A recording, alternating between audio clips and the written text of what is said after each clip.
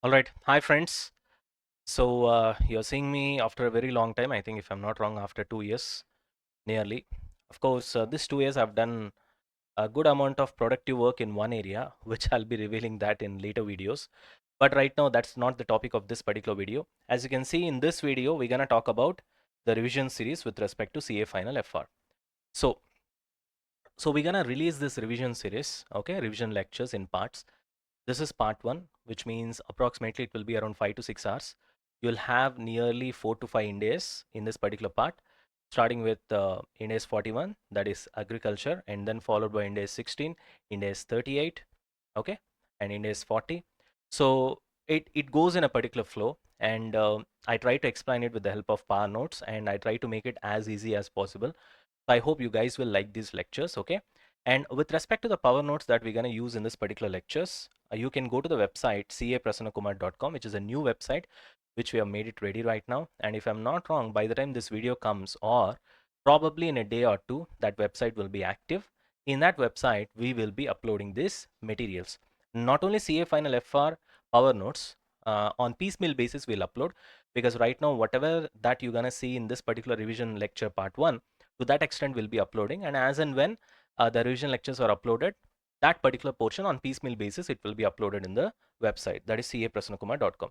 And apart from that, CA intercosting, already I'm done with a batch for CA intercosting, and the entire power notes is done, and that power notes also I'll try to make it available in the website. Apart from that, CA final SCMP, I know that many of you are messaging me since a long time, and so with respect to that, whatever the power notes that I've already written, and many people are taking Xerox of my old color CA final SCMP power notes, uh, you guys know that. Okay, so what I'll be doing is that for the benefit of all those students, I'll be uploading this entire power notes in my website as well, so that also will be available. Okay, and not only that, guys, hereafter this will be the contact number for our PKSO classes. Okay, uh, slowly we'll be starting a lot more things as well. That this is not the right video to talk about all those things. Okay, so this is the number 9059109990. So this will be the WhatsApp number. Okay, even if you go to the website, even in this website, if you want to communicate and something straight away, that will be redirected to this particular number.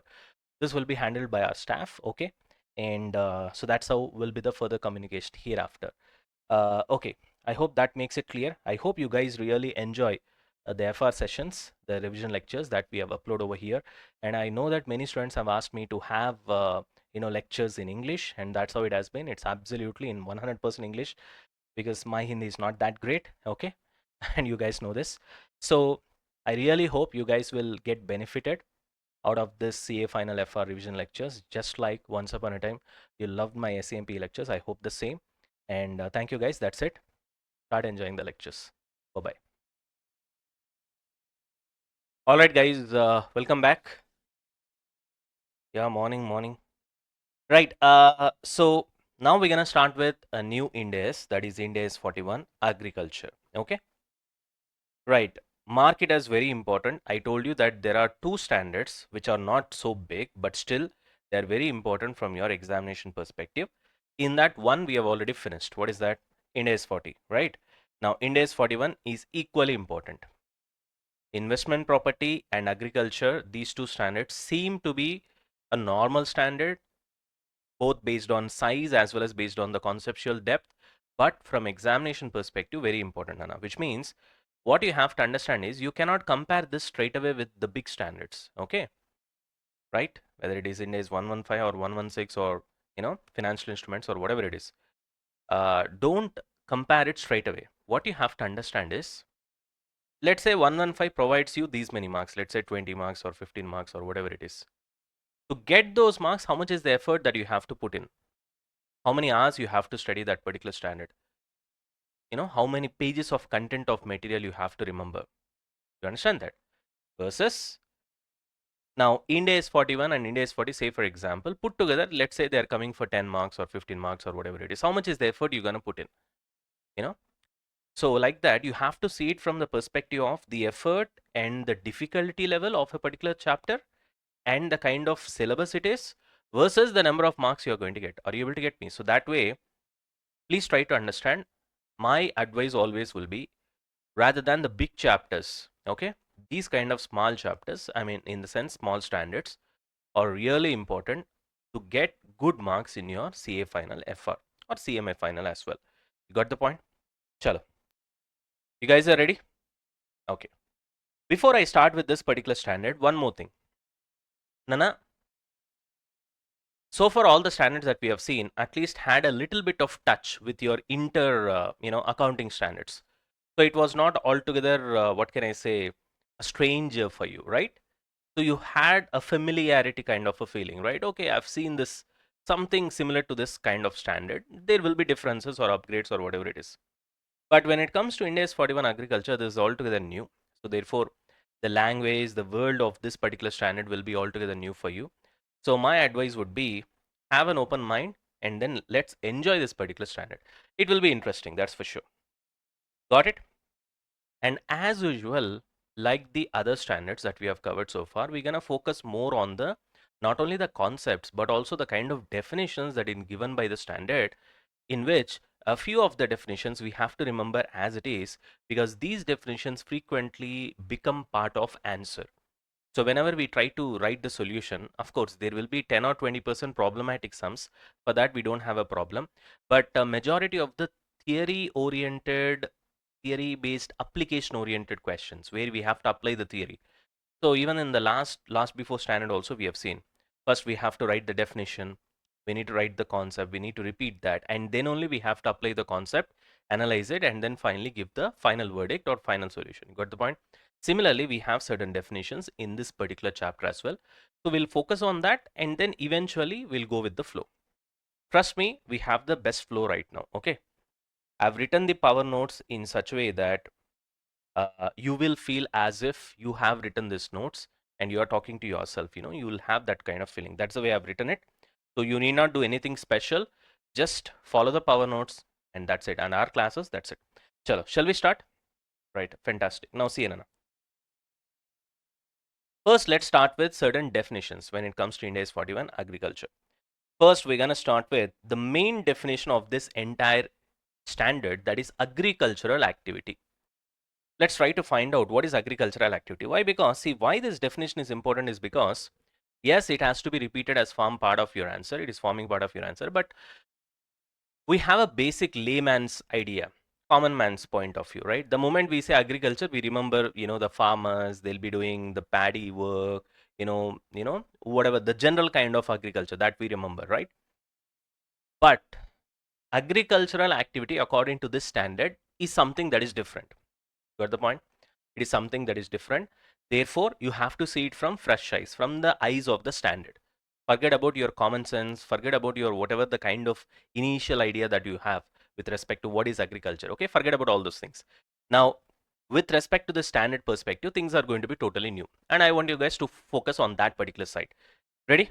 Now, listen carefully, guys. Agriculture activity means what? It refers to the management. Every keyword that I've marked is very important. When we start solving sums, you'll understand how important these words are. So that focus. Agricultural activity refers to the management by an entity. Entity in the sense a company, right? A company will manage. What it manages biological transformation. What is biological transformation? We'll see just now. Just listen. Biological transformation, okay. Not only biological transformation, the company also manages harvest of biological assets. Okay.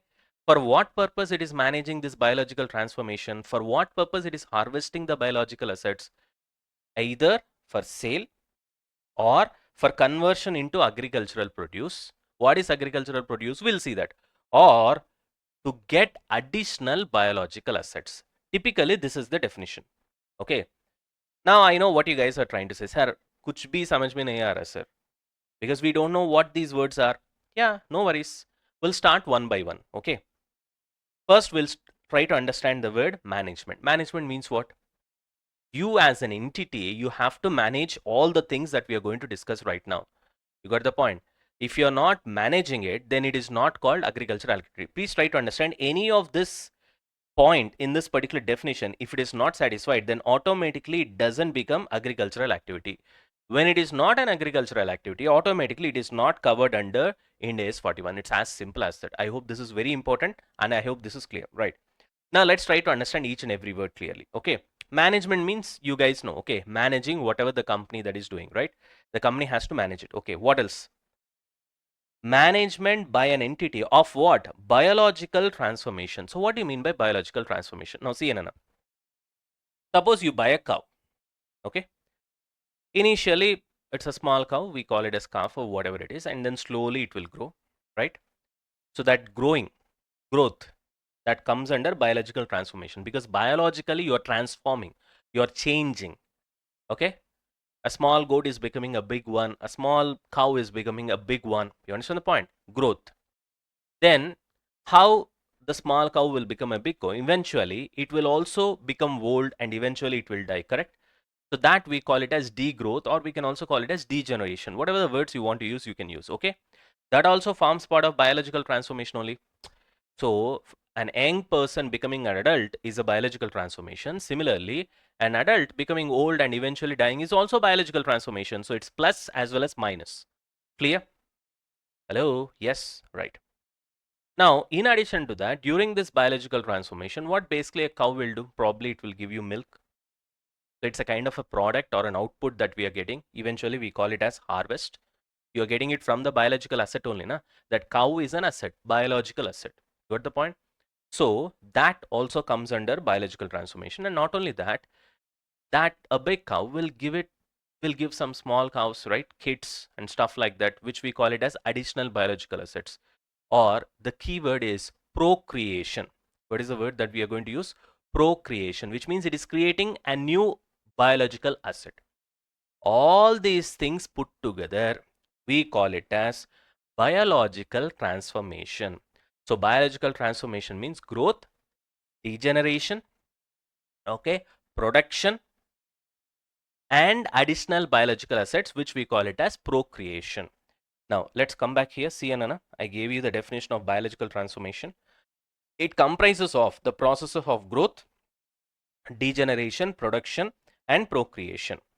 Growth means what? An increase in the quantity or improvement in the quality of an animal or plant. Of course, in the example, while I was defining the definition, I gave you only animal example so that it will be easily for you. I mean, you will understand it very easily. It includes plant as well. Okay. Degeneration, same stuff. A decrease in the quantity or deterioration in the quality of an animal. Got it? Production, yes. Wool, milk, which you're gonna get from that biological asset, that, as well as procreation, additional living animals or plants. Even from plants also, you take the twig and then you try to bury it in the soil and then a new plant comes, and that also comes under procreation. When it comes to animals, you know what procreation is. I hope you guys are well aware of it. I need not explain it. Right, anyways, so this is the definition of biological transformation. Now, again, let's read the definition. Agriculture activity refers to management by an entity. Entity has to manage what? The so-called biological transformation has to be managed by the entity, which means entity has to take care of the growth, entity has to take care of the degeneration, entity has to take care of the production, entity has to take care of the procreation. That is a new, small, you got the point? Yes, right. Are we done? Still, we are not done. Okay, management by the entity of biological transformation. We have understood what is biological transformation. Not only that, and the word is and, biological transformation and harvest of biological assets. So the entity should manage two things. One is it has to manage the biological transformation of all the animals or plants or whatever it is, plus the entity also needs to harvest something from these biological assets. What it will harvest, that we need to understand. Now come back, see here. Harvest means refers to detachment of produce from the biological assets or the cessation of biological assets life process, which means, let's say we take cattle, cow. You are getting milk from the cattle. Now that is a detachment of produce from the biological asset. The biological asset is cattle. Detachment of the produce from that biological asset, we are taking the milk. Same goes with sheep. You take the wool. You got the point? So wool is a harvest. Milk is a harvest. You got the point? Not only that, cessation of the biological assets life process. which means you're killing the cattle for meat, you're killing the sheep for meat, you're killing the, what is that, goat for meat. Eventually it becomes carcass, right? That also comes under harvest only. So if a particular animal gives you an output like milk or wool or whatever it is, that is also an harvest. Not only that, cessation of that particular living being eventually. Got the point? For example, say, okay, let's say we are talking about only animals. Let's talk about plants as well. You have a timber tree, right? Eventually, the entire tree will be cut to get the wood out of it, which means that is also cessation of the entire living plant, right? With respect to mango tree, we don't do that. We just take the mangoes, right? We don't cut the entire tree. Of course, once 10 or 15 years is done, and once the age of the tree is done, after that probably they'll be used for low quality housing purposes. You understand the point? But in general, they don't do that. Got it? So in that case, even the tree is being cut, so that's a cessation of the entire biological asset. You got the point? The tree is an asset, obviously, right? You got the point? Right. Now, so harvest means not only detachment of the produce from the biological asset. You got the point? For example, mango tree is there. You're detaching the mango from the tree. Now that's a harvest. You understand the point? Now immediately don't get all this doubts. Sir, mango tree means what, sir? It is bearer plant, na sir. It comes under Ind AS 16 PPE, na sir. Why are you talking about that here? I'll clarify all these things later. Right now, just focus on what I'm explaining. Clear? Right. So what did I say? Harvest means the detachment of the produce from the biological asset. Not only that, the cessation of the biological asset itself. You have to use exactly the same words when you're answering. Only then you'll get marks. Sir. Simplify Corona, sir. I can simplify quite a bit easily in normal English sentences. But the problem is you will also understand without any effort. Again, the problem is you don't get marks in the exam, because to get marks in the exam, to pass the exam, remember these words, you have to write ICA language. Wherever it is possible, anyway, I'm simplifying. You have seen my power notes, right? But when I say this particular definition cannot be simplified, the definition has to be reproduced as the definition in your examination. You have to trust me on what I say. Got it? Because our target is not just to learn the concept. Of course, all these concepts that we learn tomorrow, once you get into big companies, it's going to help you. I'm not saying that. But at the same time, you also need to first of all pass the exam. That's the immediate thing for us. So that's more important for us. You got it? Chalo. Are we done with this? Now, still we are not yet done with the definition. So what did we do? Agriculture activity refers to management by an entity. What does entity manage? One is biological transformation, which we know, which is growth, degeneration, production, procreation. And not only that, and the word is and it has to manage what, Nana? Harvest of biological asset, which means detachment of produce from the biological asset, as well as cessation of the biological asset itself. Cessation of the biological asset itself. Okay. Right, sir. You are doing biological transformation, which means you are managing these animals or plants throughout their life. You are making them grow, degenerate, produce, procreate, which means having kids and all those things. At the same time, you're also getting the harvest from them, where you're detaching the wool from sheep, milk from cow. Plus, when time comes, you're also doing cessation of those biological assets. Okay, now you're doing these things, managing these things. For what? Why are you doing all these things? Very simple. Either I want to sell. Okay, if I'm managing these assets, biological assets, I can sell them directly, or I will convert them into agricultural produce. Sir, so you're managing all these things either to sell. Yes, if I get milk, I'll sell it. That's a harvest. You understand the point? Will you sell biological asset itself? Yes, if there's a market, I'll sell that as well. You understand the point? Or for conversion into agricultural produce. What do you mean by conversion into agricultural produce? To understand this, first you should understand what is agricultural produce. Let's try to understand that. Agricultural produce is the harvested product from entities' biological asset. Whatever these biological assets gives you, the output from the biological assets, we call it as agricultural produce. Sir, what is that, sir? See here. On the balance sheet date, okay, Ind AS 41 is applicable to all agricultural produce only at the point of harvest. Now, this is very important. Now, see here. Sir, agricultural produce means, suppose you have cattle with you. Now, I get milk out of it. Now, that's an agricultural produce. Got the point?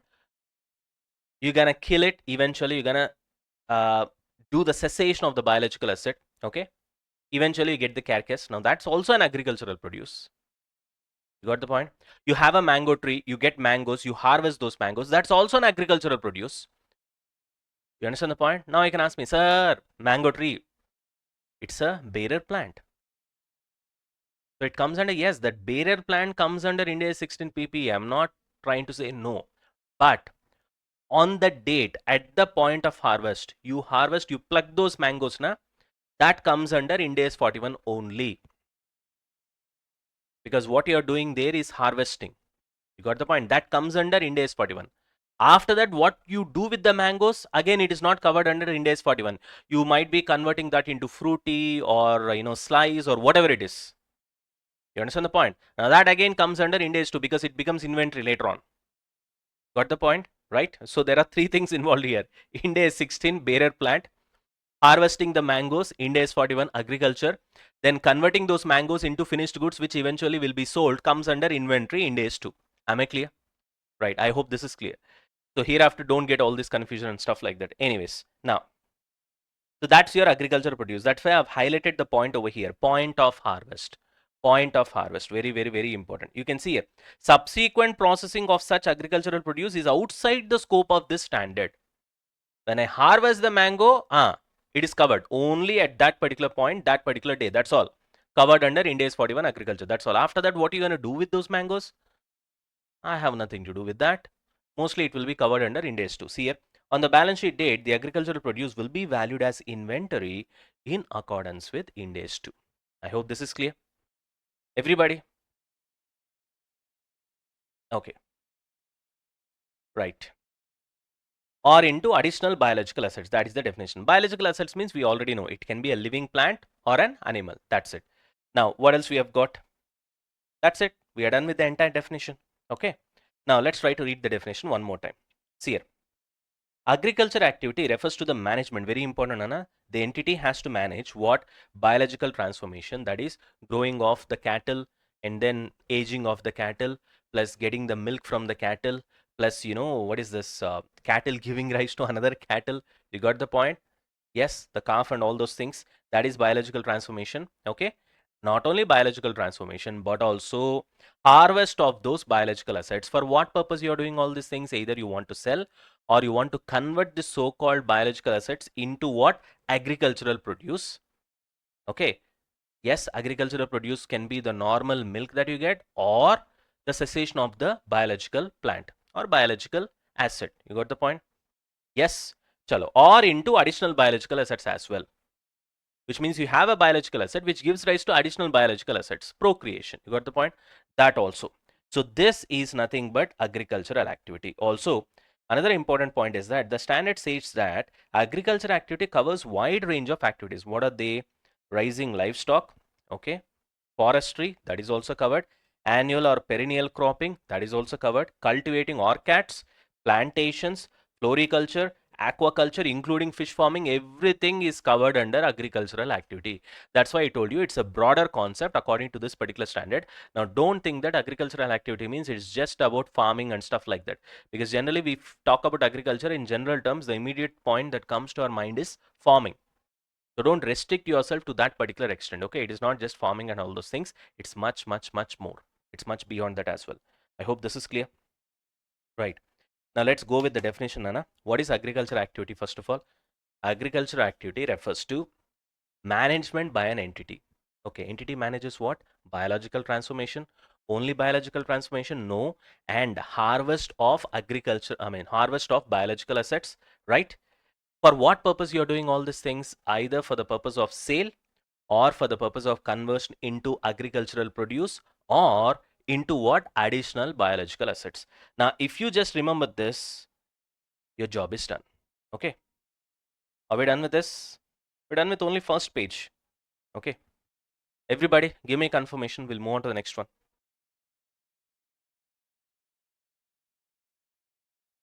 Yes, yes, yes. You have to repeat this definition quite a bit frequently when you're answering questions. That is the reason we have focused a lot on this. And not only that, when you try to apply, what can I say? When you try to solve theory based application oriented questions, okay, where you have to apply the concept. There each and every word is important. Management word is important, okay. Biological transformation is important. Harvest of biological assets is important. For what purpose? For sale. Are you able to understand? I'll give you a small example. For example, let's say you're managing a zoo. You're an entity. You are managing biological transformation, correct only. Harvest of biological assets, correct only. You're having a cattle in zoo, that eventually will give you milk and all those things, na? And at some point of time it will die as well. So you're doing all these things, but you're not doing it for sale purpose. You're not doing it for conversion into agricultural produce. You're not doing it for getting additional, biological assets. You understand the point? Then automatically it does not become agricultural activity. So that's the reason I'm telling you this particular definition is very important. Okay, so I want you guys to follow this. I hope this is clear.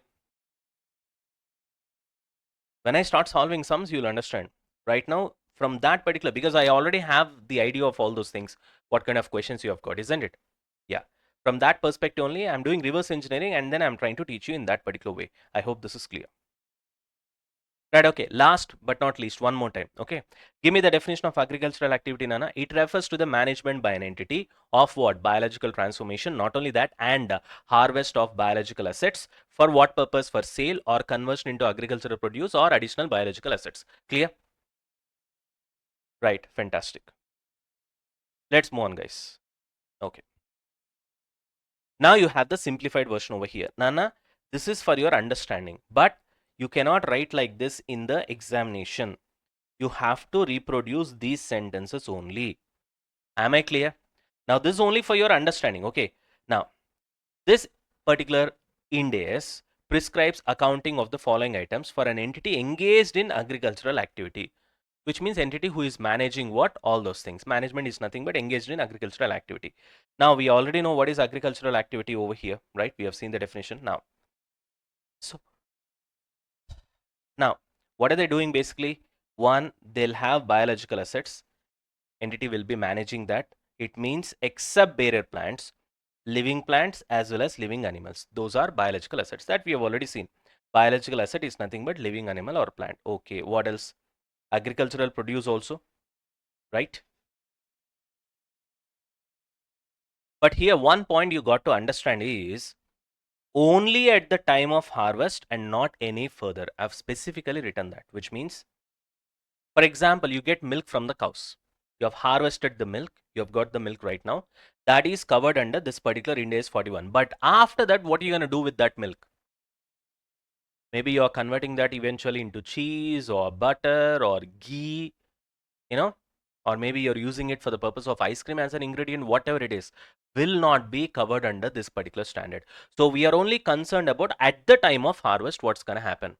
That's where even barrier plants also will come into picture. So by default, here we are saying that barrier plants is not covered, but still it is covered only when that harvest is happening. Only that harvest is covered. After that, not covered. Before that, not covered. Am I clear? You'll have clarity. Just wait. Okay. So ultimately, these are all the things that is covered under this particular standard in AS 41. So this is simplified version. Okay, here we have seen the version that is required for us while solving sums. And also not only that, while answering the questions, where I say will give you marks eventually. If you write like this, I say is not going to give you marks. This is only for your understanding purpose. Okay. Sir, what is this standard, sir? This particular standard covers accounting of following items, which is engaged in agricultural activity. Sir, I know what is agricultural activity, sir. Already I've seen the definition over here, sir. Yes, sir. What are all the items that are covered, sir? 3 items, sir. What are they, sir? First one is biological assets. Except barrier plants, what are biological assets? Living plant, living animals. Simple. Agricultural produce, whatever the output that you get from the biological asset. Sir, what kind of outputs that we get from biological asset? Milk from cows, carcass from goat, means meat, wool from sheep, cotton from cotton plants. Plants also. Yes. You understand the point? Okay. Government grants on biological assets are also covered under this particular standard. In this, actually government grants probability will be much higher because we are talking about agricultural activity. Na? So obviously government generally they are pro agriculture, right? So therefore there is a lot of possibility of getting good number of agricultural, government grants. Okay, that is also important. That is also covered under this particular standard. Are we done? Right, sir. Fantastic. So now we have understood that what this standard covers.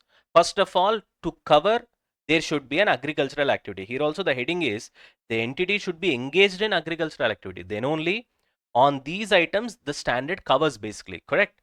If the entity is not engaged in agricultural activity, then ये तो खत्म. हाँ, शुरू होने से पहले भी खत्म हो गया. Exactly. So agricultural activity is the keyword. Sir, what is agricultural activity? We already know. Management by the entity of biological transformation and harvest of biological assets. For what purpose? For either sale or conversion into agricultural produce or additional biological assets, which is nothing but procreation. You got the point? So you do this, then for these items, which will apply? Ind AS 41 will apply. You got the point? You have to do what? Agricultural activity. I hope I'm clear. Shall we move on? Okay. Okay, sir. Then this particular standard does not apply to what? That we'll see right now. This Ind AS does not apply to the following items, even if the entity is engaged in agricultural activity. Look at the wording. Even if the entity is engaged in agricultural activity. Okay. Company is doing agricultural activity, which means this definition exactly the company is following. Even then, there are certain things that Ind AS 41 will not cover. What are they? Bearer plants is not covered, which means you purchased a land, you have put all the mango plants over there. You got the point? All those mango plants are not covered under Ind AS 41 because they are by default bearer plants comes under Ind AS 16.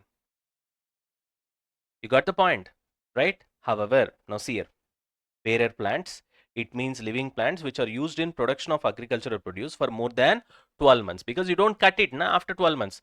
Suppose there is sugar cane, that is not a bearer plant because you cut it and then you remove it. Are you able to understand? That's not a bearer plant. Got it? So rubber trees, fruit trees, mango tree and all those things. Why? Because Ind AS 16 will apply. However, standard applies to produce of bearer plants. The day you harvest mango, that day Ind AS 41 will apply. Prior to that, it is covered under Ind AS 16. Once you have harvested, after that, what you're going to do with that mango, that is again covered under Ind AS 2. Once you convert that into eventually finished goods, and that eventually becomes inventory. You got the point? So Ind AS 16 starts with bearer plants, harvesting day Ind AS 41, later Ind AS 2 if there is finished goods eventually. Got the point? And you are doing this agriculture on a land, that land is not covered under Ind AS 41. Got it? Because obviously it's covered under PP. You're using tractor to do agriculture. The tractor is not covered under Ind AS 41. It's covered under Ind AS 16 PP. And intangible assets, you are getting a license to do fish farming. You're getting license to, do something else like some sort of an agricultural activity, something like that. That license is an intangible asset that is not covered under Ind AS, 41. Got the point? So although, see, while doing these things also, eventually the company or the entity is involved in agricultural activity only. But still, there are certain items which are not covered. Bearer plants are not covered. The land is not covered because it's an asset, basically PPE. The tractor is not covered. The agricultural license, the permission that you get to do agriculture in a particular area is not covered. Got the point? Right. I hope this is clear. Hello, everybody. Fantastic. Now, let's go with some examples, Nana. Now, remember, these examples I'm not giving you for namesake. I've already gone through all your sums, MTPs, RTPs, your illustrations, test your knowledge questions. You got the point? And there is some educational material given by your ICA, that also. After that, I converted those questions. I reverse engineered and converted that into examples. Am I clear? I reverse engineered them and converting that into examples. So whatever the examples that you're going to learn here, straight away it means you're indirectly solving sums. Am I clear? That concept is done. But however, this is the answer for some of those questions. But the point is, straight away, if you write this, you're not going to get marks. We have to use the ICA wordings, write the definition and then apply that and eventually solve the answer. Only then we'll get marks. Anyways, let's start with the examples one by one. Maintenance of zoo, circus, not agricultural activity. Why? Because if you look at the definition, zoo or circus, is it management by an entity? Yes. Are they doing biological transformation over there? Yes. Are they harvesting some of the biological asset? Incidentally, that will also happen. But are they doing it for selling purpose? No. Are they doing it for conversion into agricultural produce? No. You understand the point? Are they doing it for getting additional biological asset? No. Their purpose is to entertain the crowd in case of circus, and their purpose is to same entertain the crowd in case of zoo as well. Of course, safeguarding some of the indigenous, living beings or whatever it is. Some animals which are going to get extinct or whatever it is, we are endangered species, something people will say. They have to protect them. For that also, they'll maintain zoo and stuff like that. Are you able to understand? At least in foreign countries, they do that. In India, I don't know whether they do it with that sort of sincerity. I really doubt over here, because there will be funding problem, that this and all. Okay, that's a different discussion altogether. I hope this is clear why zoo and circus does not come under this particular standard, because they doesn't satisfy the very definition of agricultural activity. I hope that is clear. Yes, now you understand how important it is to get the definition right. Perfectly right. Moving on. A rich person with 10 dogs for security purpose. I think Daniel Radcliffe is there, na? The Harry Potter boy, right? He usually walks with 8 dogs for a morning walk. You understand the point? So some rich guy like that has got these many dogs for security purpose. Can you say those dogs, 10 dogs, are covered under Ind AS 41? No, because whatever he is doing, it does not satisfy the definition of agricultural activity. Naturally, when agricultural activity definition is not satisfied, it is not covered under Ind AS 41. Simple. Moving on. Fish farming. We have a pond over here and you have fishes over here. Got the point? Now, will this be covered under Ind AS 41? Let's see. Entity is managing biological transformation over here. Yes. Of biological assets. Yes. Why are you doing this? To sell these fishes eventually. Or biological transformation are happening? Yes. Small fishes is converting into big fishes. Are you able to understand? Okay, biological transformation is happening. And are you doing harvesting of this biological asset? Yes. If those fish has got eggs, even that also will be sold na eventually. Fish eggs. Hello. Fish eggs, Nana. We call it as caviar. Oh my God, it's a very premium dish enjoyed by these, so-called rich people. They call it as caviar, if I'm not wrong.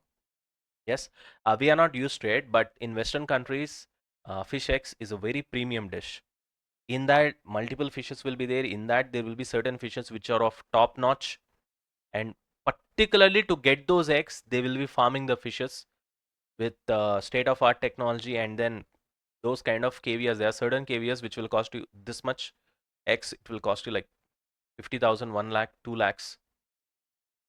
Okay. Anyways, so that is a kind of, it also satisfies the definition only, na, that fish eggs is nothing but harvest of those biological assets. You got the point?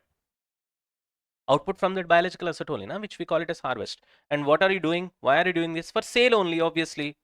Right? Hello. So this is an agricultural activity, which means it gets covered under Ind AS 41. I hope this is clear, because the definition is absolutely satisfied. Yes, Nana?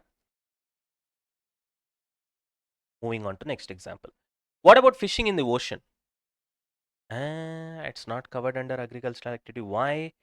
Because ocean is managing by itself and creating fishes. You're just trying to go and get the fishes. That's all. You are not managing. That's why I told you management word is very important. As an entity, you are not managing the ocean. Na? You are not doing biological transformation of the fishes there. You are not doing. You are not managing. It is happening naturally. Mother Nature is doing that. As an entity, I'm not doing. I'm not managing. I'm not doing biological transformation of that fish from a small fish eventually into a big fish, which will eventually will be sold for meat and stuff like that. You understand the point? Therefore, when you do fish farming, you're doing everything. You're managing everything yourself. That comes under agricultural activity. But when you go on like fishing on a lake or on a ocean or whatever it is, sea, there you are not managing. Therefore, it is not covered under Ind AS 41, because it does not satisfy the definition of agricultural activity. I hope this is clear. Moving on. Nana, as you can see, this is strawberry manufacturing. Right? You can see the strawberries over here, right? You're converting that eventually into strawberry juice. Now tell me, is this covered under Ind AS 41? Probably plucking of strawberries, yes, harvesting that will be covered under Ind AS 41. But then after that, eventually you are converting that into strawberry juice is not covered under Ind AS 41. It becomes inventory eventually, right? Have a look at it. You buy strawberry from a farmer and then you convert that into juice. Then that particular company, in this case PK Limited, is not doing any agricultural activity. You're just getting the strawberries and converting that into juice. Where are you managing, any biological transformation? or harvest from any biological asset, you're not doing anything, right? So it doesn't satisfy the definition of agricultural activity, so it's not covered under this particular standard, Ind AS 41. Right. But if the company takes a land and grows the strawberry themselves and then gets the strawberry out of it, to the extent of getting the strawberry out of it, yes, it is agricultural activity. You understand the point? But after that, again converting that into juice, that will not be covered under Ind AS 41. You got the point? Here, I'll write this then.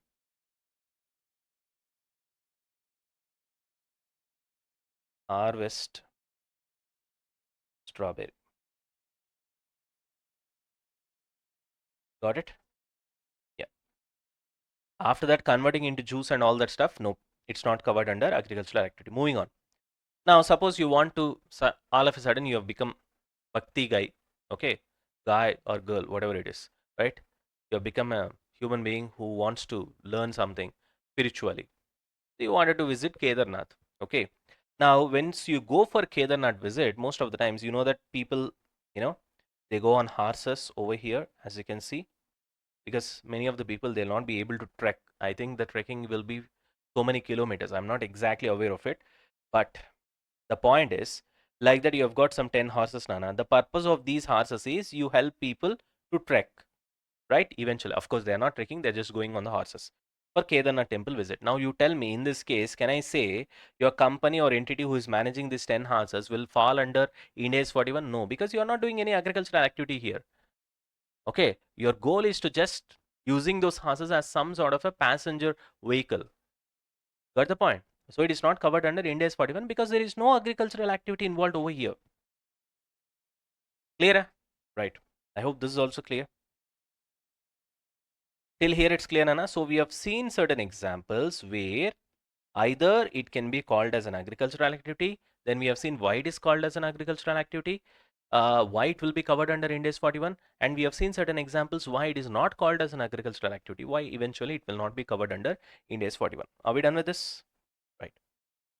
Now, we'll learn certain important words, important definitions with respect to this particular standard. Now, I want you guys to focus 100% because the kind of discussion that we are going to do, because in this particular standard, Nana, there are some really good sums.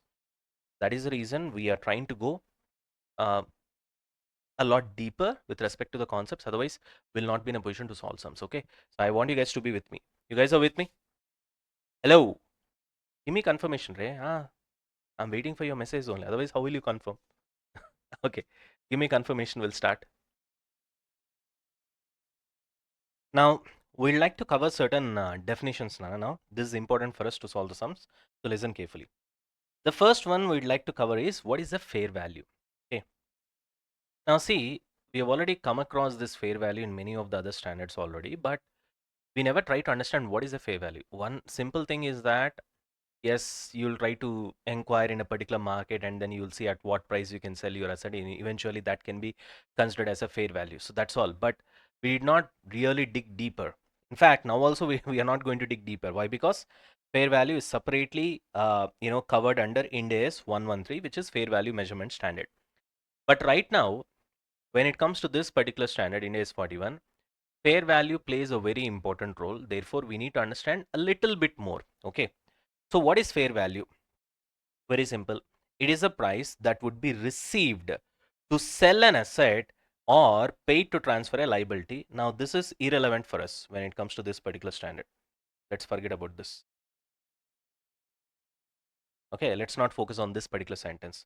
Our focus will be only on this sentence. Fair value is the price that would be received to sell an asset in an orderly transaction between the market participants at a measurement date. Right, fine.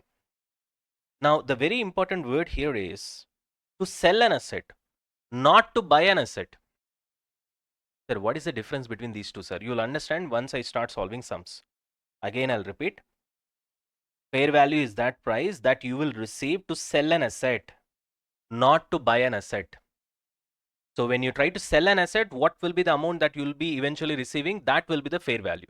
Am I clear? Right. Cost to sell is pretty simple. FELCTS we have already seen, Nana. Fair value less cost to sell. Okay, in the earlier standard, we have already covered this. You guys know this. So cost to sell means when you try to sell a particular asset, how much is the cost that you're gonna incur, right? So cost to sell or the incremental costs that are directly attributable to the disposal of an asset when you try to sell a particular asset, excluding finance cost and income taxes, they will not be covered under cost to sell. Obviously, finance cost will not be covered, their interest expenses. Income tax also will not be covered. Simple, right? Now for bearer plants, let's try to have some examples. So far we have seen only mango tree, na? Apart from that, tea bushes, grape vines, okay, oil palms, rubber trees, they also usually meet the definition of bearer plant, which means they are covered under Ind AS 16. However, when you harvest these plants, that is, however, produce growing on the bearer plant is a biological asset. Got the point? And when you harvest it, on that particular day, it will be covered under Ind AS 41. After that, not covered, goes under Ind AS 2. Before that, Ind AS 16. Clear? I hope this is clear. Now, we have certain examples over here. These are all the biological assets. These are all the agricultural produce from that particular biological asset. Because you can see the definition over here. Agricultural activity means management by a company of biological transformation or and harvest of biological assets for what purpose? Sale or conversion into agricultural produce. What is agricultural produce? For sheep, it is wool. For trees in timber plantation, it is that wood itself. That is what we call felled trees over here. For cattle, it is milk, agricultural produce. Pigs, carcass. Cattle, milk as well as carcass also will be covered eventually. Cotton plants, harvested cotton, that's a produce, which means output from that particular biological asset, Nana. You think it that way, it will be easy for you. Sugar cane, output, basically harvested cane. Tobacco plants, those leaves only, na? That will be tobacco. Tea also the leaves. Grapevines also the grapes. Fruit trees means fruit.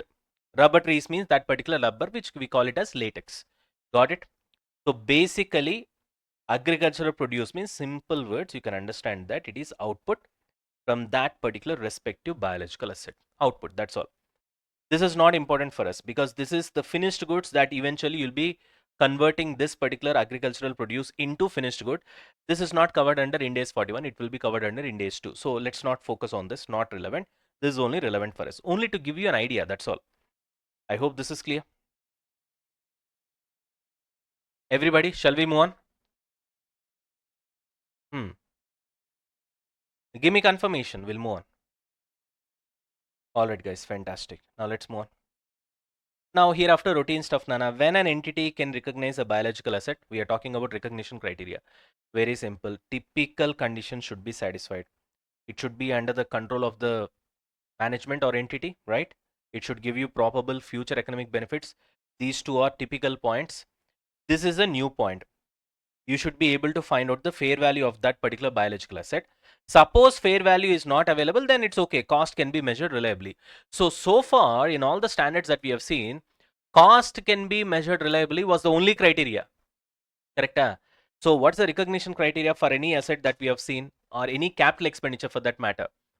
Sir, you should get future economic benefits from that. Yes, then only it becomes capital expenditure where the benefits will be spread over many years. Correct? At the same time, cost should be able to measure reliably. That's all.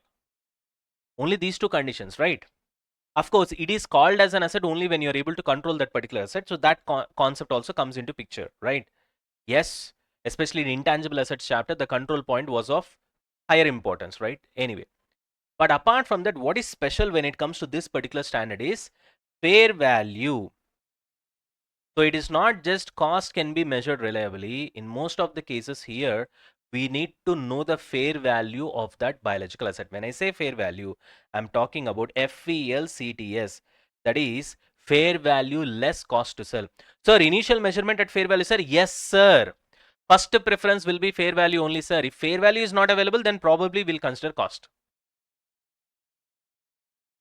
So far, it did not happen like this. This is the first time this is happening. In all the chapters that we have covered so far, initial recognition will always be done at cost.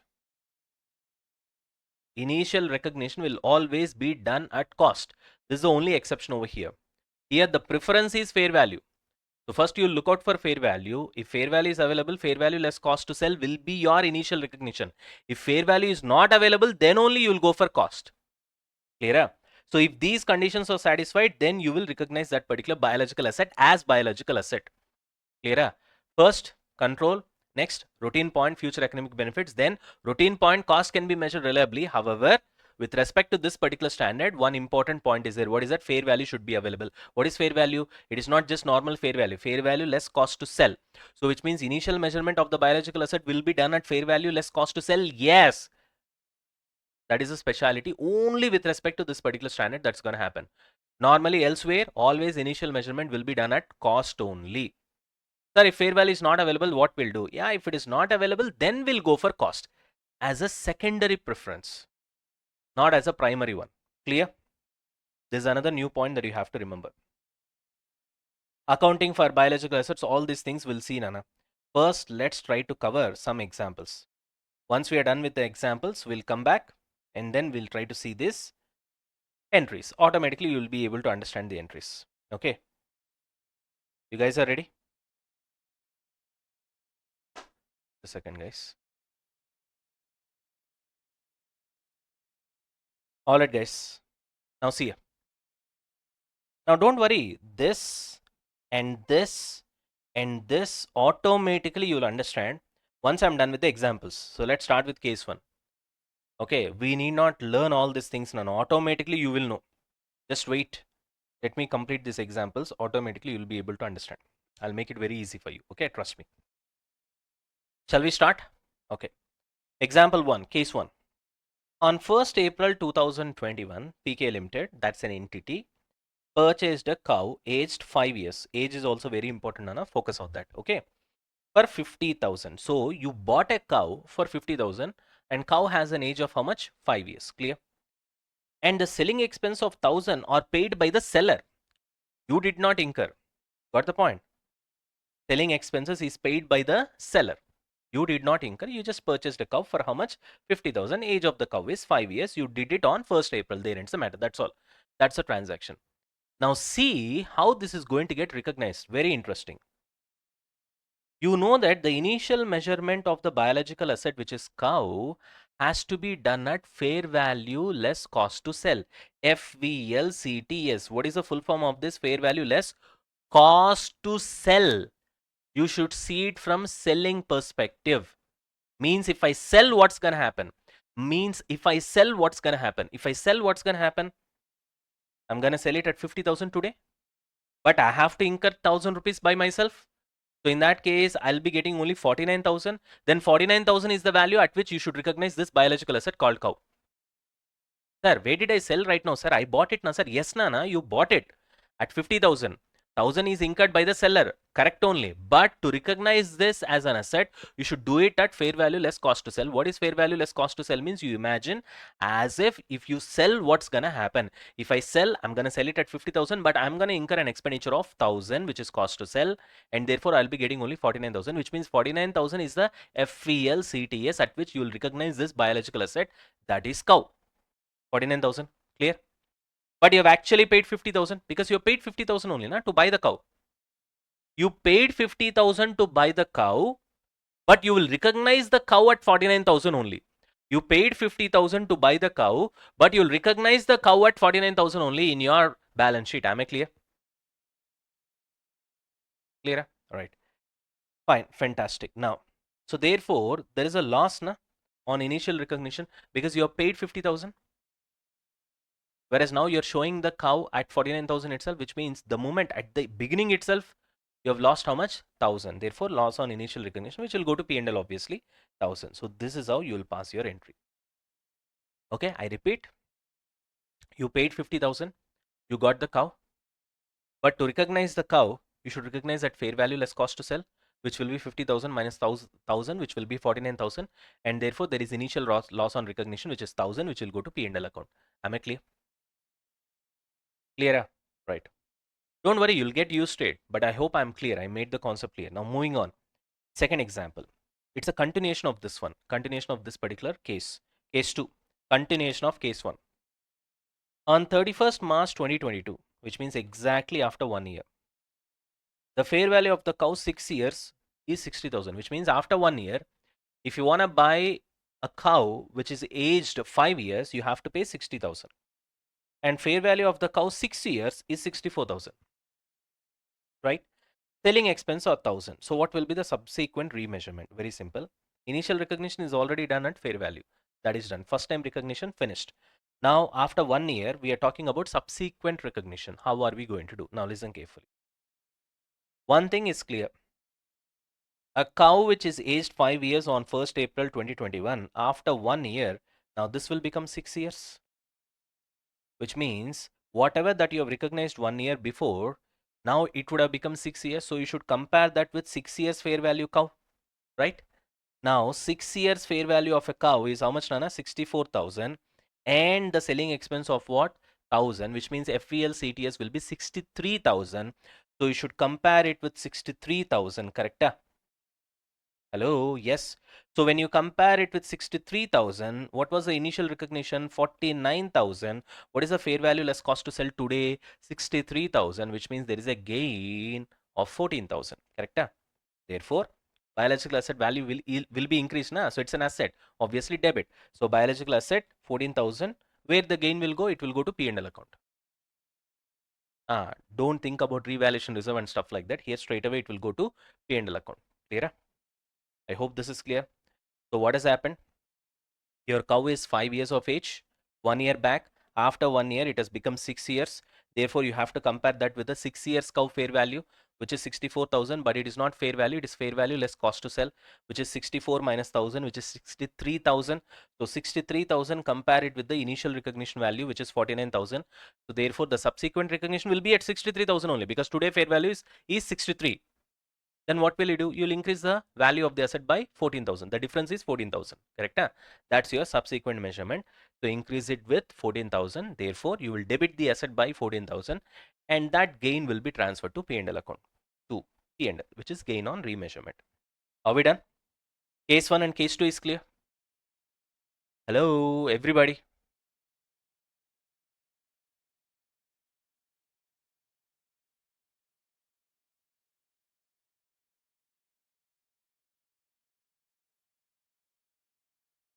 Shall we move on to the next one? Right, fantastic. Case 3. On 31st March 2022, A Limited extracted 20 liters of milk. Okay, so what is this? Harvest. Harvest from the biological asset. We know this. Okay, harvest from the biological asset, 20 liters of milk, right? And that's an agricultural produce. Yes, the harvest that you get from the biological asset is nothing but agricultural produce. Got the point? You have seen, Nana. From the biological asset, you get milk. It is agricultural produce. It is also called as harvest. Okay, now tell me, what will be the entry for that? 20 liters of milk, 30 rupees per liter. 30 into 20. How much, Ray? Obviously, 600. Now, this, you are getting it from the biological asset, right? Obviously. So, how will you pass an entry for that? Very simple. Milk, debit. Okay, because it's an agricultural produce. 2, it's a free gain only, na? You're just getting it for nothing. Because you have a biological asset, automatically you are getting milk. Therefore, that's like a gain. It's like a free gain, which will be transferred to P&L account. Got it? It is kind of income only. That's why you credit that to P&L account. You got the point? So to P&L, agricultural produce, which is milk, to P&L, obviously. Are we done? Chalo, moving on to case 4. Now this is important. See here. On 1st May 2022, that is after 2 months. 2 months, yeah. 1 month only. Cow gave birth to calf, which we call it as procreation. Additional biological asset, which we call it as procreation. Okay. And the fair value less cost to sell is 16,000. Now what you will do? Any guesses? Exactly. Biological asset only, na? Cough is also, right? So you debit that. What is the value? 16,000 to, just like that you got it. So therefore the benefit will be transferred to P&L account. Here always all the benefits will be transferred to P&L account, Nana. So this again biological asset. 2, you did not pay to buy it. Are you able to understand? Just like that you got the procreation, additional biological asset. So the entire gain will be transferred to P&L account. That's all. Usually when we buy an asset, you will buy an asset by paying something or by loan or something like that. Therefore, asset will be debited. 2 will write some loan or lease or whatever it is, you'll write something. to bank or whatever it is. But here we can't do like that, because just like that we got an asset. Asset got created out of nothing. Yes, asset got created out of nothing. So therefore that's an entire gain that I'll be enjoying. So therefore the whole thing will be transferred to the P&L account. Therefore biological asset debit, asset has to be debited. So therefore debit to, you will be transferring this gain to P&L account, because you did not get this asset by paying something, by loan or something like that. Just like that you got it. Therefore the entire gain will be transferred to P&L account. Clear? Are we done with this? Moving on to next example. Case 5. This is also important. Now listen carefully. Initial recognition of cattle. There is a 3 years old cattle. Let's say initially you have recognized that at 10,000. Obviously it will be FEL CTS only. At the end of year 1, subsequent recognition after 1 year. After 1 year, 3 years old cattle value is 12,000 after 1 year. 4 years old cattle value is 15,000. Obviously this 3 years would have become 4 years after 1 year. Therefore you should be comparing with 4 years cattle only. Correct? However, so therefore the gain will be how much? 15,000 minus 10,000. The gain will be 5,000. This is clear. Sir, this 3 years cattle after 1 year will become 4 years, sir. So you compare that with 4 years cattle's FEL CTS. It is 15,000. Therefore, there will be a gain on remeasurement of 5,000. That gain will be transferred to P&L account. That we know. Correct? However, your Ind AS says in the disclosure, this gain should be disclosed in 2 ways. One is, how much gain is due to price change, how much gain is due to physical change. Because the age has got increased by 1 year, Nana, because of that is there any gain? Or in general, that without any gain due to age difference, that whatever the asset that you have recognized before 1 year, how much is the price change? Which means, see, let me put it this way. Nana, last year the cattle is 3 years, Nana. This year it has become 4 years of age. Now, because of age increase, how much is the increase in value? That is first question. Second question is, suppose there is no age increase. Last year 3 years ka cattle, what is the price? This year 3 years ka cattle, what is the price? Then you will understand how much is the inflation. Got the point? See, because why this sort of disclosure should be done, because you need to really understand what is the real actual increase in value of the biological asset, not just pure inflation increase. You understand the point? For example, let's take this example. Sir, total gain on remeasurement is 5,000, sir, which means your asset value has got increased by 5,000, sir. What is the entry, sir? Asset value should be increased, sir. Therefore, asset will be debited, biological asset debit to, the gain will go to P&L account, sir. This entire standard, that's what we are going to do. So, to P&L, gain on remeasurement, there ends a matter. Subsequent measurement is done. But now, there is a disclosure in notes which we have to give as per this particular index, where how much is the gain is due to price change, due to inflation, how much is the gain is due to age difference, which means last time it was 3 years, now it is 4 years. Because of that, how much is the increase in value? Very simple. Last year 3 years cattle ka value is how much? 10,000.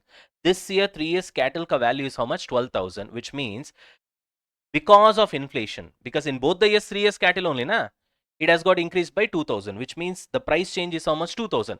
Because last year 3 years ka cattle value is 10,000. This year 3 years ka cattle value is 12,000. Therefore, the cattle value has got increased by 2,000. Same age cattle only. Got it? Whereas the balance 3,000 is due to what? Because the cattle has become 4 years old from 3 years old, its value increased by another 3,000. Got the point? Because today 3 years cattle is 12,000, Anna. Today 4 years cattle is 15,000, Anna. Which means because of the age difference only, na, today there is a price fluctuation of 3,000.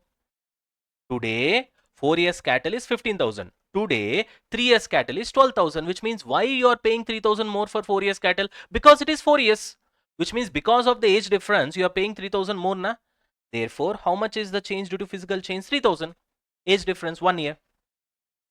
I hope I am clear.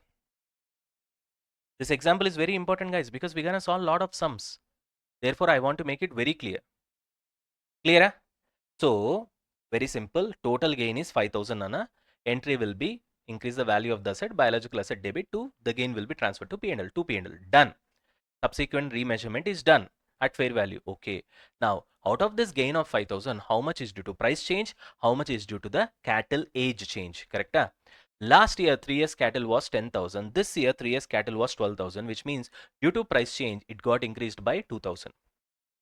This year, 3 years cattle is 12,000. This year, 4 years cattle is 15,000, which means because of the age difference, the value is increased by 3,000.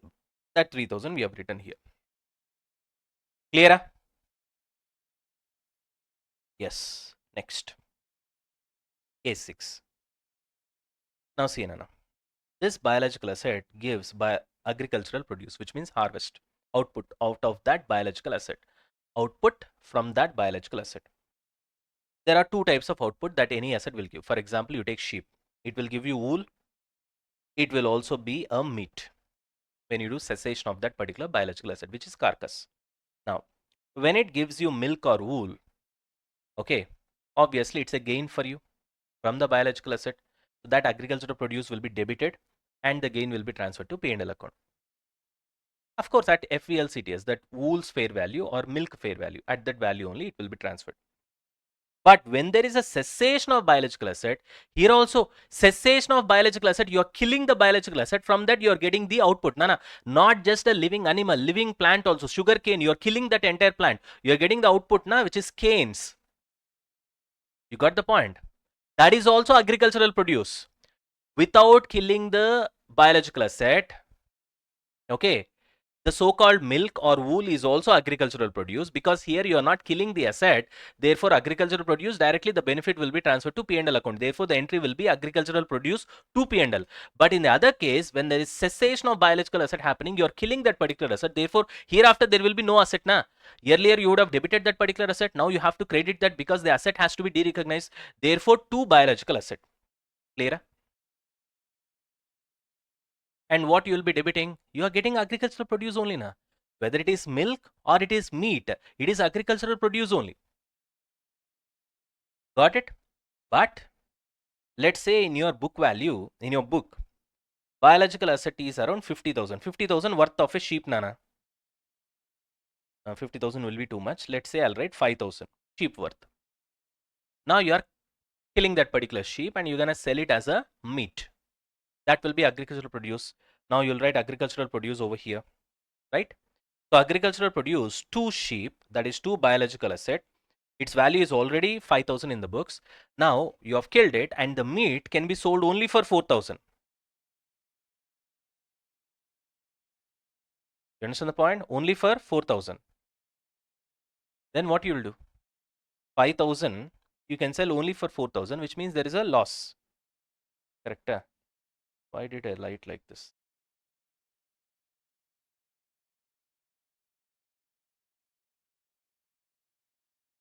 Okay, so there will be loss. Now see here, 2 biological asset, which is sheep. 5,000 is already the value.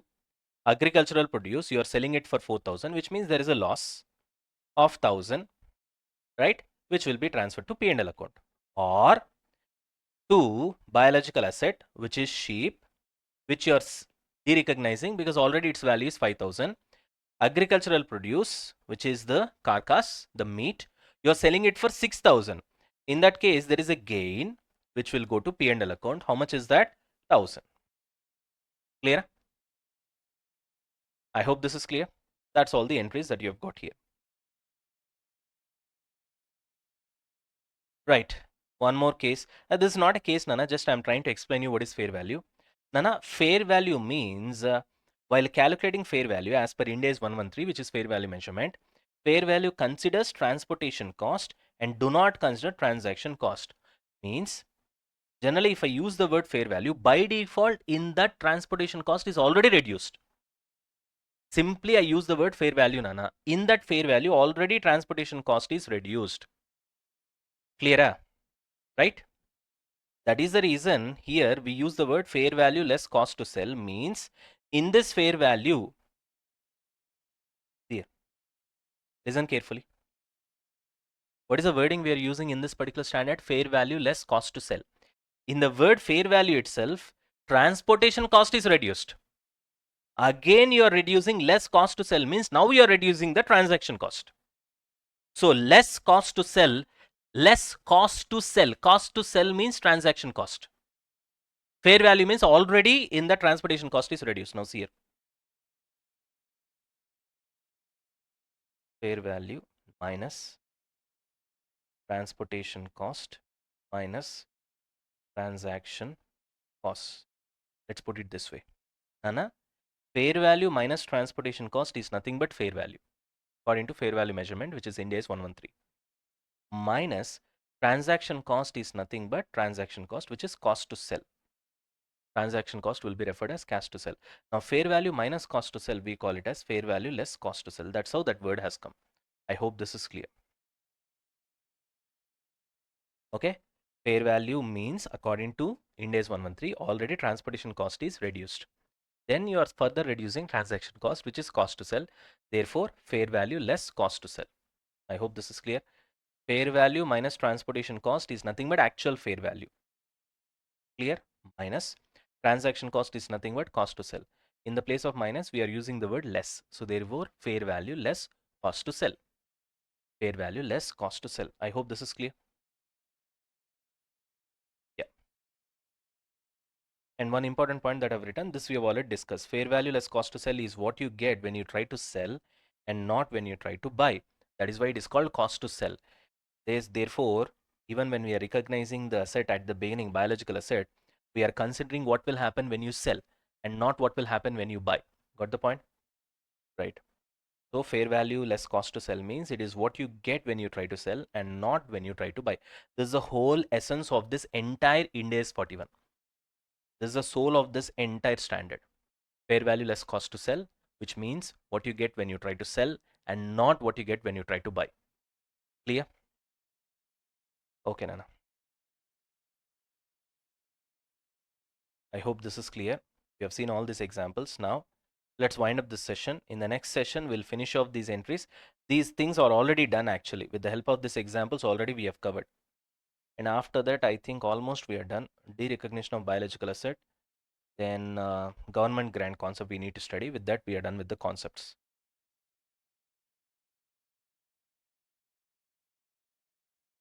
Okay.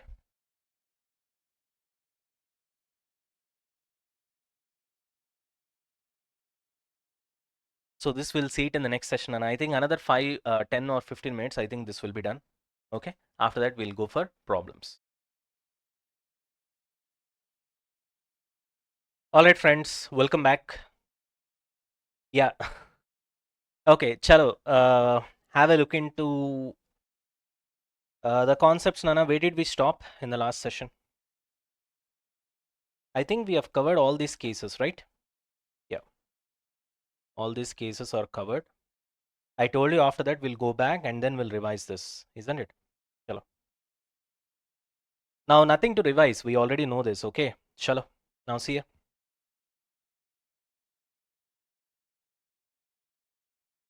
We'll just go through this one more time, okay? Now, what is happening over here? On 1/4/2021, 1st April, you have purchased a cow aged 5 years for 50,000. Selling expenses are 1,000. So always you should value your biological asset at fair value less cost to sell. Okay. So fair value less cost to sell is 50,000 minus 1,000. Therefore, your biological asset will be valued at 49,000. It's an asset obviously, so you'll debit it. But when you're buying, you have paid 50,000. Therefore, to bank, it will be 50,000. You're paid 50,000, but you have to value it at fair value less cost to sell. Therefore, the valuation will be 49,000, which means there is an initial loss on recognition, which will be transferred to P&L account, which is 1,000. Okay. Next. Now, continuation of this example, the fair value of the cow, which is 5 years, is 60,000 on 31st March 22, which means after 1 year. After 1 year, this is the fair value of a 5 years cow. This is the fair value of a 6 years cow. And selling expenses is 1,000. So here for the first time, we have done the recognition of cow. So we call it as initial recognition. Here we are doing it after what? 1 year. So therefore, we'll naturally call it as subsequent recognition, right? Now, coming on to here, what's happening? This 5 years cow after 1 year will become 6 years. Therefore, you should compare it with the fair value of the 6 years cow today. How much is that? 64,000. But you should not compare with fair value. You should compare with fair value less cost to sell. 64,000 minus 1,000, 63,000. And what was the initial recognition? 49,000. So what is the increase in fair value? 14,000. So that is nothing but gain. Therefore, if it is increase in fair value of the asset, the biological asset should be debited. You want to increase the asset, you have to debit it. So biological asset debit to that 14,000 is nothing but what, Nana? Difference between this and this. It is gain. So it will go to P&L account. That's it, biological asset to P&L account, which is gain on remeasurement. I hope this is clear. Everybody? Fantastic. Moving on to the next one. Case 3, what has happened? On 31st March 2022, right? On that day itself, you have 20 liters of milk, where the fair value less cost to sell is 30 per liter. This is kind of an inventory for you, right? Agricultural produce. So what you will do? It's an asset, obviously. So you will debit it, agricultural produce, to this is a gain now, which you have got from biological asset. You did not, I know. So therefore, straight away it will be sent to P&L account. Therefore, agricultural produce to P&L account, which is a free gain, basically. Just like that, you have got what? Milk, exactly. Yes. Same thing happens when you have procreation as well, where you have additional biological assets. On 1st May, it gave birth to a calf, which is nothing but procreation, which we know. Fair value less cost to sell is 16,000. So what will happen now? The new biological asset has got created. So therefore, biological asset debit to, it is completely gain because you have got it just like that to P&L account, that particular gain. Got it? Hello? Right, moving on. Case 5, initial recognition of cattle 3 years is 10,000. Okay, first you have recognized the cattle which is 3 years old at 10,000. After 1 year, you have seen that FEL CTS of 3 years cattle is 12,000, 4 years cattle is 15,000. One thing I know, this 3 years cattle now it has become 4 years. So you should compare it with fair value of 4 years cattle. Now fair value of 4 years cattle is 15,000. You have initially recognized that at 10,000, which means the gain will be on what? I mean, gain will be 5,000 on remeasurement.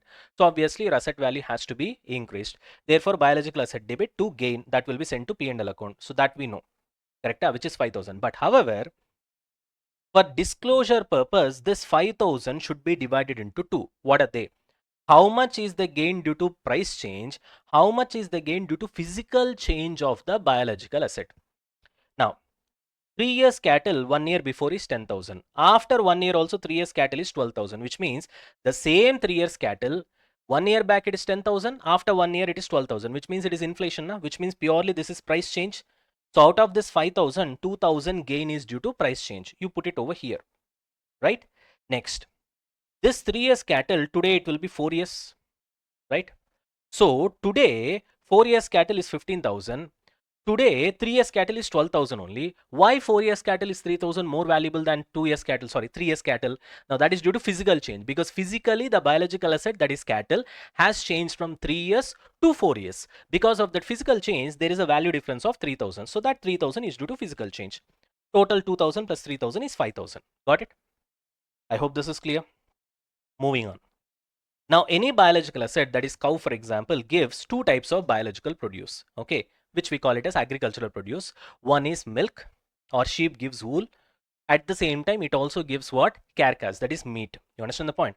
Now, when there is milk, nothing is going to happen to the biological asset. Therefore, you are getting milk, that is an agricultural produce. It will be debited and directly that gain will be transferred to P&L account. Correct? And it will be recognized at FEL CTS only. On that day, what is the milk price? Minus whatever the cost that you have to incur to sell that particular milk. Very easy. However, when you are having cessation of biological asset, where you are trying to cut it for the sake of meat, that is all, that meat is also agricultural produce. So you will debit agricultural produce because eventually you will be selling it. So that's a kind of asset only. But the problem is, two, now that the biological asset is gone, so you have to de-recognize that biological asset from your balance sheet. Therefore, agricultural produce to biological asset. You got the point? Let's say you have a sheep and its price, biological asset price in your balance sheet is 5,000, for example. Now you have cut it and it has been converted into meat farm. Let's say it is a carcass right now, and that will be agricultural produce. So agricultural produce debit, and you are able to sell it at 4,000 only. To biological asset, that is sheep, which is there in your books at 5,000. Which means 5,000 valued asset, you have converted that into a carcass to meat, which you are able to sell only at 4,000, which means there is a loss to the extent of 1,000, which will be transferred to P&L account. Got the point? Or the same agricultural produce can be sold for 6,000, and the biological asset to biological asset, which you are again trying to de-recognize because that asset is no more, so you have to credit it to de-recognize, is having a book value of only 5,000. However, you are able to sell it for 6,000, which means there is a gain which will be transferred to P&L account. Got the point? That's how you got the entry. Loss means debit, gain means credit. Done? Of course, this is not an example. Basically, we know that fair value means, as per Ind AS 113, fair value means by default fair value minus fair value minus transportation cost. When I say fair value, automatically transportation cost is reduced. So when I write fair value, in this transportation cost is already reduced. Plus, we will reduce cost to sell, which is transaction cost. That's why it is called fair value less cost to sell. I hope this is clear. See, Nana, try to apply your common sense. Fair value less cost to sell. Cost to sell is transaction cost, Nana. Transportation cost is already reduced from the fair value. Got it? This one point, just keep it in mind. And this important point we have already seen. Fair value less cost to sell is what you get when you try to sell and not when you try to buy. Got the point? When you try to sell, what's going to happen? That's why we have seen it in the first example only. Even though I've purchased this cow at 50,000, when I try to recognize it at fair value less cost to sell, I have to imagine that if I sell it today, what am I going to get? If I sell it today, I can sell it for 50,000 because I've bought it for 50,000 only, na?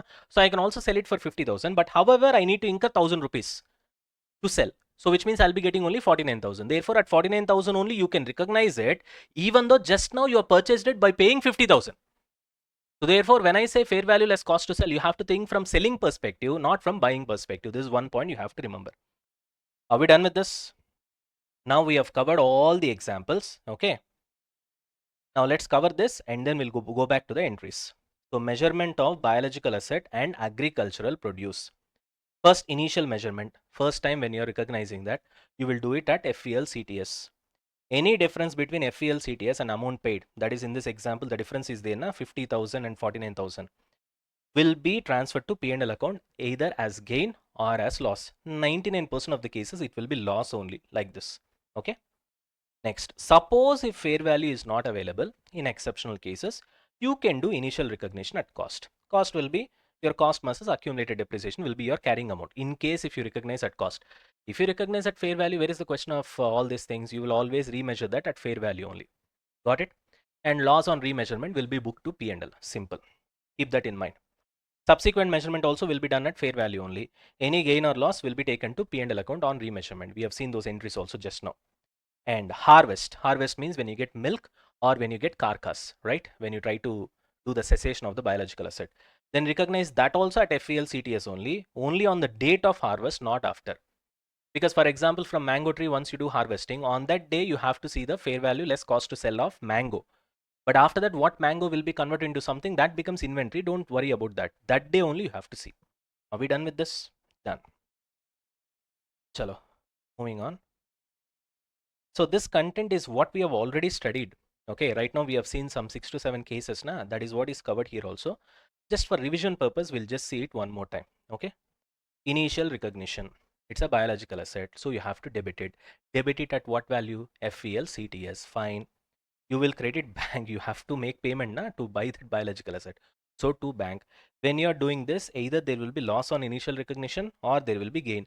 99% it will be loss only. In our example also, we have seen here loss on initial recognition, which is this 1,000 rupees. That's it. You have your entry. Got it? Next. Fair value less cost to sell means what? Very simple. Fair value means automatically inside fair value, transportation cost is reduced. Therefore, you have to reduce transportation cost. After that only, it will be called fair value as per 113. After reducing transportation cost only, it will be called fair value as per 113. Then less cost to sell. What is cost to sell? Transaction cost, like auctioneer's fee borne by the seller. That you will reduce. Finally, you will get FEL CTS, right? Fantastic. Next, what is the payment that you do to buy the biological asset? You will write to bank, na? That to bank, how much you have to write? Normal purchase price of the cow plus transportation cost you only need to incur. So that payment also will go. Transaction cost also you have to bear. That payment also will go. So those two you have to add. That will be your to bank expense, which is nothing but total payment. Clear? Next, if there is no FEL CTS, fair value is not available, then you can measure it at cost. Sir, for in what cases fair value will be available? Will be not available, sir. Very simple, Nana. I've given an example over here. Genetically modified products, for example, if it is coming to the market for the first time after a lot of research and stuff like that, then generally what will happen is that fair value will not be available for that. In that case, you can measure it at cost. Exception. Next. Subsequent recognition, you know, that also you will do it at fair value only. So when you're doing it, we have done it here, na, subsequent recognition, right? We have done it on fair value. There is a gain. So therefore, biological asset to gain, which will be transferred to P&L. P&L will be created if there is gain. So biological asset to gain on measurement, which means you will be creating P&L. If there is loss, exactly reverse, loss on remeasurement to biological asset. That we have seen. And also FVL CTS of biological asset changes due to price change as well as physical change. That also we have seen example, correct? There is a case that we have seen na, price change and physical change. That is also covered, right? What else, Nana? Recognition of newborn calves. Obviously, they are new biological assets. So biological asset debit, just like that you got it. So therefore, that will be treated as gain and that will be transferred to P&L account. That's it. Biological asset debit to gain on newborn calves, which will be sent to P&L account. That's it. That also we have seen it here in example. Where is that calves? Here, right? What else, Nana? That's it. We have covered everything. We have done the revision as well. All right. What else is left over? Right. Coming on to derecognition of biological asset. Let's have a look into this. Now, listen carefully. Now, Nana, derecognition of biological asset. Now, look at this. What do you mean by derecognition? Obviously, the asset goes away from you, right? Either you will do the cessation of that particular asset, you kill it, or probably you're selling it, whatever it is. Okay. Suppose you have sold the animal. What will happen? Obviously, now it is already treated as an asset, so it has to be derecognized. So you will credit it. So to biological asset. Clear? At what amount will you credit? Proportionate proportionate carrying amount. Now, what do you mean by proportionate carrying amount? Say, for example, you have got 100 cows, Nana. Suddenly, you have sold 10 cows, whatever the reason it may be. Now, this 100 crores, you will have some FVLCTS, right? From that, proportionately, you need to find the value of 10 cows, and that will be the value at which you will derecognize the biological asset. Clear? You'll get much more clarity once we start solving sums. Next. Once you sell them, obviously you'll be getting money, right? So therefore bank will be debited, obviously. That is the net amount that you receive on sale, right? Then when you're doing this, either you'll have a loss or you'll have a gain. For example, your proportionate carrying amount of this so-called biological asset is 10,000. You are selling 10 cows. The value in your balance sheet is 10,000. Clear? But you are able to sell it only for 9,000, say for example. In that case, what has happened? There will be a loss, which you will be taking eventually to P&L account naturally. Or suppose you are selling this 10,000 worth of your biological asset at 11,000, naturally you will be having profit. So therefore that 1,000 will be taken to P&L account. Eventually P&L account will be credited. Simple. I hope this is clear.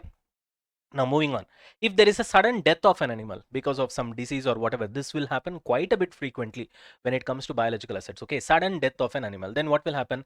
First thing is you have to credit the asset because the asset is gone. So to biological asset, correct? Now what about debit? Straight away it is lost because it just died for no reason. Are you able to understand? It can be bird flu or whatever it is in case of chicken, in case of some other animal, some other disease, whatever. Only when there is a disease, there will be sudden death, na? Or say, for example, some accident happened. You know, these cows will be grazing on the highways as well, right? So suddenly there was a wrong accident where 2 to 3 cows has been, hit and run kind of a case. Then what will happen? You don't get anything, right? And that asset is gone. So therefore, you have to derecognize the biological asset to biological asset, and you're not getting anything from that. So straight away, it is total loss, and that will be transferred to P&L account. Done. P&L account, it is transferred. At what amount? Obviously carrying amount only, na? Whatever the proportionate carrying amount. Why the word always used is proportionate? Because whenever this death and sale happens, if you have 100 animals with you or 1,000 animals with you, entire 1,000 you will not sell, entire 1,000 death will not happen. Only proportionately some, some number will happen eventually. So therefore always the word will be proportionate carrying amount. And that carrying amount will be at FELCTS only. Proportionate carrying amount only you will derecognize. I hope this is clear and pretty simple as well. Moving on. Now, this one. On conversion of biological asset to agricultural produce, then what happens? You are converting your biological asset into agricultural produce. See, when it comes to agricultural produce like milk, for example, you are not converting anything over here. It just comes from the biological asset. Nothing happens to the biological asset. Therefore, what will be your entry? Milk is like an asset for you. So therefore, you will debit that agricultural produce brackets milk to, it is straight away gain. You will transfer that to P&L account. Got it? But if the agricultural produce is not milk, if it is the carcass, you are killing that particular animal for the sake of meat, then agricultural produce to biological asset will be the entry, correct? Because biological asset is no more. It has to be derecognized because you have killed it. So therefore, two biological asset, correct? At the proportionate carrying amount, which we have already discussed, and what you will debit basically agricultural produce. ये तो clear है. Now the next question is, when this is happening, suppose the value of that biological asset, suppose there is a sheep, and the value of the sheep is this, we have already seen 5,000. Okay, then you will derecognize this is the proportionate carrying amount of the sheep, then you will derecognize that at 5,000. But the so-called agricultural produce, that is the meat of this particular sheep, you are able to sell only at 4,000. Then you will write 4,000 over here. Then 1,000 will be the loss that you will be transferred to P&L account. Pretty simple. Suppose you are able to sell this at 6,000, then there will be 1,000 gain.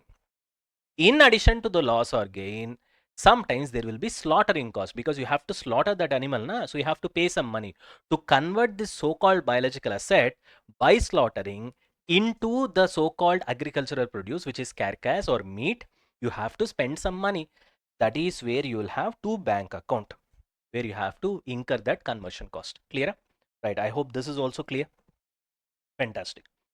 Next one is pretty simple, Nana. Recognition of expenses incurred on biological asset. So you have to maintain those biological asset, Nana. You need to give feed for them. Sometimes you have to do vaccination as well. You will have fertilizer seeds if it is biological asset like plants and stuff like that. All these are expenses. Obviously, what you will do with the expenses, you will debit it in P&L account.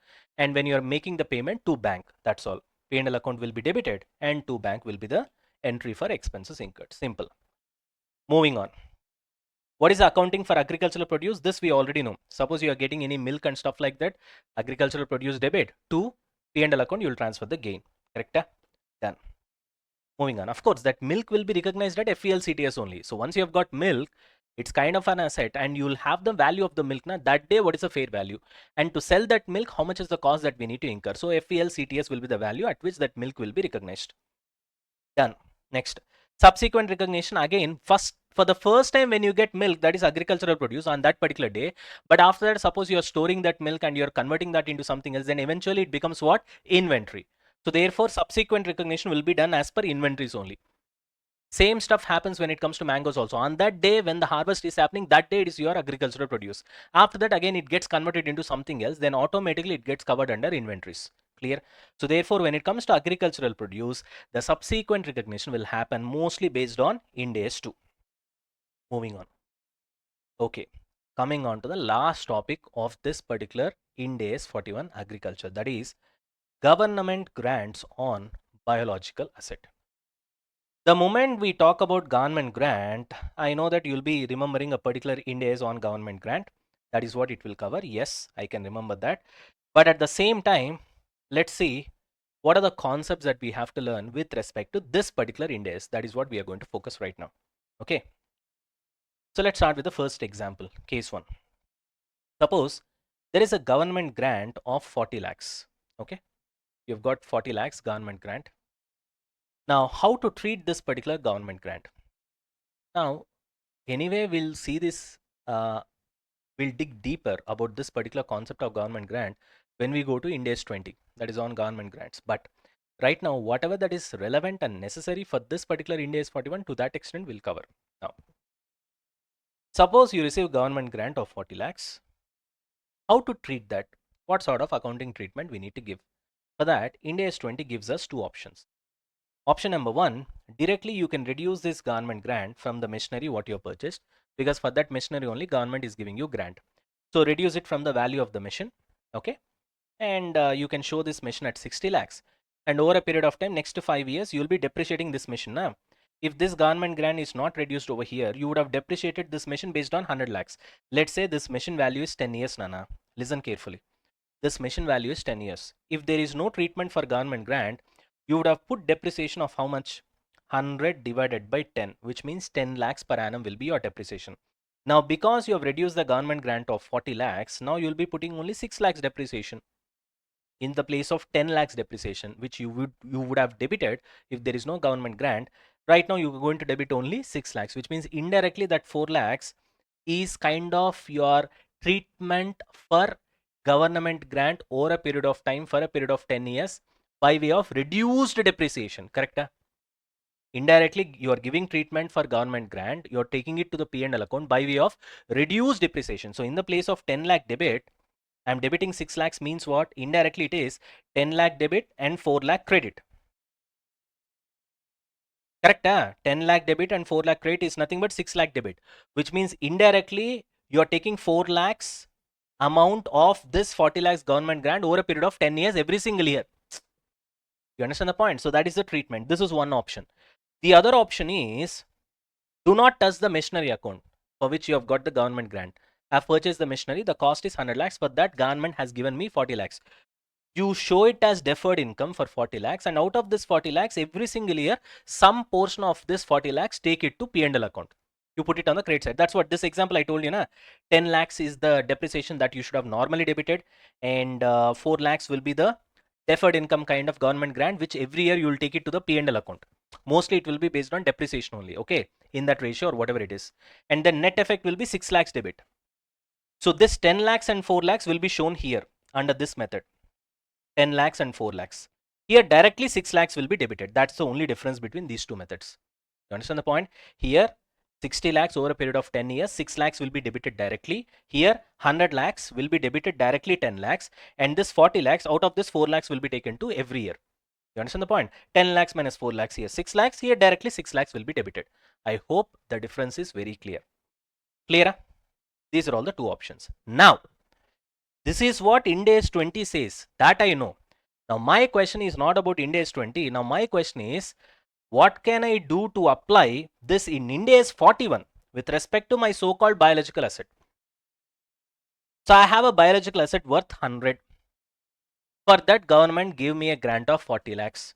Out of these two methods, which one I should follow as per Ind AS 41 is concerned, not Ind AS 20. I know that Ind AS 20 gave me two options, and I have understood both the options clearly. Now my question is, out of these two options, which one I'll follow when it comes to this particular Ind AS, which is 41, which is biological asset treatment. Let's say there's a biological asset which is 100. Okay. For this, government gave you a grant of 40. Now, can I follow first option? You cannot follow first option as per Ind AS 41. Even though Ind AS 20 allows that. Even though Ind AS 20 allows that, you cannot follow first option where you will try to net off the so-called government grant from the machinery value in the balance sheet. You can't do that. Why? Because as per Ind AS 41, always your biological asset should be shown at FELCTS. If you follow this option, then you have to reduce the government grant from the value of the biological asset, and then your biological asset will be shown at this particular value of 60, and that is not FELCTS. So this is not FELCTS. So option 1 is not allowed when biological asset is shown at FELCTS. You got the point? Right? So only option 2 is allowed accordingly. So which means this is the only treatment that you can give as per Ind AS 41. That is treating the government grant as deferred income. Got the point? And slowly 4 lakhs every year, 4 lakhs every year will be created in P&L account. Clear? Right. Now, but exception is, suppose if the biological asset is measured at cost. Now I said option 1 is not allowed because you have to show your biological asset at FELCTS. Suppose your biological asset is not measured at FELCTS because of exception, it is measured at cost, then both the options are available because that rule will not apply if you are measuring your biological asset at cost. This problem will come only if you measure biological asset at FELCTS. If you measure your biological asset at cost, then this problem will not come. In that case, either of the options is fine for me. Only when you measure your biological asset, which 99% of the cases, this only will happen. You understand the point? This is an exception. So therefore, mostly you'll be following only this method where you'll be treating the government grant as deferred income, and some portion every year will be taken to the P&L account on a suitable basis. Got it? Hello? Yes? Chalo. Now one more example, see here carefully how the government grant will be treated. Okay sir, ये तो clear है. This is how we'll treat the government grant. So which means you'll follow only option 2. Option 1 we will not follow. Clear. Now, whenever a government gives you government grant, there are two possibilities. Either it comes with conditions or it will be unconditional, which means no conditions whatsoever. No conditions whatsoever. Clear? Sir, if the government grant comes with zero conditions whatsoever, then the treatment is very simple. If the government grant on biological asset is unconditional plus non-refundable. Unconditional means automatically non-refundable. When there is no condition, once I get the money, where is the question of refunding that? Only when there is conditions, and if you don't satisfy the condition, then there is a question of refunding. Correct? When it is unconditional, automatically it means that it is non-refundable. Got it? In that case, what is the treatment, accounting treatment that you'll do for the government grant that you receive? Very simple. Recognize the grant immediately in P&L account as income. Got it? When it is unconditional, automatically it becomes non-refundable. Then the entire amount that you receive, put it in P&L account. Immediately recognize that in P&L account. Clear? As income. Of course, if it is conditional, then what's going to happen? For that, we'll see this example to understand what's going to happen if government grant is what, Nana? Conditional. Guys are ready? Now see here. Suppose I have a land, and on this land, I have produced a particular type of plant for 5 years. Okay. Government gave a grant of 30 lakhs. And of course, because it's a plant, it's a biological asset, it's a living plant. And therefore, I'll be recognizing that at FEL CTS. You know that because it is recognized at FEL CTS, I cannot follow the first option given by Ind AS 20. Only the second option, where government grant will be treated as deferred income, I need to follow in case of conditions. Okay. So I've put the government grant over here, which is 30 lakhs. Biological asset will be shown at FEL CTS in the balance sheet. That's obvious. Clear? Now, next, what's going to happen? As you do the activity, which activity? Agricultural activity, that is growing this particular plant as you do, because it's for 5 years. Over a period of 5 years, you'll grow the plant, obviously, right? Grant is slowly getting accrued every year because it is conditional. Proportionately, it will accrue. 30 lakhs for the entire 5 years means each and every year it will accrue proportionately. Then, if that is the condition given by the government for getting that government grant, then you recognize that government grant over a period of 5 years proportionately. Most probably 6 lakhs per year you will recognize if it's 30 lakhs for the period of 5 years proportionately. If that is the condition by the government says proportionately you can recognize. First year you have followed all my conditions and you have grown this plant, then out of this 30 lakhs, proportionately how much amount will be there for first year? That much you can recognize. 6 lakhs I've recognized in my P&L account. Next year, proportionately another 6, another 6, another 6, another 6. 5 years, 30 gone. This is one way. Clear? Suppose government says you can't do this proportionately and all. Whatever the conditions that I've laid to give you government grant, it should be followed till 5 years. At any given point of time through these 5 years, at any given point of time, second year ending, third year ending, fourth year beginning, fourth year half also, fifth year is about to get finished, just 2 months is pending. Before that also, if I come to know that you have not satisfied any of these conditions, then at that time also I'll stop this government grant and it is refundable. If there is a condition like that, then what you will do naturally? You will wait for 5 years to complete. After 5 years gets completed only, then only you'll recognize. See here, suppose after doing agricultural activity for 4 years and stopped, and government takes all the grant back as 5 years condition is not satisfied. I told you 2 months before also. Then recognize grant only at the end of 5th year once everything is done. Got it? So there are two chances. One is if government says proportionately each and every year, once you keep on satisfying the conditions, proportionately you can recognize means proportionately I'll recognize every year. But government says all these things are not possible. Over a period of 5 years, till 5 years, you have to complete all the conditions throughout these 5 years. At any given point of time, even at the end of 4th year also, if any of these conditions are not satisfied, it will take the entire government grant back. Then in that case, you wait for 5 years, you satisfy all the conditions. After 5 years, you recognize. That's what I've written here. If government grant on biological asset is conditional, if it is unconditional, you know what we'll be doing. Straight away put it in P&L account as income. If it is conditional, then what kind of condition you see? If the grant is fully refundable in case of failure to meet the condition of grant, then recognize the grant as deferred income in balance sheet and transfer it to P&L from balance sheet only when all the conditions of the grant are met. Which means in my example, after 5 years only you will transfer. Clear? But if the grant is partially refundable, in the case, in the first example, this is partially refundable only, this one. Proportionately, you have transferred 6 lakhs in the first year. Then second year, suppose if you don't follow the condition, then remaining 24 lakhs only you have to refund. That 6 lakhs will still stay with you. You understand the point? Out of this 30 lakhs. Like that, if it is partially refundable, according to the time lapsed, first year lapsed, okay, 6 lakhs comes. Second year lapsed, another 6. Third year lapsed, another 6. Fourth year, you didn't do anything. Then fourth year and fifth year, whatever the balance 12 lakhs is there, that only you have to refund. In that case, if grant is partially refundable, according to the time lapsed in case of failure to meet the condition of the grant, then recognize the grant as deferred income in balance sheet and transfer to P&L over a period of the condition. So every year you can transfer to P&L from the balance sheet. Clear?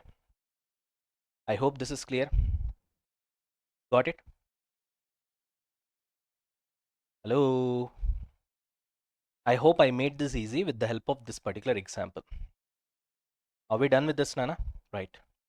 With this, we have covered all the concepts of Ind AS 41 agriculture in depth. From the problem perspective, we have covered everything. I hope you should be able to finish off problem straight away. But however, of course, we're going to start solving the sums. Shall we? Right. After this, we'll go for solving sums. Now. All right, guys. Now, let's start solving sums. Ind AS 41 agriculture. Okay. We'll start with the first illustration. Ready? Okay. We'll do all the illustrations. After that, we'll do all the questions given by your study material. After that, we'll do RTP and MTP sums as well. Okay, that's what every single Ind AS, this is our agenda. It's not gonna change. You guys are ready? All right, Nana. Chalo. Now let's start with the first one. ABC Limited grows wines, harvests the grapes, and produces wine. Okay, you know that vineyard comes under bearer plants. Yes, we do have an idea. Which of these activities are in the scope of Ind AS 41? So he is actually growing that vineyard, and then he harvests the grape and then converts that grape into wine. Three things are happening. Now we know the answer, very simple. Growing that vineyard comes under bearer plant, which means it comes under Ind AS 16 PPE, right? After that, harvesting the grapes, only that harvesting part. When you harvest the grapes, that is an agricultural produce. Obviously, when you harvest that, it comes under what, Nana? Ind AS 41. After that, you convert that grape into wine and eventually you sell the wine, and that thing comes under inventory, obviously, Ind AS 2. Got it? Chalo. So the grapevines are bearer plants that continually generate crops of grapes which are covered by Ind AS 16. Okay, because you don't chop off that plant, na, it stays like that only. Only the grapes will be harvested. Therefore, it is PPE. Right. Moving on to next one. When the entity harvests the grapes, their biological transformation ceases and they become agricultural produce covered by Ind AS 41. Then the entry will be agricultural produce to P&L at FELCTS. Right. Wine involves a lengthy maturation period. So it can be 5 years, 10 years, 20 years, and whatever it is. This process is similar to conversion of raw material into finished goods once that wine matures, right? Rather than biological transformation. Therefore, it is treated as inventory as per Ind AS 2. Pretty simple sum. Okay. Once the Ind AS 2 applies, obviously you'll be recognizing that at cost or NRV, whichever is less. That we also know. Right. Are we done with this? Pretty simple and straightforward sum. Done? Everybody? Yeah, totally 3 Ind AS, Nana. Ind AS 16, Ind AS 41, and Ind AS 2. That's it. Yeah, fantastic. Chalo. Shall we move on to the next one? I hope this is clear. Right, Nana. Next. Illustration 2. A farmer owned a dairy herd of 3 years old cattle. Okay, the cattle is of how many years, Nana? 3 years. As on 1st April 2001. With a fair value of 13,750 and the number of cattle was 250. Okay, the fair value is 13,750 and the number of cattle is how much, Ray? 250. Right, which means we need to calculate cost per cattle. 13,750 divided by 250. Right. Moving on. The fair value, which means here the value will be 55 per cattle, right? 13,750 divided by 250. I hope I'm not wrong. Chalo, next. The fair value of three-year cattle as at 31st March is 60 per cattle. Okay, after 1 year, a 3-year cattle fair value is how much? 60. All right. The fair value of the 4-year cattle after 1 year is how much? 75. Here. Calculate the measurement of group of cattle as at 31st March 2002, stating price and physical change separately. This we already know. Stating price and physical change separately. Very easy, Nana. See, first of all, let's look at the price difference, which means 3-year-old cattle is 55 on 1st April. After 1 year, 3-year cattle is how much? 60, which means that 5 rupees is due to what, Nana? Price change because of inflation. That 5 rupees with respect to one cattle, how many cattle you have got? 250 cattle. So 5 into 250, 1250. So 1250 will be with respect to price change. How did I get 1250? 5 into 250, yeah? Right. This is with respect to price change, correct? Now, what about physical change? Very simple. This 3-year cattle after 1 year, from 1st April to 31st March, after 1 year, it will become 4-year cattle. So 4-year cattle today is 75, whereas 3-year cattle today is 60. So there is a price difference of 15. So therefore 15 into 250, 3,750. So 3,750 will be physical due to physical change. Increase in value due to physical change. Total increase in value 1250 plus 3,750 will be 5,000. Clear? So what will be your entry? Increase in value, na? So biological asset value has to be increased. Asset needs to be debited. Biological asset debit 2. This is gain only, na? Because the value has got increased and that gain should be transferred to P&L account. So biological asset debit to P&L account, that is gain on remeasurement. You are remeasuring only, na? But that gain of 5,000 should be transferred into two. One is 1250 because of price change, 3,750 because of physical change. That's how you have to disclose it. That's it. 1250, 3,750. Price change, physical change. Entry, because total gain is 5,000. You can just go through it. If you're done with that, we'll move on to the next one.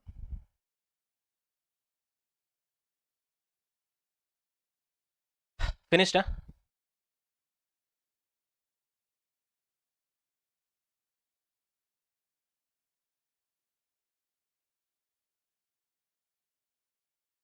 All right, Nana. So we are done with illustration 1, illustration 2. Now let's move on to illustration 3. Now look at the question, everybody. Ready? Chalo. It will be easy, Nana. Yeah, there will be 1 or 2 questions that will be little bit challenging. Okay. Apart from that, rest of the questions might feel easy for you because we have spent good amount of time to learn the concepts in depth. So once you spend good amount of time over there, here you'll be enjoying the fruits. That's all. Chalo, moving on. XYZ Limited on 1st December 2003 purchased 100 sheep from a market for 5 lakhs. Okay. The transaction cost 2% on the market price of the sheep was incurred, which was paid by the seller. Right. All right. But of course, you have to recognize your asset at FELCTS only. There is no doubt in that, isn't it? So which means 2% on 5 lakhs. So that will be 10,000, which means you will recognize the asset at 4,90,000. So what's the entry, Nana? Biological asset at 4,90,000, which is 5 lakhs minus 2%. You got to debit the asset only, now obviously, right? To bank, how much you have paid? You have paid 5 lakhs because you bought it at 5 lakhs. But when you recognize it, you have to imagine as if you sell, how much you're going to get. So if you sell, you're going to get only 4,90,000. So at 4,90,000, you have to recognize. Therefore, loss on initial recognition, which will go to P&L, which will be 10,000. So biological asset debit, loss to the P&L, 10,000 debit to bank, which is 5 lakhs. That will be your entry when you purchase the biological asset. Simple. So here I've written the reason. See, your cash outflow is 5 lakhs, but still FELCTS is 4,90,000. Why? Because tomorrow if you have to sell, you have to incur this particular expenditure by your own. So therefore, your FELCTS will be 4,90,000. You got the entry over here. Initial recognition. Done. Simple. What else? Then sheep's fair value increased from 5 lakhs to 6 lakhs on 31st March 2004. Okay, right, which means just it's a period of 1st December, Jan, Feb, March. That's all. In a matter of 4 months, it got increased to 6 lakhs. Okay, transaction cost of 2% would have to be incurred by the seller to get the sheep to the relevant market, even on 31st March 2004. Right. Determine the fair value on the date of purchase, which we have already done it, and the reporting date and pass necessary journal entry. So which means we need to find out the fair value on 31st March 2004 as well. Pretty simple, right? It will be 6 lakhs. On 6 lakhs also you have to incur 2%. So 6 lakhs into 2%. It will be 12,000, which means 6 lakhs minus 2%, which is 12,000. If you reduce, it will be 5,88,000. So 5,88,000 is the fair value on 31st March 2004. Earlier you have recognized that 4,90,000. Now the value is 5,88,000, which means how much is the increase in value, Ray? It is 98,000 is the increase in fair value. So 98,000 increase in fair value means you need to increase the value of the biological asset. So therefore biological asset will be debited. What is the entry? Biological asset debit by how much amount, Nana? 98,000. 2, this is a total gain only, na? It will be transferred to P&L account. So to P&L, that is gain on remeasurement, which will be 98,000. Simple. That's it. 2 entries. Done. Question is simple and finished. Finished off, guys. Once we are done with this, we'll move on to the next question. Next question is a good one.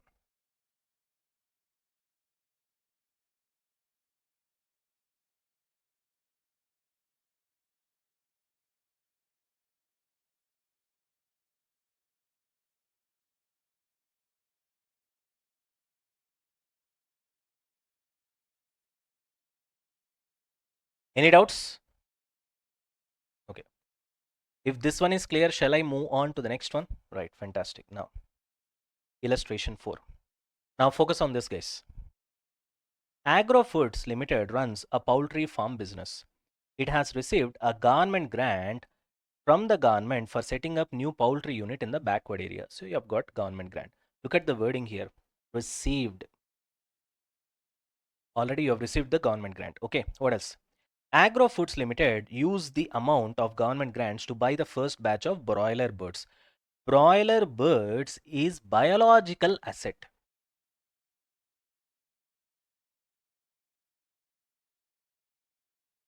Okay.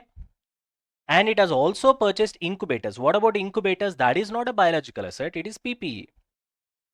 Got it? Machine, right? Incubators to increase the growth of that particular bat. That's why people say that chicken is not that healthy. That's why nowadays many people, they are preferring country chicken, that is not koli or not kodi, whatever we call. So therefore this incubators is PPE, broiler birds is biological asset. Clear? Moving on. The broiler birds are measured at fair value less cost to sell. Obviously when it is biological asset, it has to be measured at FELCTS. However, the incubator machine is measured as per the cost model in Ind AS 16. Fantastic. This is also important. We're following cost model. Initial recognition of any machine, any PPE should be done at cost model only. But later also subsequent measurement also you can follow either cost model or revaluation model where you can measure it at fair value. But here they're doing it only as per cost model. That is clear in the question. As such, there are no condition attached to the release of government grants pertaining to the purchase of poultry birds. We know the answer. So when there are no conditions with respect to the government grants pertaining to the poultry boards, no money has been given over here, but whatever the money that is, the proportion of the government grant which relates to the biological asset, that is poultry birds, which is unconditional, no conditions attached, which means straight away the government grant will be recognized in the P&L account as income with respect to the proportion that goes to the biological asset, which is poultry birds. Clear? You remember the concept, na? If the government grant on biological asset, poultry birds, is unconditional, okay, then recognize the grant immediately in P&L as income. So we know that that's what we're gonna do. That's what the answer will be writing. Got it? Next. However, as regard to the investment in incubators, which is the PPE, and other related plant and machinery items, the government grant contains a condition. So with respect to biological asset, it is unconditional, but with respect to PPE, it is conditional. That what is the condition? That the plant and machinery should be used for a minimum of 3 years. Minimum of 3 years, which means 3 years is a short condition. The useful life sorry, Nana. The useful life of the incubator machine has also been determined to be 3 years in accordance with the management estimate of the time period over which the economic benefits embedded in the incubator machine shall be consumed. So they feel that even the incubator also you will get the benefits only for a period of 3 years, which coincides with the condition given by the government as well. Advise the accounting requirements prescribed in Ind AS 41 agriculture and Ind AS 20, okay, accounting for government grants and disclosure of government assistance in respect of both the government grants. Okay. Now, one half of the question we have already answered. What is that? With respect to government grants for biological asset, it has to be recognized immediately in the P&L account as income because it is a grant with no conditions where it is unconditional. Therefore, it is non-refundable. We have already seen the condition. I mean, we have already learned the concept. Therefore, that is done. Let's finish off that. Now, see here. Ind AS 41 requires an unconditional government grant related to the biological asset measured at its FELCTS to be recognized in P&L when and only when the government grant becomes receivable. Accordingly, the amount of government grant attributable to the broiler birds which qualify as biological asset shall be recognized in P&L account when the grants become receivable. Already we have received it, na? So therefore, in the given case, the grant related to the broiler birds has already been received. So I already told you, always when we have to write answer for these kind of theory where you have to apply the theory, where you have to apply the concept. So concept application oriented theoretical questions, you have to write the concept first, then you have to apply the concept. So this is concept, what the Ind AS 41 says, and this is application. Clear? So in the given case, now we are applying the concept. In the given case, the grant related to broiler birds has already been received for the purpose of providing immediate financial support to the entity with no future related conditions to be fulfilled. Accordingly, the grant relating to broiler birds is to be recognized in P&L account in the period in which it is received. That's all.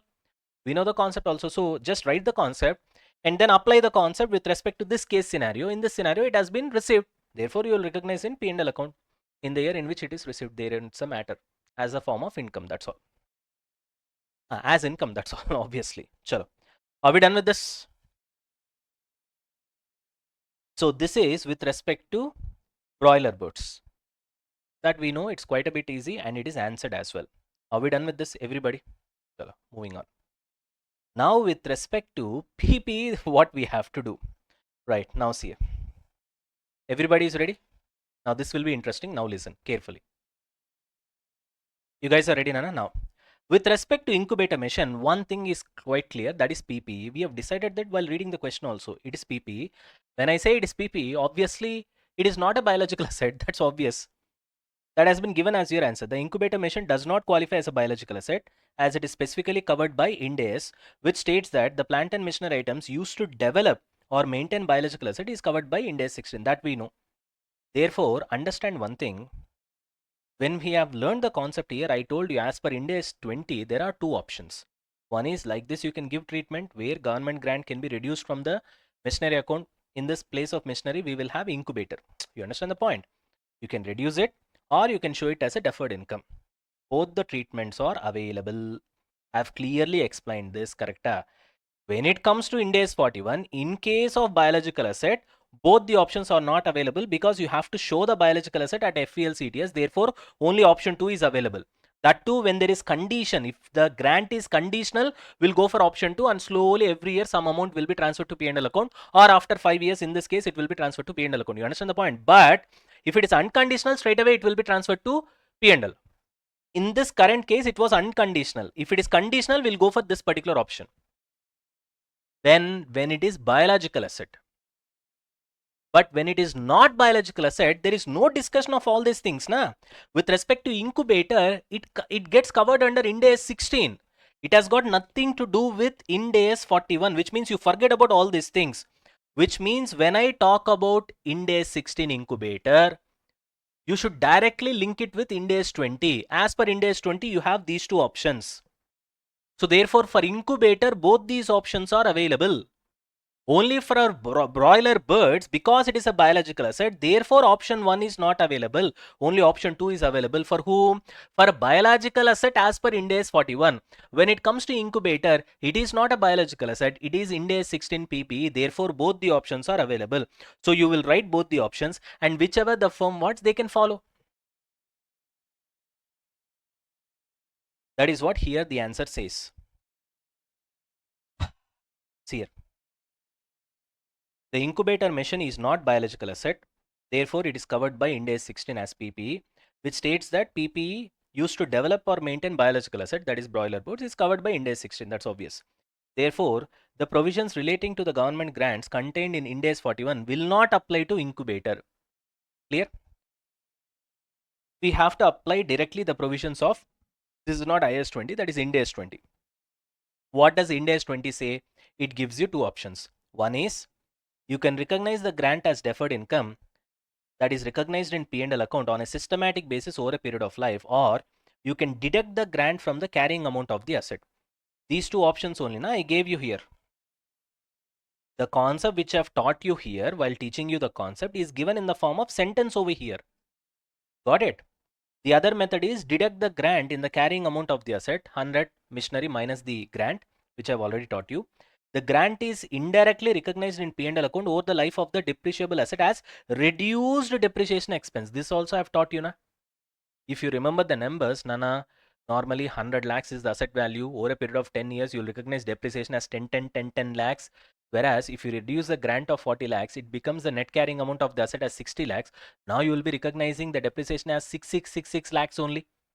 6 lakhs depreciation debiting in P&L account is as good as depreciating 10 lakhs and having a 4 lakhs of government grant carried over for 10 years over a period of time. You remember that 10 4, which is nothing but 6. I hope you are able to recollect because I've taught you with numbers when I'm teaching you the concepts, correct? Same thing Nana here. He has written it in sentence. That's all. Whatever the concept that I've taught you in English sentences here. That's all. So therefore, the grant relating to the incubator mission will have to be accounted as deferred income that is recognized in P&L on a systematic basis over a period of 3 years in line with the condition attached to the grant. Alternatively, or you can also deduct the grant from the carrying amount of the asset, which is incubator. Accordingly, reduced depreciation expense will be transferred to the P&L account over a period of 3 years, which means indirectly from here to here, whatever he gave you in English sentences is what I've taught you here. It is just converted into sentences, that's all. Are we done with this? Everybody? Chalo. Alright guys, yeah. So let's continue. So this is where we have stopped in the last session. I think it's illustration number 4. It was a good question. Now from illustration 5 onwards, we'll solve some real questions when it comes to this particular Ind AS. I hope you guys are ready.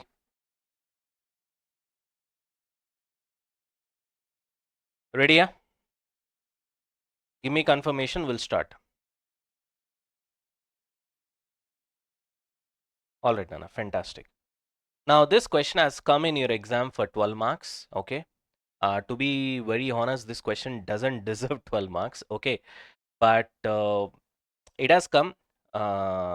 Maybe at that particular point of time, I did not find too many questions. So therefore, they would have given this particular question just by looking at the size of the question and size of the answer, whatever it is. Anyways, so it's not that difficult as I've written over here. It's a kind of easy question only, but you got to focus. Once you focus, because we are really good with the concepts, we have learned all the concepts, so this should not trouble us, Shall we start? All right then. Moon Limited prepares financial statements to 31st March each year. On 1st April 2001, the company carried out the following transactions. Purchased a land for 50 lakhs. The moment you see that, we know that it does not belong to Ind AS 41 and it is a PP naturally. You remember the concepts? The following items does not cover under Ind AS 41. Specifically, we have seen here. This Ind AS does not apply to the following items even if the entity is engaged in agricultural activity. PPE, example, land, tractor, Ind AS 16 will apply. So specifically we have seen. So once you are done with revising your concept, straight away, the moment you see purchased a land for 50 lakhs, you know that it does not belong to Ind AS 41. It belongs to PPE. Although on that land you are doing agriculture or whatever the kind of agricultural activity. You might be doing poultry, you might be even digging up that land and then making it an artificial pond, and then probably you'll be doing fish farming or whatever it is. You got the point? Anyways, moving on. Purchase 200 cows. Average age at 1st April 2001 is 2 years for 10 lakhs. Very simple, Anna. 200 cows for 10 lakhs on an average 5,000 per cow. Correct? Right. That was the price when you have purchased it on 1st April 2001. Received a grant of 1 million towards the acquisition of cows. So we have government grant, and this grant was non-refundable. Non-refundable means what? Unconditional. We have seen that also. Everything is covered in the concepts, Nana. We did not miss anything, not even a word. Okay. So I'll just go over there. Yeah, there's the government grant here. See here, non-refundable means it is nothing but unconditional. We have seen that. We try to understand the logic as well. So nothing surprising over here. For the year ending 31st March 2002, so we have come to the year end, the company has incurred the following cost. What are they? 6 lakhs to maintain the condition of the animals, okay, food and production, 4 lakhs as breeding fee to a local farmer. Okay, that's operating expenses. Straight away it will go to P&L. Everybody knows that. On 1st October 2001, 100 calves were born. These are all procreation, additional biological assets. So we know the entry, we know the treatment as well. When did this happen? 1st October, which means exactly at the middle of the year. There were no other changes in the number of animals during the year ended 31st March 2002, except this 100 new calves were born, nothing else, no other change. As of 31st March 2002, Moon Limited had 3000 liters of unsold milk in inventory. Obviously, when you have that many liters of milk in inventory, you'll be valuing that at FELCTS on that particular day. The milk was sold shortly after the year end at market price. After the year end, which means at the year end, that is there in your inventory. So we have to show it, right? At FELCTS, obviously. That's the concept that we have learned. Information regarding fair value. Now remember, look at the heading. Fair value less cost to sell. You can ask me, sir, this entire chapter is about FELCTS, na sir. Why are you specifically highlighting fair value less cost to sell? You'll understand the reason later. Right now, you understand I'm specifically highlighting this. There is a reason behind that, okay? Chalo, anyways, 3 dates are given naturally. Year beginning, year ending is expected. Exactly at the middle of the year, that date is also given. Why? Because 100 calves were born. Pretty simple. On these 3 dates, certain data is given. Land, okay? Newborn's calf, per calf, what is the value? On 3 dates. 6 months old calf, what is the value? All these are fair value less cost to sell. Please try to understand. They are not fair values, they are fair value less cost to sell. Next, 6 months old calves values, 2-year old cow value, 3-year old cow value, milk per liter, its value is also given. Prepare extracts from the balance sheet and statement of profit and loss that would be reflected in the financial statements of the entity for the year ended 31st March 2002. That is the question. Okay. I'll give you 2 minutes. You guys read the question. Okay. Once you're done with your reading, we'll start. Reading the question is very important. Once you have read the question properly, answer will become much easier. Please try to understand. Yes, I know that you know the concepts. Yes, I know that you guys have revised the concepts in our power notes before you have come to problem solving. I know everything. Okay. But still, you have to read the question. Trust me, 2 times reading the question is mandatory. Okay, sometimes you don't use your own brain, you just trusted the faculty, you blindly trust PK sir and then go ahead. You got the point? Don't use your own brain, that's for your own good. Okay, nowadays people are thinking too much. So with our experience, I have almost like 12 years of experience when it comes to teaching. 13 years, I think so, including this year put together. Anyways, so I want you guys to just trust me and go on. Got it? Chalo, moving on. Read the question, I'll wait, Nana. Exactly 1.5 minutes, I'll wait. After that, I'll start solving, which means you and me will solve it together.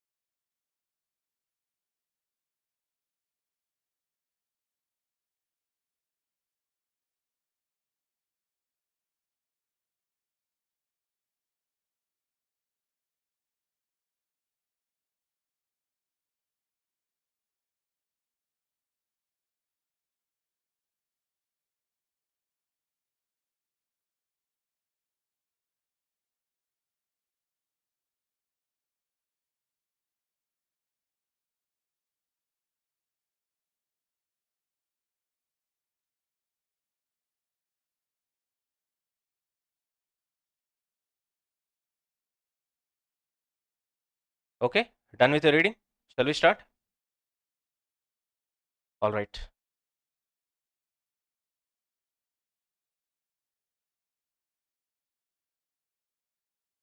Chala Nana.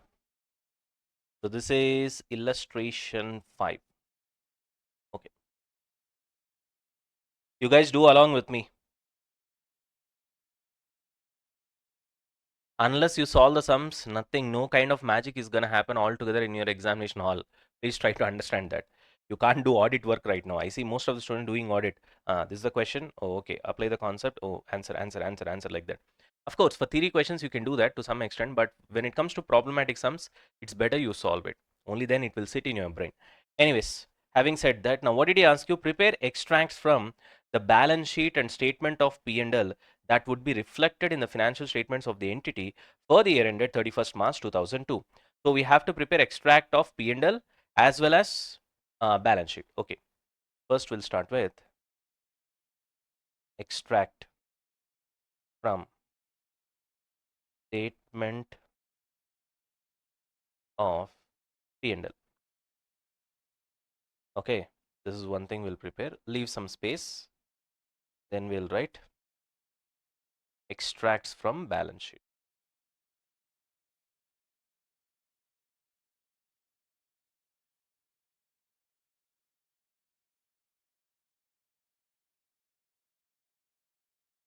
All right, are we done with that? Chalo.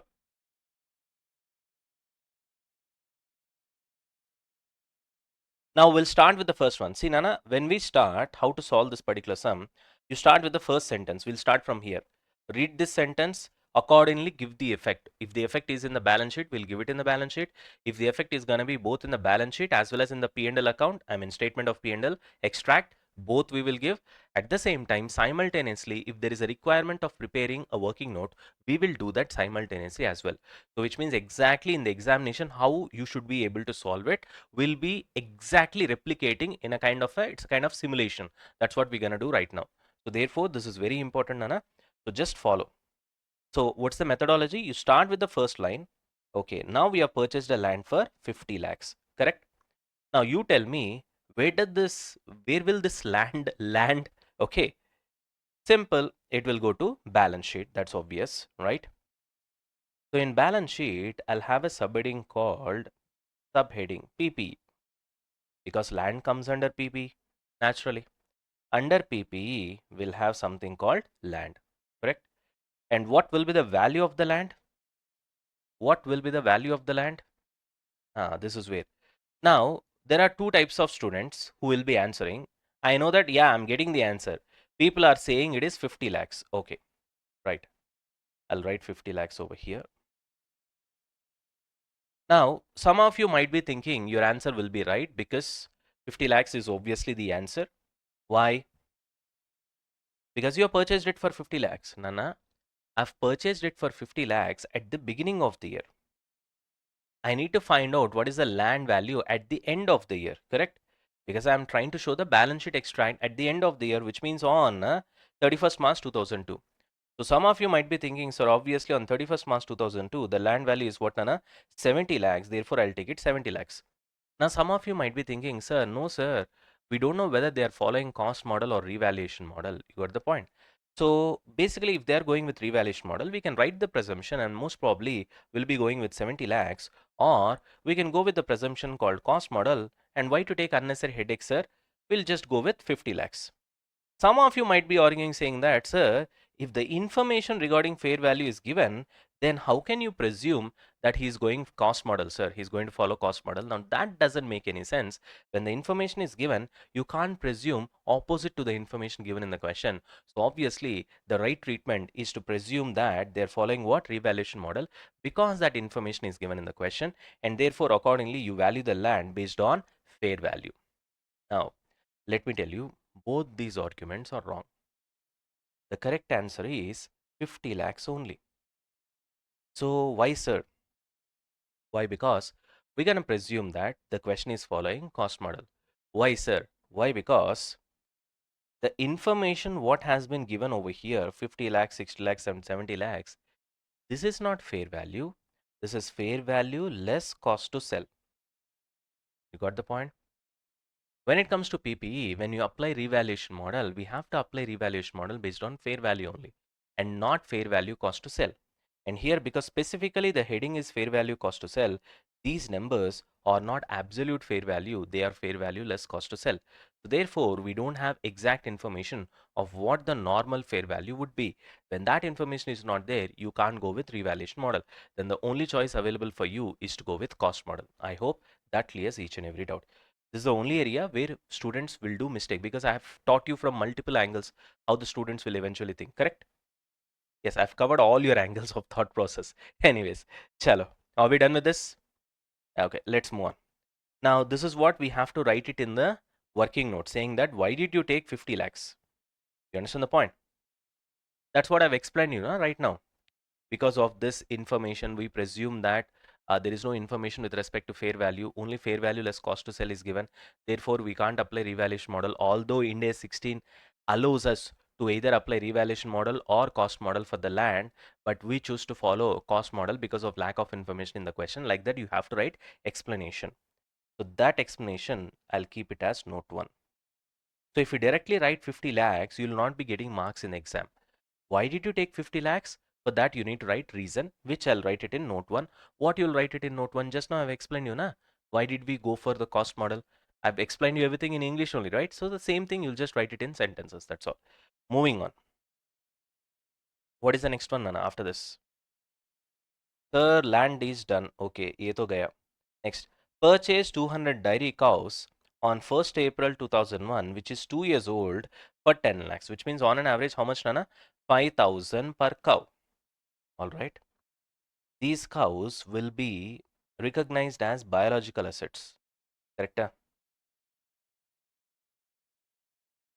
The balance sheet, obviously. So in that, we will be having dairy cow. Correct? Obviously. Now, at the end of the balance sheet, in the sense 31st March, at what value will we show with respect to this particular dairy cow? Okay. Let's try to understand what's going to happen. First, initial recognition would be at 5,000 per cow, which means 200 dairy cows will be recognized at 10 lakhs. Initial recognition. Now you have come to 31st March 2002. Now tell me one thing, Nana. Once you have come to 31st March 2002, this 2 years old cow will become what, Nana? 3 years on 31st March 2002. Now come to 31st March 2002. Which one I need? 3-year-old cow, correct? Because it would have become 3 years when it comes to 31st March 2002, which means the relevant number for me will be what, Nana? 5,500 shall be the value of the cow. So, and did you sell any cows in between? Nope. So, which means these 200 dairy cows still stays with you, right? Which means 200 into 5,500. How much it's gonna be? 11 lakhs. So, the value will be 11 lakhs. How did I get this? 200 into 5,500. Clear? Now, at the same time, there is one more effect about this in the balance sheet. With respect to land, there is no effect, sorry, not balance sheet, statement of P&L. With respect to land, there will be no further effect on statement of P&L. But with respect to dairy cow, yes, there will be effect on the statement of P&L. Why? Because your fair value has increased over a period of 1 year. Whenever you have fair value increase, then there will be a gain, and that gain will be transferred to P&L account only. Yes, we know that. So that should be reflected over here. Let's reflect that. So what should I write here? Gain in fair value of dairy cow. How much is the gain? Very simple. 5,500 is the price at the end of the year. 5,000 was the price at the beginning of the year when you purchased, into how many cows you have got? 200 cows, which means the gain is obviously 500 into 200, that will be 1 lakh. Clear? Now this 1 lakh as well as this 11 lakhs, this also we need to explain. Whatever the calculation that we have done, we just need to convert that into English sentences and explain it. So this will be my note 2. Without these notes, you are not going to get marks. Immediately you need to write note 2. What you'll write in note 2? Very simple. Look at the question. I'll tell you what to write. Now listen carefully. This is important, Nana. Everybody. Ready? Okay. As per Ind AS 41, on 1st April 2001, a 2 years old cow has been purchased at 10 lakhs for 200 dairy cows, which means on an average it cost 5,000 per cow. Full stop. Later, on 31st March 2002, the fair value of a 3-year-old cow, because the 2 years cow right now would have become 3 years old, and that 3 years old cow is at 5,500. However, so which okay proves that there has been 500 rupees increase in value per cow. Full stop. However, for disclosure purpose, as per Ind AS 41, we have to show price change as well as physical change. Remember that, price change as well as physical change. Now, what will be the price change? What will be the physical change? Very simple. 2 years old cow is 10 lakhs 1 year before, which means 5,000 1 year before. 2 years old cow. Now 2 years old cow after 1 year is how much? 5,200, which means 200 rupees has increased because of price change. At the same time, today 31st March, 2 years old cow is 5,200, 3 years old cow is 5,500, which means that 300 is due to physical change. So out of 500 gain, 200 is due to price change, 300 is due to physical change. 200 into, I think 200 cows, right, 200 cows, that will be 40,000, will be due to price change, and 300 into 200 cows, that will be 60,000, that will be due to physical change.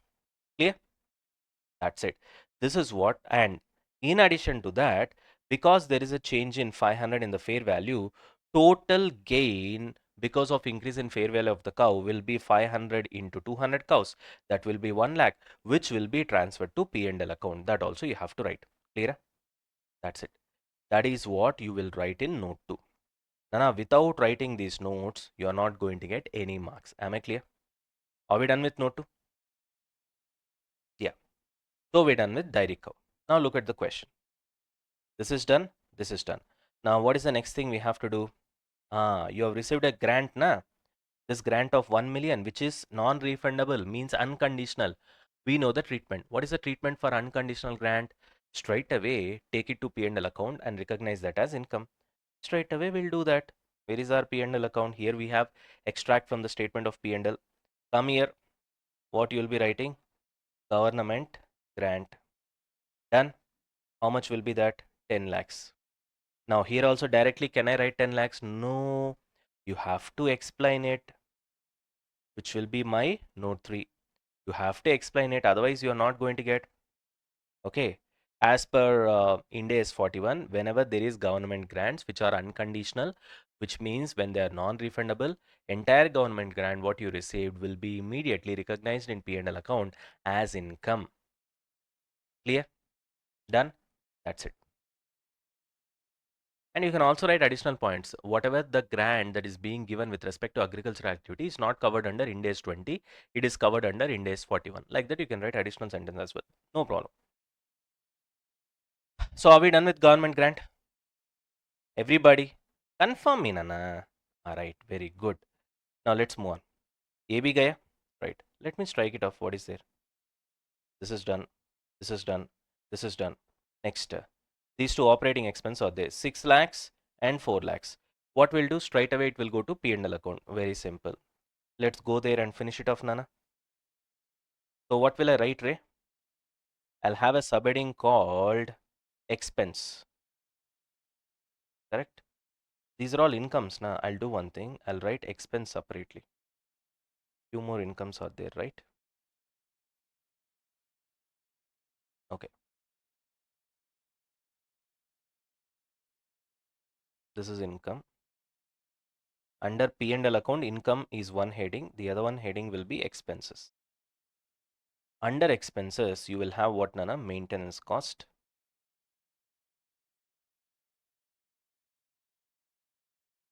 How much is maintenance cost? 6 lakhs. Next, we have got breeding fee, which will be 4 lakhs. This also I'll be explaining in the form of a working notes. You got the point? Ah, yeah, exactly. Just a sentence you write, Nana. Even for this, if you don't explain also, not there's no problem because nothing much to explain. They're just operating expense. Obviously, they have to be transferred to P&L account. That's all.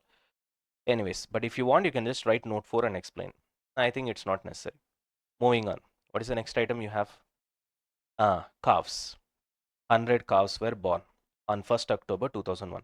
When calves are born, obviously, it is like you get a benefit. It's a biological asset only. You'll debit biological asset, but you got the calves out of nothing now. You did not purchase it. Therefore, the entire value of the calves will be transferred to P&L account. That is one effect. Second effect is on 31st March 2002, these calves are still biological asset now. So naturally, what you will do, you'll show it in the balance sheet as well. So therefore, when it comes to this calves, it will be a double effect. Got the point? Yeah. So let's go with the double effect first, everybody. Now, first effect is what will the value of calves at 31st March 2002? Very simple. 100 calves were born on 1st October, which means they'll be 6 months old. 6 months old calf on 31st March 2002, which will be how much? 1300. Correct? How many calves? 100 calves. 1300 into 100, it will be 1,30,000. Balance sheet. Calves. Okay? 100 into 1300. 1,30,000. That's it. Chalo, moving on to here. Definitely there will be increase in fair value of calves, na? That also we need to write. Correct? So, increase in fair value or gain in fair value or change in fair value. Whatever you want, you can write. This will be note 4. Whatever I'm explaining right now, we need to write it in the form of note. Okay? How much will be that fair value? When you purchased it, sorry, you did not purchase it, it just came out of nowhere. Correct? Hello? Yes. On that day, what is the recognition that you would have done? On 1st October 2001, just now calves are born. New calves born on 1st October 2001. What is the value? 1100. So therefore, what you would have done, 1100 is the value of calf into how many calves, Ray? 100 calves, which means 1,10,000 would have been the value on that particular day. Correct? Hello? Yes. And you have got it out of nothing. So what would have been your entry? Biological asset calves to P&L account. How much would have been? 1,10,000 on 1st October. That day you would have created income of 1,10,000 with respect to the calves. Clear? Because 1100 into 100 calves. The entry will be biological asset to P&L, the gain on behalf of calves. You understand the point? So 1,10,000 would have gone to P&L account in the form of an income. Plus, at the end of the year, now the value is 1300. So another 200 also you have to recognize. Totally, you have to recognize how much? 1300. Correct? Hello, are you able to get me? So which means you go to extract of P&L and you'll write increase in fair value of calves and this will be 1,30,000. Sir, that's the same value you found it, you have put it in the balance sheet. Yes, Nana, because if you do the calculation, it's gonna be the same. I'll do the calculation over here, see, in black. On 1st October, 1100 is the value into 100 calves. So that will be 1,10,000 plus. Now what is the increase in value? 1300 minus 1100. That 200 value into 100 calves. So which means ultimately if you put together it will come to 1,30,000 only. Pretty simple. That is a total gain on behalf of calves which will be transferred to P&L account. You got it? Next. So calves is also done. AB gaya. Right.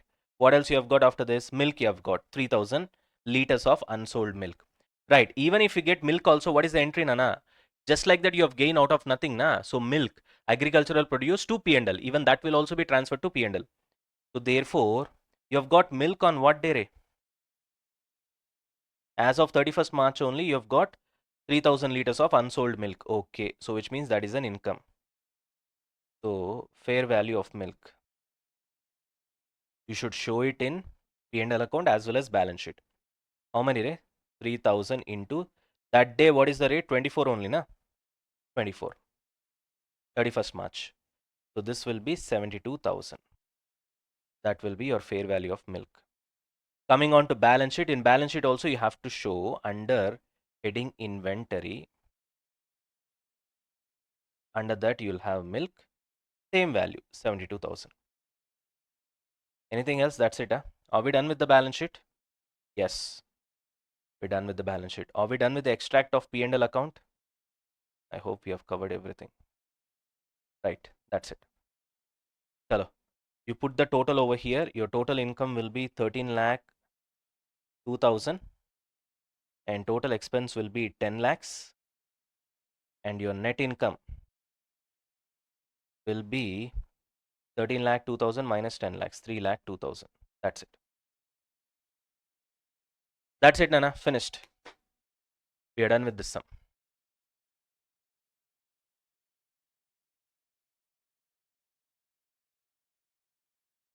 Are we done with this, Nana? So we are done with the extract of statement of P&L as well as we are done with what? Extract from balance sheet. And of course, we have got notes. I think all the notes we have written. Last note will be regarding milk. Note 5.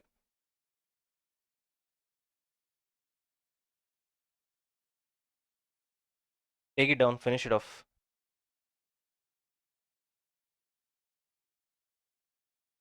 Here also you can do the total. So this will be 50, 61, 62, 30. This will be 72. Inventory total. Yes. Even in milk, what is the note that you'll write? Very simple. The agricultural produce initially recognized, based on the market value because it's a biological asset that you have got. It's an agricultural produce that you have got from the biological asset. Therefore, it will be recognized at the fair value on that date. So the fair value is 24 rupees. Therefore, 3,000 into 24, it will be 72,000. That's it. Chalo. You remember the entry whenever we get agricultural produce. So that is one thing that you guys need to remember. With respect to calves and milk, it is not only your inventory in the form of an asset because calves is a biological asset. Milk is also inventory. It's a kind of an asset. At the same time, you're getting them out of nothing. See, when you buy and get them, that's a different thing. But you're getting them out of nothing. Just like that, you're getting milk from the biological asset. Just like that, you're getting calves from the biological asset cow itself, right? So therefore, what is the entry when we get them? If you get calves, the entry will be biological asset to the entire gain will be transferred to P&L. Again, same thing goes with milk as well. Agricultural produce within brackets milk to the entire gain will be transferred to what? P&L account. So therefore, both of these things will come to P&L. At the same time, both of these things will also be there in the balance sheet. I hope this clears the doubt. One student has asked. I've cleared it. Any other doubt, Nana? Chalo, that's it. Now you look at the answer over here. Exactly, we have presented the same way. Correct? Same stuff over here. You see, working note 1 for land you have to explain, dairy cows you have to explain. Same thing, price change and physical change. Here I've written, see, you can't assume revaluation model for land as no information with respect to fair value is given. FEL CTS is given in the question, not fair value. So don't get tempted over there. For grant, one single entry, simple, 1 or 2 lines. That's all an explanation. All the notes which I've told you, right? In fact, our explanation was a lot better than what has been given over here. That's it. But you cannot write this directly without these notes. If you don't write the notes, you will not be getting marks. That you have to keep it in mind. That's why I've asked you to solve it together with me. You got it? I hope this is clear. If everybody is clear, we'll move on to the next question. Yeah. So this came for how many marks in your CA exam? 12 marks. Are we done with 12 marks right now? Are we confident? If I give you this question tomorrow, would you be able to solve it on your own? Absolutely yes. So the procedure of solving is very important. You start from the first line, one by one, one by one, one by one. You slowly do it. The effect will be there in the balance sheet. You give it in the balance sheet, both balance sheet and extract of P&L. Then you give it both. Then simultaneously, if there is a requirement for us to write note and explain what we have done in the form of sentences, you have to do that also, because only then it will be justifying 12 marks. Na. See, you can't write just this one, okay? This and this, and then you can ask for 12 marks. It doesn't make any sense, na. So obviously you have to explain. So out of common sense, you'll get it in the examination hall. You'll feel that whatever the answer that you're writing, this doesn't deserve 12 marks. Automatically, you will get a feeling and then you will start writing these notes. I hope this doubt is cleared. Somebody has asked. Yeah. So most of the times it's purely based on common sense. Although common sense is not common, I can understand that, but still at CA final and CMA final level, we should have that sort of maturity. You are expected to have because you're about to become qualified. Now, see, don't see yourselves as students, Ray, Mokku fellows. 6 months down the line, you are going to be qualified CAs. That's how ICA sees you. So you are like FCAs. I'm an FCA, fellow member. You guys are also FCAs, future chartered accountants, isn't it? Chala. Anyways. All right, Nana. Shall we move on? Okay, moving on to the next one. So I think we are done with the illustrations right now. Now we'll go with the questions given by your ICA. These are all your ICA questions. Okay. So only to remind you that these are ICA questions, that's the reason I did not change the font as well. I've given it as it is so that you people also will get confidence when you are solving that, okay, I'm solving all the ICA questions in the class itself. Every question is covered, that's all. When it comes to MTPs and RTPs, because it has to be collected from various sources that have, that has been given in a different, format. But ICA questions are given exactly in the same format that is there in your study material so that you will instantly recognize that was the intention. Chalo, are we done with this? Shall we move on? Yes. Entity A purchased cattle at an auction on 30th June 2001. Purchase price 1 lakh. Cost of transporting the cattle back to the entity's farm 1000. Sale price of the cattle is 1 lakh 10,000 at 31st March 2002. Okay. This is on 31st March 2002. This is on 30th June 2001. Okay.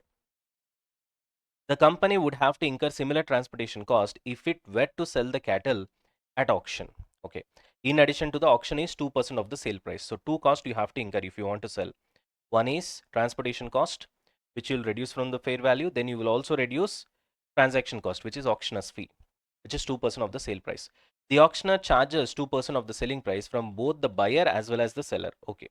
Calculate the amount at which cattle is to be recognized in the books on initial recognition, which means on 30th June 2001, as well as at 31st March 2002, that is subsequent remeasurement, which is on 31st March 2002. So both the things he has asked. I'll give you 30 seconds. I hope you guys would be able to do this yourself. Okay, I'll just wait 30 seconds. After that, I'll solve it. Fatafat. That's all. Chalo, do it on your own. Try, honestly try. See, even if you don't get the answer, even if you get wrong answer, I'll be very happy provided if you just promise me one thing. Sir, I've tried honestly, that's all.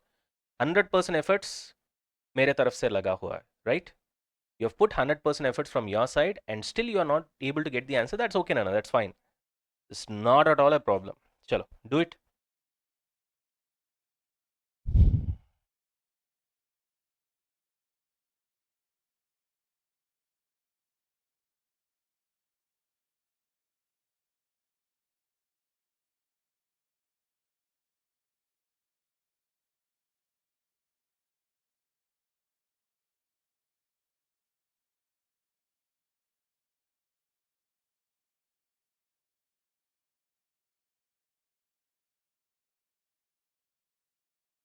Many of the students have already done, got the answers. I'll wait for another 10 seconds. Some students are asking me to wait.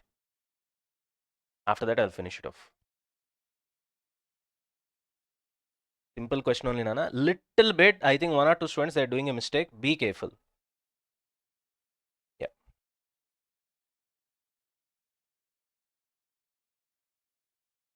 Here itself, I'll solve. What is there? No need to go to this particular content over here and then solve. Here itself, we can solve.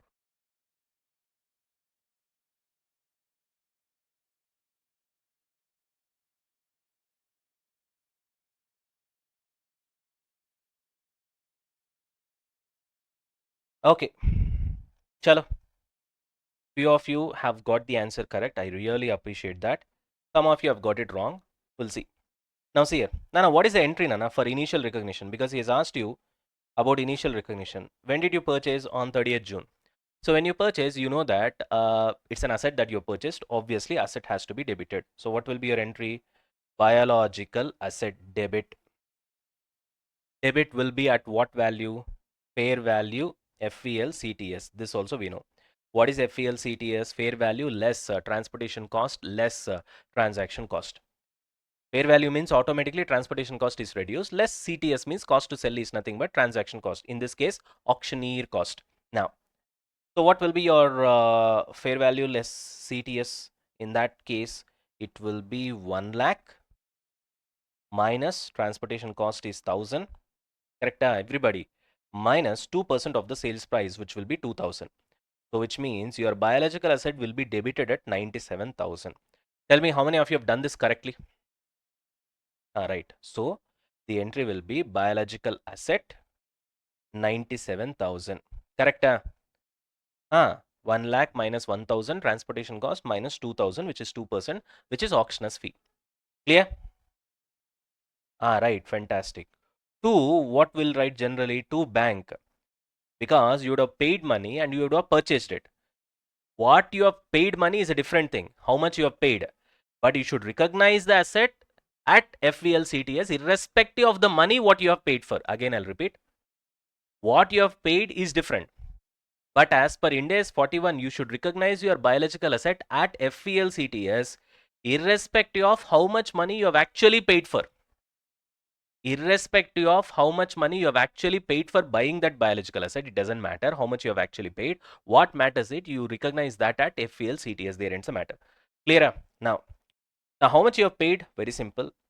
Obviously, I have paid 1 lakh plus I have incurred transportation cost plus I also need to pay the auctioneer's fee of 2%, which is 2000, which means ultimately I have paid 1,03,000, because as you can see, this Mukku fellow will take it both from the buyer as well as seller.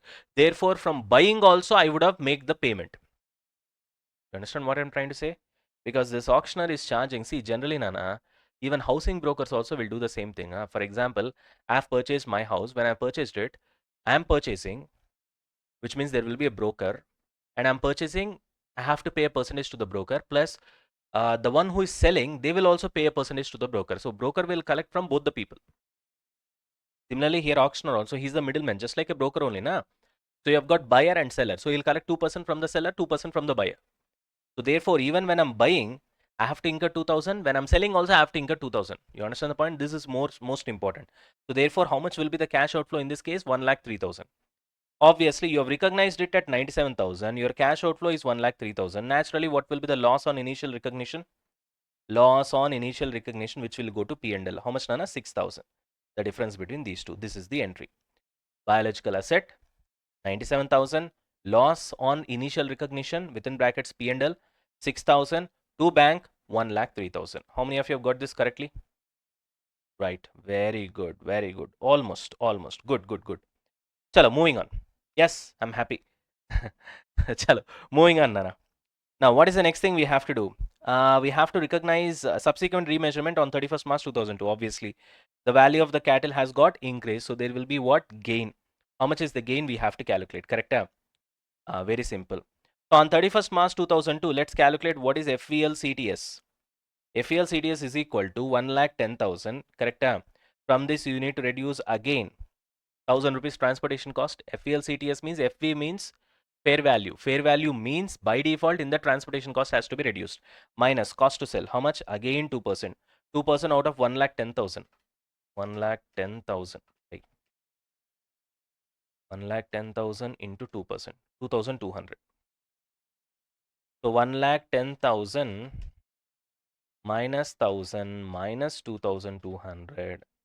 1,06,800. This will be the fair value. FVLCTS. So you have recognized the asset at what value on 30th June? 97,000. From 97,000, the asset value has got increased to 1,06,800, biological asset value. So therefore, gain on remeasurement will be how much, Nana? 97,3, 6,800 plus 3, 9,800. So therefore, to the extent of 9,800, your biological asset value has got increased. Na? Therefore, the entry will be biological asset debit 9,800 to this increase in fair value will be transferred to what? P&L account to gain on remeasurement, which will be transferred to P&L.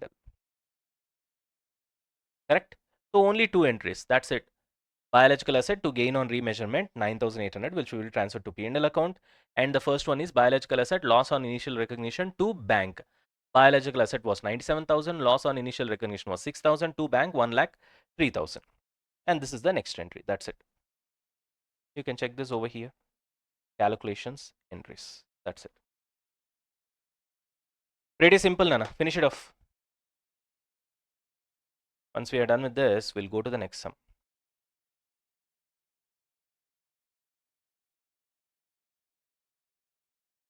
Finish off the sums.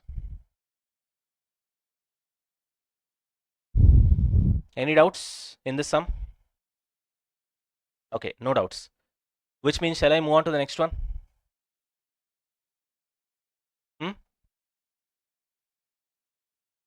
All right.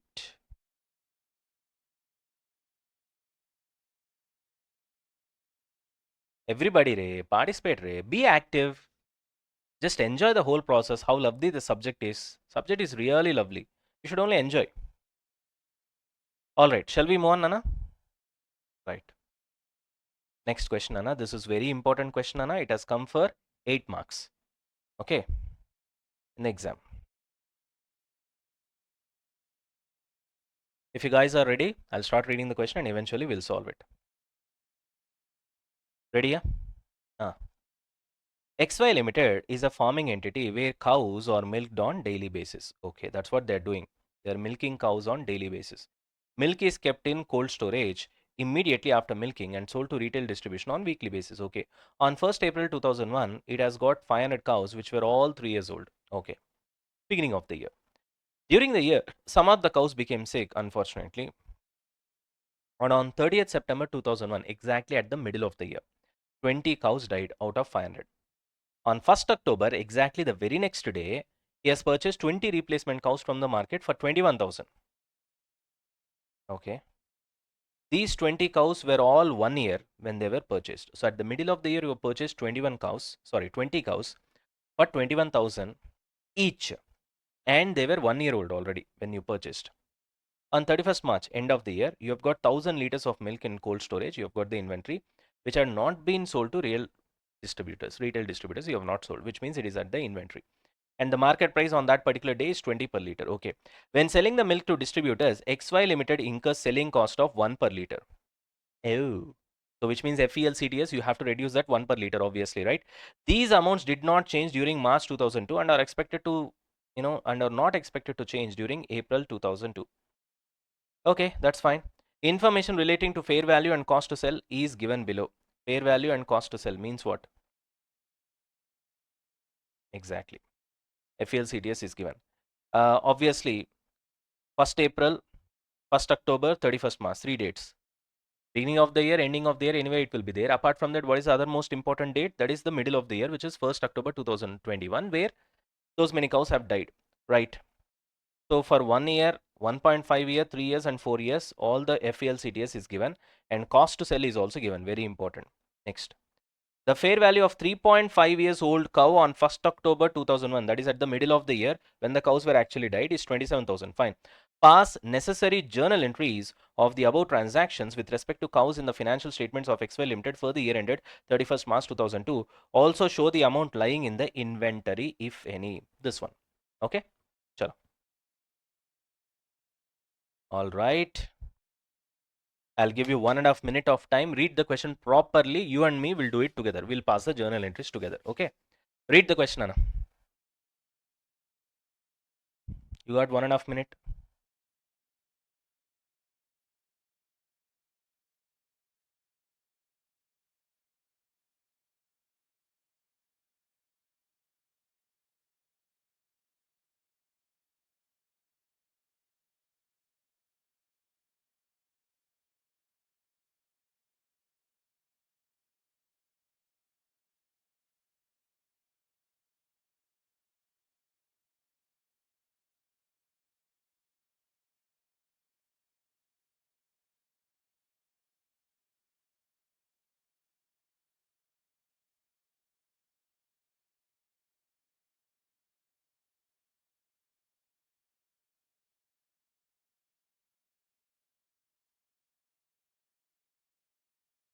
Twenty more seconds. I'll start after that.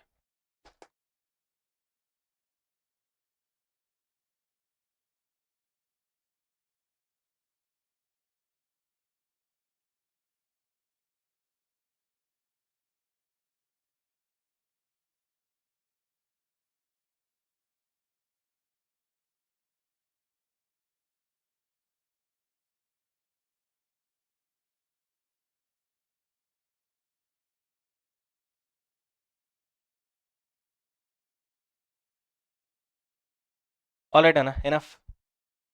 Let's start solving. This is your ICA question number 2, I think so. Yeah. Yeah. ICA metal, it is question number 2. Chalo.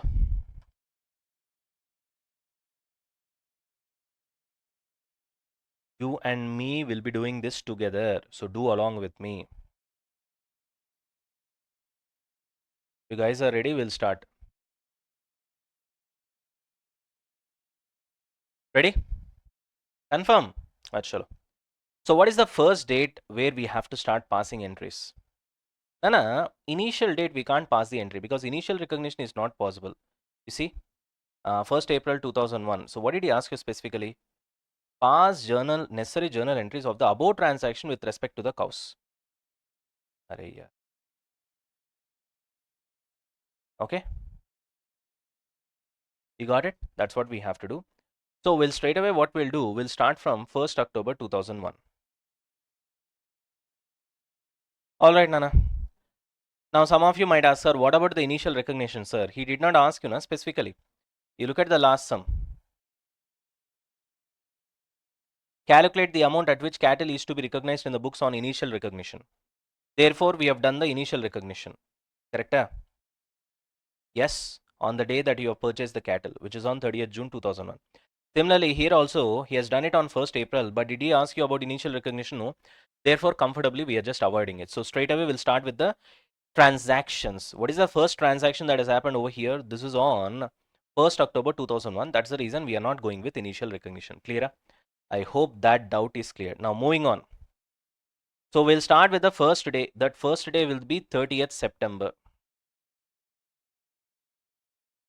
What did happen on 30th September?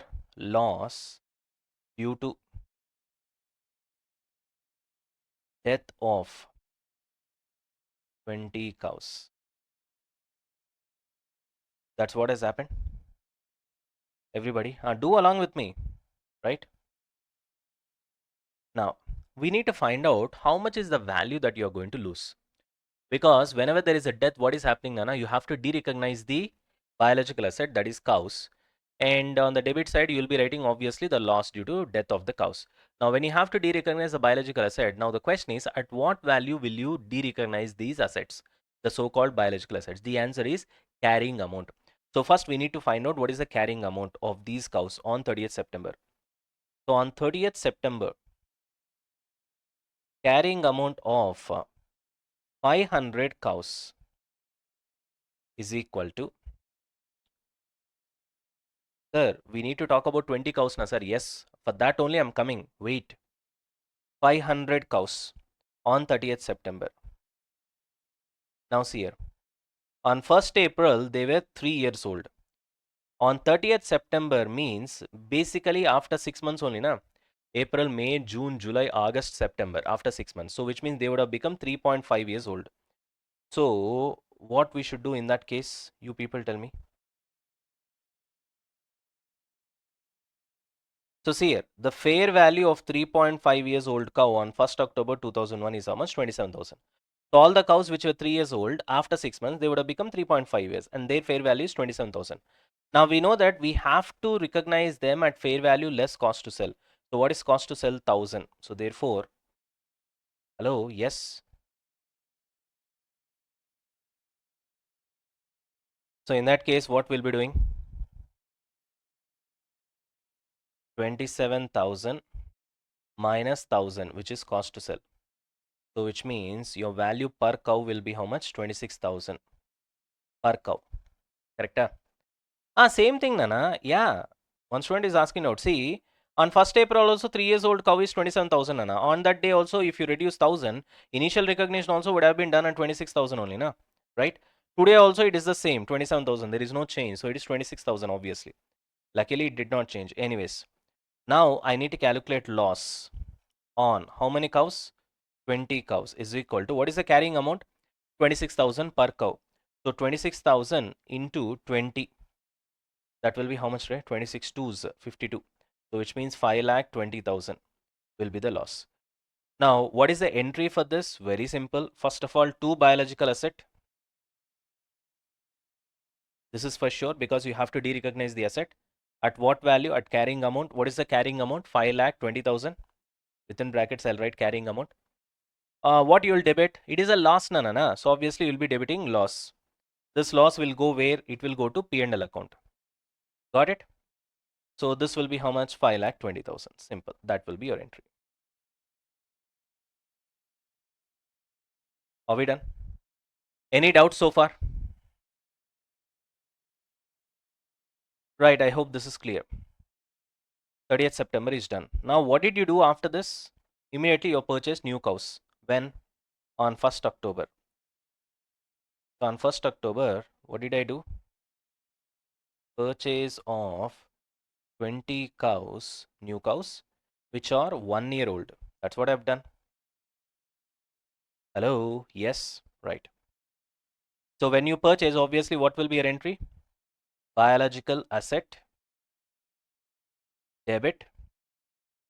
This will be at FVLCTS. Then to what, Nana? Bank. Whatever the cash outflow you have got. Cash outflow. This is what the entry. After that, initial loss on recognition or gain on recognition. 99% it will be initial loss only. Initial loss on recognition. And that will go to P&L account. This also. This is what the entry will be whenever you purchase a new cow, correct? Now we have to fill it up with the numbers. Now, on 1st October, you have done it. 20 cows, 1 year old. 1st October, 20 cows, 1 year old. On 1st October, 1 year old is how much? 21,000. And FVLCTS will be 21,000 minus 1,000 less cost to sell, correct? Hello, yes, 21,000 minus 1,000 will be 20,000. And 20,000 into how many cows you have purchased, Ray? 20 cows. 20,000 into 20 cows. And that will be 4 lakhs. How did I get this 4 lakhs? 20,000 into 20 cows. How did I get 20,000? 20,000 is 21,000 minus 1,000, correct? Right? Fair value is 21,000 minus 1,000 is cost to sell.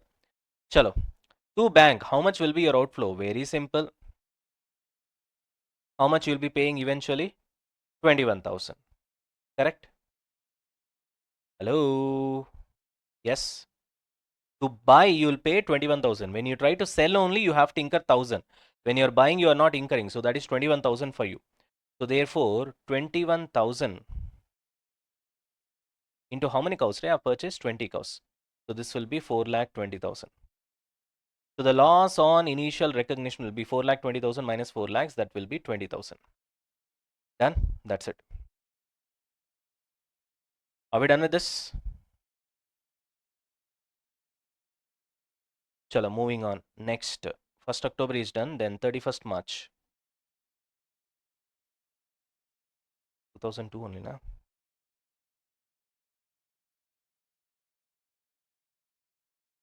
Okay, on 31st March, what's going to happen now? You people tell me. Yeah, you people tell me. Very simple. First thing is you have to remeasure. Which one? 480 cows. Sir, why 480 cows, sir? Very simple. 500 cows you have purchased now, which is 3 years old. Now on 31st March means it has become 1 year more, which means it would have become 4 years. But you don't have 500. Out of this, 20 has died in the middle. So therefore, you will have 480 cows, which were 3 years old 1 year back, and now they would have become 4 years old. Now you have to measure their value again, right? You have to remeasure them. Let's do that. Remeasurement of 480 cows. Why 480? Out of 520 are dead in the middle. So this 480, when purchased, they were 3 years old. Now after 1 year, they'll be 4 years old. Now 4 years old means on 31st March 2002, 4 years old. How much?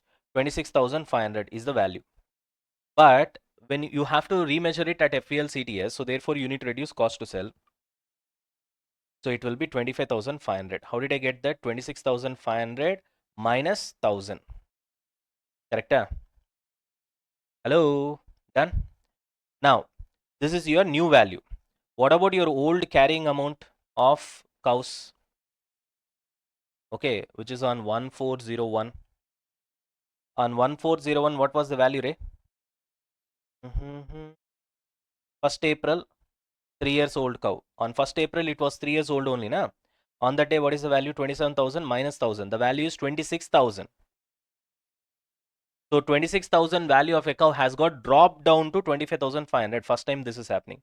So therefore, loss due to remeasurement. Loss due to remeasurement. How much, Ray? Sorry, Nana. Small mistake I've done here. It is not 1,000. It is 1,100. Correct? When you're doing remeasurement, it is 1,100. So which means this will be 25,400. Sorry. Small mistake. 25,400. Which means 26,000. So the loss on remeasurement will be how much? 600. Correct? Per cow or 600 each. You can write either way. Chalo. So what is the next one after this? Total loss. 600 into 480 cows. 600 into 480. 2,88,000 will be the loss. So obviously you need to reduce the value of the biological asset to that extent. So the entry will be 2 biological asset 2,88,000 and loss will be transferred to what? P&L account. So loss on remeasurement. This will be transferred to P&L account, which is 2,88,000. That will be your entry. Chalo, are we done with this? Right. So we are done with remeasurement of 480 cows. But however, one more thing is pending. What is that? Remeasurement of 20 cows. Na? 6 months back you have purchased new 20 cows. So that also we have to do. Remeasurement of 20 cows. Which is 6 months back you have purchased it. They were 1 year. Now it will be 1.5 years old. Correct? When you purchased it 6 months back, they were how much, Ray? 1 year old. After 6 months, they would have been 1.5 years old, naturally. Obviously, the first one will be what? FELCTS on 31st March. How much, Ray? 31st March, what do you have to do? You need to see 1.5 years old, 23,500. 1,100 will be the cost to sell. Earlier, I did this mistake. I took it as 1,000. So 23,500 minus 1,100. That will give you FELCTS, which will be 22,400. All right. Carrying amount in our books. Okay. When you purchased it, what was the price, Ray? Here you have. What was the price when you purchased? 20,000. Correct? Huh? Hello, 20,000 is the price now when you purchased. Purchase of 20 cows, the biological asset value is how much? 20,000. Right? Sure. So carrying amount in our books will be 20,000. No need to calculate this again. So 2,400 will be what? Gain on remeasurement per cow. So when there is a gain, obviously what will be the entry? You guys know. Okay, first let's calculate total gain. Total gain is equal to 2,400 per cow into how many cows, right? 20 cows. That will be 24 twos, 48. So 48,000 will be the total gain. Correct? Hello. All right. So when there is a when there is a gain, obviously you need to debit biological asset because asset value has to increase. So biological asset debit 48,000 and there's a gain in value. So directly the gain will go to P&L account. 2. Gain on remeasurement. Okay, of new cows also you can write, which will be 48,000. Straight away it will go to which account? P&L. That's it.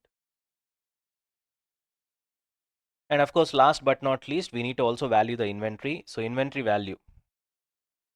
Inventory on 31st March 2002 is equal to, very simple. Kitna re? 1000 liters, 20 per liter and cost to sell will be 1. So therefore, 20 minus 1. That is equal to 19 per liter into how many liters, Ray? 1000 liters. So the value of the inventory will be 19,000. Simple. That's it, guys. Finish it off. Simple only.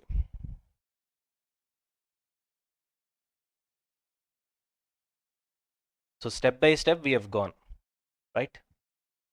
Your ICA in their solution have put a big table and stuff like that. No need to do all those things.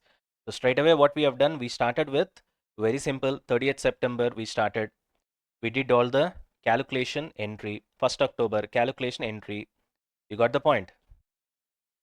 Hello? Yes.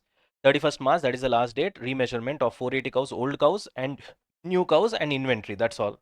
One by one. Finished. Got it? Now, if you look at your ICA, I think they've done, okay, entries were pretty much the same. But you see, this is unnecessary. See, because now don't try to copy your ICA. Sir, ICA has given this table, so therefore I'll also present this table as a working note. How will you know? In this particular problem, okay, you'll try to copy paste it. Next problem, your ICA did not solve all the problems with this particular format, only this problem. So for this problem, you'll by heart this presentation, and next problem you'll do in a different way. You understand the point? That way we can't remember the entire syllabus, Nana. When you're doing only this particular standard, it might feel like that for you. Sir, what is this, sir? I'll not take risk. I'll just exactly copy paste what IC has done. It doesn't work in real way. I mean, practically it will not work. You got the point? So therefore, the way I have done, I mean, we have done in the class, this is more than enough. Beautifully, we have done. We have done the calculation entry. Got it?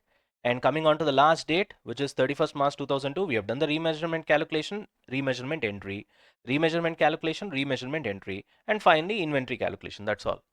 Done. Perfect. We did not leave anything. So no need to do, no need to blindly follow ICA. Where you have to definitely follow ICA presentation, there I'll tell you.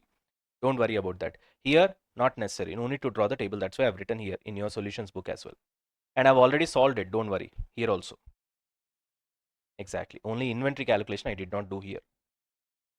Got it? I hope this is clear. Chalo.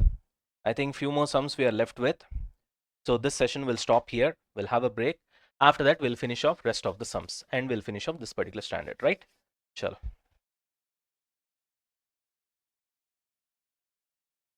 All right, guys. So this PK sir over here. Now what we're gonna do is that fatafat we're gonna revise Ind AS 16 PPE. Okay. Now this will be a comprehensive revision, Nana. So I want you guys to focus a lot. And all you need for this revision is power notes over here, right? So I'm gonna teach it from the power notes, and I hope one thing I want to tell you is that this power notes has been written keeping you guys in mind. So whenever you guys make notes, your own notes from examination perspective, how you will write your notes, what kind of points you will write. Suppose you are listening to something and then you'll write some additional points such that in future you should not be forgetting that, right? So like that, all those things have been written, and some students doubt that this extra stuff, everything. So when you are going through this power notes, you will feel that somebody is talking to you, you know. You will not feel that you're just reading something that has been written by somebody else. Of course, it has been written by me, but the point is, you will feel that it's a lot more communicative, you know. Anyways, having said that, now let's fatafat go with the standard. Nana, first of all, let's try to understand what is the objective of this Ind AS 16. The objective is very simple, Nana. One fundamental problem in any financial reporting is that how to account periodically for performance, where many of the expenditures of the entity, they actually contribute to future accounting periods, which means not just this period, although you incur expenditure in this period, but their benefits or whatever the contribution they're going to give, it's going to be for multiple periods. In that case, how are you going to actually present that in current year accounting? So that's going to be the major challenge. Okay. So even PP is also best example of that. So we started with this point because you have to have an idea with respect to what is the challenges that you're going to face when it comes to this particular standard, and why do we have a separate standard for PP? Because basically the logic is it's a capital expenditure naturally, so obviously its benefit will span over multiple years, and therefore how to properly account them on year basis. So that's the basic objective of this entire Ind AS. Having said that, now let's try to understand what is PP. Pretty simple, Anna. These are tangible items. Obviously, you can touch and feel. And you're being held these for what purpose? One is to use it in production, of goods or rendering services, as well as you can give them on rental basis, or you can use them for administration purpose. For any of these purpose, if you use them, then that will be called as PPE according to this particular standard. So they are basically tangible items which are used in production or supply of goods and services, which are also given on rental basis, which are also used for administration purpose. You got the point? However, there is an exception over here. When you give it to on rental purpose, obviously it has to be other than land and building, which means land and building which you have given on rental purpose, that will be covered by Ind AS 40 investment property. Is that clear? So which means the logic is very simple. Any kind of a asset or machinery, right? When I say asset, obviously it has to be used for more than one period, na? So that is by default covered, which will be either used in production or supply of goods and services, or which can be given on rental basis except for land and building, or which can be used for administration purpose, will qualify as PPE under this particular standard. Now moving on. So for what the standard does not apply to, it's pretty simple, Nana. Ind AS 105 it will not apply. Why? Because Ind AS 105 is all about assets held, for sale, right? So once it is held for sale, automatically it will be removed from this particular standard. So it will not be covered. Simple. Next, biological assets. Biological assets are living plants, living animals, and all these things. So they are not covered under this particular standard. Who will cover that? Ind AS 41, right? And recognition and measurement of exploration and evaluation of assets, that will be covered under Ind AS 106, which is not even there in our syllabus. Let's forget about that. Mineral rights and mineral reserves such as oil, natural gas, and similar non-regenerative resources, this is also not covered. Let's not think too much about it. It's not that important as well, only to give you an idea. However, there is one important point in this. What is that, sir? For example, let's take biological assets. We know that biological assets is not covered under Ind AS 16. However, let's say a poultry bird, okay, is a biological asset, but to grow that bird faster, we'll be using incubators. You understand the point? That incubator will be called as a PPE. You need to understand that. Okay, that incubator will be covered under PPE, whereas that bird is covered under Ind AS 41 because that's a biological asset. Whereas to grow that biological asset, we're going to use an incubator that will be covered under Ind AS 16. So that's what this point is all about. However, this standard applies to PPE used to develop or maintain the assets described in B2D. B2D means these 3 points. That's where biological assets also come into picture. So if you are using any of the PP, which is you're using this PP for any of these 3 things, then in that case that PP will be covered under Ind AS 16 only. This point you have to remember. So for that already I gave you an example, incubator, which is used to grow the broiler, that birds, okay, so that they'll grow faster eventually. That will come under PPE, but however the birds will be covered under Ind AS 41, which because they are a biological asset. Simple. Moving on. A bearer plant is also a PPE. Now, what is a bearer plant? It's pretty simple, Nana. Just try to imagine a vineyard, for example. Many of the guys, they give you the example of mango tree. That is also easy to understand. But anyway, okay, we'll see both the examples. If you see vineyard, basically, they grow all those plants and then eventually they harvest what? Grapes out of it. And then eventually that grapes will be converted into wine, most probably. Now, in that case, what happens is that that vineyard, whatever the plants that you've got, they will stay like that for years together. Okay. You'll just harvest the grapes and the plants will stay still, just like a mission. You're getting the benefit from the mission. Here, the mission is a plant. That's all. Same goes with mango tree as well. So you'll just keep the mango tree. When the harvesting season comes, you pluck the mangoes, right? And then tree remains like that only. And again, next season, again you'll pluck the mangoes and tree remains like that. Just like a mission, which gives you benefit over a multiple periods of time. So that is nothing but a bearer plant. For example, if you go with timber tree or any other tree or wheat or paddy and stuff like that, here the plants will be clubbed as such. And in case of timber, the entire, tree will be cut for wooden purposes, right? So for furniture purposes, whatever it is. So therefore, ultimately, if the plant has to live and you should be getting benefits over multiple periods of time, then that will be called as a bearer plant because vis-a-vis it's on par with a mission. So it is used in the production or supply of agricultural produce. In my example, I gave you, right? Mango is expected to bear produce for more than one period, obviously, has a remote likelihood of being sold as a agricultural produce, which means has the remote likelihood of being sold as an agricultural produce means we are talking about the plant itself. Has remote likelihood means most probably it will not happen. That's what. Got it? So which means the plant will eventually stay still and only you will be getting the benefits out of it. So therefore, that will also be called as a PP. Done? Moving on. I gave you some examples over here. Annual crops like wheat, trees grown for wood purpose and sugarcane plant, etc. They are not bearer plants, obviously, because they'll be cut eventually. Sorry. One more important point over here is accounting for investment properties is covered by Ind AS 40, that's for sure. What are investment properties? We have already seen an example where land and building is given for rent. So that will be covered under investment property Ind AS 40. However, Ind AS 16 is still relevant with respect to measurement and depreciation aspects of that particular investment property, although it is covered under Ind AS 40. So this you keep it in mind. Okay. When we go to Ind AS 40 revision, there we'll see it in detail. Okay. Don't worry about that. Chalo, let's move on. Next, recognition criteria for PPE. Right, Nana, pretty simple. When will you start recognizing this PPE, the so-called asset? When it satisfies two conditions. What are those two conditions? Asset is capable of yielding future economic benefits and cost can be measured reliably. Nana, this point you try to remember, Nana. This is a common point for all the capital expenditures. Okay. So capital expenditure means obviously it has to give you future economic benefits, and you want to recognize the capital expenditure in your balance sheet. Naturally, the cost that you have spent for that particular capital expenditure, in this case it is PPE, it has to be measured reliably. So that's obvious point. So therefore, these 2 points are common with respect to any capital expenditure, no matter what, right? So therefore, it's a common point. Once these 2 points are satisfied, that will be satisfying recognition criteria for PPE as far as this standard is concerned. Okay, just remember these 2 points. Asset is capable of yielding future economic benefits and cost can be measured reliably. Pretty simple.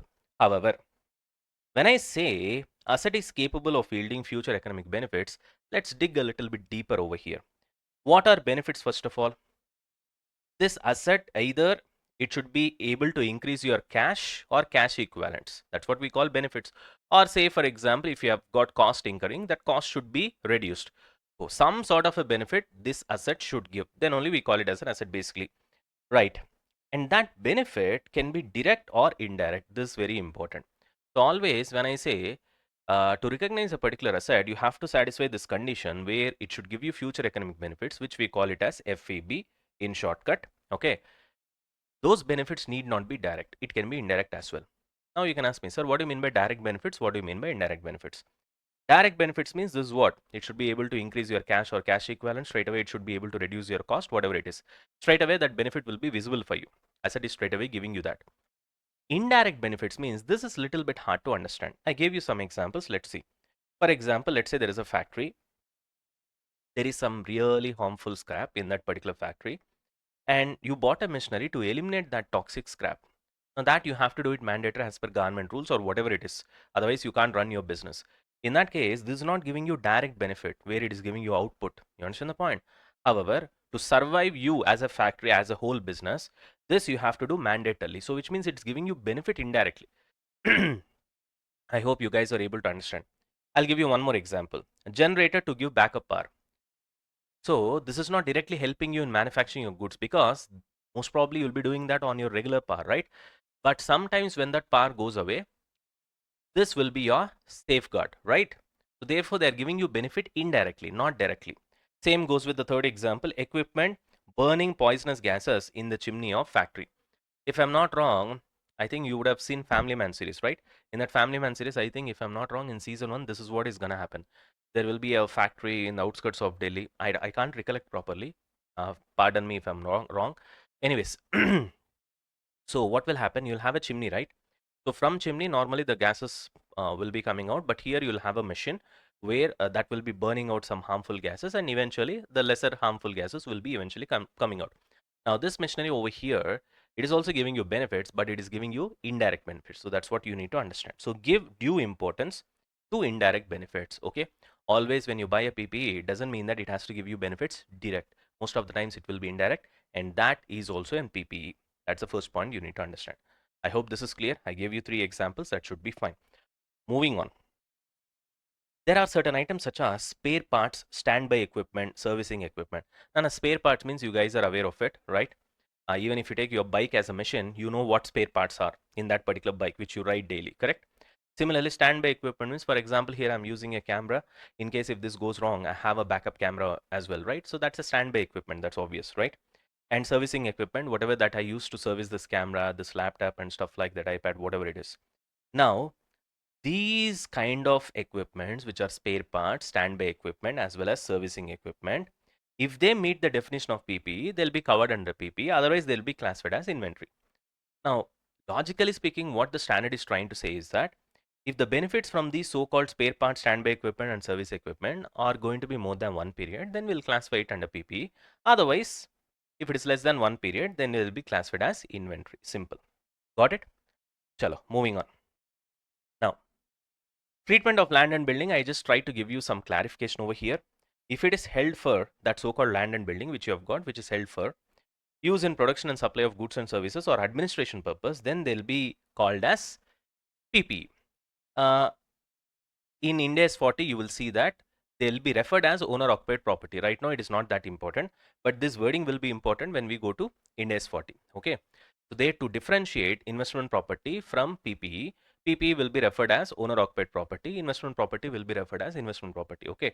Don't worry about this wording over here, but what you need to understand is anything that is covered under Ind AS 16 PPE, especially in Ind AS 40, while that standard is going on, it will be referred as owner occupied property. So, whenever we use the word owner occupied property, by default, that property is covered under Ind AS 16. That is the meaning. Okay. So therefore, here the logic is pretty simple. If you have a faculty which is even a land and building, you have a land, on that you have a building, and that is used for production or supply of goods and services or administration purpose, straight away it will be covered under Ind AS 16. That is the point.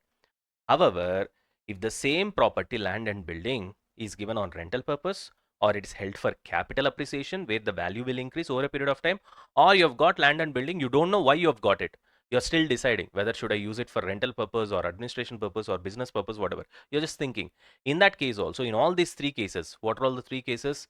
Rental purpose, capital appreciation, undetermined use, which means you don't know what to do. In that case, it will be referred as investment property covered under Ind AS 40. That is the point. Clear? I hope the difference is very clear, Nana. You're using it for business purpose, administration purpose, PPE. You're using it for rental purpose, capital appreciation, or you don't know why you have got it, right? Then it will be covered under Ind AS 40. Simple. Are we done with this? Moving on. I gave you some examples over here. So let's look at some examples, Nana. Business is of giving building on rent.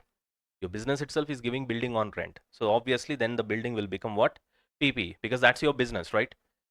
Yes. When you're using it for business purposes, it becomes PP. Right. Business is of selling mobile phone and we are giving land and building on rent. So now land and building has got nothing to do with your business because your business is selling mobile phones. Then in that case, land and building will be investment property. Got it?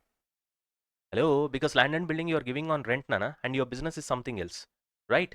So when you are giving it on rental purposes, automatically it gets covered under Ind AS 40. So therefore it is investment property. Any asset other than land and building given on rent, then that will be what? PP. So just because you give asset on rent, that doesn't mean that it will be covered under Ind AS 40. Only land and building will be covered. Any other PP, for example, I gave this camera on rent, I gave this laptop on rent, I gave this iPad on rent, then that will be covered under PP only. Only when you try to give what, Nana? Land and building on rent, then it will be covered under investment property. That's why that standard name is investment property. I hope that is clear. Got the point? Moving on. Factory building, office building, company quarters, these are all used for business purpose only. Na? So automatically it will be covered under PP. Land and building held for sale in ordinary course of business, then that will be what? Inventory. You got it. For example, you got a big land, Nana. You took it for development, 10 acres, and then you divided them into plots. You put nice roads, CC roads over here. You gave all the kind of drainage connection, pipe connection and stuff like that. Now you are selling individual plots over here. You understand the point? Now tell me what's happening over here. It's in ordinary course of business only, na? You're selling these lands, these plots. And that will be called as an inventory. Simple. You got it? Done? Moving on. Treatment of spare parts that we have already seen. Say spare parts, standby equipment, service equipment, this we have already seen. If it meets the definition of PPE, you apply what? Ind AS 16. Otherwise, treat it as inventory. We have seen that here itself. Where is it? Here. Chalo, moving on. Now we'll start with initial measurement on recognition of PPE. Shall we start? Alright guys, now we'll go with initial measurement or recognition of PP. You guys are ready? Sure. Now this will take some time, so just focus clearly. If PP is purchased or self-constructed, so these points which we are going to discuss will apply to both, whether you purchase the PP or you construct it on your own, whether it is on cash or it is on credit, doesn't matter. First one is initial recognition will always be at cost. So this is a blind rule for you. Okay, initial recognition will always be at cost. Of course, there is an exception for this. In Ind AS 41, when it comes to biological assets, we do the initial recognition also at fair value. It is actually FELCTS. Okay, that's an exception. But except that exception, in most of the cases, initial recognition will always be done at cost. Next, apart from the cost, the basic cost at which may probably you're buying the asset, PPE, it also includes any directly attributable cost necessary to bring the PPE to location and condition as intended by the management. Now, this sentence is very important, Nana. Okay? Because based on this sentence only majority of the problems will be there. Okay? So, I want you guys to focus on this particular sentence. Any cost that is directly attributable, directly related, okay, necessary to bring PPE to the location and condition as intended by the management. Your intention is not necessary. The question intention is not necessary. What is the intention of the management? That is important. Suppose you buy a car, it is a ready to drive. It's a machine basically. It's ready to drive. But then management says, I don't want it. I want the tires to be changed. I want the chassis to be changed. I want the engine to be retuned. Then only it will be, according to my intention, it will be useful for me. Then in that case, still you do all those things, the PPE is not ready.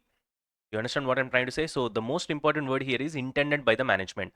And the next important word is location and condition. You have to bring to the place, the location, as well as the condition. I hope this is clear. Everybody? Right. Moving on. Calculating the cost of PPE, first normal purchase price you will have. Then if there is any trade discount or rebate, that will be what? Reduced, obviously. Import duty, any sort of taxes, okay, GST and everything. If it is non-refundable, then it will be added. If it is refundable, it will be reduced. Property transfer tax, if it is, that's what, non-refundable, added, refundable, it will be reduced. Got the point? Stamp duty, legal fee, all these kind of government cost only, na. Any sort of government cost, if it is non-refundable, it will be added. Got it? Chalo. One time joining fee of the building association.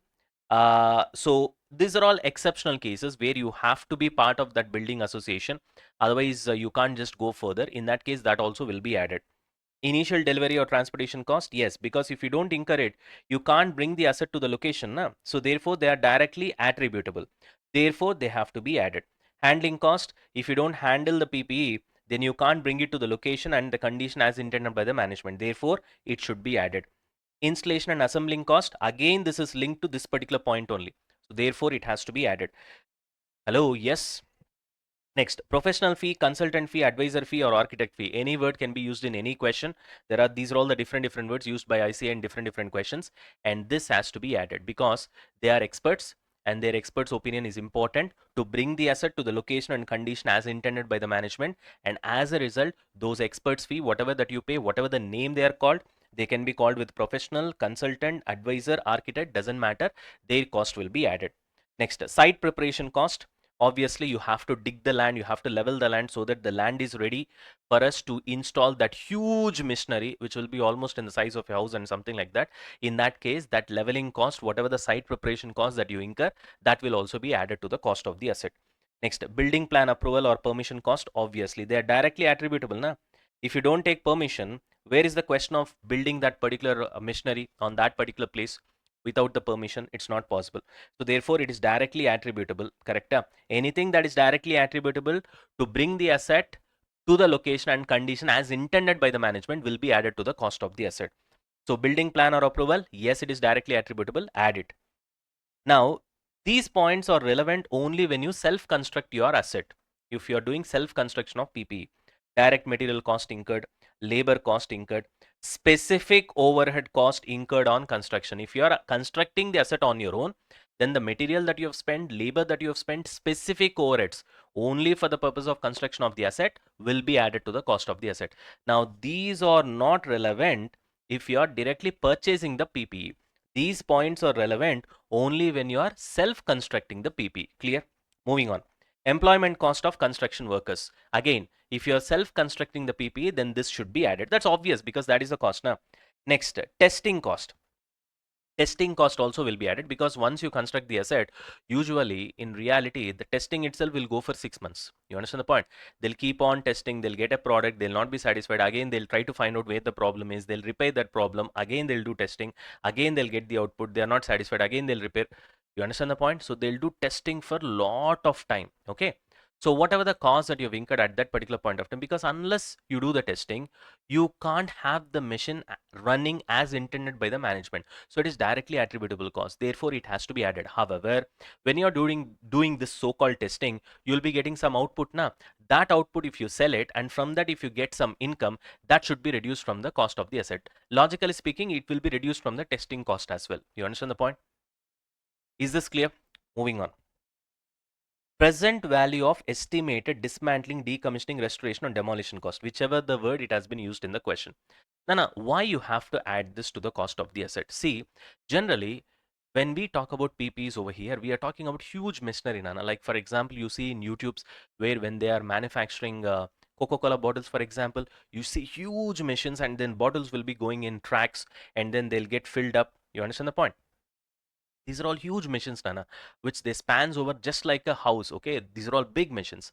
And as a result, when you construct these kind of missions by leveling the land, by doing site preparation and a particular, part of a land, then it really becomes eventual that government also has to put a condition saying that once you are done with this mission after 10 years or 5 years or whatever that time, you have to what, undo whatever you have done. Undo in the sense, now you have done all these things, leveling the land and all those things, and then you have installed the machine.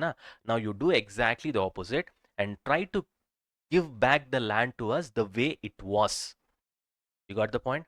So therefore, many of the times this will be a precondition on giving permission to that particular company to establish a PPE or machinery at that particular place. Which means if you don't agree to this condition, I don't even give you permission to establish the machinery. Therefore, if I have to do business, I need to get permission. If I need to get permission, then I have to agree to the condition that after 10 years or after 15 years or after 5 years, whatever the timeline it may be, I will be undoing whatever that I've done, and then I'll be taking this machinery away from here. I'll be dismantling it, I'll be decommissioning it, and then I'll hand over this land the way it was back to the government or whatever it is. You understand the point?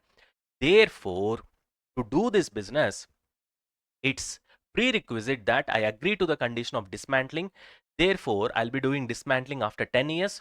Therefore, whatever the cost that I'm going to incur after 10 years has got no relation to the cost today. Therefore, I'll discount it. I'll bring it to the present value, and that present value will be added to the cost of the asset. Got the point?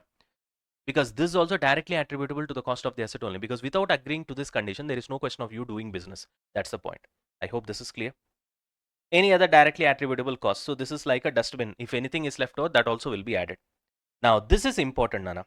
What are all the things that should not be added? Okay, this is very important. Now, listen carefully. First of all, if the question is silent, we'll presume that whatever the taxes or government cost, stamp duty, legal fee, whatever it is, we'll presume that they are non-refundable. When we presume that they are non-refundable, automatically we'll add it to the cost of the PP. Clear? Next. These items are very important, Anna, because mostly they'll confuse you in the question. We not only need to by heart these items, so don't by heart it. It doesn't make any sense because you can't remember it for a longer time. We'll try to understand why they should not be added to the PP cost.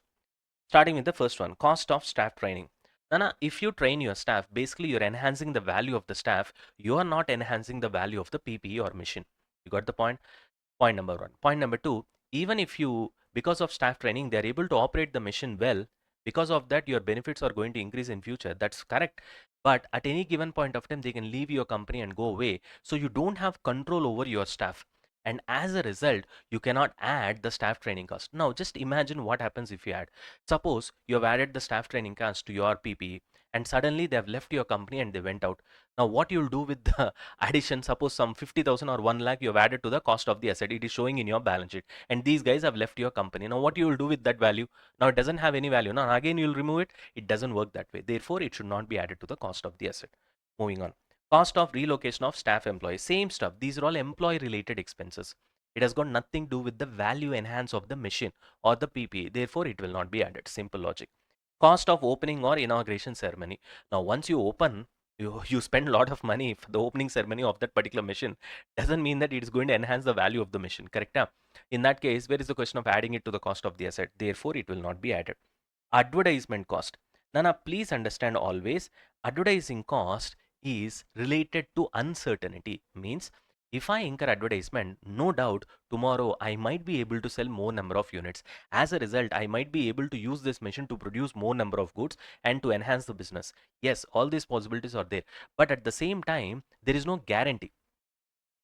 So if I let you to capitalize the advertisement cost or to add it to the cost of the PPE, and tomorrow your advertising flops, then what will happen? Your PPE asset value will look like this, bulged up, bulked up in your balance sheet, whereas it is not giving you any benefits whatsoever. You understand the point? Therefore, advertising cost will not be added to the cost of the asset.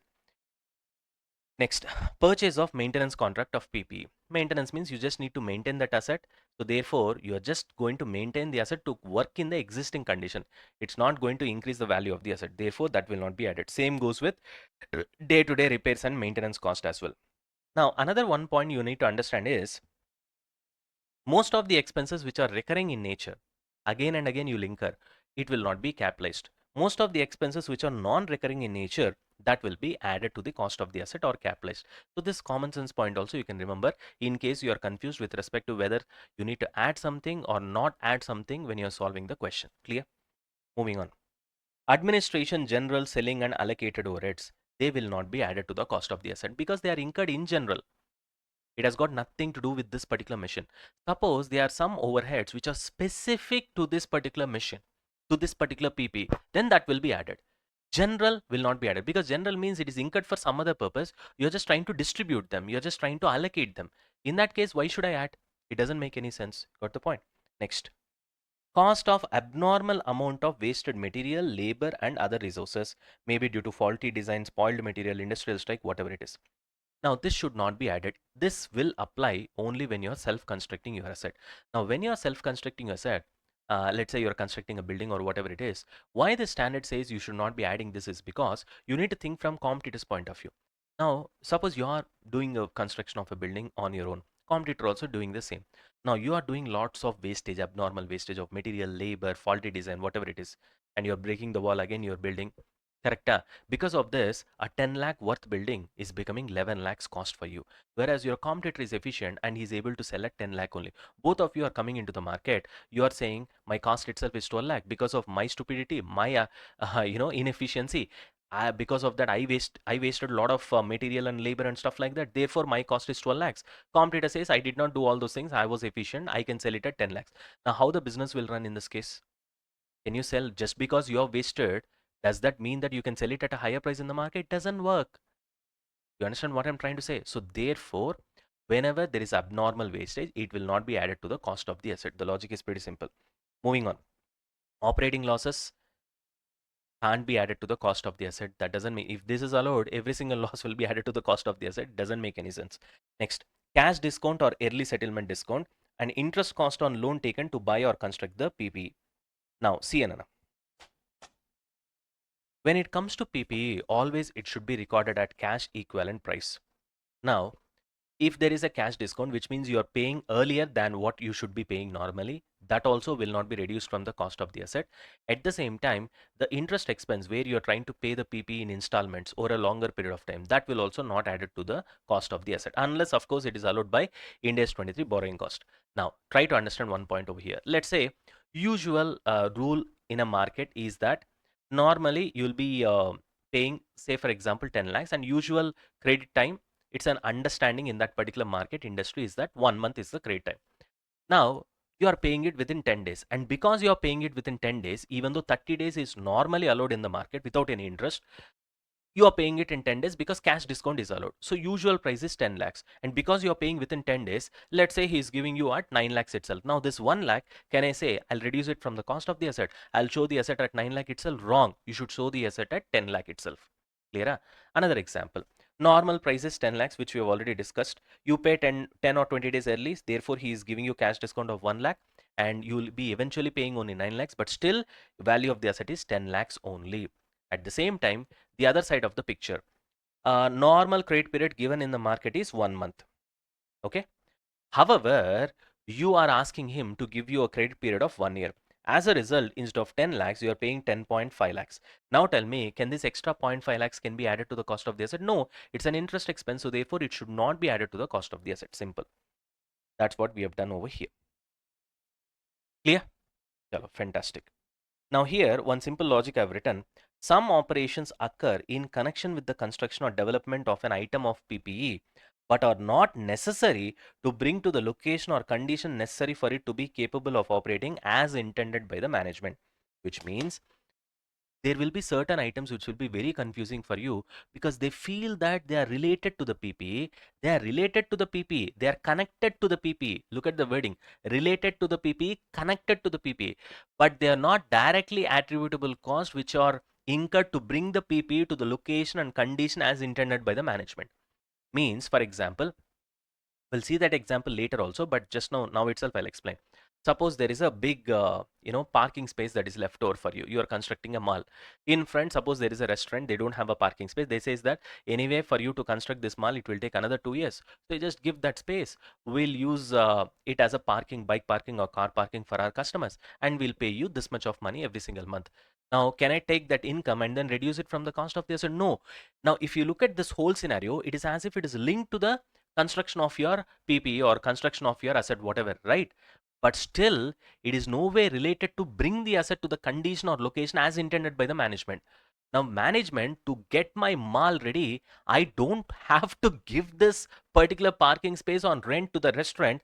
Only then my mall will be perfectly constructed. You understand this? How ridiculous it is. So therefore, it is not necessary for me, it is not directly attributable for me to bring this so-called asset to the location and condition as intended by the management. Although it seems that it is connected to my construction because in my area only now they are parking. You understand the point? Even in that case, you will not be reducing that so-called income from the cost of the asset because they are no way related. Got it? So this is one point. Chalo. Having said that, all right. All right, Nana. I hope this is clear. Let's move on. Now we'll be covering. Okay. This is the point which I've told you. Income from incidental activities done by the entity during construction of PPE, but they are not necessary for its construction. For example, income from car parking on the factory premises during construction. This will be recognized in PPE. This will not be included in PPE cost, which means because it's an income, it will not be reduced from the cost of the asset. That's what we are trying to say. Are we done with this? Now let's look at some journal entries, Nana. Pretty simple. When you, at the beginning, once you buy this PPE, okay, once you purchase it, normally what is the entry, Nana? Because PPE is an asset, it has to be debited. So PPE debit to. If you have made the payment straight away, to bank.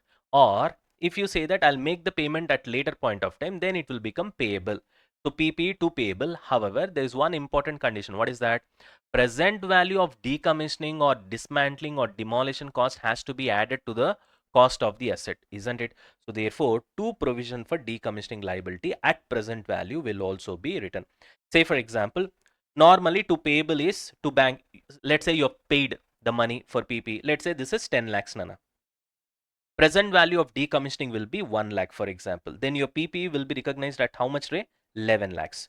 So which means because of this provision for decommissioning, especially present value of provision for decommissioning, your actual PPE cost will be increased. So logically speaking, it will be added to the cost of the PPE. I hope this is clear. Moving on.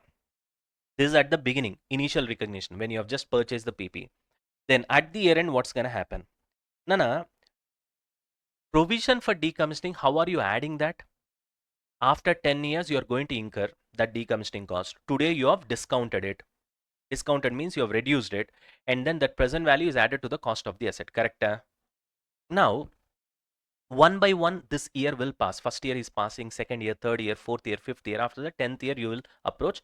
After 10th year, anyway, you have to incur the decommissioning cost. Now, what are you going to do right now is that anyway, you have discounted. Let's say the decommissioning cost after 10 years is 10 lakhs, Nana. You have discounted that. And now, say for example, it is around 3 lakhs after 10. I mean, before 10 years, you have discounted. Na? Let's say today it is 3 lakhs. Now, this 3 lakhs has been added to the cost of the asset. However, after 10 years, you have to pay 10 lakhs. Na? So, what you will do, to reach that 10 lakhs, you will do exactly reverse of what you have done right now. Exactly reverse means from 10 lakhs, you have brought it down to 3 lakhs now. This is nothing but discounting. But this I will do reverse, which means from 3 lakhs, I'll bring it to 10 lakhs, which is what we call officially as unwinding of discount. Unwinding means whatever you have done, you're doing means reverse. Got it? You have discounted from 10 lakhs to 3 lakhs. Now again, I'll take it back to 10 lakhs, which means I've reduced the value and I've brought it down to 3 lakhs, right? After discounting. That's where we call it as present value of decommissioning. Now I'm going to add it back and I make it 10 lakhs, from 3 lakhs to 10 lakhs. Okay. This is what we call unwinding of discount. Means you'll be adding interest back every single year and you'll ensure that this value will be equals to that 10 lakhs by the time 10th year reaches, such that after 10th year, the 10 lakhs will be ready in provision for decommissioning liability. Then you will debit provision and then you'll make the payment to bank and then it is done. You understand the point? Now let's see how this is going to work. So therefore, I need to increase the provision over a period of 10 years na, in the example which I gave you. Therefore, what you will do, interest expense to provision for decommissioning liability, so that the provision increases. Slowly from 3 lakhs, it will increase 3.5, 1 year after 4, then 4.5, 5, 6, 7, 8, 9, 10. Eventually, it will reach 10th year, 10 lakhs, and then your provision for decommissioning liability will be 10 lakhs. In the 10th year, what I'll do, I'll debit it for 10 lakhs and I'll make to bank payment and the provision is gone. You got the point? Chalo. So at the year end, unwinding of discount for provision of decommissioning liability will be there, where interest expense will be added and the provision will be increased. Got it? Now, later what you'll do, you'll transfer this interest to P&L, na? So therefore it's an expense. So obviously P&L has to be debited. So P&L to interest expense. Done. Depreciation, what you'll do, if you're showing your asset at net carrying amount, then what you'll do, directly you'll put depreciation to asset itself and you'll reduce the value of the asset. So depreciation expense to PPE, asset value is reduced. Or if you are maintaining accumulated depreciation account, which most of the cases you will do, then depreciation will be given to accumulated depreciation account. So depreciation you will debit and accumulated depreciation will increase. So therefore depreciation to accumulated depreciation or depreciation to provision for depreciation, correct? And then you will transfer the depreciation to P&L, P&L to depreciation. There ends the matter. Are we done with this? Simple entries only, Nana. Nothing special over here. Moving on. You have an example over here to understand the whatever the concepts that we have taught over here. See here. Suppose you have purchased a machine for 50,000. Its useful life is 3 years and depreciation is on SLM basis. Decommissioning cost will be 10,000 after 3 years. Discount rate is 10%. Pass necessarily journal entries. Very simple. First of all, machine has been purchased for 50,000. Keep it like that. Decommissioning cost also you need to add, na, but not 10,000, because 10,000 you are going to incur after 3 years. Present value of 10,000 you need to add. Now what you have to do, discount rate is 10%. Therefore, 1 divided by 1 plus R, 1.10 equals to. So for 3 years, the discount rate will be 0.7513. You multiply that with 10,000, you got the present value of decommissioning as 7,510. So 7,510 will be the provision for decommissioning. So what will be your entry? PPE debit to bank or payable to provision for decommissioning, which is 7,510, which means your PPE value will be increased by 7,510. So 50,000 plus 7,510, it will be 57,510. Actually, it will be 7,513. I've done the approximation. I hope that should be fine. Clear? Next, what you will do after first year, you will do the unwinding of discount for provision for decommissioning. Therefore, interest expense, which will be how much? 7,510 is the provision for decommissioning liability, na? 7,510 into 10%. That interest will be added to the provision for decommissioning. So your provision for decommissioning will increase by that much. From 7,510, it will be added by 751, which means probably it will become 7,510 plus around 8,261. Then next year, what will happen? Again for 8,261, you will multiply with 10%, you will add and you will increase the provision for decommissioning liability further. We'll see that over here. 7,510. You added 10%, provision increased. Then again increased provision. Again add 10%, provision further increased. Then again you add 10%, provision further increased, and it has to match with 10,000. So therefore, at the end of third year, your two provision will be 10,000. Then what you will do? Now you have to make payment after third year. So you will debit this provision for decommissioning 10,000. So then it has becoming 0. You have set it off to bank. That payment of 10,000 will be made. Done. Are we done with this? I hope this is clear. Next one is depreciation on a very simple straight line method only. Na? 57,510 is the value of the asset divided by 3. That's all. You don't have any residual value. Therefore, I did not reduce that. Clear? So you got the depreciation over here and then it will be transferred to P&L account, both interest as well as depreciation. Single entry, it is done. P&L to interest and depreciation. Are we done with this? This also I've explained. Now, one important point you have to note here is normally any provision shall be debited to P&L account, but here provision for decommissioning is directly debited to the cost of the asset. That's a little bit unique. Only in this case that is happening. Usually it will not happen. Moving on to next one. If PP is acquired on deferred settlement terms means you're paying it late. When you're paying it late, automatically interest will be included. That has to be eliminated, and PP should be recorded only at what cost? Cash price equivalent. For that, we'll see an example over here. A Limited purchased a machine for which payment will be made in 3 equal annual installment, which is 5,000 starting from first year end. 5,000, 5,000, 5,000 you are paying, which means 15,000 is the cost of the asset. No, because 5,000, 5,000, 5,000 you are paying in 3 equal annual installments, which means over a period of 3 years, which means it will have interest element. So you need to discount that to find out cash price equivalent. First 5,000 you'll pay after 1 year, so discount it at first year discount rate. Second 5,000 you'll pay after 2 years. Third 5,000 you'll pay after 3 years, right? Pretty simple. So first year discount rate 1 divided by 1.1 equals to 1 divided by 1 plus R only, na? R is 10%. So 1 divided by 1.1 equals to this one, again equals to this one, again equals to this one. Got it? You discount it, you got your value. Instead of doing like this also, what you can do is that you just take 5,000, you multiply that with cumulative discount rate. That is nothing but total of these three. Okay. So 1 divided by 1.1 is equal to grand total 2.486. 2.486 into 5,000 will give you same value. 2.486 5,000 12,430. You got it? Like that also you can do. You need not do something like this. Anyways, now so we got the purchase price, which is how much? 12,430. At 12,430 only you should record your PPE, because rest of the items are interest payments, right? You remove that interest, you'll get the actual value of the PPE. Then after this, what you will do? Very simple. You will calculate the interest expense. This is routine only. 12,430 is the opening balance.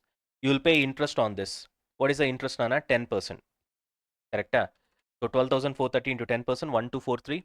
But your actual installment payment will be 5,000. It's just like EMI, Nana.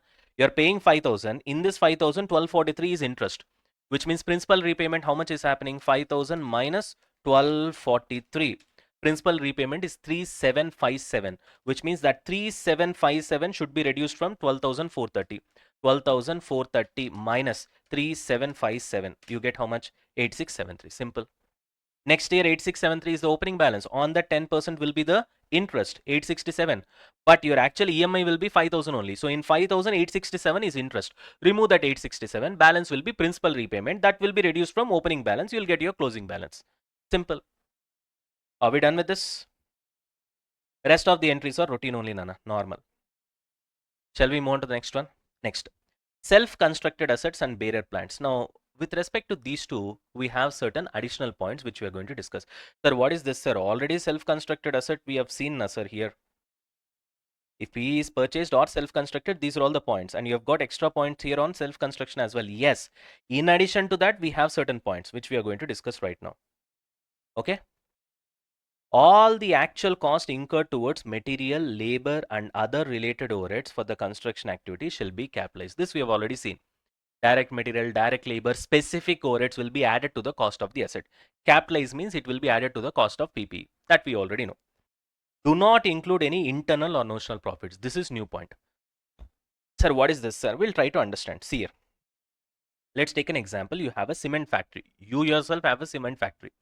And you are building a building. Obviously, you'll be using your cement only to build that particular building. Your cement, for you, the cost is 800, but you are selling in the outside market at 1,000. Now you are building your own building, right? And for that you're using your cement from your own cement factory. Clear? Now tell me, will you recognize the cement cost at selling price of 10,000 or cost at 800? It should be recognized at cost, because if you recognize it at selling price, then you are including notional profit, because you are selling to yourself basically here. You are selling to yourself. You understand the point? Which means it will become fake profit or notional profit. Therefore, that has to be eliminated. So therefore, if you are using cement from your own building, then you should record it at cost only. Your notional profit will not be included, will not be accepted. Am I clear? That is the importance of this point. Next, borrowing cost can be capitalized subject to Ind AS 23. Obviously, Nana, because you are constructing your own asset, so it will become a qualifying asset. It will take substantial period of time, and other condition also, if it is satisfied, then obviously borrowing cost can be capitalized, which is normally interest expense. Next, do not capitalize abnormal losses during construction. That we already know. Because if you do that, then your asset cost will be more and your competitor's asset cost will be less, then obviously you'll be out of your business. As simple as that. Because your competitor will not incur abnormal cost. Na? The word is abnormal, which means usually it will not happen. So for you it happened and you have added it to the cost of the asset. And your competitor, it did not happen. So therefore he'll be more competitive. Then who will buy your product? It doesn't work. Moving on. Now another example, this we have already discussed. There is a mall, you have a hotel over here, you're constructing the mall, it is in the self-construction place, and therefore there is some parking left over. You have given that parking to the hotel customers and they're paying you 10,000. This 10,000, will you reduce it from the cost of the construction of the mall? No. You will recognize that in P&L. This we have already seen. Are we done with this? Chalo. Hi guys, welcome back. Now let's continue with this. I think in the last session, this is where we have stopped, isn't it? Self-constructed assets and barrier plants. In that, only one new point we have seen. Rest of the things we have covered before that as well, right? Till here we have stopped. Right. So in this session, this is what we are going to cover. If PP is acquired in case of exchange of assets. Now let's try to understand this first. So the first point is, I already told you that I think this is where we have done the discussion, if I'm not wrong, that if you want to get a PPE, right? There are three ways in which you can get PPE. What are the three ways? One, you can buy it. The second one is you can, construct it on your own. And the third one is you can get it by way of exchange of assets. So with respect to PPE that you are buying, in case if you buy or in case if you construct on your own, how to calculate the cost, at what price you have to show the PPE in the balance sheet. We have already seen that. We have discussed that in detail in the last session, right? In this session, what we are going to do is that the third way of getting a PPE, where you already have an asset and then you're going to exchange this asset with some other asset, right? And say I gave you an example also. Say for example, I have an adventure bike, okay? I've already used it for 3 years. Now I feel like probably I need a different sports bike. Then somebody else has got a sports bike and he has used it for another 3 years. He also has got the similar feeling. Then he feels like, okay, fine, I need an adventure bike. So I feel I need a, sports bike. So we go for exchange and stuff like that. And so that's how I get a new asset in the way of an exchange. So now this example, okay, it works because I got bored of it or I've got used it. But when it comes to companies, why there will be a need for exchange? Well, it's pretty simple. So it's like, it works like a barter system. See, once upon a time in olden days, before I'm talking about thousands of years back, where before the currency have come. So at that time, what people used to do, they used to exchange goods through barter, right? So I've been growing tomatoes. So say for example, I just can't live on tomatoes alone, right? Say for example, I need aloo, for example, potato, or I need onions. Then somebody is producing onion, so I go there, I give him tomatoes, I get an onion. So to get an onion, I have to give tomatoes, right?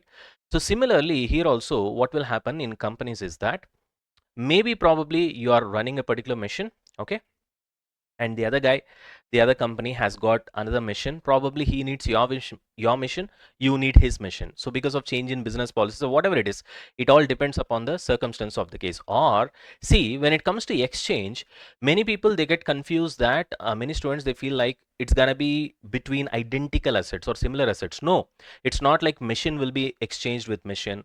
It's not like land and building will be exchanged with land and building. It's not like an aeroplane or aircraft will be exchanged with aircraft only. It's not like that.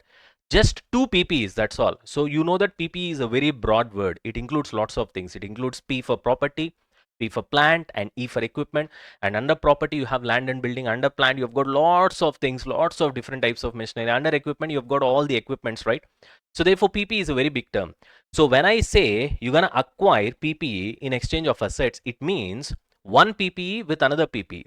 So what do you mean by that, sir? For example, I have a land and building. I can give this as an exchange and I can get aircraft. You understand? I have a land and building, which is a PPE.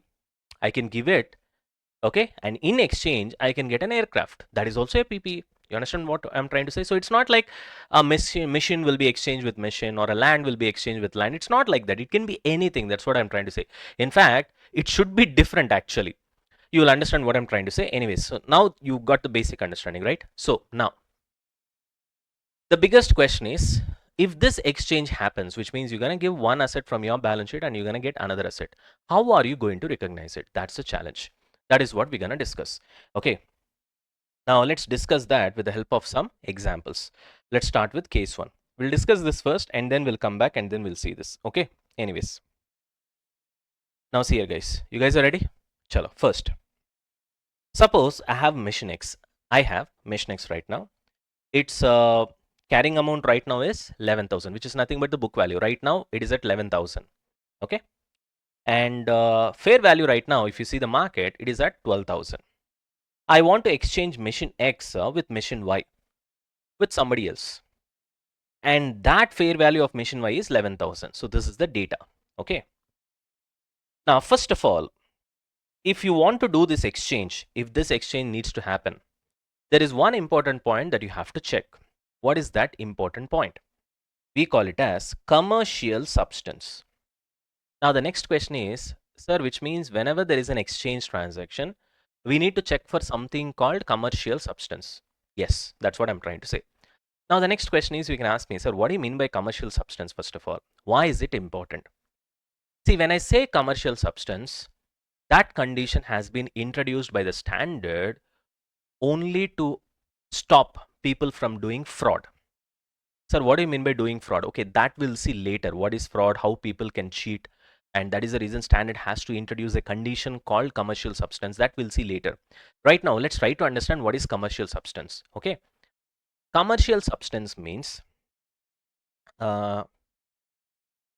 whenever this exchange happens and you see before and after exchange of the company, the risk, timing, and the amount of cash flows must be significantly different when compared to before and after. Means, say for example, right now I'm having certain amount of cash flows that is happening because of the existing asset, that is X in this example.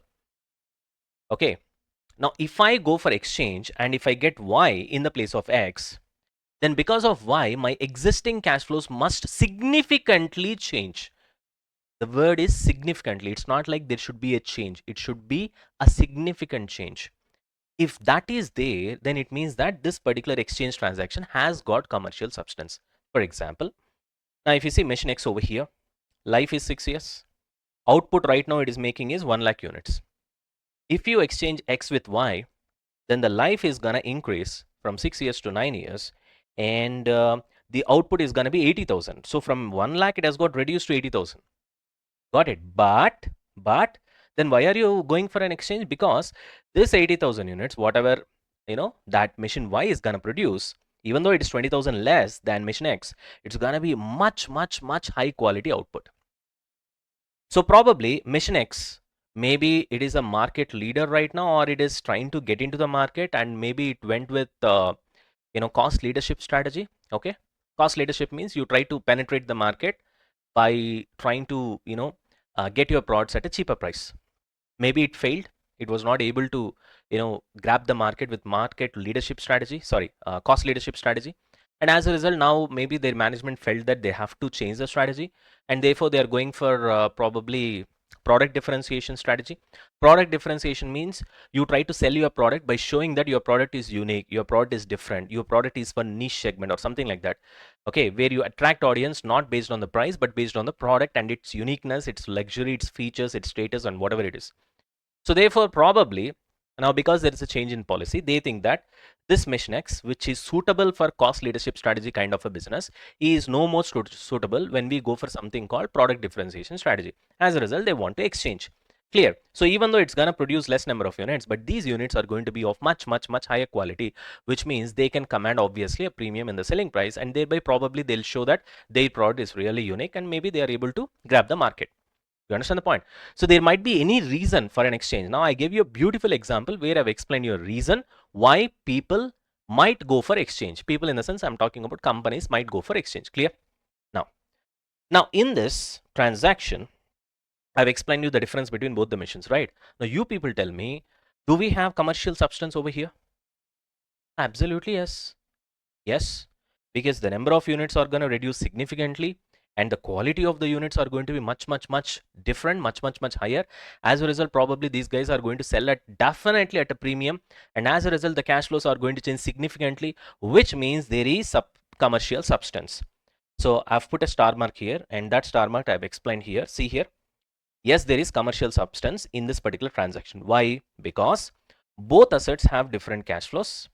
Assets going out and asset coming in, both of them has got different cash flows.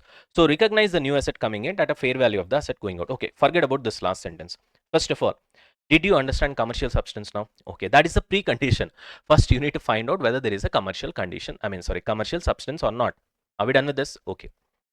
Okay, sir. Now, in this case one example, whatever you have told, we are very clear that there is commercial substance. ये तो clear है, ये तो पक्का है, right? Okay, now next what we have to do?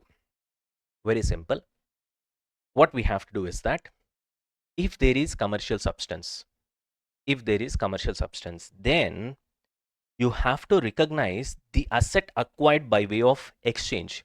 You have to recognize the asset acquired by way of exchange. What is the asset that you have acquired by way of exchange? Machine Y in this case. You have acquired machine Y by giving machine X. Correct? So you have to recognize the machine that you have acquired, which is Y in this case, at the fair value of machine given up. Again, I repeat the sentence. You have to recognize the machine acquired, which is machine Y in this case, at fair value of asset given up. What is the asset that you have given up? That is asset X, which means machine Y you have to recognize at a fair value of the machine that you have given. Got the point? Which is 12,000 in this case, right? Okay, that's what I've told here. So recognize the new asset coming in at fair value of the asset going out. That is nothing but asset given up. Now, sir, which means what you're trying to say is that whenever first condition we have to check is whether there is commercial substance or not. Correct? Yes. How to check whether there is a commercial substance or not? You need to look out for the cash flows. Right, fine. There is significant difference in cash flow. So commercial substance is there. Fine. Which means now I can recognize the asset that I've acquired at the fair value of the asset given up. That is the point. Clear? Now you can ask me, sir, okay, sir, suppose in the example that you have given here, if you can observe, both the fair values are available. Machine X fair value is available, machine Y fair value is available. When both the assets fair value is available, then which fair value we need to go with? Actually, according to the standard says that you need to go with that fair value, whichever is, what can I say, most reliable. Which fair value is much reliable, you can go with that particular fair value, is what the standard says actually, which you can measure more reliably. Sir, what do you mean by that, sir? I'll give an example here. See here, how to find out fair value. Say for example, let's say you go to various shops and markets, and then you inquire, I have a machine X. Now machine X will go at what price? You're asking in 10 or 20 shops in different market locations in different cities, let's say.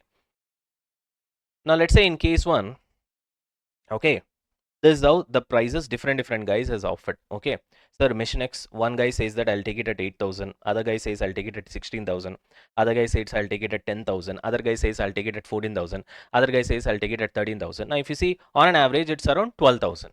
This is one case. In another case, suppose, imagine this is another world.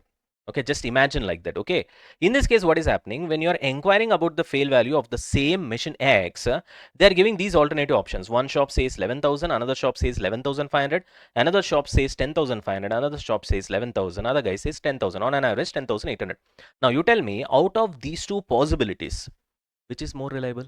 The second option is more reliable, because you see the difference over here, it's a lot more reliable and consistent, whereas here it goes all the way from 8,000 to 16,000, almost like 100% difference, right? It doesn't work. So it's much unreliable, this one, and this is probably more reliable. So what standard basically says is that if two fair values are available, then you better choose that fair value, and at whichever is more relevant, and you recognize the value of the asset at that reliable fair value, is what the standard says actually. But this is the concept. But what our ICA says is that, ICA says in the sense, what ICA has followed while solving sums is, always your first preference should be given to fair value of the asset given up. Sir, in this case, fair value of asset given up is there, fair value of asset acquired is there, correct? You always give first preference to fair value of asset given up, which means you will take 12,000. Clear?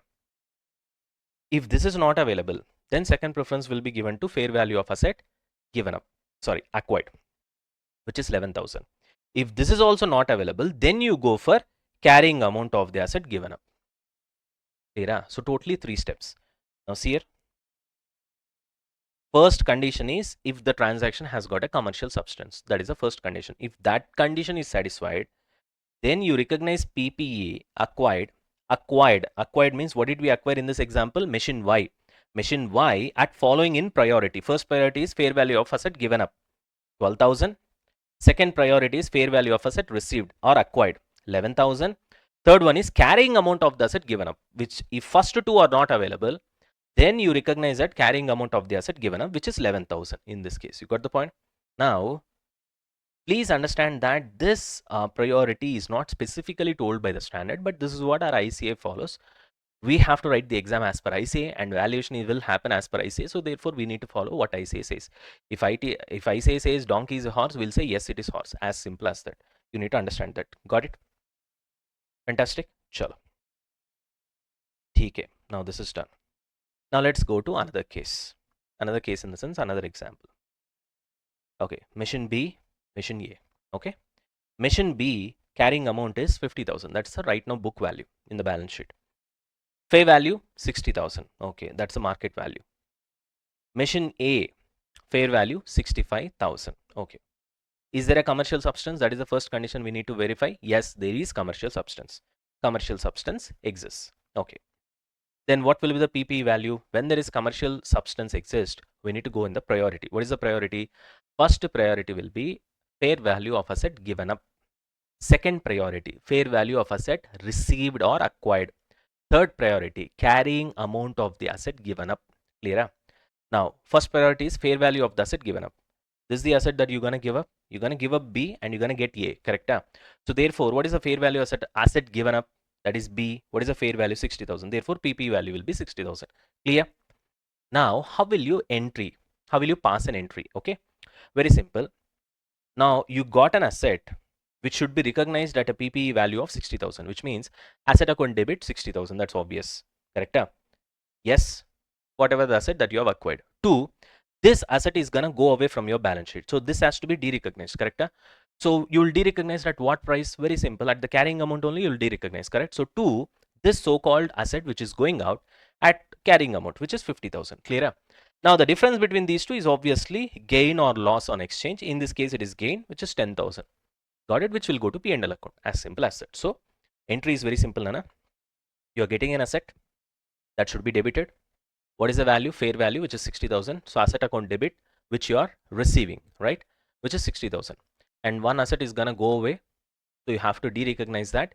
So to that particular asset, derecognize at what price? Very simple, carrying amount, which is 50,000 in this case. Now the difference between these two is nothing but gain or loss in case of exchange of assets. In this case, it is gain, which is 10,000, and that will be transferred to P&L account. Simple and fair. Got it? Yeah, simple or fair and simple, right? Whatever it is. Are we done with this? Now moving on to next case study. Now, case 3. Now here what is happening? Let's try to understand. Mission B, mission A. Okay. Mission B's carrying amount is 50,000. Fair value is 60,000. Fantastic. Mission A, fair value 65,000. Nice. First condition, commercial substance is there or not? Yes. But in addition to that, which means now you are exchanging, you have paid a cash of 4,000. You got the point? You have paid a cash of 4,000. Now in this case, how to calculate the value of the asset? Very simple. Now see here. See, I'm trying to, let's say, I'll try to take an example. Okay. This remote is there. Okay. I have this Apple pencil. Now let's say I'm gonna give this remote, give this pencil and get the remote. I'm exchanging equipments over here, right? Now if I just normally exchange, then you know that fair value of the asset given up. This is the asset that I've given up, correct? This fair value will be my value at which I'll recognize this in my balance sheet, correct? Okay. Now suppose the fair value of this is not available, the asset which I've given up, right? If this is not available, then I'll recognize this at fair value of this, right? Fair value of asset acquired. If both the fair values are not available, then the asset that I've given up, which is this pencil, its carrying amount will be there in my balance sheet. At that value only, I'll recognize this particular asset. I hope this is clear, right? Now suppose, let's say, I have given this asset, which is Apple Pencil, and I've received this particular remote. I've exchanged it. Fine, fair and simple. But at the same time, in addition to giving this asset and getting the remote, I've also paid 4,000 in this example. Then naturally, this asset value should increase by 4,000, correct? Because I've paid 4,000. Now it's an expenditure for me. The expenditure you have incurred for what purpose? For the purpose of getting this asset. So which means the value of this asset is increased by 4,000 naturally, right? So therefore, usually when this exchange happens on the priority basis, this asset, the acquired asset that is remote, will be valued at the fair value of the asset given up, in this case, which is pencil. In this case, let's say it is 60,000 is the fair value. So therefore, this will be recognized at 60,000 normally. But because I've paid cash 4,000 extra, which means this value increased by another 4,000 because I have paid. So therefore, this will be valued at 64,000. Therefore, asset will be debited at 64,000. Correct? Clear? Fantastic. Now, asset will be debited at 64,000 to this asset is going out. It has gone out. So this has to be what do you call? It has to be de-recognized from my books. It will be de-recognized at what price? I already told you, carrying amount. So carrying amount is 50,000 in this case. So minus 50,000 in the sense to asset 50,000. Correct? Yes. This has gone out. At the same time, cash also has gone out. So to cash of 4,000. Correct? After this, now you look at the difference. 64,000, 50,000, 4,000, whatever this is the balancing figure, that will be gain or loss on exchange of the asset. In this case, it is gain, which will go to P&L account. Pretty simple. Is this clear? The example which I have told you. Now, suppose in the first example, we have paid cash of 4,000. Let's say you did not pay a cash of 4,000 when you are doing this exchange, where I've given Apple Pencil and I've received the remote. Let's say you have done this exchange. In addition to that, the person who gave you this remote, he gave me the remote plus 4,000. Sorry, in this case it is 3,000. Cash received is 3,000, which means I gave this and I got the remote. And if the other person gives me 3,000, it means to that extent the value of this remote has gone down. That's the logic, na? Logically speaking, that's how it works. So which means normally, let's say there is no cash. This asset is given and this asset is taken. At what value will I recognize this asset which has been acquired or received?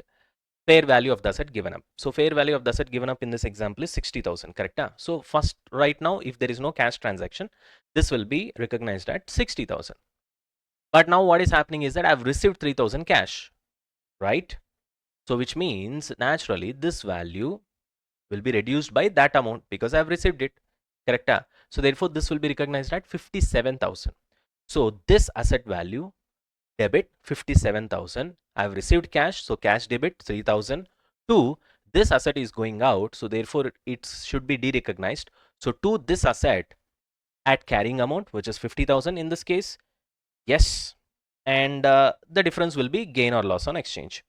So as you can see here, 57,000, 3,000 to this asset carrying amount 50,000, and if you see the difference, 10,000 will be gain, naturally gain on exchange, and this will be transferred to P&L account. Are we done? Yes. So cash paid scenario also we have seen, cash received scenario also we have seen, correct? Right. I hope this is clear. Now let's go to another example, case 4. See, I'm trying to explain you all the concepts with the help of different cases so that it will be easy for you later once we come back and then we see the actual concept of your Ind AS. It should be easy for you. That's the reason I'm going with cases. Are we done with this? Now let's come to case 4. Ready, guys? Now, in case 4, what is happening? You have machine B and machine A. Okay, let's keep this remote aside. Now you have machine B and machine A. Okay, sir, fantastic. Now, carrying amount of machine B is given, which is 50,000. Sir, what about fair value of machine B, sir? Not available, sir. Sir, A also fair value, sir. Not available, sir. Okay, before we go for all these things, sir, first of all, there is commercial substance, sir. Not available, sir. Which means not available in the sense there is no commercial substance. You got the point, which means whatever the cash flows that I'm having right now, even after making the exchange also, my cash flows are going to be pretty much the same. There is going to be no significant difference in cash flows. In that case, logically think that it means that even though you have done an exchange, if there is no change in cash flow, it means pretty much you are having the same asset. Na? You understand what I'm trying to say? That's how the standard perceives. That's how the standard detects fraud. So usually in earlier cases, what used to happen is that these guys used to do fraud this way. They have mission B, they have mission A, okay? Mission B value used to be 50,000 carrying amount in this example, but the fair value is 80,000. You understand the point? Now, the one who is owning this mission B started getting criminal idea. Okay, I'm showing this asset in my balance sheet at a carrying amount of 50,000 only, but actually if I inquire in the market, the fair value is 80,000. Fantastic. So I just want to increase the asset value. I want to show 80,000 in my balance sheet, not 50,000, so that my balance sheet looks a lot better. Now, just in this example, it is 58. Imagine if this happens in crores, 50 crores and 80 crores. Just imagine how much impact it will make, right? I hope you are analyzing the impact of this fraud. Why standard has to bring in a condition called commercial substance that I'm trying to explain. Okay, now see here. So what this guy thinks is, okay, now that it is fair value, so he goes and finds a friend who is in similar kind of a business, friend or colleague, whatever it is. He says, say, let's go for an exchange. Okay, let's go for an exchange. So that according to the rule, if there is I can show it at a fair value after the exchange, correct? That is the rule. Let's say that right now commercial substance rule is not there, because I'm trying to explain you why the commercial substance rule has come, why standard has given that rule. Okay, that's what I'm trying to explain right now. So therefore, why that rule has come, if you want to understand, first you need to assume that that rule does not exist. If that rule is not there, what will happen, we need to understand, correct? So for the moment, let's presume that commercial substance rule is not there. If commercial substance rule is not there, what will happen? I'll go and meet a friend saying that, अरे यार, अभी तो मेरा asset का value है 50,000, right? It is 50,000, but the fair value 80,000. So let's increase the value in the balance sheet. So what I'll do, formality sake, let's exchange the assets. Anyway, your asset and my asset are same only, same machinery. So कुछ फर्क नहीं पड़ता, right? For you and for me. But हमारा balance sheet में फर्क पड़ता, right? There will be a lot of difference in the balance sheet. So you give me your asset and I'll give you my asset. So once you have done the exchange, I can recognize the asset at fair value of the asset given up. So my asset fair value is 80,000. So now I'll start recognizing this asset at 80,000. And he also will do the same thing. Now, from his perspective, he has exchanged this asset and his asset is given up. Presuming that both the assets are pretty much the same, then he can also recognize his asset as a fair value. He will also recognize. So right now, both the guys are having two assets at a carrying amount of 50-50 in both their balance sheet. Now, because of this faltu fake transaction, now all of a sudden they'll start showing the assets at 80,000, 80,000, both these guys. You understand the point? Like this, many people in many cases they started doing it, and that's where standard has recognized this, which means people would have recognized and have brought this condition called commercial substance into the standard. I hope now you understand why the rule is very strong, especially why there was a rule called commercial substance. So only when commercial substance is there, you can recognize at a fair value. Now, if there is no commercial substance, which in this case, then the standard says you recognize at the carrying amount of your asset given up, which means now you take the same example now. Because of this rule, see funnily what happens. If this commercial substance rule is not there, both the friends we have met, both the assets machines are pretty much the same. I've got his machine, he has got my machine. I have recognized this machine at 80,000, he has recognized his machine as 80,000. Got the point? Now, because of this commercial substance rule, now what happens? Now the commercial substance rule has come, which means because of exchange, there has to be a significant difference in cash flows. Now, because of this exchange, you take the same example which I've explained you right now. Is there a significant difference in cash flows? No, it's pretty much the same. Now, what the standard says, you can't recognize your asset at fair value. You have to recognize that carrying amount of the existing asset, which means even though we have changed this asset, we have done a lot of effort, but at the end of the day, I have to still recognize this asset at 50,000 only. So which means, is there any effect on my balance sheet? No. In that case, will I do this faltu transaction or fake transaction or criminal transaction? I'll not do. Thereby, they'll stop all these activities, because if there is no commercial substance, anyway, I have to show it at carrying amount of the asset given up, which is 50,000 in this case, correct? Therefore, why would I go for this kind of exchange? Which means indirectly we are curbing unnecessary transactions or fake transactions or false transactions where unnecessarily they want to increase the value of the asset they want to show in the balance sheet. Now, don't come up with a logic saying that,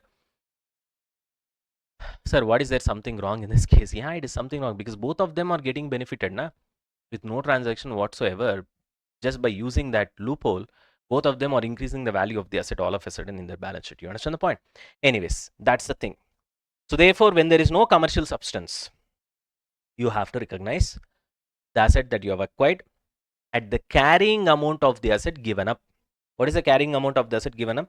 50,000. Or commercial substance is there. Okay, commercial substance is there, but still I can't find fair value for this Apple pencil. Okay, in the earlier example. Also, my other friend can't find fair value for this particular remote. In that case, what will I do? When I have taken the remote, I'll recognize this at the carrying amount of the pencil because I don't have a choice. Market value or fair value, I don't know. In this case, what I'll do, even though there is a commercial transaction, commercial substance, sorry, which means there is significant difference in cash flows, correct only. But when fair value is not available, what can I do? Then you have to recognize the new acquired asset at the carrying amount of the asset given up. So which means I have to recognize the value of this remote at the carrying amount of this pencil which I've given up. You understand what I'm trying to say, right? So in both these conditions, Nana, when there is no commercial substance or commercial substance is there but fair value cannot be obtained, I'll do one thing.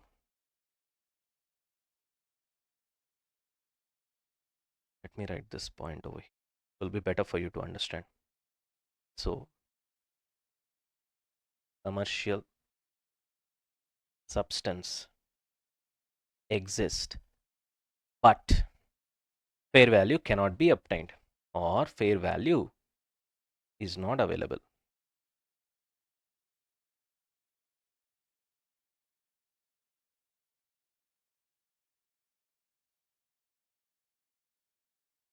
Got it? Now, in both these cases, you have to recognize your asset at the carrying amount of the asset given up, which means basically entry will be new asset account debit. You'll recognize that carrying value of the existing asset given up, which is 50,000 in this case. And you have to de-recognize the existing asset to the asset which is going out. That is also you have to de-recognize that carrying amount only, right? So you'll recognize the new asset at 50,000. You'll de-recognize the old asset at 50,000 only. So therefore, always there will be no gain or loss in this case, basically. No gain, no loss, because you're gonna de-recognize at 50,000 and you're gonna recognize the new asset again at 50,000. So minus 50,000 plus 50,000, basically it will be 0. So there will be no gain or no loss. Clear? Fantastic, right? Now comes the twist. Sir, suppose in this transaction only, in this kind of scenario, what kind of scenario? Scenario where there is no commercial substance or scenario where there is commercial substance but fair value is not available in the market. Clear?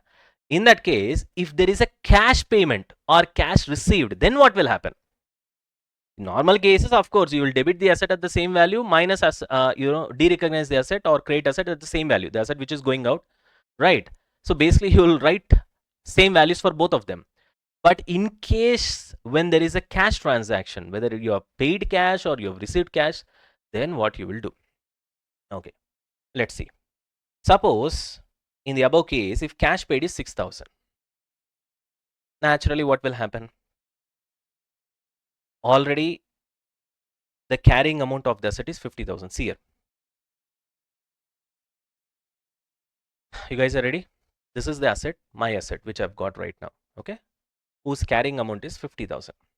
This is the another asset, remote.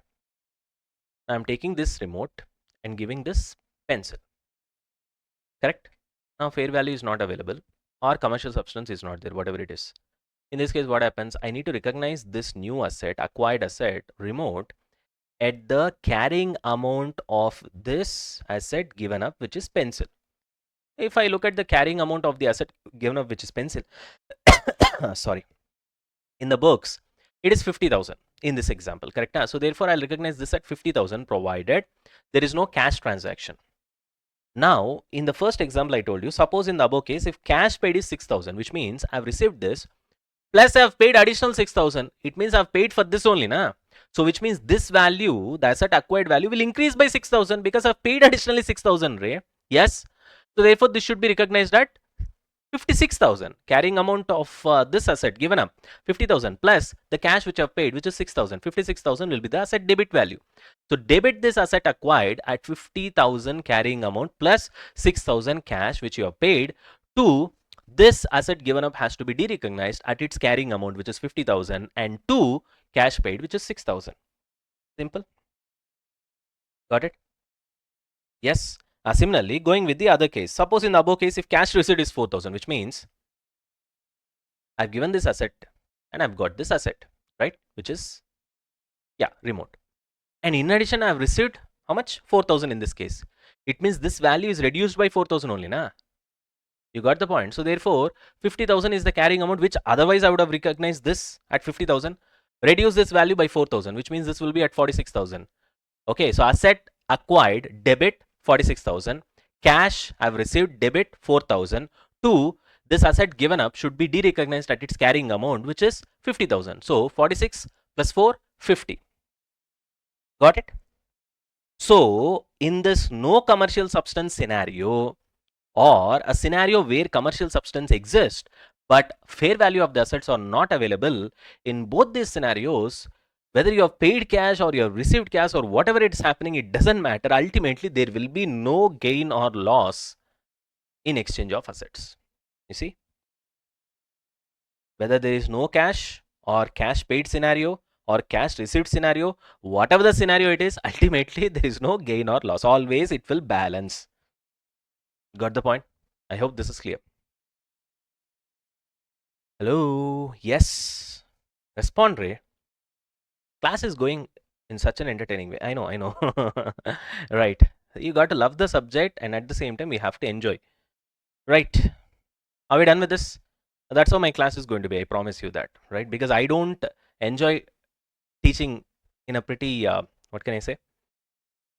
A subtle way. I don't like that. I just want the learning process to be much more enjoyable, or at least as much enjoyable as possible. There will be certain dull areas where no matter how much I try to explain it, because please understand, I'm a faculty who was pretty famous for SCMP itself. You know how dull the subject was. Earlier when it was AMA, when it was a problematic paper, that was a different, situation altogether. But SCMP was such a kind of dry subject. Except for a few chapters, rest of the chapters were very dry. Now, I tried to make that subject itself as interesting. Then imagine what I can do with FR and SFM. You guys can understand. Anyways, now, are we done with this? Chalo, moving on. Let's go to another example. So I'm giving you various case scenarios so that later on, once we start solving problems, it should be a walk in the park for you. Anyways, now moving on to case 5. Now see, what do we have here? This already I told you. Land and building is given app to purchase aircraft. Yes, there is a commercial substance, as cash flows will be obviously be significantly different. The cash flows with respect to land and building will be so different when compared to cash flows with respect to what? Aircraft. So in this kind of transaction, obviously there will be what? A significant cash flow difference. So therefore there is commercial substance. So this one example that I gave you. Next, one more example. So this is one student who have asked. So therefore I've put this doubt over here. Sir, suppose PP is acquired by way of government grant. Government gave you that PP. Some land government has given, some building government has given. Then what you will do, sir? Very simple. That is not the purview of under the purview of Ind AS 16. We'll see it in Ind AS 20 government grants when we go there. Clear? This doubt is clear. Okay. Next, another doubt by the student. Asset acquired by shares as payment. Okay. I've acquired the asset, but I did not give the payment. Instead, I gave shares of my own company as a payment. You got the point. In that case, what you will do? Again, there's a separate Ind AS for that. Ind AS 102 share-based payments. There we'll see. Clear? I hope these two doubts are clear. So that is not under the purview of discussion as per Ind AS 16, and as simple as that. I hope this is clear. Is it clear? All right. Fantastic. I think we have finished everything. Right. Fantastic. All the examples we have done. Okay. Now let's come back to the concept. Now we'll revise everything. So if PP is acquired in exchange of assets, first thing that you have to check is whether there is a commercial substance or not in the transaction. If there is commercial substance, then recognize the PPE in this priority. Either fair value of the asset given up, first priority, or next priority, fair value of the asset acquired or received. If both fair values are not available, then carrying amount of the asset given up. Clear? So this confusion will come only if there is commercial substance. this priority order and all that. If there is no commercial substance, straight away recognize at the carrying amount of the asset given up. Simple. Clear? If cash is paid, then add the amount of cash paid. If cash is received, then deduct that amount. Commercial substance means we already know which affects the cash flow of the entity. Substantially different cash flow should be there. For example of commercial substance is what? If we acquire PPE by producing 10,000 units, by giving PPE which is producing 8,000 units, there is commercial substance. Okay, significant cash flow difference will be there. But if you give one warehouse with another warehouse in the same area, then what the kind of cash difference it's going to make? It's not going to make any sort of cash flow difference. Therefore, there is no commercial substance. This is one example. Okay. Rest of the things are entries which I've already taught you. Clear? We have seen all the entries here itself, na? Yeah, of course. Okay. Then there is one small concept.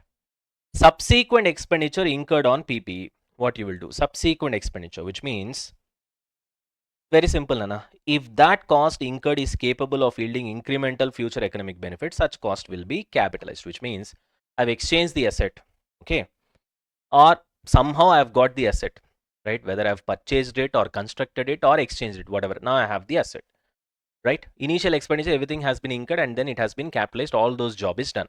Now let's say I've come to second year or after 6 months, this incident is happening. What incident? Again, I'm trying to build some expenditure. Say for example, you bought a laptop, Nana. It's an equipment, na? It comes under PPE, right?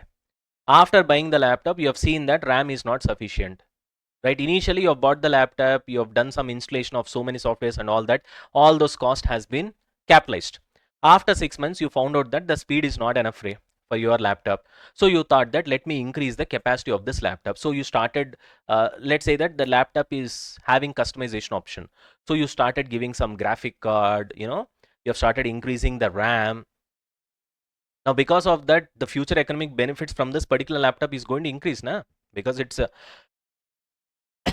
sorry, because its performance is going to increase naturally, and as a result you'll be able to do more work. Probably as a result you'll be able to work faster, you'll be able to work bigger projects and stuff like that, and as a result your economic benefit is going to increase, which means this so-called expenditure which you have spent for inserting the graphic card, for inserting the more RAM into your particular so-called laptop can be capitalized to the cost of the laptop. Yes, that's what we have done here.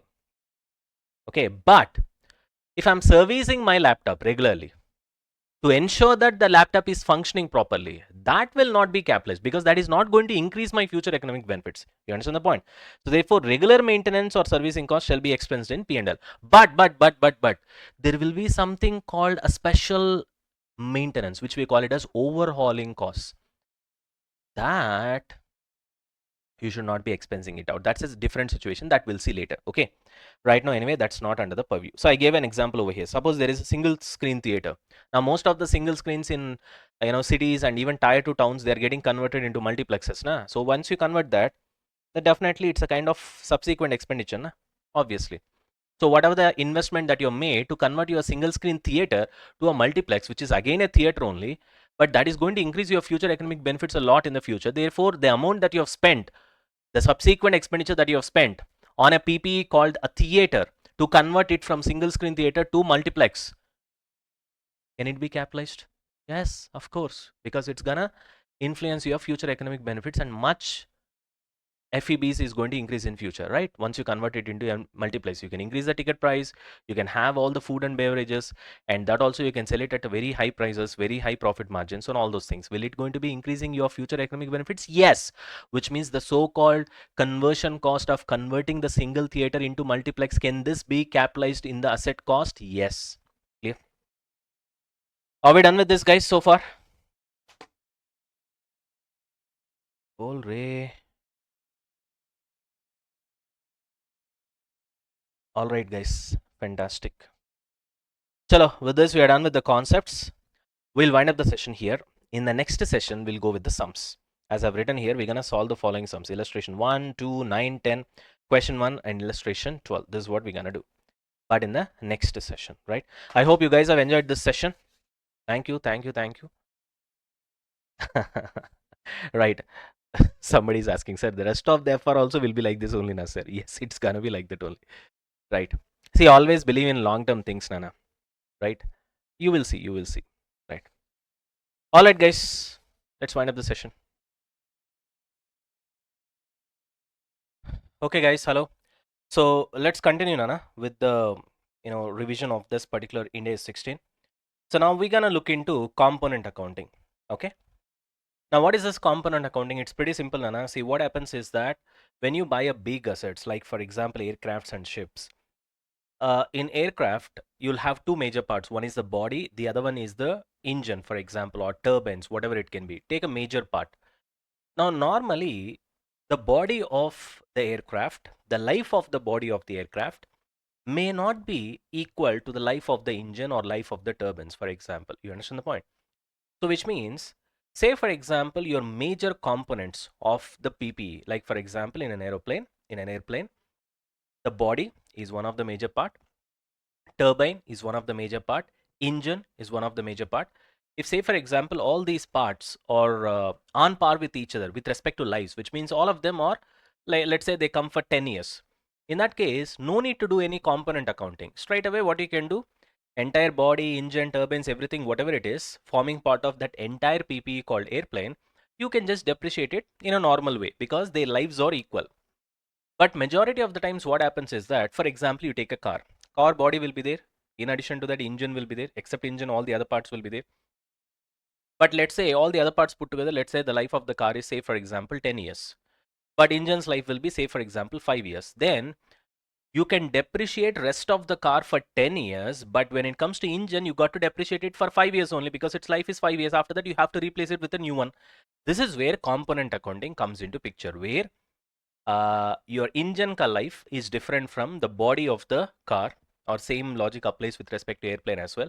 That is where we have to depreciate them separately, and therefore it gets even more complicated after that when you try to replace them. You understand the point? So that's what we're gonna focus. So that's a basic idea with respect to component accounting. So see, Anana, some items of assets like aircraft, ships, power generation facilities, gas turbines, etc., are an assembly of various parts which have different useful life. So this is important. All right. The standard requires that accounting is to be done for each component that has a different useful life separately. If there is any existing component is replaced with the new component, then the new component cost will be capitalized and the carrying amount of the existing component will be de-recognized. Very simple. Simple, Anana. So if they have different lives, obviously we're going to depreciate them separately. And once you're going to replace with a new part later on, what we'll do, whatever the cost of the new part, that will be added to the overall cost of the PPE. And the carrying amount of the existing part will be de-recognized. Simple, right? We'll see an example to understand that. See here, car is costing 20 lakhs, engine 5 lakhs. Useful life of the car is 30 years, but engine is 5 years. Then what you will do naturally, car ka depreciation separate, engine ka depreciation separate. So depreciation on the car engine part, its value is 5 lakhs and its life is 5 years. So 5 lakhs by 5 years, let's say there is no residual value, 1 lakh per annum will be the depreciation for engine. What about the other parts of the car? Out of this 20 lakh, 5 lakh engine ka value is gone. So which means you're left out with 15 lakhs. So 15 lakhs life is how many years? 30 years. Therefore 15 lakhs divided by 30, you will be having a depreciation of 50,000 per annum. Got it? Now what will be the carrying amount of the car at the year end? Year end, after the first year, depreciation of the car engine will be 1 lakh. Body of the car will be 50,000, which means total depreciation will be 1,50,000. You remove it with the total cost. You remove it from the total cost, which is 20 lakhs. It will be 18,50,000. Clear? Right. Now, if a significant part is getting replaced, then what we'll do, new cost of the part will be added and the carrying amount of the old part will be de-recognized. That is what we have written here. So carrying amount of the total asset plus cost of the new part minus carrying amount of the old part. How to do that? We'll see an example. Now see here. Now this is a very unique example, Anna. In this example, what is happening is car purchased is 10 lakh. Useful life is 10 years. Engine is replaced after 3 years. Just like the previous sum, you have an engine as well here. But if you look at this sum, out of this 20 lakhs, you know engine ka value is 5 lakhs at the beginning itself when you purchase the car. But in this example, car purchase value is 10 lakhs, but you don't know the engine ka value, right? So this is very tricky sum where when I try to do component accounting, eventually after 5 years, let's say I'm trying to replace the engine. So what should I do ideally? I should be adding the cost of the new engine to the entire car cost, and I should be eliminating the carrying amount of the old engine. That is what we call derecognize it. So if you want to derecognize it, you should know what is the carrying amount of the old engine.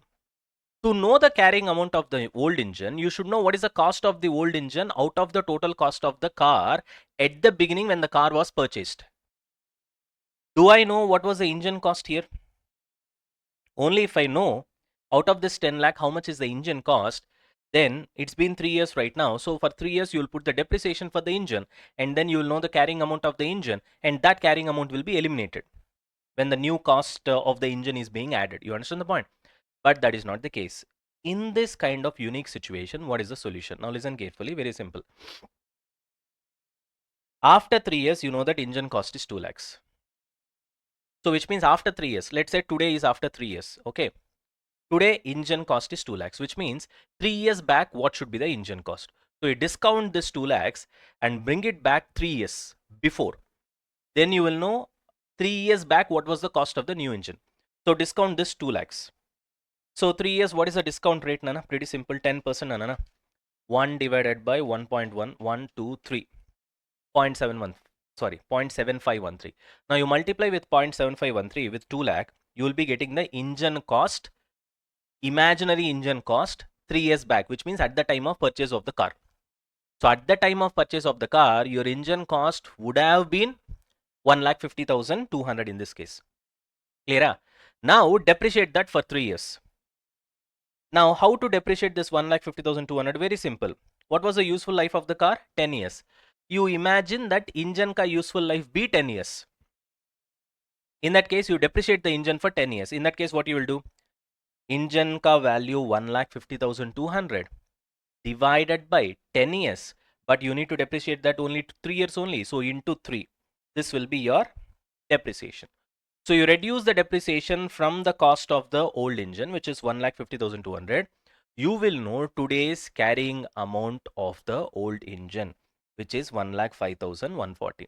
Naturally, what you will do, you will be adding the cost of the new engine, which is 2 lakhs, and you will be reducing the carrying amount of the old engine, which is 1,05,140. Then you'll get the new carrying amount of the entire car after 3 years. I'll repeat again. Pretty simple, Nana.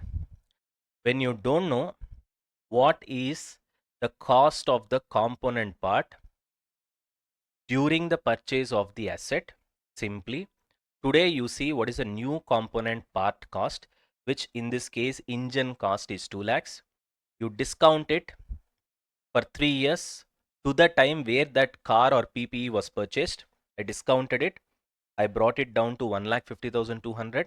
This 1,50,200 is presumed to be the cost of the engine 3 years back. Now you depreciate it on par with the life of the car, which is 10 years. Then for 3 years, the depreciation will be 1,50,200 divided by 10 into 3. That will be your depreciation. Reduce it from the cost of the engine, imaginary cost of the engine. You will get the carrying amount of the engine today. This carrying amount of the engine will be reduced or eliminated, and the new cost engine will be added, which is 2 lakhs. Done? Okay. Are we done with this? Few more examples we'll see. Let's say aircraft cost is 30 crores. In that, body cost is 20 crore and engine cost is 10 crore. For body, the life is 20 years. Depreciation naturally will be 1 crore per annum because 20 crore divided by 20 years. Engine 10 crore and the life is only 5 years, therefore 2 crores per annum will be the depreciation. Naturally, because their life is different, automatically component accounting will come into picture. They'll be depreciated separately. Now let's look at the balance sheet at the end of year 4. Year 4 means body 4 years depreciation will be there, 1 crore into 4, so 4 crores will be the depreciation, right? So 20 crore is the cost. From 20 crores, 4 crores depreciation would have gone for 4 years, which means carrying amount will be 16 crore per body. For engine, per annum depreciation will be 2 CR. For 4 years, it will be 2 into 4, 8 CR. Total cost is 10 CR, which means carrying amount will be 2 CR. So total carrying amount of the aircraft will be 18 CR at the end of year 4. Now at the end of year 4, let us see what is happening. Even though engine can work for 1 more year, still 1 more year life is there, na? Because life is 4 years only. Now, sorry, life is 5 years. Now we are at the end of 4th year. So which means there is 1 more year for the engine. Even though the engine can work for 1 more year, management has replaced it with a new one at 15 crores. which means component accounting. This 15 crores should be added to the overall value of the asset, and the carrying amount of the old engine, which is 2 crores, that has to be eliminated or de-recognized. So therefore 15 crores is added plus carrying cost of the old engine 2 crores minus. So your total value of the asset will be 31 crores, revised value, naturally. Are we done with this? So entry will be what, Nana? Very simple. Your asset value has to be increased by 15 crores. This is plus, na? So naturally asset will be debited. So aircraft, new engine, debit by 15 CR. This should be de-recognized, na? Old engine ka carrying amount. Old engine ka carrying amount. That has to be de-recognized. Therefore, minus 2 CR. So 2 aircraft, old engine, 2 CR. Correct? Now, new engine you have purchased for 15 crore, na? So which means you have to make the payment. Therefore, 2 bank. Now this 2 crore carrying amount wala engine has been totally de-recognized, which means you have got nothing from it. It has become zero. So 2 crores of your book value has become zero, which means that is loss only, na? So therefore transfer it to P&L account, 2 crore loss. That is your entry. So the entry is very simple, Nana. New engine cost should be added. Old engine cost should be reduced. Because it is asset, adding means debit, reducing means credit. Simple. Then new engine for 15 crores, you have to make payment. So to bank, old engine 2 crore of carrying amount has been de-recognized, which means it has become zero. So therefore that is loss, which will be transferred to P&L account. That's what we have done. Clear? Hello, everybody.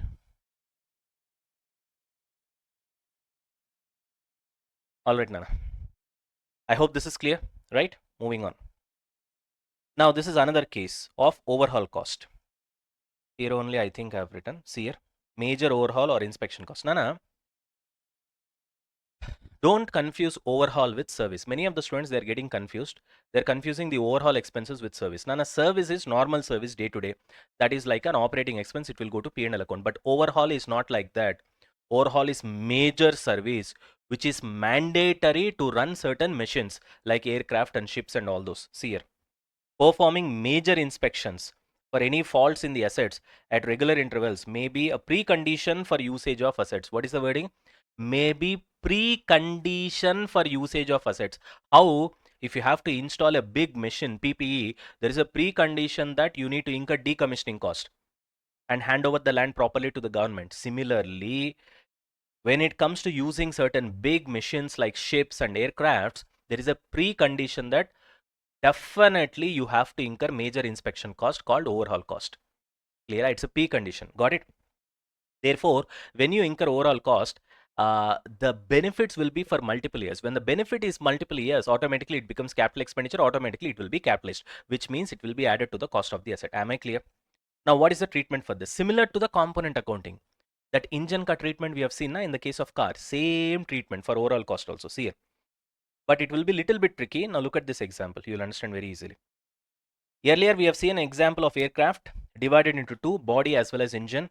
Now we'll divide aircraft into three, body, engine as well as overall cost. Which means the seller who is selling you aircraft, he is charging you 15 crore for the body, he is charging you 10 crore for the engine, he is also charging you 5 crore for overall cost. He has done the overall major inspection on your behalf because you need to start using this aircraft now. So he has done the major inspection. For that also he has charged. That is included in this 30 crores. And he said the life of this major inspection is 5 years, which means I've done all the checking, all the major inspection is done. Now you can use this asset for 5 years. After 5 years, you can do another major inspection, another major overall cost you can incur, which means the life of this is 5 years. And the cost is 5 CR, which has been charged by our vendor. Therefore, depreciation will be 1 CR. Engine 10 CR, life 5 years, depreciation will be 2 CR per year, naturally. Body 15 CR, life 20 years, which means 0.75 CR per year. Done? Now, let's see how the balance sheet looks like at the end of year 4. 0.75 into 4, that will be your depreciation, which means 3. 15 CR minus 3, that will be 12 CR, right? And 2 CR into 4, 8 CR. 10 CR minus 8 CR, 2 CR will be the carrying amount of the engine. Overall cost, 1 CR per year. So for 4 years, it will be 4 CR. Cost is 5 CR. 5 minus 4, 1 CR will be the carrying amount. So total carrying amount will be 15 CR. Now, they decided to incur overall cost worth 8 crores at the end of year 4 itself. What is that, sir? He said that the life is 5 years, na, sir. Yes, na. Sometimes what will happen? You have expected that it will go for 5 years. but maybe the aircraft has been gone through so many bad kind of environment, and as a result it got a little bit depreciated a little bit faster. Therefore it becomes imperative for you to do one more major inspection 1 year early. So 1 year early you are going to do. Now the treatment will be exactly like component accounting, very simple. So now you have to incur another 8 crore of overall cost, which will have a benefit for another how many years we don't know. Let's say another 5 years. Okay. Now this 8 CR should be capitalized because it's a capital expenditure. At the same time, because you are doing 1 year early, carrying amount of the previous overall cost will be there. This 5 CR, how much is the carrying amount? 1 CR. That should be derecognized or eliminated or reduced. Clear? So therefore 8 CR will be added, 1 CR will be reduced, 22 CR. Just like component accounting. Just like component accounting. Nothing special. I hope this is clear. Yes, chalo, fantastic. So with this we are done with component accounting, overall cost as well. Actually both are same with little bit of conceptual difference. Are we done with this? Fantastic, Nana. Moving on to next one. Subsequent measurement after recognition. See, initial recognition we have already seen. And we have seen that always any sort of capital expenditure assets, initial recognition will be done only at cost. And what are all the things that should be added? What are all the things that should not be added? With logics we have already seen. Now we are talking about subsequent recognition. Ind AS 16 gives you two choices with respect to subsequent recognition. Means after 1 year, what you will do. First year, when you purchase the PPA, definitely you have to recognize at cost only. After 1 year, what you will do. Now you have a choice. You can continue with the cost, or you can opt for revaluation model where you have to revalue year by year with the fair value, and eventually you can revise the cost of the asset. You understand the point? According to the fair value. So you have two options. Whichever option you choose, that becomes an accounting policy. This is very important.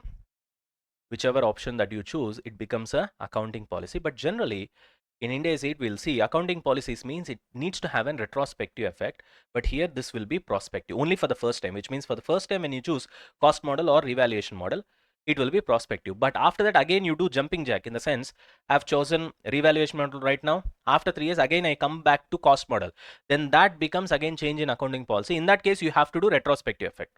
You understand the point? Again I repeat, for the first time when you're adopting either cost model or revaluation model, go with prospective effect, which means from this day onwards I'll make the changes. But in future again you change from cost model to revaluation or revaluation to cost, it becomes change in accounting policy, and the effect has to be retrospective.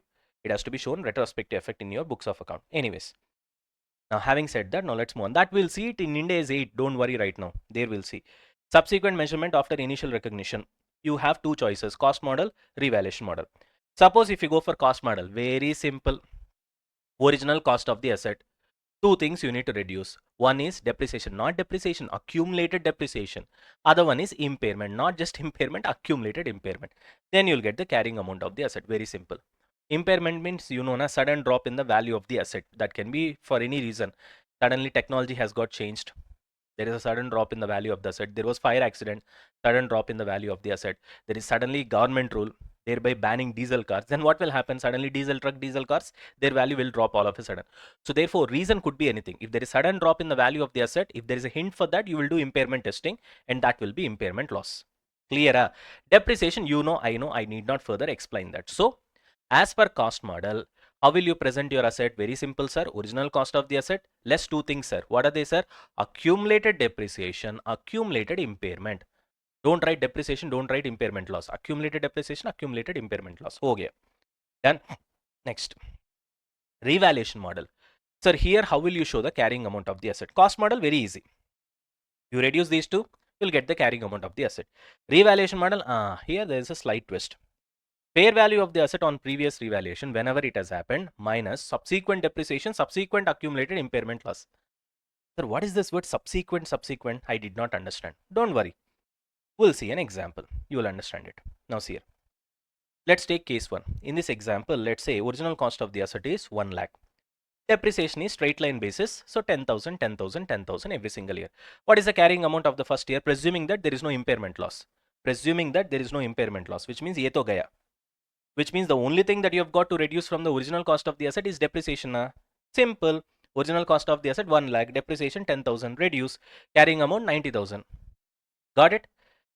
Second year, reduce another depreciation, carrying amount 80,000. Or what you will do, original cost is 1 lakh, According to our formula, you need to reduce accumulated depreciation. Accumulated depreciation will be 10,000 first year plus 10,000 second year, 20,000. Therefore, your carrying amount will be 80,000. Tallied na? So third year also original cost will be 1 lakh. Accumulated depreciation will be 10,000 into 3, 30,000. Carrying amount will be 70,000. That's it. You got it.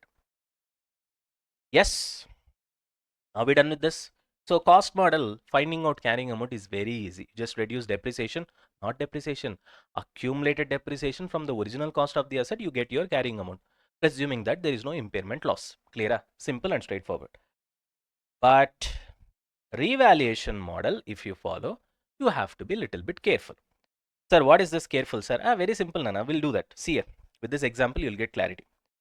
On year 0, let's say original cost of the asset is 1 lakh, Nana. Year 1, you gave depreciation of 10,000. Okay. You got the carrying amount at the end of year 1, 90,000. At the end of year 1, 90,000. Clear? Now, because you are following revaluation model, you have to compare it with the fair value. At the end of year 1, I'm comparing with the fair value. How much? 78,000. 78,000 is the fair value. Carrying amount is 90,000. There is a lot of difference. Therefore, you have to recognize that it is material difference. Okay. So there is a revaluation loss only, na? Your carrying amount is 90,000. Outside fair value is 78,000. Therefore, there is a loss of 12,000. You recognize that. You reduce that 12,000. Hereafter, new carrying amount will be 78,000. Done. Moving on to next year. Now, 78,000 is a new carrying amount after revaluation. Reduce the depreciation 8,000. Same means, for example, let's say 8,000 is the depreciation. Now, don't think about what method we are following because that is not the objective of learning right now. Our objective of learning is to understand the revaluation model. So, concentrate on that only. Concentrate on revaluation model learning only. Forget about depreciation. Let's say depreciation is 8,000. Then the carrying amount of the second year end, at the end of second year, 70,000. Compare it with the fair value, 69,000. Is there too much of material difference right now? No, 1,000 only, na difference. So for that, there is no revaluation because there is no materialistic difference. Clear? Take that value to the next year. Again, reduce depreciation. So third year ending, the carrying amount will be 62,000.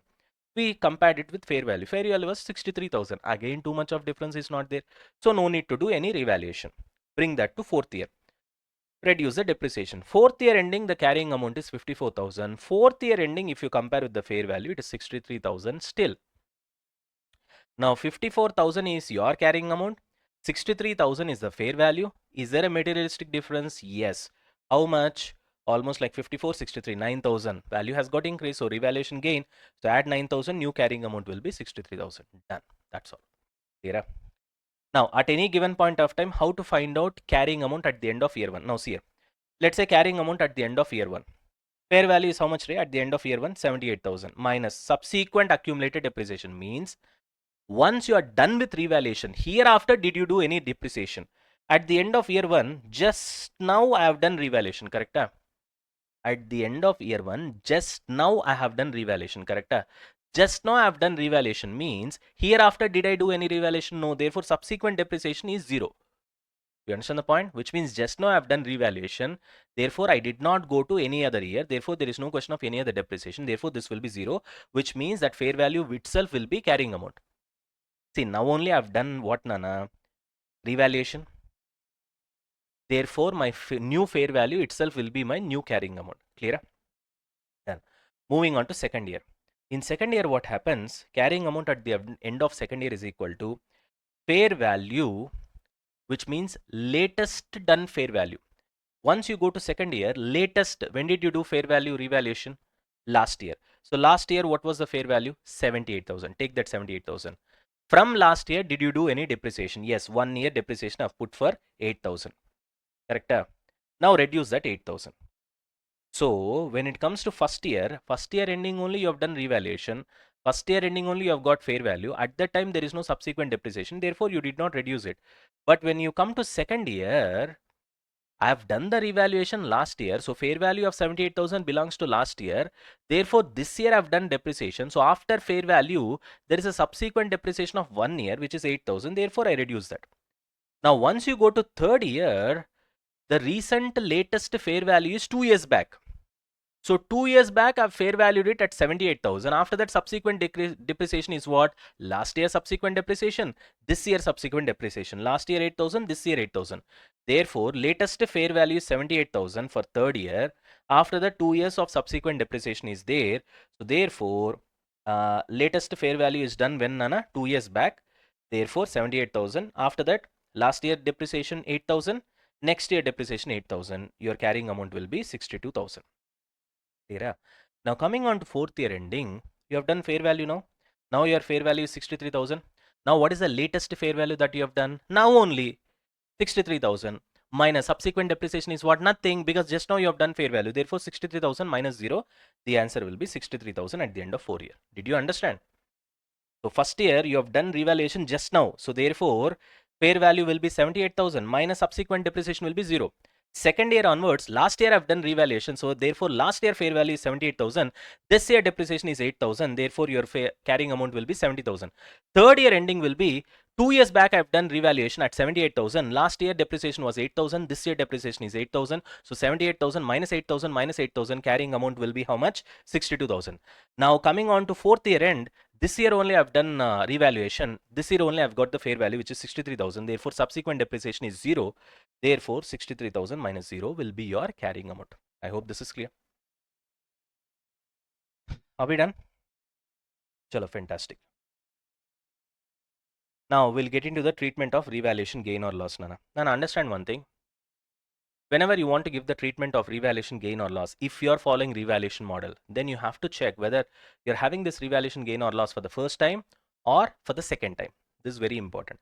First time means first time revaluation. Second time means subsequent revaluation. Clear? When you're doing revaluation for the first time and you have got revaluation gain, which is plus, straight away take it to revaluation reserve under OCI, other comprehensive income. Done. If you're doing revaluation for the first time and you've got revaluation loss, straight away take it to P&L account. This is very simple. Gain, take it to revaluation reserve. Under OCI, loss, take it to P&L. Done. Second time you're doing revaluation, now things gets complicated. When second time you have got revaluation, what did you have? I've got revaluation gain. Second time, I've got revaluation gain. Before you give treatment for revaluation gain, you need to check first time what has happened. First time means previously. So when you're doing second time revaluation and you've got revaluation gain, check whether last year what did happen. Last year also there was revaluation gain. So last year you would have taken to revaluation reserve under OCI. Now also you take it to revaluation reserve under OCI. Clear? Last year it was revaluation loss. So I've taken it to P&L. Clear? Now revaluation gain. So what you do? Last year there was revaluation loss and you have taken it to P&L. To that extent, this year revaluation gain, set it off in the P&L. You understand the point? Let's say this year revaluation gain is 10,000. Last year revaluation loss is 8,000, which means 8,000 you would have debited in P&L account last year, correct? To that extent of 8,000, you set it off from this 10,000 revaluation gain right now. Still there will be a revaluation gain left over of 2,000 that transferred to revaluation reserve under OCA. Clear? Now, suppose this year, subsequent revaluation, second time revaluation, you have got revaluation loss. Minus means revaluation loss. Then what you have to do straight away, you can't give treatment because this is second time revaluation. Only first time revaluation, straight away you can give treatment. Second time revaluation, you have to see last year what has happened. Last year, suppose there was revaluation surplus or revaluation gain. You would have taken to revaluation surplus account under OCA. Na? Now it is revaluation loss. So take this loss. Already last year there is revaluation surplus under OCI. You set it off this loss with the OCI. Still, if any loss is left over, take it to P&L account. Done? Sir, last year also loss only, sir. This year also loss. Then what is there? Last year loss, what you have done? Sir, I've taken it to P&L account, sir. This year also loss, what you will do? Take it to same P&L account. That's it. You understand the point? Nana, simply put, last year gain, this year gain, take it to revaluation reserve under OCA. Last year loss, this year loss, take it to P&L. So in these two cases, there is no problem. Okay. Last year gain, this year loss. Then last year gain means revaluation reserve will be there under OCI. This year loss, take it, set it off. If still there is any loss, take it to P&L account. Clear? Sir, last year loss, this year gain. Last year loss means you would have taken to P&L. This year gain means take this gain and set it off with the P&L to the extent last year's loss was there. And still if there is any gain, take it to revaluation reserve under OCA. Clear? Are we done with this? Chalo. I think we have covered everything when it comes to revaluation model. We can just look at the entries. Nana? Whenever we follow revaluation model, when you have to pass entries, first you need to check whether the asset is shown in the balance sheet at net carrying amount or gross amount. First question. Net carrying amount means after setting off depreciation, asset is shown at net of depreciation. Gross amount means for depreciation, separate account is there, which is accumulated depreciation, and original cost of the asset is still staying at original cost itself. So first, this clarity must be there. Asset is being shown at net carrying amount or original cost, gross amount. Sir, net carrying amount, sir. Then your asset is being shown after reduced by depreciation, correct? Net carrying amount means. So therefore, it means PP is shown in the books at net carrying amount only. In that case, if there is revaluation gain, straight away increase the value of the asset. So therefore, PPE to revaluation gain. If there is revaluation loss, straight away reduce the value of the asset. Therefore, revaluation loss to PPE. That's it. You understand the point? However, 99% of the cases, you will not be showing your asset at net carrying amount. Your asset will be shown at gross amount, that is original cost, and you will have accumulated depreciation or provision for depreciation for sure. Clear? In that case, what you will do? In that case, you have to choose methods. There are two methods. One is accumulated depreciation elimination approach. The other one is restatement approach. Okay? Okay? How to do this treatment? This we'll see it in the upcoming session. Okay? Where I'll be going with this example and then I'll explain you that. Okay? Chalo. All right, guys. Hello, welcome back. So I think, where did we stop in the last session? We are done with this. Okay, we are looking at the summary of subsequent recognition of PPE, correct? We are done with this cost model and revaluation model, but I told you that this one is pending. How to apply this particular accounting policy, that is whether you will choose cost model or revaluation model. You should not just apply that to a single machinery or a single asset. You should apply that to an entire class of assets. This we need to see. Then we also need to see the accounting in case of revaluation of PPE, right? Okay, chalo. Let's have a look into that. I think we are done with this. This we have covered. Just a second. Yeah, this is done. Chalo guys, with the example, let's try to understand. Only two topics we need to cover. One is class of assets. The other one is how to pass the entries. Okay, accounting part of the revaluation of PPE. Chalo. You guys are ready? You're ready, we'll start.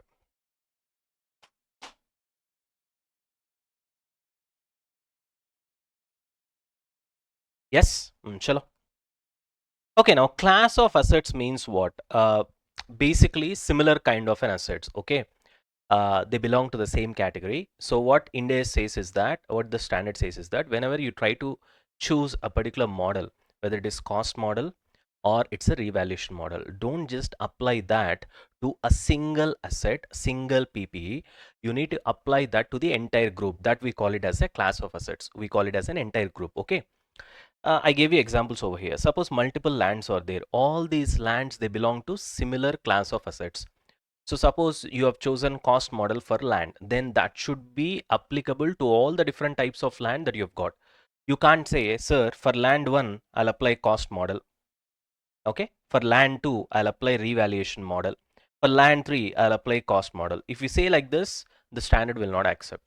So standard says you got to apply the similar model. Okay, whatever the accounting policy that you choose, whether it is cost model or revaluation model, same thing you have to apply to the entire group of assets which are of similar nature. Okay. So same case goes with plant and machinery, same case goes with building, same case goes with vehicles. You have multiple plant and machineries. You can't say that, sir, for plant and machinery 1, I'll apply cost model. For plant and machinery 2, I'll apply revaluation model. It doesn't work that way. You got the point? Same goes with building as well. For building 1, you apply cost model. For building 2, you apply revaluation model. Doesn't work. So for all these class of assets, you choose one model. Which model? That is your wish. For example, sir, for in all these land put together, it is one single class of assets. For that, I'll choose cost model. Fine. Sir, for all this plant and machinery put together, I'll choose revaluation model. That is also fine. Sir, for all this building put together, I'll choose cost model. Fine. Sir, for all vehicles put together, for entire group, for entire class of assets, I'll choose revaluation model. Fine. See, the point what the standard is trying to tell you is that you group similar nature of assets together, which we call it as class of assets. And for all of them, you just apply one single model.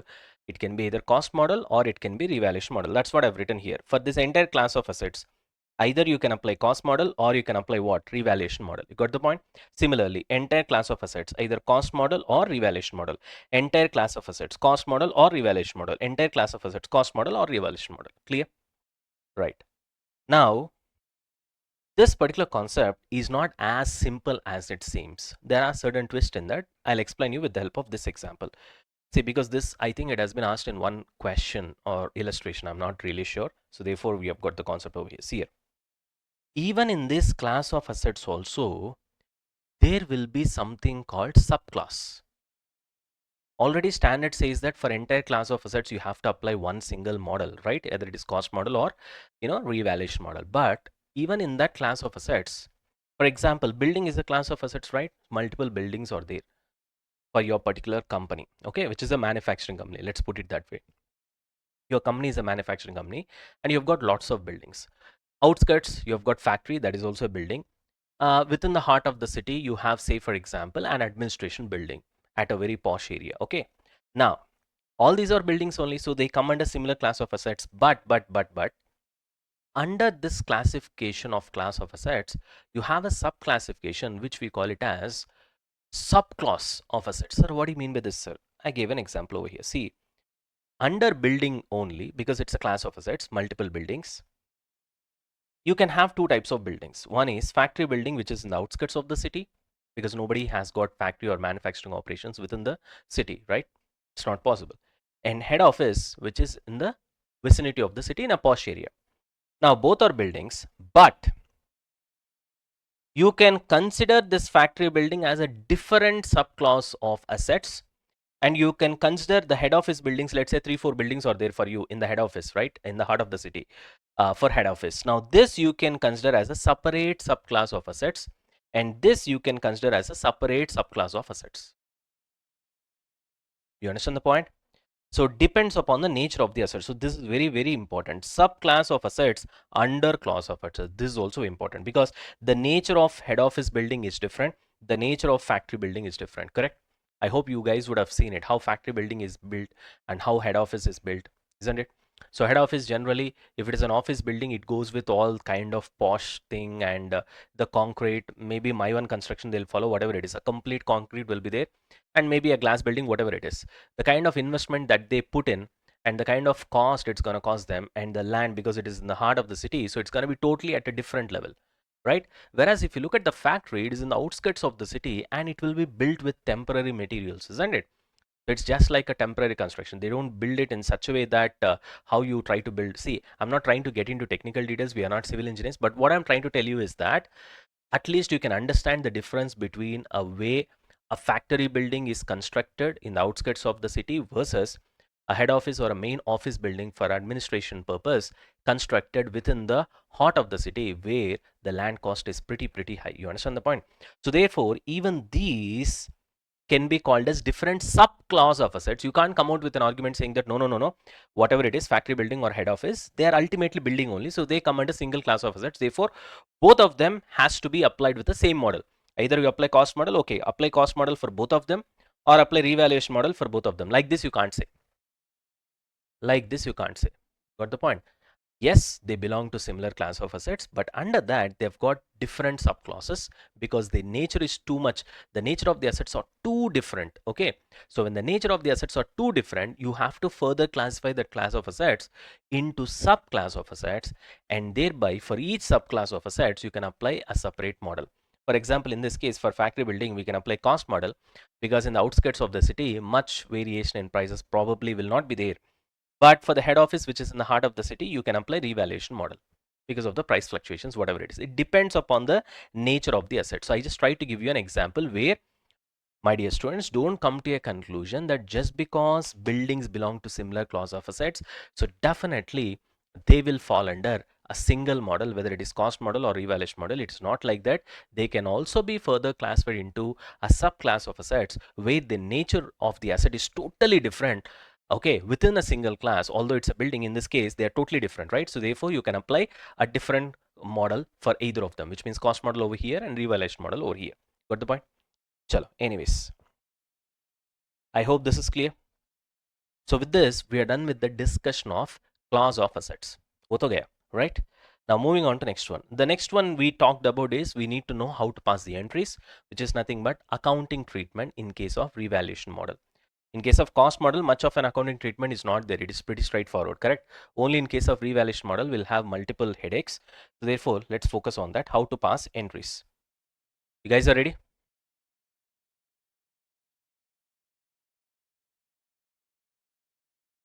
Shall we start, guys? Yeah. Okay, chalo. Now listen carefully. We're gonna go with an example. Okay, you guys are ready? Chalo. Now, yes, everybody.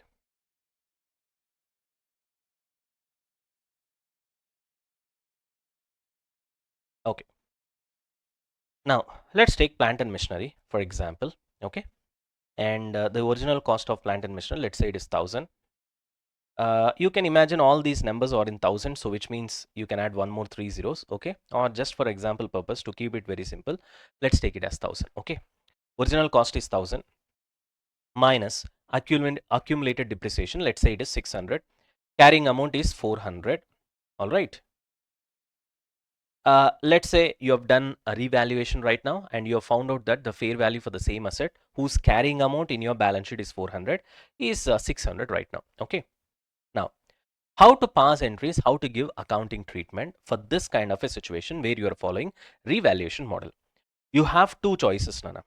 One is alternative 1 and alternative 2. Let's not remember this way. Alternative 1 can also be called as restatement approach and alternative 2 can be called as accumulated depreciation elimination approach. Now from the name itself you can understand here, in this approach we'll eliminate the accumulated depreciation. In this approach we're gonna restate all the numbers. Restatement in the sense we're gonna rewrite all the numbers. Okay.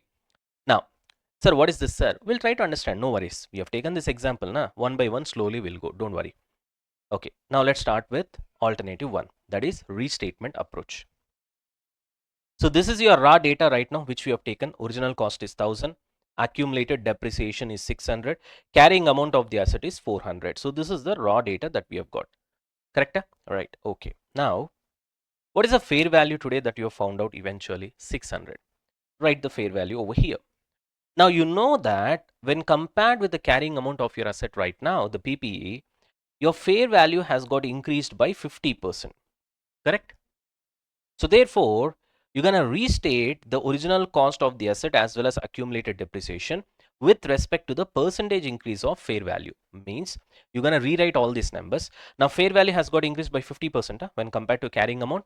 Thereby increase the accumulated depreciation by 50%, increase the original cost also by 50% proportionately. Okay. So your carrying amount has got increased by 50%. Therefore, I'll increase accumulated depreciation also by 50%.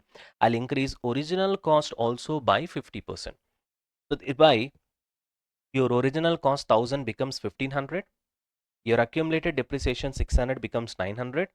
Your carrying amount 400 now becomes 600 because now that's your new carrying amount based on revaluation model. Clear? Okay, now what's going to be the entry for this? Very easy. Your asset cost has got increased by 500 from 1000 to 1500, which means asset has to be increased, which means it has to be debited. Your accumulated depreciation also has got increased. Depreciation increase means it has to be credited. Carrying amount has got, okay, this and this effect is enough. Net effect automatically carrying amount will increase. Okay, these two only the real accounts that you'll have, right? Anyways, now the difference between these two, you have got this 200 na, which is revaluation surplus, and that will go to OCA under revaluation gain. Sorry, revaluation gain, it will go to revaluation surplus. Anyways, so which means the entry will be plant and machinery account debit. How much it has got increased? 500. 2. Accumulated depreciation, it has got increased by 300. 2. Revaluation gain, which is nothing but it will go to revaluation surplus under OCI.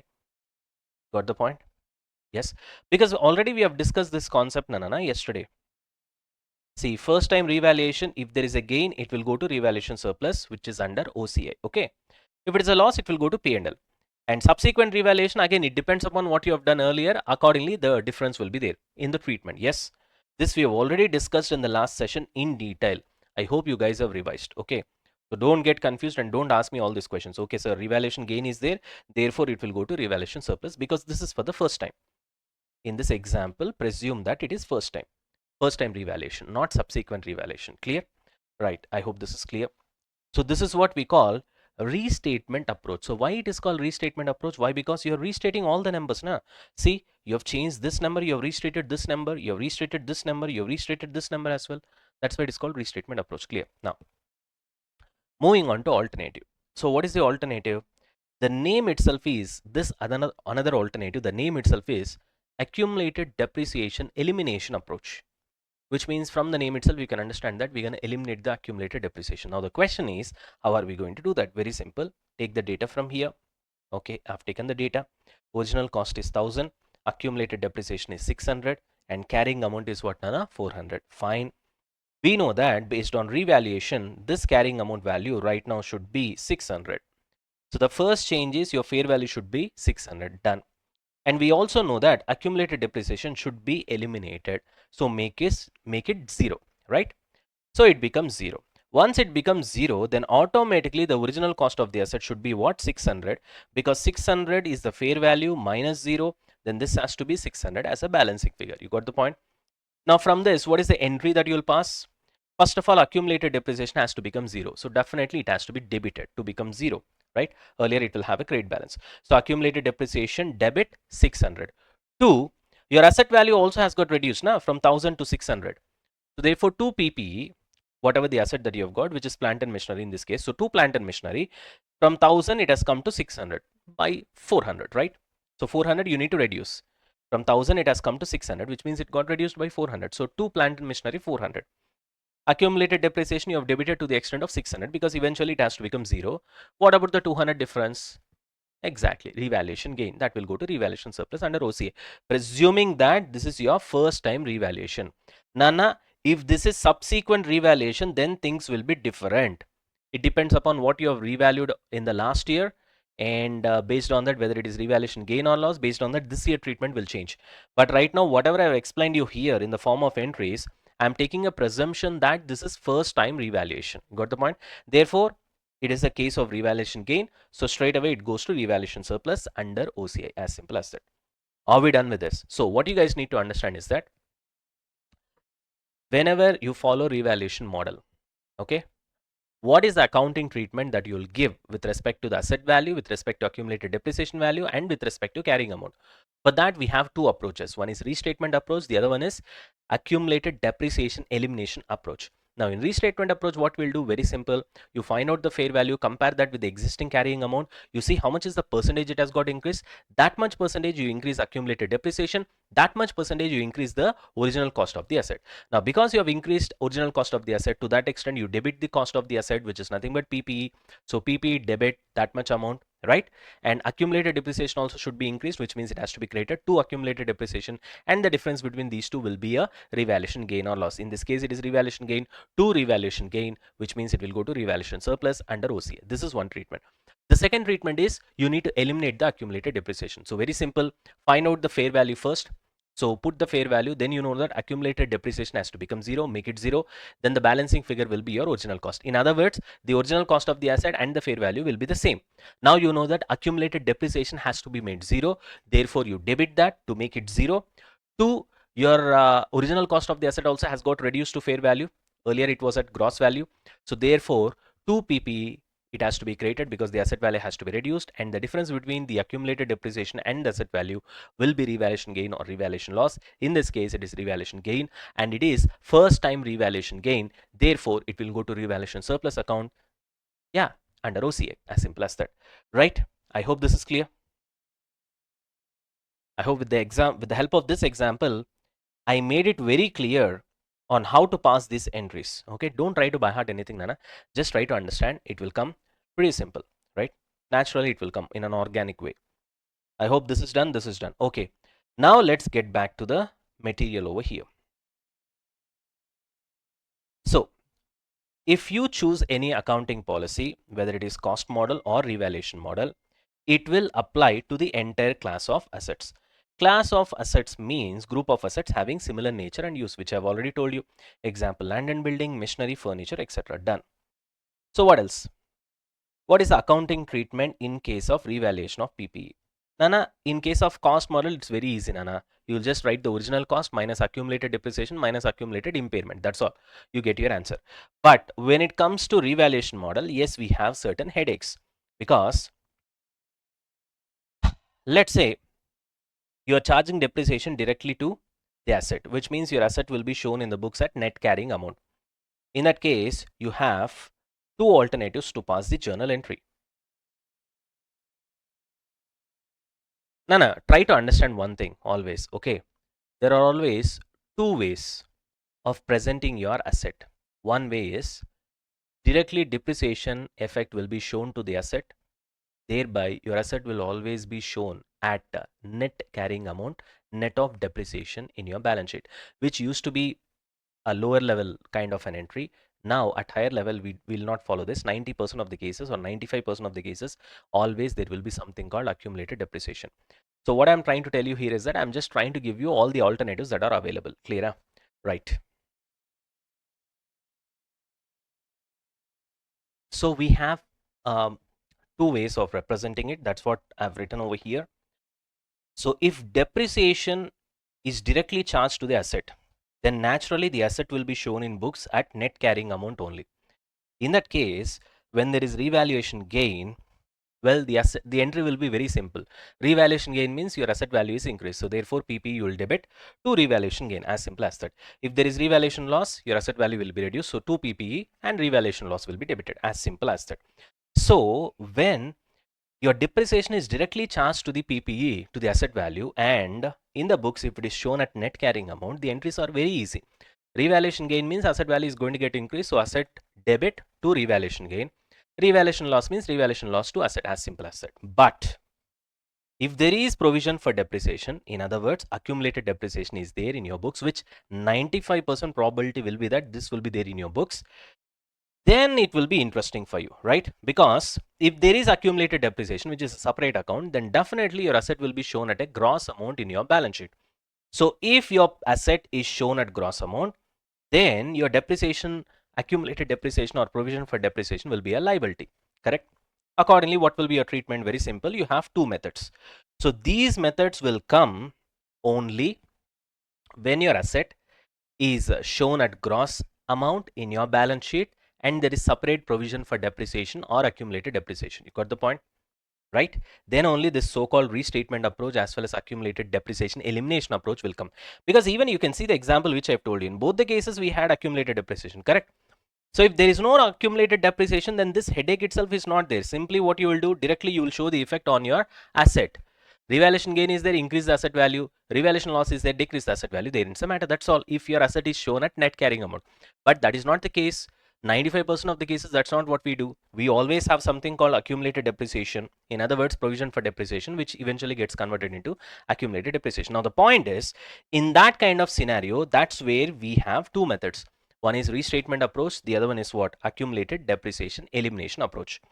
That we have already seen, right? This whole thing, whatever I gave you here, I've explained you with the help of the example, right? So when there is revaluation gain, then naturally what happens, Nana? First, when it comes to accumulated depreciation approach, accumulated depreciation elimination approach, first you have to eliminate your accumulated depreciation. So you will debit accumulated depreciation, correct? Hello. So accumulated depreciation 2 pp. Here I have shown you as separate entries, but here I have shown you as single entry. Got the point? So first you eliminate, sorry, here na accumulated depreciation elimination. Okay, right. So first you eliminate what? Accumulated depreciation. Therefore accumulated depreciation 2 pp. Next, if there is revaluation gain, then obviously asset value has to be increased. So pp to revaluation gain. If there is revaluation loss, then revaluation loss to pp, as simple as that. So in other words, if you compare this with this one, the only difference is one step. That's all. You just need to eliminate the accumulated depreciation. After that, if there is revaluation gain, you'll increase the asset value. If there is revaluation loss, you'll reduce the asset value. Correct? It's pretty much the same as this one. Correct? Okay. So which means this one and accumulated depreciation elimination approach is pretty much the same, except for one entry where you will try to eliminate the accumulated depreciation. Correct? But this is a little bit important. Restatement approach, where you'll try to find out the percentage of increase in revaluation if there is revaluation gain, decrease in revaluation if there is revaluation loss. Both will happen. Okay. Yes. So if there is revaluation gain, you have to increase the asset value.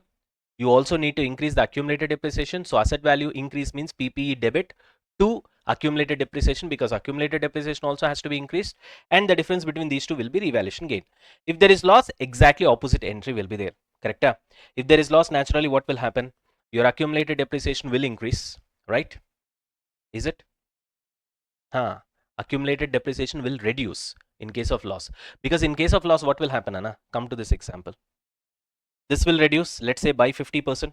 Then automatically this will reduce, then this will also reduce. Correct? So in that case, naturally what you will do, your asset value will reduce. So therefore 2 pp, accumulated depreciation will reduce. So which means accumulated depreciation has to be debited. So accumulated depreciation 2 pp, and the difference between those two will be revaluation loss. As simple as that. Revaluation loss has to be debited. Anyways, revaluation gain will be created, revaluation loss has to be debited. That's it. You got this?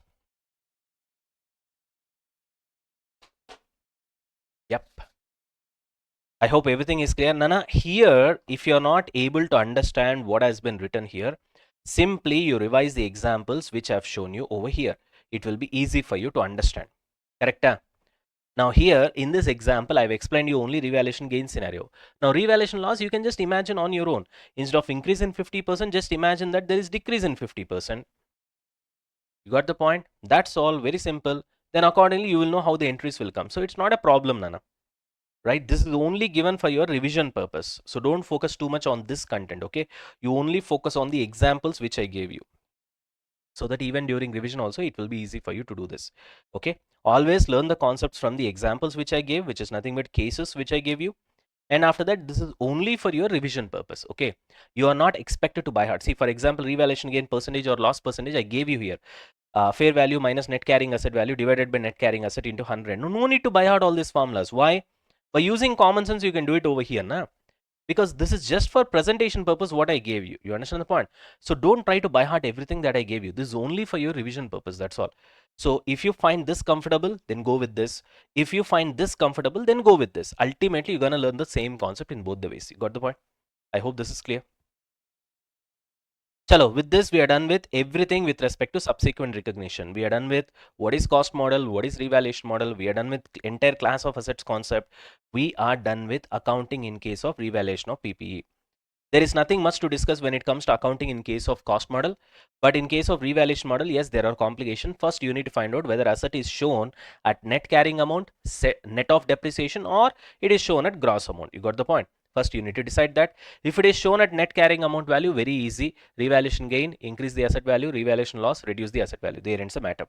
Now, if it is shown at gross amount, yes, then there will be a headache, because asset will be shown at a gross amount. You'll have asset account separately and accumulated depreciation account separately. In that case, you need to choose whether you'll go for accumulated depreciation elimination approach or you'll go for restatement approach. Now, accumulated depreciation elimination approach is very easy, because you have to eliminate the accumulated depreciation first, and then depending upon revaluation gain or loss, you'll increase or decrease the asset value. There ends the matter. Now, coming on to this restatement approach, that is where the problem is. You find out how much the asset increase is there in net carrying amount in terms of percentage. You compare your carrying amount with the fair value. You see whether there is increase or reduce in percentage.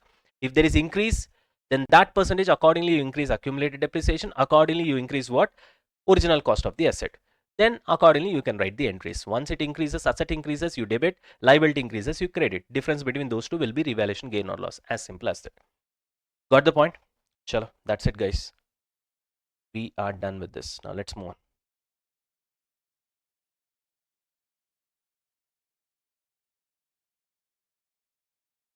Now let's move on to the next one, guys. So what is the next concept? Treatment of revaluation surplus. That is OCA balance. What we're gonna do with this? Because whenever we follow revaluation model, then definitely whenever there is revaluation gain, we are taking it to revaluation surplus under OCI. Of course, when there is revaluation loss, you'll be taking it to P&L, but that's okay. Whenever there is revaluation gain, you're taking it to what? Revaluation surplus under OCI. Okay.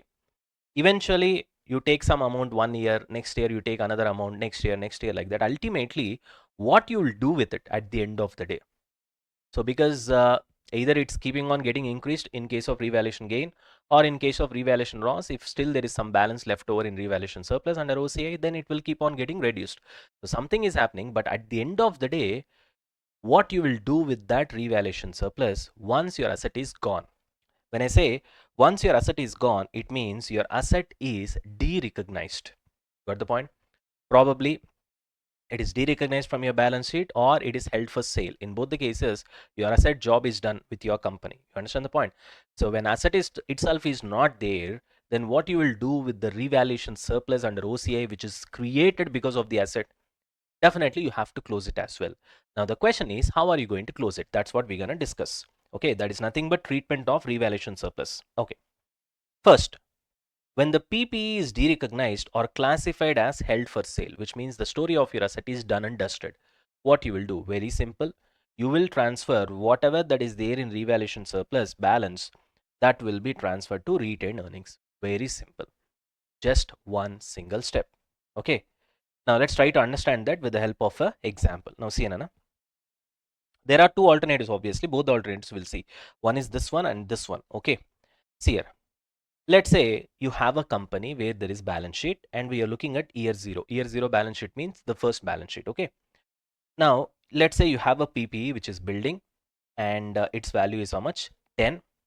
And you have revaluation surplus at the end of the first year, say for example. Okay. So let's say at end of year one, let's put it that way. At end of year one, there is a revaluation surplus of 2 and now your asset value is 12, and in revaluation surplus how much amount is there? 2 is there, 2 lakhs. Let's put it that way. Let's say it is lakhs. Now at the end of year 10, this building right now its value is 18 in your balance sheet, 18 lakhs, and it is sold now. You got the point? And in your revaluation surplus it is still showing 8 lakhs under OCI. You got the point? So what is the treatment that we need to do? When the PP is derecognized or classified as held for sale, derecognized in the sense it is sold actually. Okay, then it has to be derecognized once it is sold. Then whatever the revaluation surplus that you have got, its balance will be transferred to what? Retained earnings, and it is mandatory. Here you don't have a choice. Got the point? Revaluation surplus balance will be transferred to retained earnings. Very simple. So this revaluation surplus balance, whatever you have got in this example, 8 lakhs will be transferred to retained earnings. You got the point? So naturally, what will be your entry in a revaluation surplus to retained earnings? Simple. Got it? Obviously, it will be showing trade balance, so you have to debit it and it becomes 0, and then it will be transferred to retained earnings. That's it. Simple, one single entry, your job is done.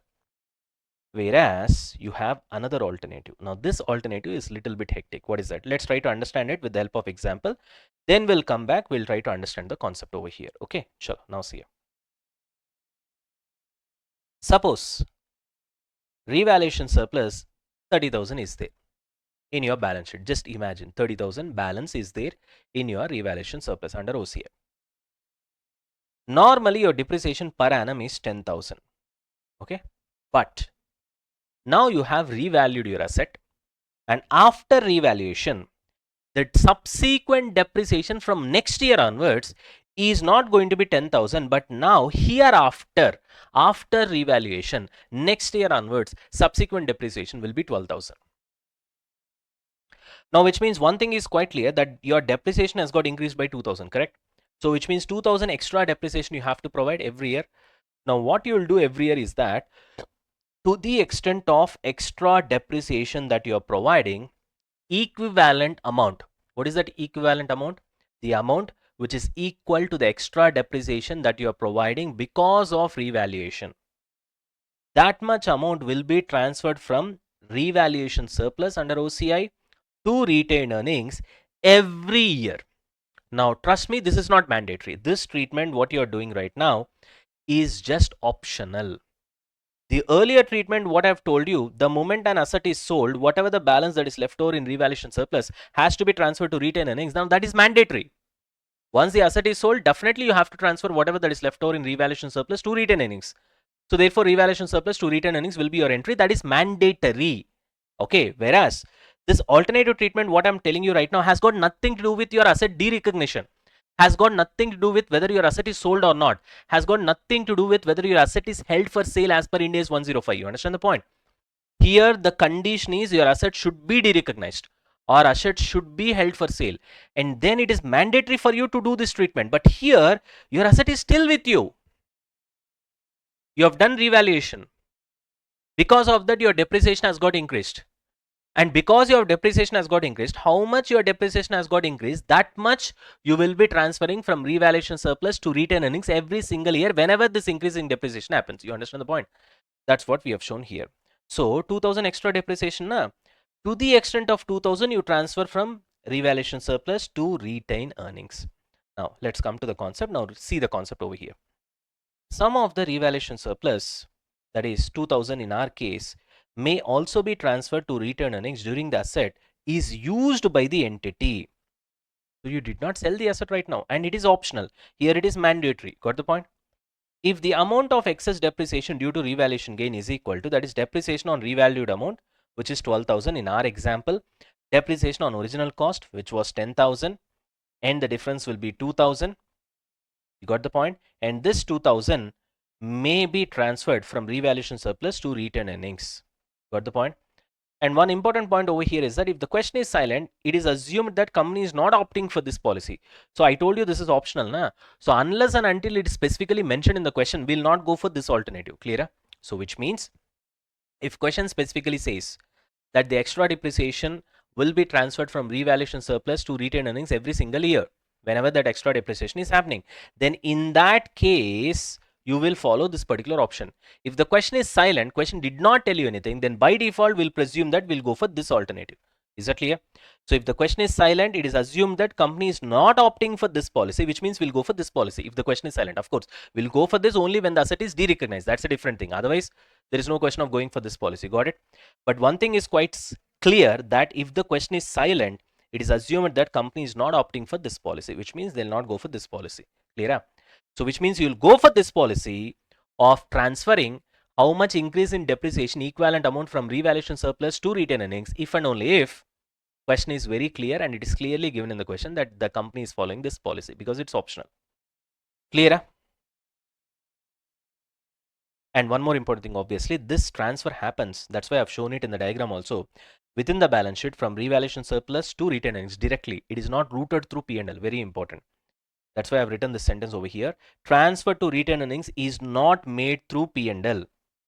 That is, revaluation surplus is item that will not be reclassified to P&L. You got the point? So all these things happens through the balance sheet itself. Okay, it is not routed through P&L. Got it? Yeah. And some alternate points are there. Whenever you sell your asset, if there is gain or loss, it will be transferred to P&L account. Similarly, when there is compensation receivable from insurance company due to damage in PPE, suppose there is a fire accident broke out and you got some insurance on the asset and that insurance money you have received, that also should be transferred to P&L. So there are 2 points. Just remember, that's all. So in 2 cases, one is when you get gain or loss or profit or loss on sale of the PPE, that will also be transferred to P&L. Okay. And if you have taken any insurance on your plant and machinery, right, and you get that insurance money because of fire accident or something, and that will also be transferred to P&L. That's all. I hope this is clear. So at the end of the day, the treatment of revaluation surplus is pretty simple. You wait for the asset to be sold, or you wait for the asset to be derecognized, or you wait for the asset to be held as sale as per Ind AS 105. Then simply whatever that is left over in revaluation surplus, you transfer it to retained earnings, and that's mandatory. The other option is whenever you do revaluation, and because of that, if your depreciation is going to get increased, to that extent, you will transfer the equivalent amount from revaluation surplus to retained earnings every single year. And this particular policy is purely optional. You will follow this only when it is specifically given in the question. If the question is silent, you will not follow this option. As simple as that. Clear? That's the summary. Are we done with this? Shall we move on? Yeah. Okay, guys. Now let's go to the next concept, that is depreciation of PPE. How are we going to depreciate the asset? That's what we're going to see right now. Ready?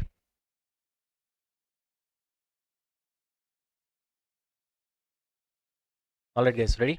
Now let's start with depreciation of PPE. Now, how many methods does this standard allow for us? So logically speaking, broadly classifying, we have got 3 methods over here. One is SLM method, which everybody knows, straight line depreciation. Then you have WDV method, that is diminishing balance method or reducing balance method, whatever it is, return on value. Then we have units of production method as well. Now, the biggest question is, when you have these many methods, which method a company has to follow?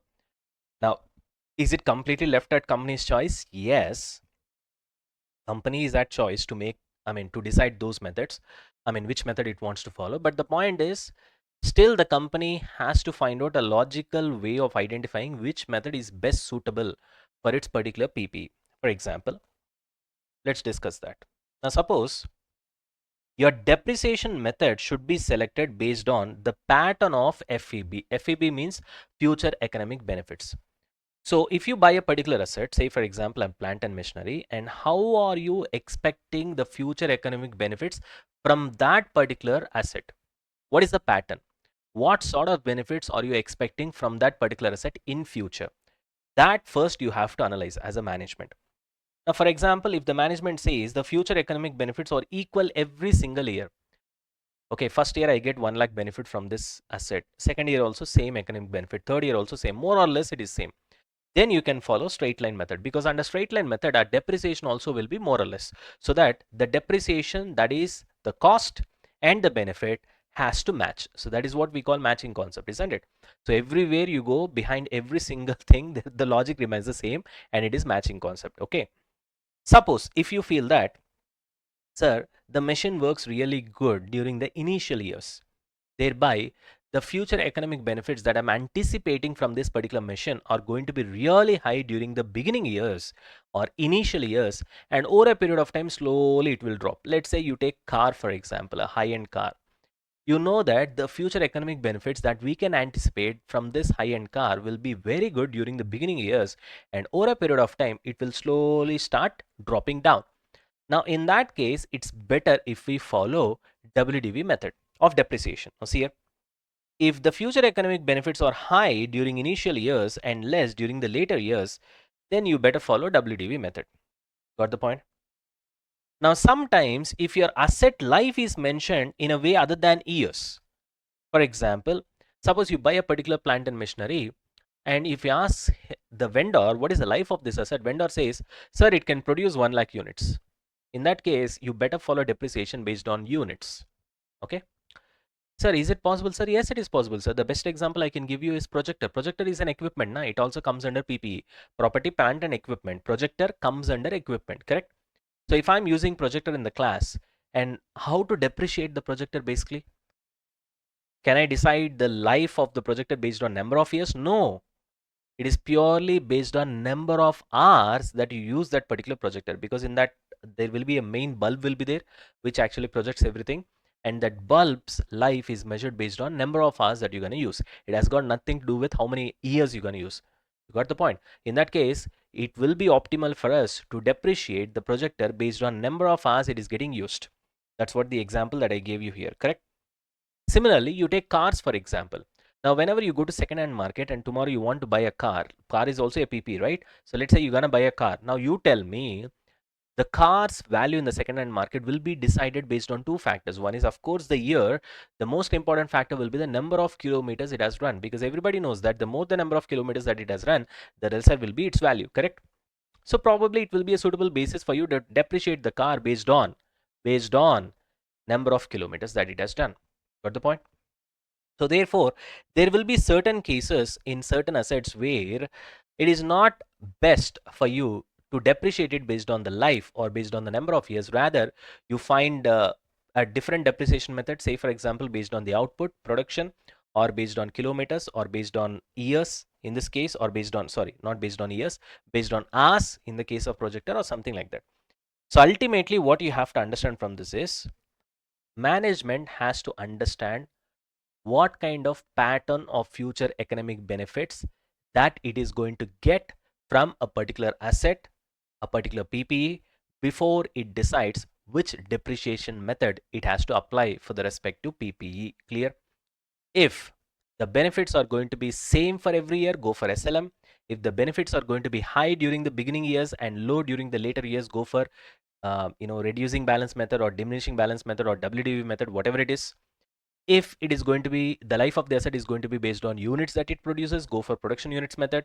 If the life of asset is going to be based on kilometers, go for kilometers method. If the life of the asset is going to be based on hours that it is getting used, like in the case of projector, go for depreciation based on hours. Simple. I hope this is clear. Yes, right.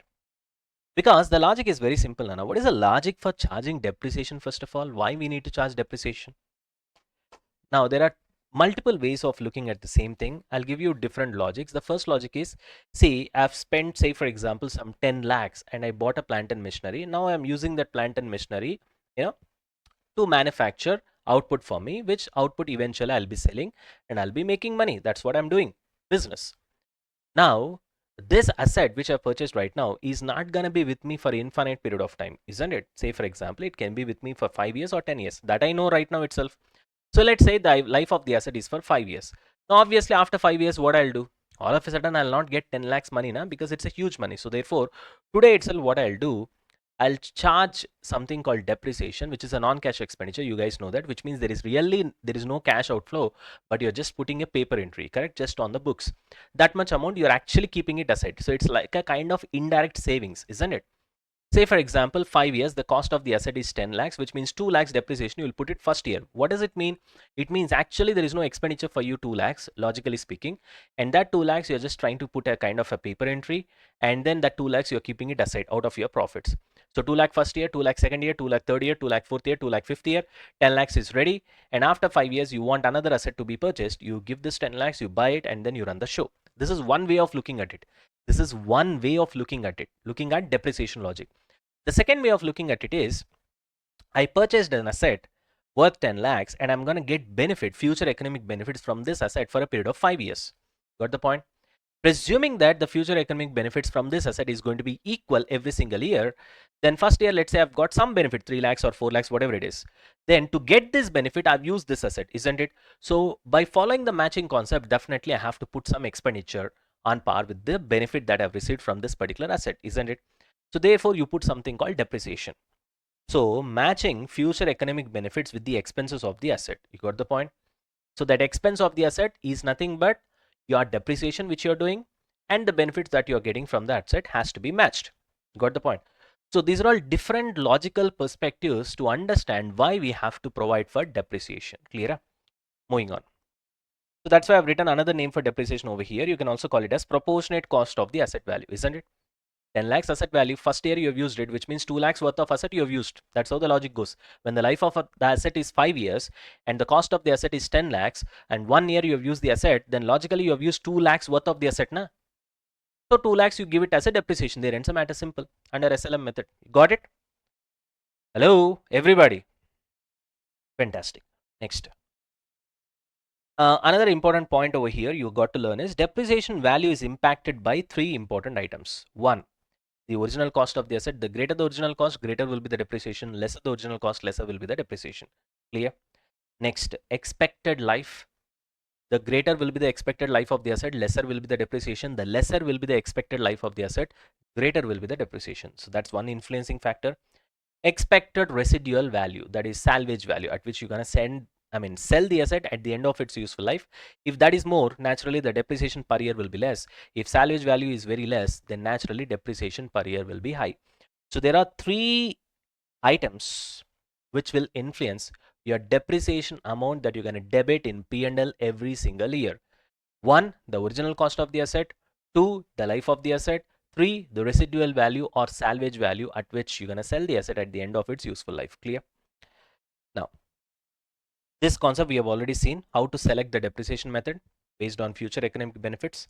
That is already discussion is done. Next, also management each year reviews and if necessary will change any of the 3.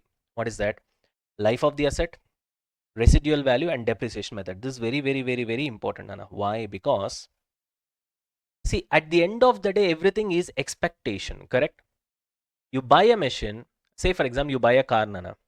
You expect that this car will come for at least another 10 years. In reality, it can come for only 8 years. It can come for 10 years, or you may also maybe in a position to use the car for 15 years also. So we don't know as of today, how it's gonna actually work out. So similarly, when you buy a machine also, every company will come up with an expectation, life expectancy, right? It might think that, okay, this asset, probably this particular machine, I may use it for 5 years. In reality, it may be used for 7 years, or it may be used for 8 years, or it may be used for just 4 years itself. Even 5 years also, it will not come. So the point that I would like to tell you right now is that everything is an expectation. Expected life is so much. Expected residual value is so much. All these are expectations. Then accordingly, depreciation also is an expectation only, na? To be very logical. So I know that depreciation is influenced by these three factors. Now only original cost of the asset is sure for you because you paid the money today. So that is one thing which is certain. The rest of the factors like life is expected. Look at the word expected. So it may change. Residual value expected. So it may change. So therefore, suppose today your expectation went in a particular way. You thought that, okay, this will be my residual value. This will be my life. After 2 years, you thought that, no, my life of the asset will not be this much. Maybe it may be less than what I've expected 2 years back. And my residual value also, I thought that my asset will be sold for at this particular price. Maybe it may not go for this much of price. So therefore, I have to revise everything. So once your expected life changes, once your expected residual value changes, then your depreciable amount also has to change. Na?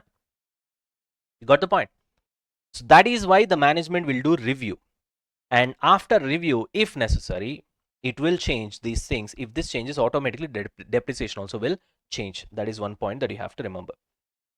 Are we clear with this? Okay, now let's come back and let's go through this content. Methods of charging depreciation. Three methods right now. SLM, frequently used method, which you know, cost minus residual value divided by number of years. That's how we do depreciation as per SLM. Diminishing balance method, you will find a percentage rate which will be mostly given in the question. So therefore, depreciation is equal to whatever the carrying amount you have got, you multiply with that rate, you get your depreciation. Simple. Units of production method, it is based on the ratio of the units that you manufacture. For example, life of the asset is 5 years. Okay. Asset value is 10 lakhs, presuming that residual value is 0. Your production units, first year it is 10,000, second year it is 8,000, third year it is 12,000, fourth year it is 9,000, fifth year it is 8,000, something like that. Then this particular original cost, presuming that residual value is 0, 10 lakhs, will be depreciated in the ratio of 10 is to 8 is to 12 is to 9 is to 8 for these 5 years. That's all. That is nothing but depreciation based on what, on a units of production method. Clear? Now, there are a few additional points that you have to see here. First one, depreciation of PPE begins. When should you begin with depreciation? When it is available for use. When it is ready to use. Whether you use it or not is a secondary thing. Once it is ready to use, depreciation will start. That is the first point you need to understand. Second, when it will stop. When it will stop, when you sell the asset, it will stop. When you held the asset for sale as per Ind AS 105, then also it will stop. Permanent stop. That is what we call cessation of depreciation. Got the point? And of course, when you are depreciating a complicated asset where land and building put together is there, then you should depreciate land separately and building separately, because building's useful life will be different. Already we have done a problem based on that, right? Yes, the roof of the building is different, the walls of the building life is different, so we have depreciated separately. And in that example, land has got no depreciation, so we have removed it. And I told you that's not the case always. Sometimes even land will have depreciation, especially when you're trying to use it for filling all the waste and stuff like that. Okay, because when you start filling up waste by digging up the land size is limited, na? At one day or other, the space is going to get finished. In that case, the land is no more useful. You understand that? So therefore, in those cases, land also will have depreciation, right? And if there is a change in depreciation method, useful life and residual value, then it will be regarded as a change in accounting estimate, which we have already discussed why there will be a change in depreciation. So one important point that you have to remember here is the effect will be prospective. Prospective means after 3 years, if I find that my residual value of the asset is going to change, my useful life of the asset is also going to change. In that case, I'll change the depreciation. Huh? Sorry. Once I change depreciation, the effect will be prospective. I'll not go back to the years for which I've already charged depreciation, and those years also I'll not disturb. From this year onwards, I'll be charging a different depreciation. That's all, which we call it as a prospective effect. See, why I'm telling you this specifically is because generally whenever there is an accounting estimate, you know that most of the accounting estimates, the effect will be retrospective. Okay. But this is an area where the effect will be prospective. Retrospective means going back and changing everything. Prospective means we'll change only from today. That's all. We will not be disturbing and digging back whatever that happened in the previous years. So this, keep it in mind. Got it? And the entry for depreciation, very simple. If you're directly trying to depreciate your asset, then depreciation to PPE, that's all. Or if you have accumulated depreciation, then depreciation to accumulated depreciation. Correct? That's all. Simple. Are we done with this? Of course, depreciation will be charged to P&L, P&L depreciation. Right. I hope we are done with this. We are done with additional points as well. Yeah. Yeah. There is one more case that you have to understand here. What is that? Suspension of depreciation. Now, when I say suspension, it is like a temporary stoppage. Here we have seen cessation of depreciation. Cessation means permanently when you will stop. When the asset is sold, sold is nothing but derecognized, or when the asset is held for sale as per Ind AS 105. In that case, you will permanently stop depreciation. But there are certain exceptional cases where you will not permanently stop your depreciation. You will temporarily stop it, which we call it as suspension. We have seen the same concept in Ind AS 23 as well, borrowing cost. A suspension of borrowing cost, cessation of borrowing cost, right? Anyways, now what is that? Let's try to understand. Ready, guys? Now, let's go with this example. Now, see here. Suppose you have purchased the asset at year 0. You have used it for 4 years. The life of the asset is 10 years. Suppose like that. Okay. And at the 4th year end, your carrying amount, net carrying amount of the asset is 40,000. But at the 4th year end, you're expecting that, because your expectation of residual value also will change now. Earlier on year 0, sorry, on year 0, your expectation of the residual value might have been different. So therefore, your depreciation would have been different. But after 4 years, maybe things have got changed unexpectedly, which you did not expect to happen. Now you're expecting that at the 4th year end, still there is 6 years life pending for this kind of an asset who has got 6 years pending. Its residual value today will be 45,000. You are anticipating that. Today I'm expecting that after 10 years, it will be how much? 45,000. You got the point? Means today after 4th year end means after 6 years only. Now, why did I write 10 years over here? Sorry. After 6 years.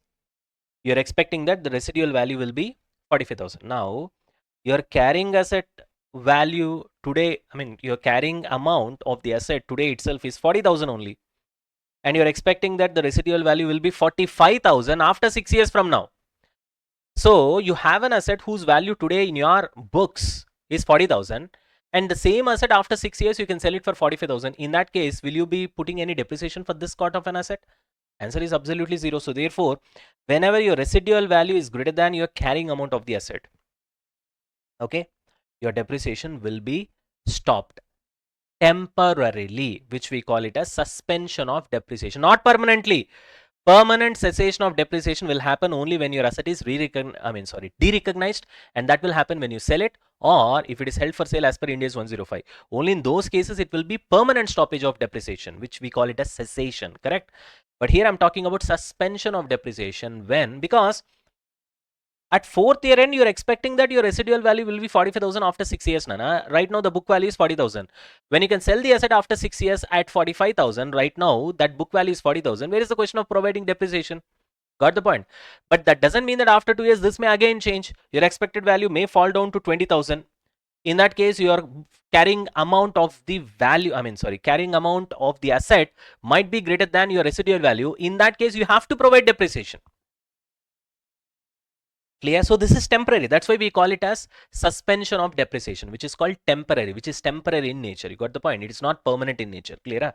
So whenever I use the word suspension of depreciation, it is temporary in nature. It's not permanent. So therefore, right now, as of now, at 4th year end, I feel like after 6 years, I'll be able to sell this particular asset at 45,000. Right now, the book value or carrying amount is only 40,000. Therefore, there is no question of depreciation. The value of the asset is 40. I can sell it for 45 after 6 years. Where is the question of depreciation over here? But after 2 years, anything can change. That 45,000 can become 10,000. The expected residual value. Then your carrying amount might be greater than the expected residual value. In that case, you have to provide depreciation. You got it? Okay, anyway, this point anyway I've discussed. We'll discuss it one more time. Whenever there is change in accounting policy happens, the basic rule is always the effect has to be retrospective, which I've already told you. But the only exception to that rule is whenever the first time when you change from cost model to revaluation model, whenever you change that, okay, in those cases, your effect is allowed to be prospective, which means it is a kind of change in accounting policy only, na? But still you can be having a prospective effect. You need not be retrospective, where you'll go back and you'll dig. Why the standard tells you to follow prospective model is because the logic is very simple. To make it retrospective, you should know the fair value of the previous years as well, which is difficult because earlier you were following cost model, for example, and now you're going for revaluation model. So obviously you don't know what is the fair value of the last years, na? So logically speaking, you can't go back in time and find what is the fair value at that particular point of time. It's difficult. Therefore, standard allows you, it can be prospective. Don't go back and change everything. Got the point? Yes, right. But if there is subsequent changes in future with respect to method of depreciation, then it requires retrospective effect. Means for the first time change, it's okay. Standard tells you that chalta hai yaar. You can't go back and find fair value and all that. So you just make it prospective. Fine. But again, you are changing. Again, you're going back from revaluation to cost model. Again, you're going back from cost to revaluation model. You keep on changing these things. Then the standard says, you are like jumping japak. I'll not allow this to be prospective. Only for the first time, it is allowed to be prospective. Hereafter, it can be retrospective only. Means, now you can ask me, sir, in this case also, how I'll go back and then I'll try to find out what my fair value is going to be. You should have a note of it. That's what standard says, because you know this time that you're going to do jumping japak. That's what standard says. You got the point? So which means the summary is very simple, Nana.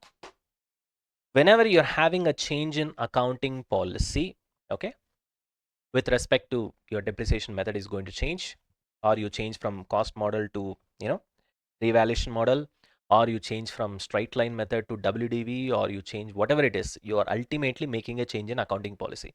Whether you're moving from cost model to revaluation model or revaluation model to cost model, whatever it is, or your depreciation method you're going to change, whatever it is, fine. For the first time, prospective effect is okay.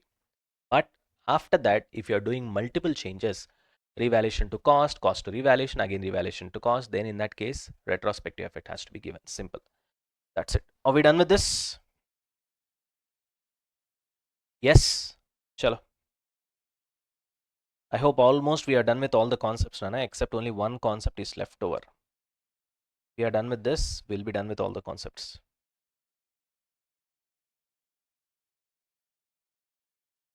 All right, guys. So the last concept, okay, of this particular Ind AS. Of course, after this, we have some impairment concept as well, but that is not forming part of this Ind AS. We'll be learning that only to understand the upcoming Ind AS, okay? But this, logically speaking, this is the last concept. Once we are done with this, we're going to go for problems and we're going to finish off this Ind AS. Chalo, let's come to the last concept. What is that? Change in estimated dismantling, decommissioning, restoration, or demolition cost. So logically speaking, we are continuing with the same topic only. Earlier also, we are talking about estimates change, correct? Your useful life is an estimate for the asset. It might change. Your residual value is an estimate in case of an asset, that is PPE. It might change. Here also, we are pretty much talking about the same thing. You have estimated your decommissioning or demolition cost to be so much. Okay. Let's say your estimated life of the asset after 10 years, your estimated life of the asset is 10 years, and after 10 years, so much will be your decommissioning cost. And then you try to discount it and add it to the value of the asset, which we have seen it in initial recognition, right? But that also can change. Now, after 2 years, it can change. After 4 years, it can change, because it's all about estimation right now. So today you might find that, okay, this estimation is correct. But after 2 years, it may change. After 4 years also, it may change again. After 6 years, it may change again. So if there is a change in the estimation of decommissioning or demolition cost, okay, because anyway we're gonna provide provision for that, na, and we're gonna do unwinding as well. We have already seen that. So then things will get little bit complicated. So how to give that particular accounting treatment is what we're gonna see right now. Now forget about all the concepts over here. Let's try to take an example, first case, and then let's try to understand this concept. You guys are ready? Now see, Anana. Suppose you have a plant and machinery which has got a life of 5 years, okay, 0 to 5. And today you are estimating, today at year 0, you are estimating that after 5 years, I need to spend a decommissioning cost of 1 lakh. Got it? Let's say your discount rate is 10%. Then how to find present value of this decommissioning cost? Because we need to add it to the cost of the asset, na? Right? We need to capitalize that. So let's say 10% is your discount rate. 1 divided by 1.10. How many years? 5 years. 1, 2, 3, 4, 5. You get this value, 0.6209. So you multiply that with the future value of decommissioning cost, which is 1 lakh. You bring it to present value. You multiply with this, and the present value is 62,090. Now, for this, obviously, you have to create a provision. So what will be your value? I mean, entry. Obviously, this will be added to the cost of the asset. So asset value will increase. So PPE debit, asset will increase. 2, you have to create a provision for decommissioning liability, which is 62,090 in this case. Got it? After 5 years, once you actually incur the expenditure, then this provision will be debited to bank, will be your entry. Provision for decommissioning to bank will be the entry when you actually make the payment. Correct. Meanwhile, what you will do unwinding of discount, because already from 1 lakh you have brought it down to 62,090. So every year you will write interest, and the entry will be interest to provision for decommissioning. So slowly provision for decommissioning will increase from 62,000. It will go to 64, then 66, or maybe 70 or 75, 80, and at the end of 5th year it will tally with 1 lakh. And finally, provision for decommissioning 1 lakh you will debit to bank, 1 lakh will go out. You'll make the payment and job is done. Clear? Right. Anyways, now, okay, sir, this is fine so far. This is the example. I gave you the numbers as well. Everything seems fine. But let's look at the balance sheet at the end of year 2. Plant and machinery will be something, okay, that we don't know. But let's say provision for decommissioning is 75,129 after year 2. Why? Because you would have done unwinding. So for this, you would have added interest, plus you would have added interest, and it has come to 75,129. Clear? Yeah. Arey yaar, you can do this yourself, Nana. What is there? Unwinding of discount. Take this 62,090 plus 10% for first year plus 10% for second year. Automatically, you'll get 75,129. Okay. After 2 years, this will be the provision for decommissioning. Entry will be interest to provision for decommissioning. Thereby, your provision for decommissioning liability will increase. It will increase, increase, increase. Right now, at the end of year 2, it is 75,129. If you just leave it like that, at the end of year 5, it will match with 1 lakh. And finally, you'll make the payment. So provision for decommissioning to bank will be the final entry. Anyways, that is done. Now see, at the end of year 2, what is happening? This is the provision right now based on original estimate of 1 lakh decommissioning cost after 5 years. Correct? Now, at the end of year 2, there is a change in estimate. Now we are thinking that our decommissioning cost after 5 years will be 1,30,000 and not 1 lakh. Will be 1,30,000 and not 1 lakh, which means definitely your expected cost has got increased by 30,000. Correct? But this is the future value after 5 years. But right now you are not standing in year 0, you are standing at the end of year 2. So 2 years are gone. So now 2 years are gone means how many years are left over for this decommissioning 1,30,000 expenditure to be incurred? 3 years only from today. So therefore, this extra 30,000 which the liability has got increased, I have to discount it only for 3 years to get it to present value, because right now I'm not in year 0, I'm in year 2. I'm at year 2 ending. So therefore, you need to bring it down to 3 years only. So discount has to be done only for 3 years. So therefore, 3 years means 1 divided by 1.10, 1, 2, 3. You'll get this much of discount rate, 0.7531. You discount the difference. I'm taking only the difference between these two, which is 30,000, because 30,000 is the increase in liability. Future value increase in liability is 30,000. You discount that, you'll know present value increase in liability is how much. Correct? So total increase is 30,000. You discount it, you will know it in terms of present value, which is 22,539. Clear? Okay. Now easily you will say the entry. Sir, what is there, sir? This much the liability will increase, sir. So liability will increase, sir, means to provision for decommissioning. Increase it by 22,539. Anyway, this increase in provision for decommissioning liability will be added to the cost of the asset. So therefore, the entry will be very simple, sir. PPE to provision for decommissioning, 22,539, 22,539. Very simple, sir. Your liability will increase, your asset also value will increase. So PPE to provision for decommissioning 22,539 should be the entry. Your thought process is correct. Correct. Provided if we follow cost model. What if we follow revaluation model? Then things will be different, because you'll have revaluation surplus. Got the point? Your thought process is 100% correct. PPE to provision for decommissioning 22,539 is correct, provided if you follow cost model. So therefore, before you pass this entry, you ask yourself whether you're following cost model or revaluation model. That's what I've written here. Don't write this entry just like that blindly. Before this, ask whether PP is at cost model or revaluation model. Which model are you following? Sir, I'm following cost model, sir. Then no worries, sir. Same entry. In case of increase in liability, in this case, PPE to provision for decommissioning. That's all. In case of decrease in liability, exactly opposite entry. Decrease in liability means provision for decommissioning should be debited. Because the liability is getting decreased, automatically PPE value also will reduce. So therefore, provision for decommissioning to PPE. That's all. But if you are following revaluation model, then you have to think a bit, sir. What is the entry, sir? Very simple. In this case, your liability is getting increased, na? So therefore, credit the liability. That is for sure. To provision for decommissioning. There is no doubt in this. Your liability is getting increased. So whether it is cost model or revaluation model, one thing is for sure. Your provision for decommissioning should be increased, which means two provision for decommissioning should happen. That's clear. What you will debit? When you follow revaluation model, you will debit revaluation surplus or P&L account depending upon what has happened last year. Because now you are at the end of year 2, na? You don't know what happened year 1 ending, whether there is revaluation gain or revaluation loss. Based on that, you will know whether there is revaluation surplus or P&L. Based on that only, na? So depending upon what has happened last year, I will either debit revaluation surplus or P&L. Am I clear? Now you might be asking question, sir, why, sir, this complication? Sir, liability has increased, sir. So you have increased the liability to provision for decommissioning. It is crystal clear, sir. No confusion. Asset value also should increase. Now, why are you going with revaluation surplus or P&L? That should be your question. Well, the answer is very simple. Just imagine that I did not write revaluation surplus here in the entry. I went with PPE. Just imagine for a moment. Which means you have increased the PPE by 22,539 further. That is the logic. But when you are following revaluation model, already at the end of year 2, you would have done revaluation.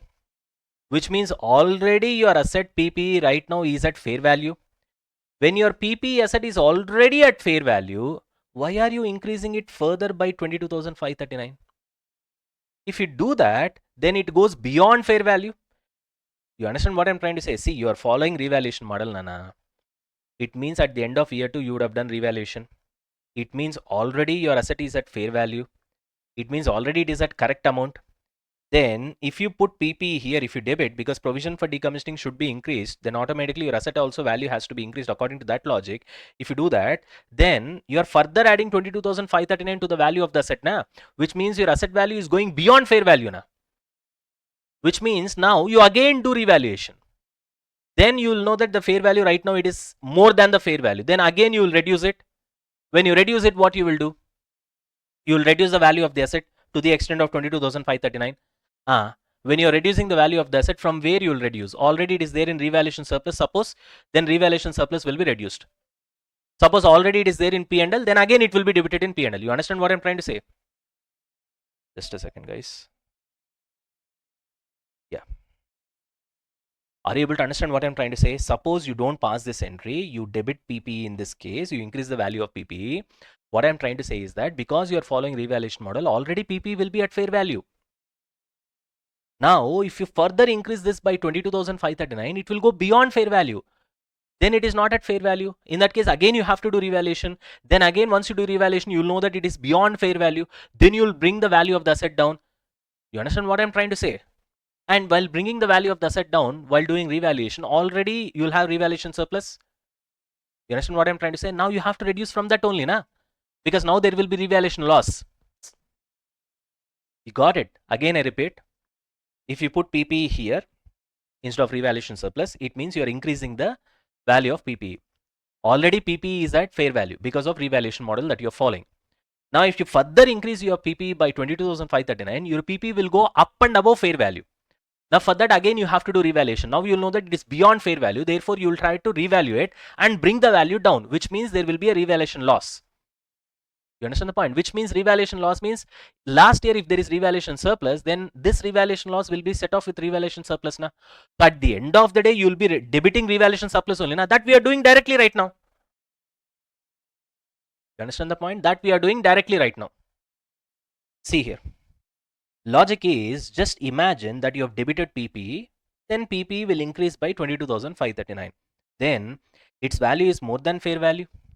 Now again you have to revalue. at fair value, then definitely it will show revaluation loss because you have to bring it down. Then how will you book your revaluation loss? Last year, if there is revaluation surplus, you will debit revaluation surplus. Last year already there is revaluation loss and you have debited P&L account. Now again there is revaluation loss, you will again debit P&L account. That's what we have done here in this entry.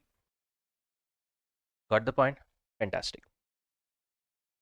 Now suppose if there is decrease in liability, one thing is for sure, provision for decommissioning has to be debited. Two, what you will do, see what has happened last year. Last year if there is revaluation gain, now decrease in liability means now revaluation gain you can credit. You understand the point? Last year if it is P&L means now P&L you credit. So provision for decommissioning to revaluation gain or P&L depends upon what you did earlier. That is same treatment as revaluation gain or loss. You got the point? Hello? Yes? Clear? Right. To explain you the logic only, it took me a lot of time. Okay, I hope you got this logic. Don't worry. Just revise it one more time. I gave you the notes. I gave you the logic here clearly. I've written it in the notes. So no problem for you. Still, if you have any doubt, you can ask me. So don't worry. Got it? So when you're following revaluation model, the logic is do not touch the asset because asset is already valued at fair value. So keep it like that. Fair value is the correct value. Don't touch it. So whatever you do when you try to increase the liability of provision for decommissioning or decrease the liability of provision for decommissioning, you play with the revaluation surplus or P&L depending upon what you have done in the last year. Last year, if there is revaluation surplus under OCA, to that extent, you reduce the revaluation surplus right now. Last year, if already there is P&L, then you again debit in a P&L. So you will play with the revaluation surplus or P&L, not with the asset. You will not touch the asset value because asset is already at fair value. That is the logic. Here, you will touch the asset value directly when you follow cost model. Why? Because your asset is not at fair value, na? So therefore, you can increase or decrease the asset value. Here, the problem is you cannot touch the asset. The word is you cannot touch the asset value because your asset is already at fair value. So therefore, whatever we play, whether by increasing the provision for decommissioning liability or decreasing the provision for decommissioning liability, we'll play it with revaluation surplus or P&L depending upon what has happened last year. Clear? So final summary, sir. So I'll tell you a very easy way to remember, Nanas here. If there is a change in estimate with respect to provision for decommissioning, you see whether the liability has got increased or decreased. Now next, step 2, you see whether we are following cost model or revaluation model. If you are following cost model, provision for decommissioning liability has got increased. So 2, provision for decommissioning liability increased, asset value also will increase. So PPE 2, provision for decommissioning liability. Now suppose provision for decommissioning liability has got reduced. Debit provision for decommissioning liability to PPE. There ends the matter. If it is cost model. Revaluation model, simple logic again. Provision for decommissioning liability increased to provision for decommissioning liability. Debit, what you will do, don't touch the asset. Instead of asset, what? Revaluation surplus or P&L depending upon what has happened last year. What has happened last year, that you will know. In the question it will be given. Now, if provision for decommissioning liability has got reduced, then provision for decommissioning liability debit to revaluation surplus or P&L depending upon what has happened last year. There ends the matter. Don't touch the asset when it comes to revaluation model. That's it. Because asset is already at fair value. That is the logic. Are we done with this? I hope it is clear. So this we have covered. We have also covered the depreciation methods and the logic behind depreciation method. When we need to permanently stop depreciation, when we need to suspend depreciation, that also we have seen. Okay. What else? If there is change in depreciation method, it has to be prospective. That also we have seen. Then we have seen treatment of revaluation surplus. One is mandatory method, the other one is optional. That also we have seen. And we have also seen class of assets treatment. Okay. And the accounting treatment for revaluation. That's it. We are done with all the concepts. In the next session, we will go with problems. Okay. Done. All right, guys. Welcome to the next session. Confirm me whether the audio is clear. Everything is clear. Chalo, confirm me first. Once you guys confirm me, we'll start.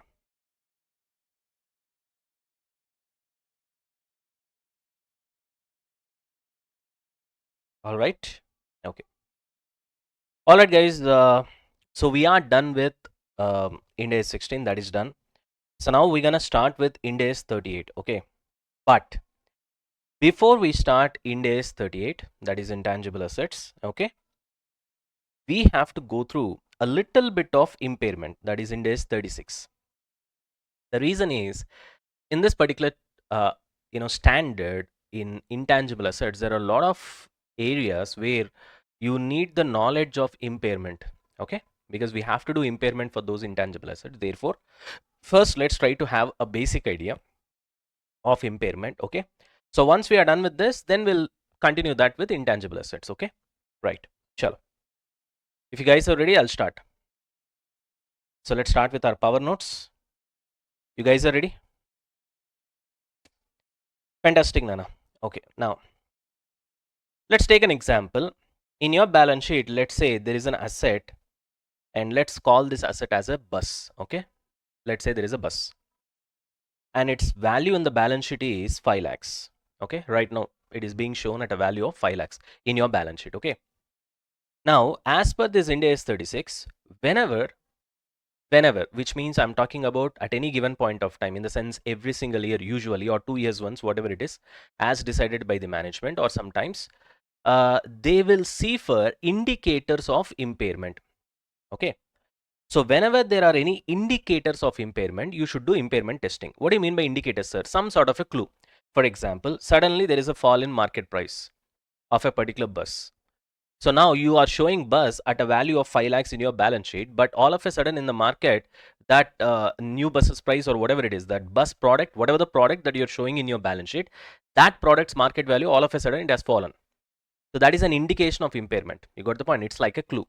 Or say, for example, there is an accident, fire accident with respect to that particular machine which you're using. In this case, it is bus. Now, when there is fire accident on the bus, what will happen? Obviously, you can sell that bus only for a scrap value. So in that case, obviously, there is impairment. So you have to do impairment testing for sure. So like that, something will happen, some sort of an indication. Either market price has fallen, or your so-called asset that you've got in your balance sheet undergone a serious fire accident. As a result, its value dropped significantly. So whenever these kind of indicators are present, you will do impairment testing, okay. Now, so entity should do impairment testing. So it is not a choice for entity, they have to do.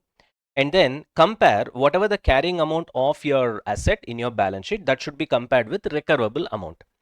Carrying amount of the asset should be compared with recoverable amount. Clear?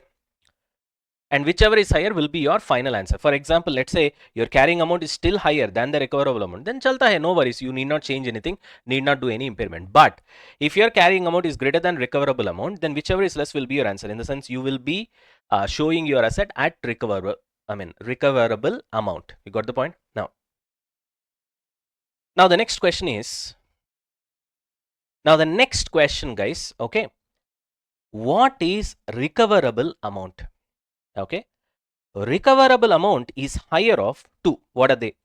FVLCTS. Hereafter we'll be calling like that only, FVLCTS, which means fair value less cost to sell, okay, or VIU, value in use. Whichever is higher of these two will be your recoverable amount. Then you compare your carrying amount with the recoverable amount, which will be higher of these two, and eventually you will finally decide whether there has to be any impairment that you have to do, which means reduction in the value of the asset, or not. Okay, in this example, let us see what is recoverable amount. Recoverable amount is the higher of FVLCTS, that is fair value less cost to sell. See, logic is very simple, Nana. Fair value less cost to sell means what? Suppose bus is being shown at 5 lakhs in your balance sheet. Okay, the fair value of similar kind of a bus in the market is, say for example, 4,50,000. You got the point? But then if you try to sell the bus straight away, nobody is going to, buy that, right? Because there might be some broker or something like that. You will incur certain expenses to sell the bus in the market. That is nothing but we call it as cost to sell. Let's say cost to sell is 10,000. Then your net amount will be 4,40,000. This 4,40,000 is nothing but FVLCTS. Means fair value less cost to sell. Clear? This FVLCTS is very easy, Nana, because it will be available in the market only. All what you have to do is that, okay, I have a particular asset with me. This asset can it be sold at what price? And it can't be sold just like that. You will incur some cost to sell. So therefore, you reduce that from the fair value. You will get FVLCTS. It's pretty simple. However, there is another option. So recoverable amount is not just FVLCTS. It is higher of FVLCTS or VIU, in the sense value in use. Now this value in use is pretty difficult to calculate. Let's try to understand. I just gave a small example to find out how to calculate value in use. Okay. Suppose in our example, we have taken bus, right? Let's say 4 years is the lifetime of the bus, in the sense further lifetime. Already, let's say I'm using it for another, let's say 6 years. So total lifetime of the bus is 10 years. Already I've used it for 6 years. Now let's say further lifetime is 4 years. Still it is pending. Now, how to calculate value in use? Okay. What is the value of the bus? In a sense, it is like I'm going to use this bus for another 4 years now. This another 4 years, how much value the bus is going to give me indirectly for my company? That is nothing but value in use. How to calculate that? Now see here. First, let's calculate cash flows. Now, all these are expected cash flows only, because you are expecting next year, next year, next year, next year, how much of cash flows I'll be getting because of this asset. In this example, it is bus. Okay. Calculate the cash flows. That is nothing but inflows. From that, you reduce operating expenses, because bus doesn't run free of cost, right? All the fuel expenses, maintenance expenses, parts you have to change, tire you have to change, all these things, driver expense, everything, whatever. Operating expenses you reduce. You'll be getting net cash flows. And finally, when you're about to sell the bus at the end of the year, you'll be having salvage value. That is also inflow only. That also you add. And then finally, you'll be getting net cash flows. And this net cash flows after 1 year, after 2 years from now, after 3 years from now, after 4 years from now. So bring it down to present value, which means you discount it. This one will be 1 year discount rate, 2 year discount rate, 3 year discount rate, 4 year discount rate, discounted. Then you will have present value of net cash inflows that you are expected out of this particular asset. That will be the value of the asset, which is nothing but value in use. So I've taken some imaginary number over here. Let's say I've done all this calculation. After that, I've got the value as 4,10,000. Okay. And FLVCTS, if I have inquired in the market, they said it is 3,70,000. Higher of these two will be your answer. Correct? What is the higher? 4,10,000, which means 4,10,000 will be your recoverable amount. Now, this recoverable amount should be compared with carrying amount in the balance sheet. How much is the carrying amount? 5 lakhs.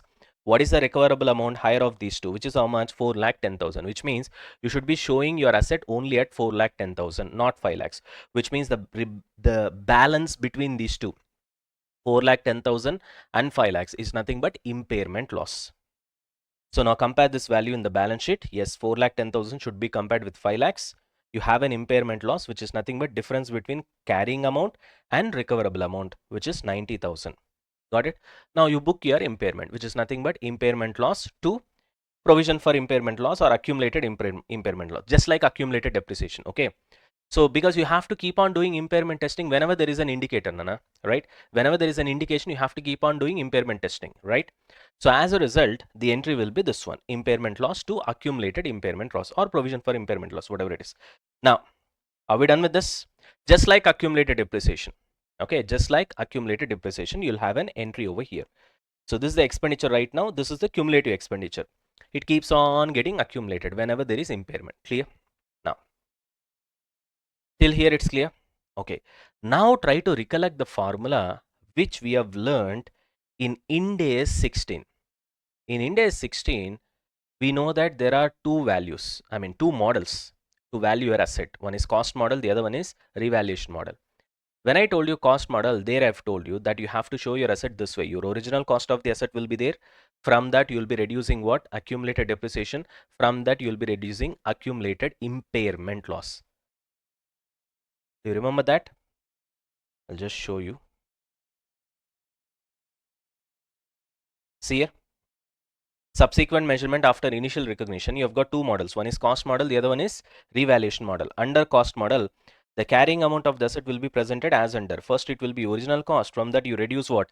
Accumulated depreciation. You also reduce what, Nana? Accumulated impairment loss. Then only you will get your carrying amount. That's how you will show your asset as per cost model. You got it? Same stuff will be following when it comes to what? Intangible assets as well.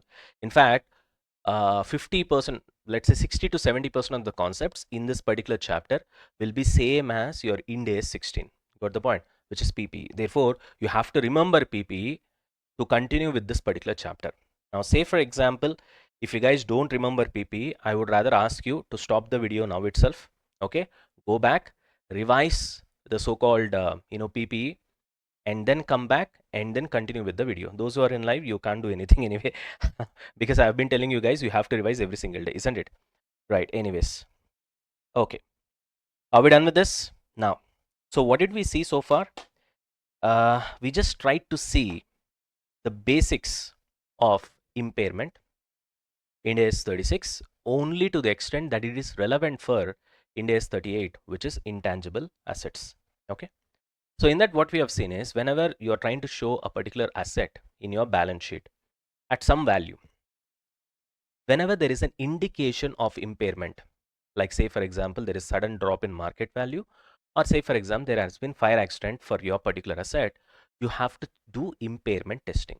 So whenever you do impairment testing, you need to compare the carrying value of the asset in your balance sheet versus recoverable amount.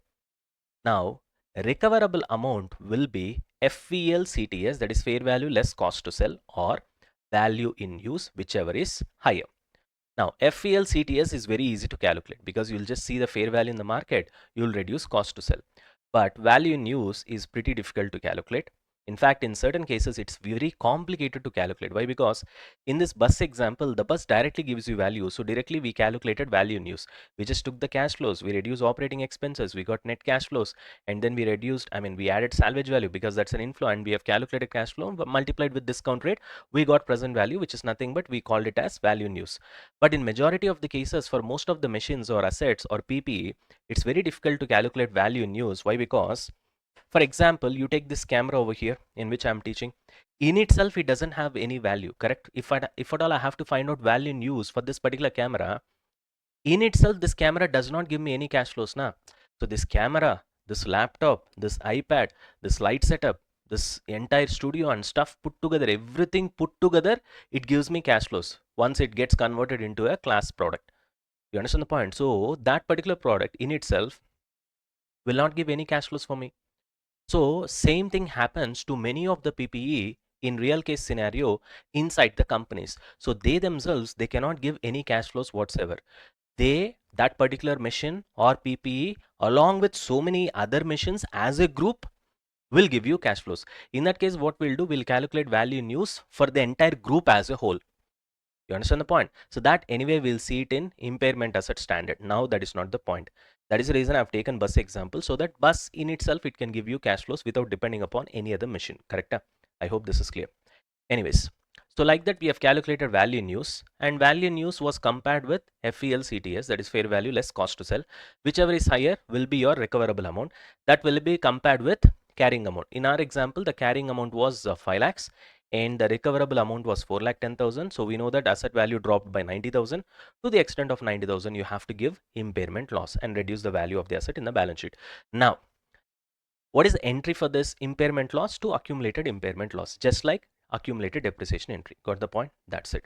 After that, how you will show your asset? Very simple. Original cost of the asset in the balance sheet minus accumulated depreciation minus accumulated impairment will be your net carrying amount of the asset. Clear? Now, so this much of basic understanding is enough. Now, having said this, we will go to the actual standard. So what is the standard, Nana? Ind AS 38, that is intangible assets. I hope you guys are ready. Ready and excited means we'll start. Okay. Chalo. All right, Nana. Sorry for that small technical thing. Anyways, now let's continue. Nana, Ind AS 38 is nothing but intangible asset. So what do you mean by intangible? It's not tangible, which means you can't touch it, neither you can feel it, right? So that's the basic idea. Okay. Before we get to the definition of what is an intangible asset, because the definition will be very complicated, let's try to understand that in a normal way using our common sense. Like for example, how general public will perceive intangible asset. In that way, let's try to understand. So I gave some examples over here. Let's go through these examples and let's try to get a little bit of feel of what is an intangible asset. After that, we'll go to the actual Ind AS, 38. Now, goodwill. The moment I say intangible asset, the first thing that comes to everybody's mind is goodwill, correct? So do I need to really explain what is goodwill? Everybody knows that, okay? So goodwill is an intangible asset, obviously, right? But there is a twist in the tale. Right now, generally people feel that okay, goodwill is an intangible asset, but according to Ind AS 38, goodwill doesn't satisfy the definition of intangible asset. That there is a twist because it doesn't satisfy the identifiability criteria. What is that? We'll see later. Right now, this is a common sense understanding, which means I'm trying to talk from layman's point of view, not from CA students' point of view, not from professionals' point of view. Okay, not from somebody who has got good knowledge of Ind AS 38. I'm trying to explain you from the point of view of a layman, Aam Aadmi, right? So from his point of view, goodwill is an intangible asset. So obviously it's an asset and you can't touch it. That's obvious. Patents, yes, it's an intangible asset. Trademarks, yes. Copyrights, yes. Software, technical know-how, yes, intangible asset. Mining license, it's an intangible asset, right?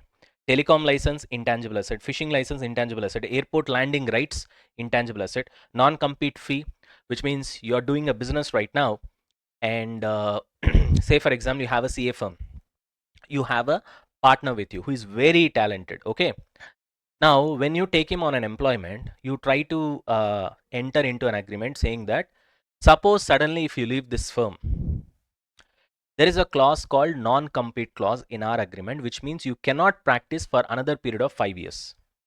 You understand the point? Because you feel that uh, he is gonna be at a very important position in your big firm right now, and once something happens and then he leaves your firm after some years, then obviously along with him major clients will also go away. So in those cases, to protect your firm against that, generally people will have something called non-compete clause. You got the point? So that is also kind of asset only now for you, right? Because if that non-compete clause is not there, then you're gonna lose a lot of business. You understand the point? Same thing happens in case of big law firms. Okay, there also, when they have lawyers as partners, they'll definitely have a non-compete clause, which means all of a sudden if you leave the firm and if you go out minimum for 1 year or 2 years or 3 years, you cannot practice. In this 1 year gap, what this existing firm will do is that they will ensure that even though under this particular partner there are certain clients, they'll ensure that these clients did not go away. They'll try to satisfy them, they'll try to give them some good amount of service, and ensuring that they'll try to settle all the things, so that after 1 year or after 2 years, once the non-compete clause is waived, the client, sorry, the partner who has gone out, he cannot get back these clients again, even though they were his clients once upon a time. You understand what I'm trying to tell you? That's how it works. I hope this is clear. Airport landing rights is nothing but whenever you try to, maintain a particular airline like Indigo or whatever it is, they have to buy, you know, rights by paying money. You got the point. In fact, even the parking spaces also inside the airport you have to buy.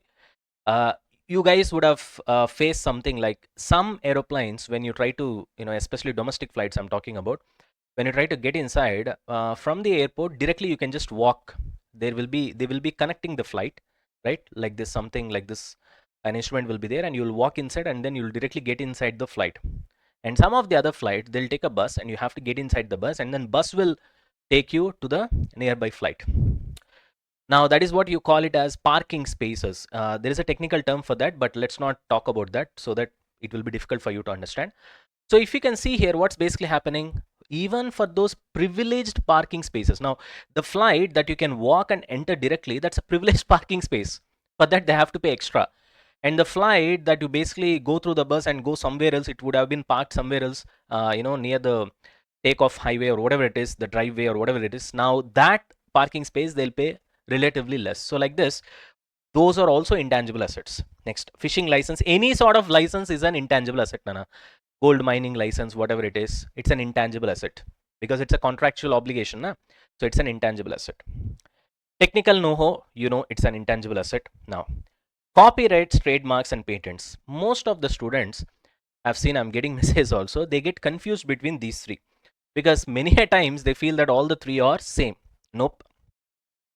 Patents means whatever that you give for new inventions, that we call it as a patent. For example, let's say foldable phone has come into picture. Samsung, let's say he has got the foldable phone for the first time in the entire world, then he will have a patent for the same. So whenever there is a new invention, for that you'll have a right. Usually the license will be given for 10 years to 20 years. Usually it will be for 10 years generally. Sometimes it will be 20 years also in certain countries. For that patent rights will be given, which means during that time any other company cannot have similar kind of an invention or technology. Clear? Trademarks means brand logos, brand name. For example, Nike, you have that logo, right? McDonald's, that M logo, these are all trademarks. Okay. Generally trademarks, it will go for many years. Usually, I think if I'm not wrong, 20 years once you have to do renewal, but I'm not 100% sure. That's how it is. Copyrights. And copyrights means, of course, whenever you do creative work, for example, I have my power notes right now, which is going to come for FR. I'll have a copyright on my particular notes so that the other guys cannot copy. And usually these copyrights will go for as high as it will be equivalent to the life of the person. For example, I am the author. Whenever I claim a copyright, suppose I'm going to live for 70 years, then for 70 years that copyright will be there. You got the point? That's how it works. All right, I hope I gave you I explained you all the basic things when it comes to intangible assets. So this will give you a basic idea. So I think you are getting a feel of what this standard is all about. Now let's get into the actual standard. Ready? Still, if you have any other doubts with respect to any other intangible asset, you just put it in our just message me. I'll be able to clear that off. Right now, let's get to the actual concept, Nana. Actual standard. Ready? Okay, start with the first important one. Definition of ITA. ITA means intangible asset. Let's start with the definition. You guys are ready? Now, if you can look at the definition over here, what is an intangible asset? According to Ind AS 38, according to this particular standard, an intangible asset is that asset which satisfies the following conditions. First condition is without physical substance, means it should not be tangible. That's obvious in the name itself, intangible. It should be identifiable. You should be able to identify it. Now you can ask me, sir, why should be able to identify it? If you could remember, this condition was not there for PPE, because PPE anyway you can touch it, right? It's a tangible asset. So when I say there is a mission, no need to identify. Do you need any specialist to identify that? You can see it with your own eyes because it's tangible, it's visible in front of your eyes, correct? But when it comes to intangible asset, you can't see it anywhere, right? So therefore, definitely there should be an identifiable criteria. Otherwise, how will you able to identify what that asset is? You understand the point? Therefore, that condition is there. Of course, we'll try to look at this in detail. Right now, I'm giving you a basic idea. Clear? Non-monetary asset. It should not be a monetary asset. It should not be monetary. Means it should be non-monetary. So it should be non-monetary means it should not be monetary. It should not be monetary means what are monetary assets? Any assets like, for example, cash, bank receivables, okay, bills receivables, bills payables, anything where there is a commitment from your side either to pay money or to receive money. Those are all monetary assets. Intangible assets cannot be a monetary assets. Got the point? It has to be non-monetary assets. We'll try to see that in detail. Right now, just try to have a basic idea. Without physical substance, right? Because obviously intangible. And so this sort of an asset which satisfies these three conditions, it should be identifiable, it should be non-monetary, it should not have any physical substance. This sort of an intangible asset, you have it as an entity, as a company. For what purpose? Either for production or supply of goods and services similar to Ind AS 16 PPE, or for rental purpose to others similar to Ind AS 16 PPE, or for administration purpose. So which means this is exactly similar to PPE only, correct? Even in PPE also, it's a tangible asset which can be used for providing or supply of goods and services, right? Or rental purposes to others, or administration purpose. Here also the thing is same, but there tangible asset, I did not explain what is tangible asset because you can touch it, you can feel it, there is no complication whatsoever. But for intangible asset, I need to explain. Intangible asset should be that asset which satisfies the criteria of identifiability, which satisfies the criteria of being a non-monetary asset, which satisfies the criteria of being without any physical substance, which means it has to be intangible. Clear? This is clear?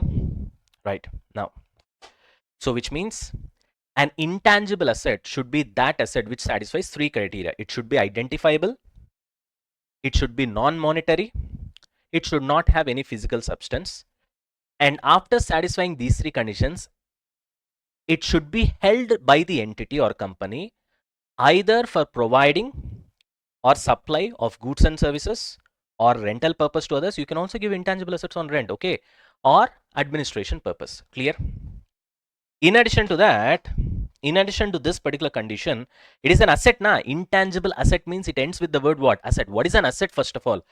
For that also I gave you clarity over here. Asset means it should be controlled by an entity as a result of past events from which future economic benefits are expected to flow to the entity. Now, here the most important word is controlled.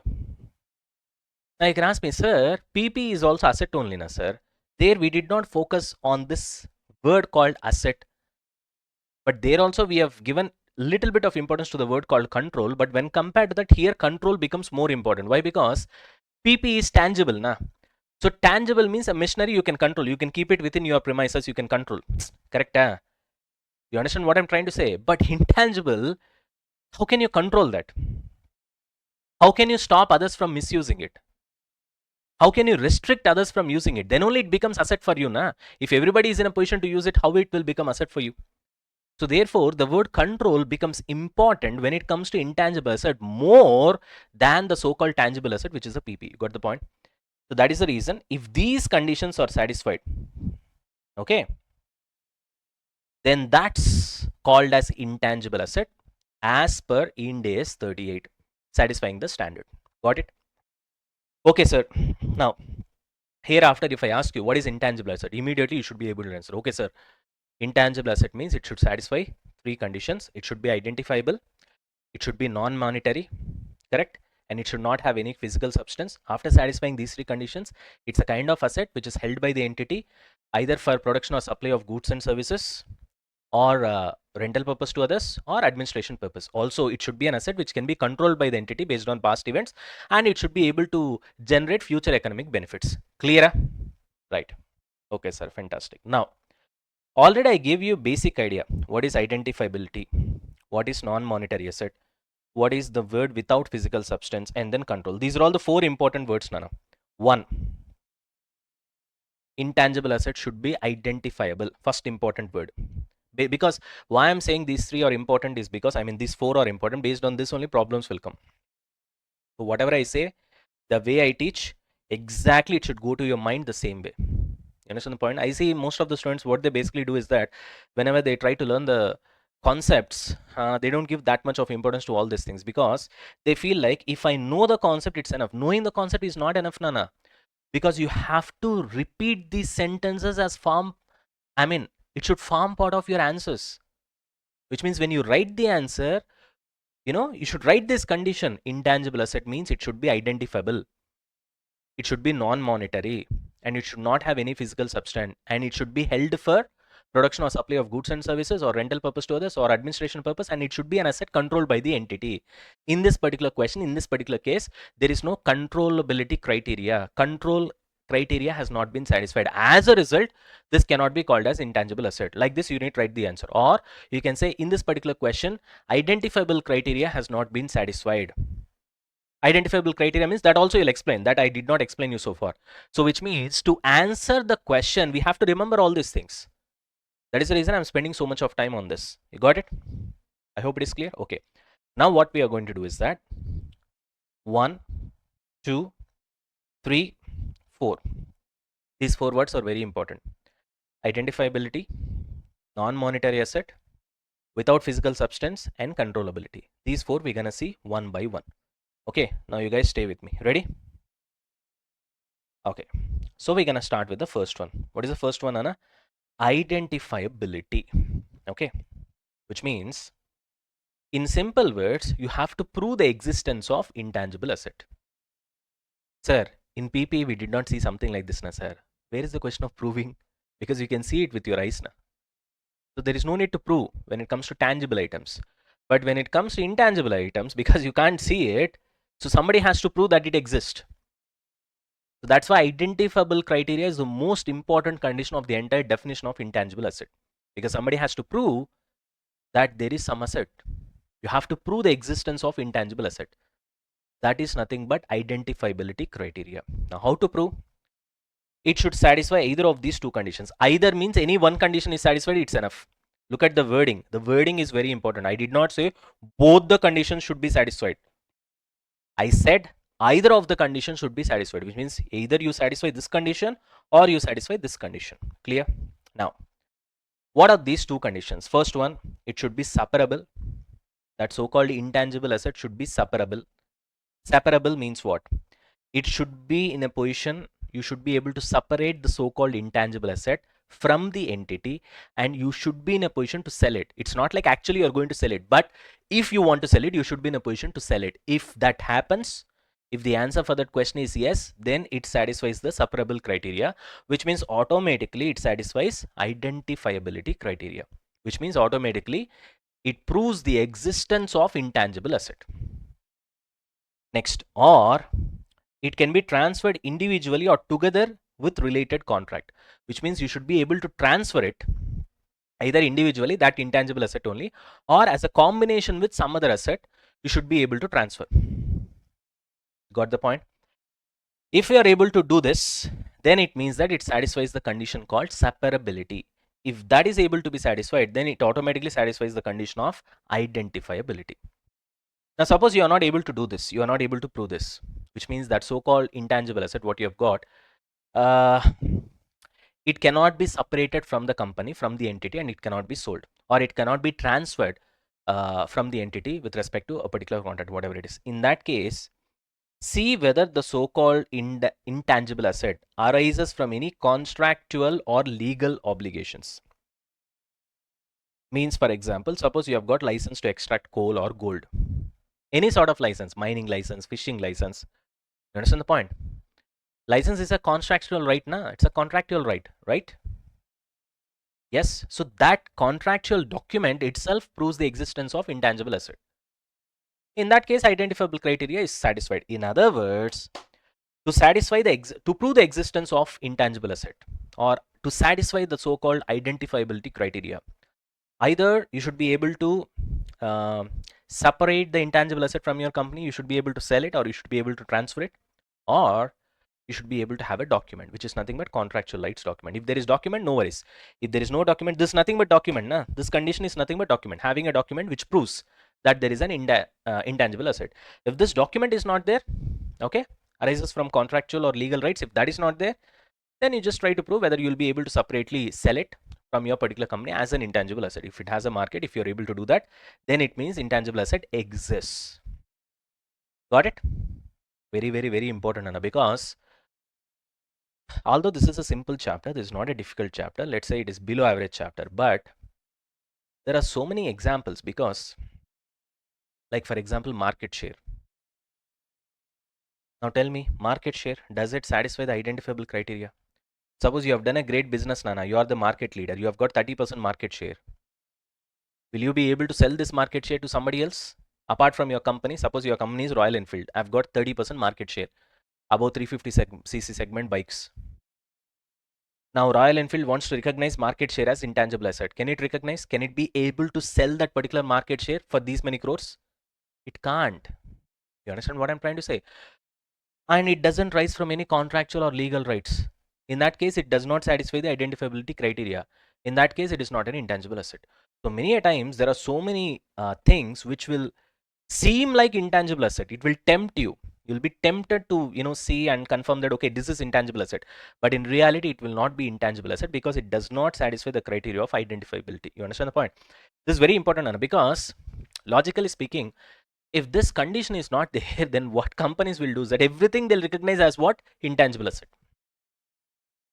You understand the point? Then there will be so many intangible assets in your balance sheet, and it will make a mess of the financial statements, and obviously it will deceive the users of the financial statements. So that is the logic. You'll understand that. Right now, still we are at the beginning of this particular standard. Going forward, you should be able to understand. I hope this is clear. Message, Ray. Yeah. Till here it's clear. We're done with only the first condition, that is identifiability. Yes? Right. Look at the illustration one that is there in your study material. Sun Limited has an expertise in consulting business. Super consulting business. In years gone by, the company gained 30% market share, market leaders for its services businesses, and intends to recognize this market share as an intangible asset. Evaluate whether the action taken by the company is justified, which means can the company recognize market share as intangible asset? Look at the solution.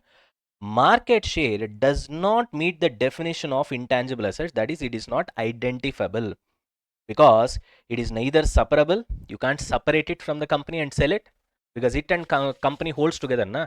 Royal Enfield and Royal Enfield's 30% market share holds together. You can't keep Royal Enfield aside and then sell that 30% market share to somebody else. You understand that, right? And it has not risen from any contractual or legal rights. In that case, it does not satisfy the criteria of identifiability. When this condition is not satisfied, it is not an intangible asset. Therefore, company cannot recognize. As simple as that. Now, at the beginning, I told you, na, goodwill in layman terms, from layman's point of view, it does seem like an intangible asset, but according to Ind AS 38, it is not an intangible asset because it does not satisfy the criteria of separability. Sorry, identifiability. Okay, because you can't separate goodwill and then sell goodwill separately. Can you sell? Honda has got great goodwill, Nana. Fantastic, great quality, cars or bikes, right? Can you take that goodwill away from Honda and sell it outside, keeping Honda aside? No, it goes hand in hand with Honda brand, correct? You can't just take goodwill and separately and then sell it. You understand what I'm trying to say? And goodwill does not arise out of any document, okay, a contractual or legal rights. So as a result, both the conditions are not satisfied. So therefore, goodwill is not intangible asset as per Ind AS 38. Got it? Chalo, fantastic. Okay, now we are done with this one. I told you na 1, 2, 3, 4. All these 4 we'll try to see. So this one is done. So identifiability means either of the conditions must be satisfied. Either it should be separable, which means you should be able to sell it separately from your entity as a separate asset, or you should be able to transfer it, or it should arise in the form of a document, which means either from contractual rights or legal rights. Clear? Now, what is the next one we wanted to see? Non-monetary asset, which means to satisfy the definition of intangible asset, it should be non-monetary. What is that? Let's try to understand. So non-monetary means, from the name itself you can understand, other than monetary. That's obvious. Non-monetary, it's a negative definition, correct? So which means other than monetary. Okay, other than monetary means what? First of all, let's try to understand what is monetary. Then you will know, once you know what is monetary items, then other than this should be non-monetary. Clear? So what is monetary items? First of all, money plus receivables or payables, whichever has got fixed or determinable amounts of money, everything comes under monetary assets. For example, sir, bills receivable, you have fixed amount coming. Bills receivable means fixed amount coming only na inside. So it is monetary. Loans given, fixed amount you have to pay, monetary. Outstanding expenses, fixed amount you have to pay, monetary. Loan taken, fixed amount you have to repay, monetary. Loans given means fixed amount you will be getting, monetary. Investment in debentures, fixed amount you will be getting, monetary. Got the point? Anyways, non-monetary means land and building. You understand the point here? I'm not trying to give you example of intangible asset here. That's not my, don't ask me the doubt. Okay, what I'm trying to explain here is only what is monetary, what is non-monetary. That's all. Let's not get into intangible assets right now. That we'll see later. Right now, one of the conditions for it to become intangible asset is it should be non-monetary. Otherwise, see, I'll tell you why this particular condition is given. See, if this condition is not given by the standard, then what will happen? Just imagine. Bills receivable. It's a document only, na? You understand the point? So this much money I'm going to receive, I'll treat it as an intangible asset. That's what companies will do. You understand the point? I've given loan and loan has to come. I'll treat this also as an intangible asset because I need to receive money. So like that, so many things they'll treat it as intangible asset. To avoid that from happening, standard has given a specific definition saying that the so-called intangible item should be non-monetary. If that definition is not given, all these things will be non-monetary only. Okay, see, sorry, all these things which are monetary, most of these monetary items will be treated as intangible asset by the companies.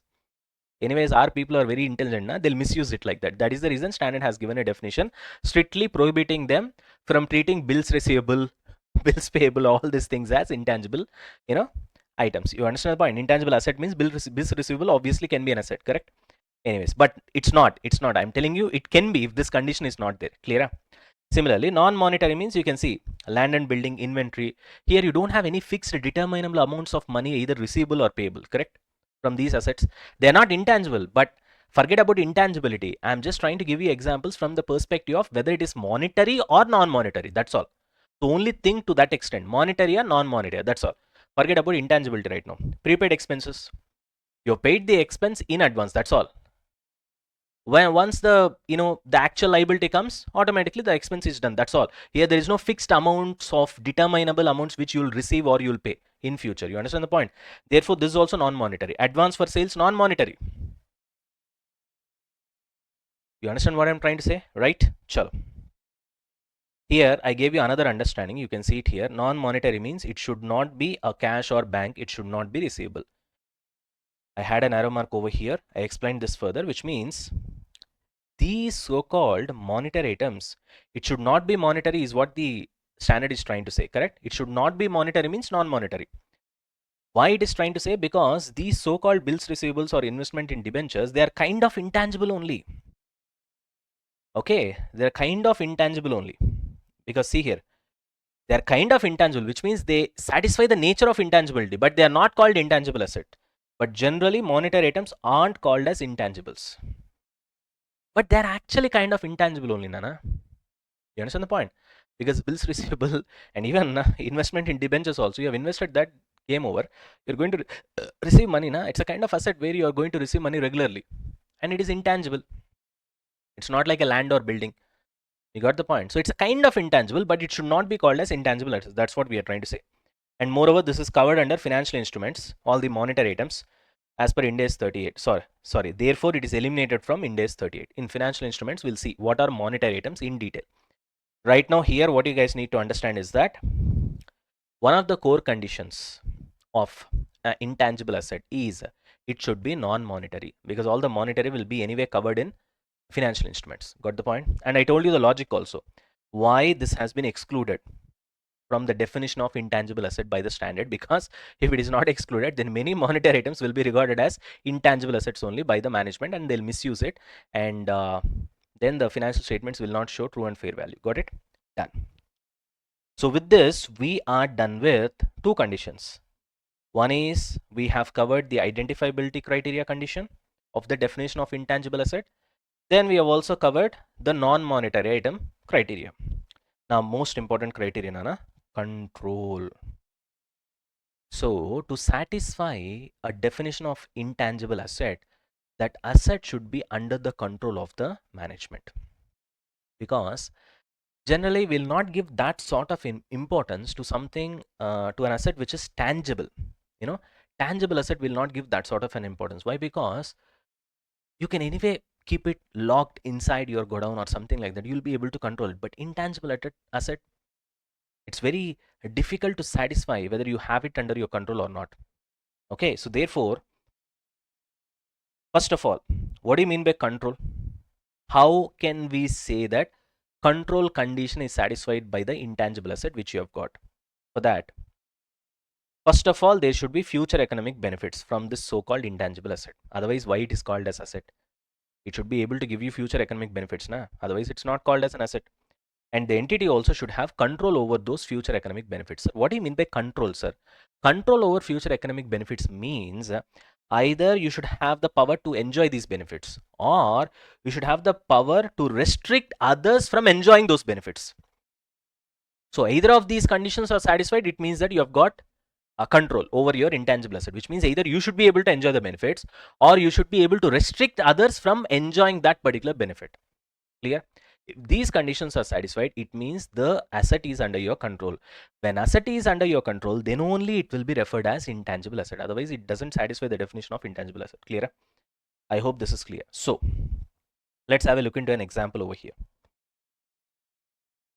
An entity may have a team of skilled staff, good working skilled staff, and may be able to identify incremental staff skills leading to future economic benefits from training. So you're training the staff very well, and as a result, they're getting very much experience. They're learning a lot of work, and if they learn a lot of work, naturally, what will happen? They'll be able to work more. When they're able to work more, your business will grow, right? Because the future economic benefits will come. However, so therefore, the entity may also expect that staff will continue to make their skills available to the entity. Therefore, they might be thinking that they can recognize this as an intangible asset. But the problem is here. However, an entity usually has insufficient control over the expected future economic benefits arising from a team of skilled staff and from training for these items to meet the definition of intangible assets. Why he is trying to say that the entity has got insufficient control? Why? Because yes, once you train them, yes, they're able to operate the machine better. As a result, the quality of the output might be better, and you might be able to get more future economic benefits because of that. Yes, everything is correct, but can you control them? No. At any given point of time, they can leave the company and go. You understand the point? Then you can't recognize that as a intangible asset because of failing to satisfy the condition of controllability. For a similar reason, specific management or technical talent is unlikely to meet the definition of an intangible asset. Unlikely. It does not meet the definition of intangible asset. Unless, exception is there, it is protected by legal rights to use it and obtain the future economic benefits expected from it. It also meets other parts of the definition. For example, anybody can tell me? So usually whenever there are skilled employees for you and you give lots of training to them, you have spent lots of expenditure on them, but because you don't have control over them, you can't recognize that as an intangible asset because the controllability condition is not satisfied. But there is an exception for this, and you guys are very well aware of it.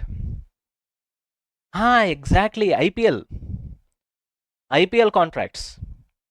In IPL contracts, you have a franchisee. Under franchisee, there will be a famous cricketer, na? Let's say a particular IPL franchisee has entered into contract with that particular cricketer for a period of 5 years. Now, what's happening over here? It can be recognized as an intangible asset because this guy can't go anywhere unless there is a mutual consent. So you have control. You're restricting others from using the benefit of that particular cricketer, and you have full power to enjoy the benefits from that particular cricketer.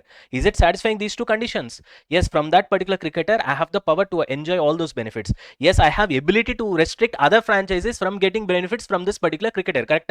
Which means controllability condition is satisfied, which means your IPL so-called franchisee contracts, if other conditions are also satisfied, yes, it is an intangible asset. Clear?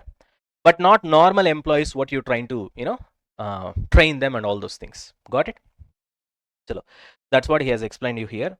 So let's see an illustration based on this. See here. Company XYZ has provided training to its staff on various new topics like GST, Ind AS, etc. Let's say our CA firm is providing training to the newbies, okay, to ensure that compliance as per required law. Okay, fine. Discuss whether the company can recognize such cost of staff training as intangible asset. No, because there is no control. They can anytime leave the company and go. IPL franchisee contract is an exception. There you have control. They cannot leave and go unless there is mutual consent. Got it? Now, solution.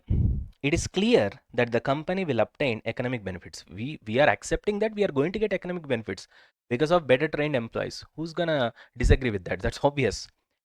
From the work performed by the staff as it increases their efficiency. Yes, we know. But it does not have control over them because staff could choose to resign from the company at any time. Hence, the company lacks the ability to restrict access of others to those benefits because the moment staff resigns over here, suppose in this IPL franchisee contract also, suppose if the contract is for 5 years, if there is no restriction at any given point of time from any franchisee, a particular employee can resign on his own without mutual consent from the franchisee and the cricketer. On his own, he can resign, and at any given point of time, he can go and join any other franchisee. Means then it cannot be recognized as an intangible asset because you don't have control over that particular cricketer. Got the point? Right. Hence, the company lacks the ability to restrict the access of others to those benefits. Therefore, the staff training cost does not meet the definition of the intangible asset. I hope this is clear. Are we done? Right? I hope I'm able to make the subject very interesting. So now we're done with identifiability, non-monetary asset, and control. Three conditions are done. What is left over? Without physical substance. That's pretty much simple only. It is intangible, so there is no physical substance.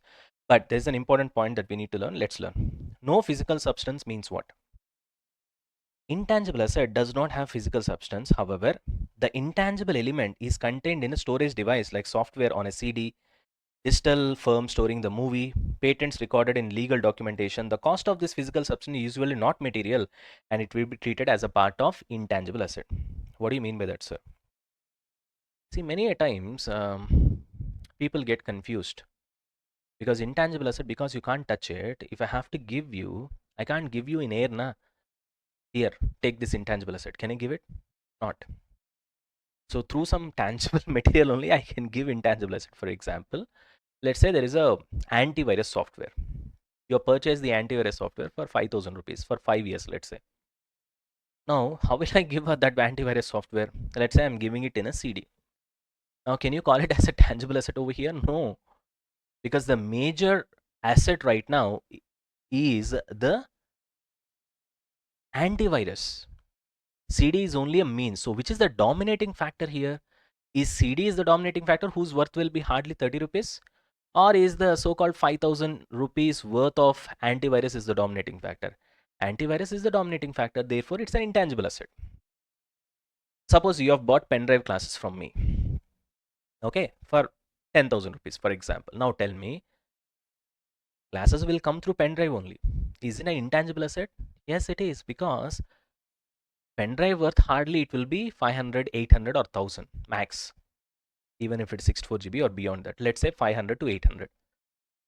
The classes worth is more, na? And those classes are intangible only. So therefore, it's an intangible asset. So what is the dominating factor here? Classes. Suppose you buy a system, a big, let's say, gaming laptop, just like how I have over here. Now the sharp guy in the gaming laptop gave you latest Windows, genuine latest Windows is given. It is given with all the Windows Office and everything, MS Office, everything. Okay. Now tell me, this is a tangible asset or intangible asset? Now here, what is the dominating factor? The laptop is the dominating factor. In order to run the laptop, you need Windows software. So which is the dominating factor here? Laptop. Therefore, this is tangible asset. So it comes under PPE, under equipment. PPE, property, plant and equipment. Under equipment it comes. Clear? So whenever you have this sort of a confusion, see which is the dominating factor. Okay? Based on that, you can easily identify them either as intangible asset or as tangible asset. Pretty simple. I hope this is clear. See here. PPE versus intangible asset confusion. Okay, let me underline this a bit.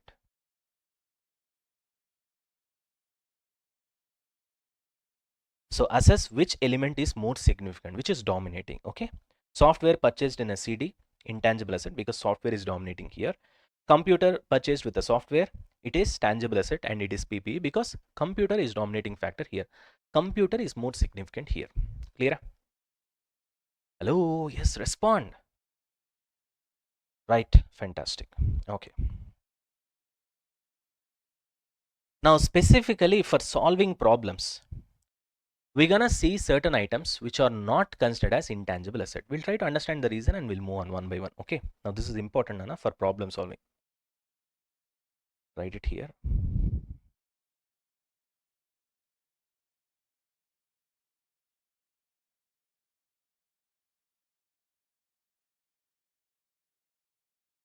Okay. So important for problem solving. Now, market share is not an intangible asset because it fails to satisfy the condition of identifiability. This we have already seen. We have done an illustration also, isn't it? So ye to gaya.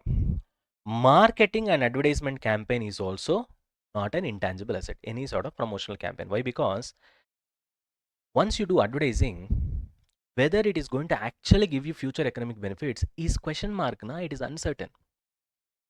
So therefore, you cannot treat it as an intangible asset. I'll give you a very famous example. We used to have a particular CA coaching institute. I think it is, yeah, Sri Meda, I think so, if I'm not wrong. And they used to give advertisement in SP Balasubramaniam. There is a singing program is there. Okay. They used to give sponsorship to that particular program. So it used to come like that. Sri Meda Vari, like Sri Meda is sponsoring this particular singing program. Now they have spent crores of money on that particular advertising.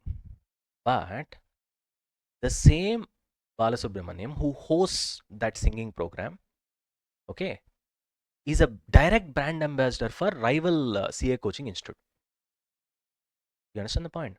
So as a result, the strategy was absolutely, it's a blunder. So you keep that aside. But now tell me, whatever the money that they've spent on advertisement, in case it was a disaster, actually, the advertisement did not work because Ultimately, people are looking at Balasubramaniam and SPB, and SPB is direct brand ambassador of some other CA coaching academy, and therefore, the moment they see their face, behind that face, even though this particular institute's logo is there and they're trying to advertise, all the credit went to SPB, and as a result, went to that particular rival CA coaching institute. As a result, their entire advertising campaign was a flop show. Now, tell me, in these kind of situations, if standard does not prohibit me like this, then whatever they have spent on advertisement, like 1 CR or 2 CR or 3 CR, credit is also doing advertisement. Everything will be treated as intangible asset.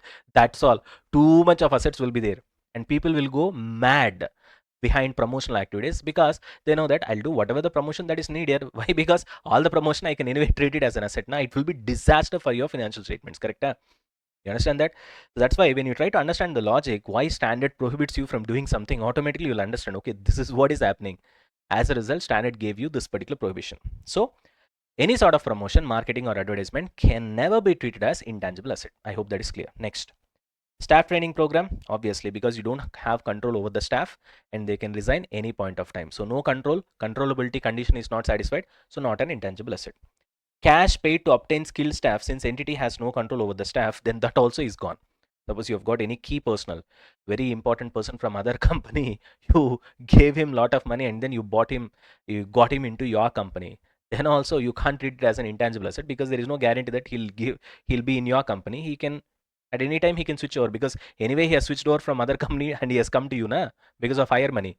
The other company also, tomorrow if it comes and it gives him another a little bit of extra money, he'll again go back. Then if you treat him as an intangible asset here, it's not going to work, right? Next.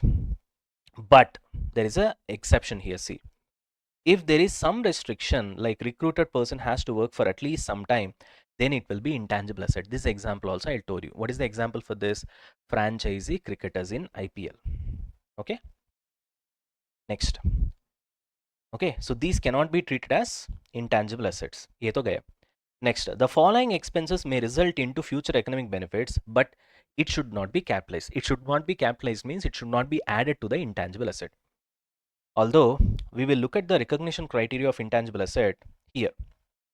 Okay, at what value we need to show intangible asset.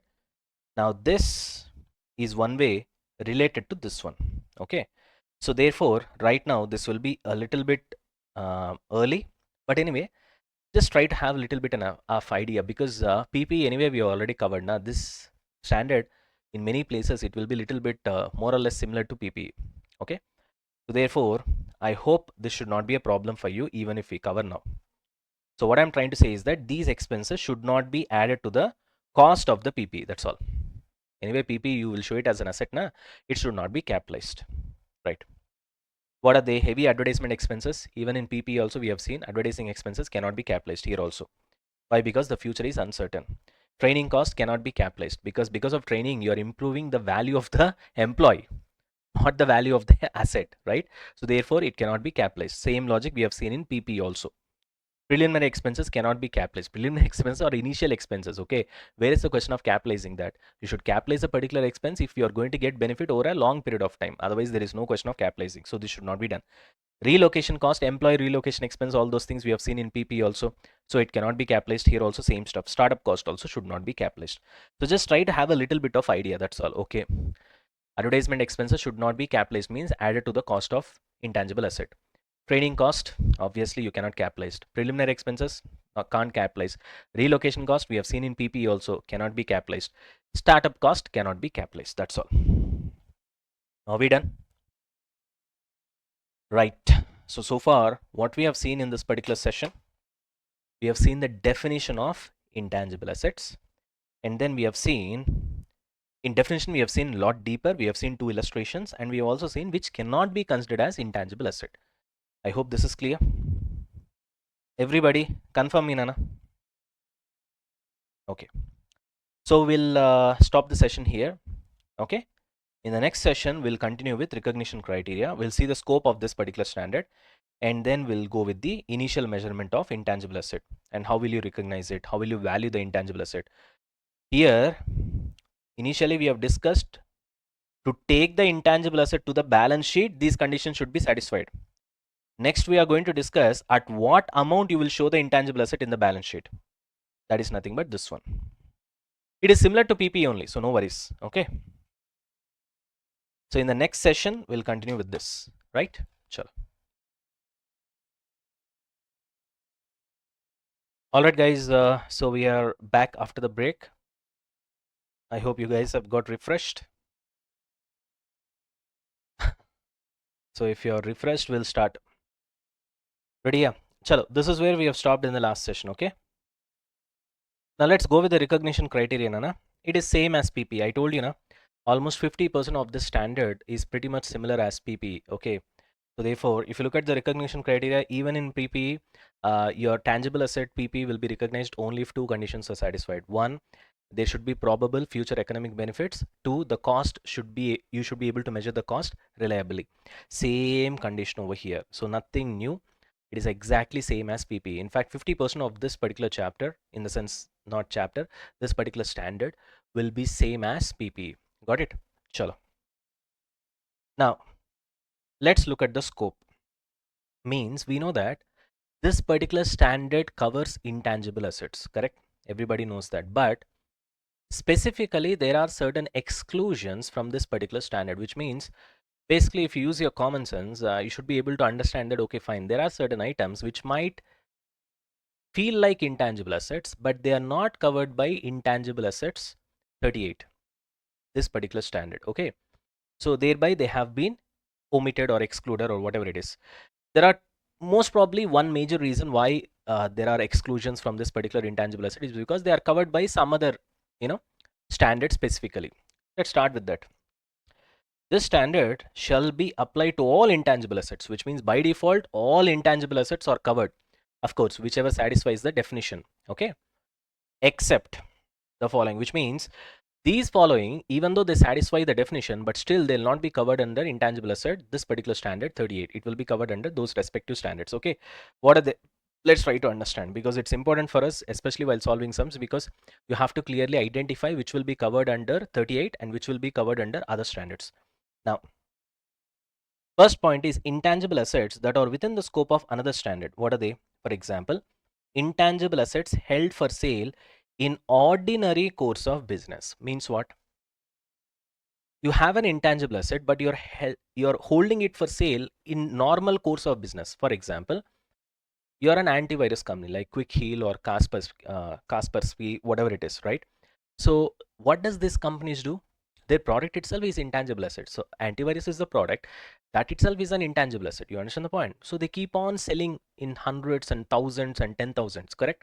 So therefore, they won't come under intangible asset, which is 38. They'll be treated as inventory. They'll be treated as inventory because they're held for ordinary course of, they're held for sale in ordinary course of business. Got it? So whenever, if there is any intangible asset, see, if I buy antivirus for the purpose of my system or whatever it is, and I get one single antivirus, all right, then I can treat that as an intangible asset.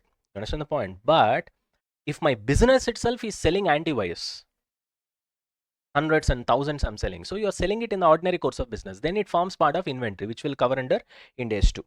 So thereby, any so-called intangible asset which is sold in the ordinary course of business, which means you treat it as inventory, that will not be covered under this particular standard. It will be covered under Ind AS 2. Clear? Next, deferred tax assets, which will be covered under Ind AS 12. Now, many students have asked me, what do you mean by deferred tax asset? Okay, let me clarify here itself. It is also an intangible asset, but it is not covered under this particular standard. It is covered under Ind AS 12. Okay, I'll just try to give you a little bit of idea what is a deferred tax asset, because you have got two things now, deferred tax asset and deferred tax liability. Nana, very simple, Nana.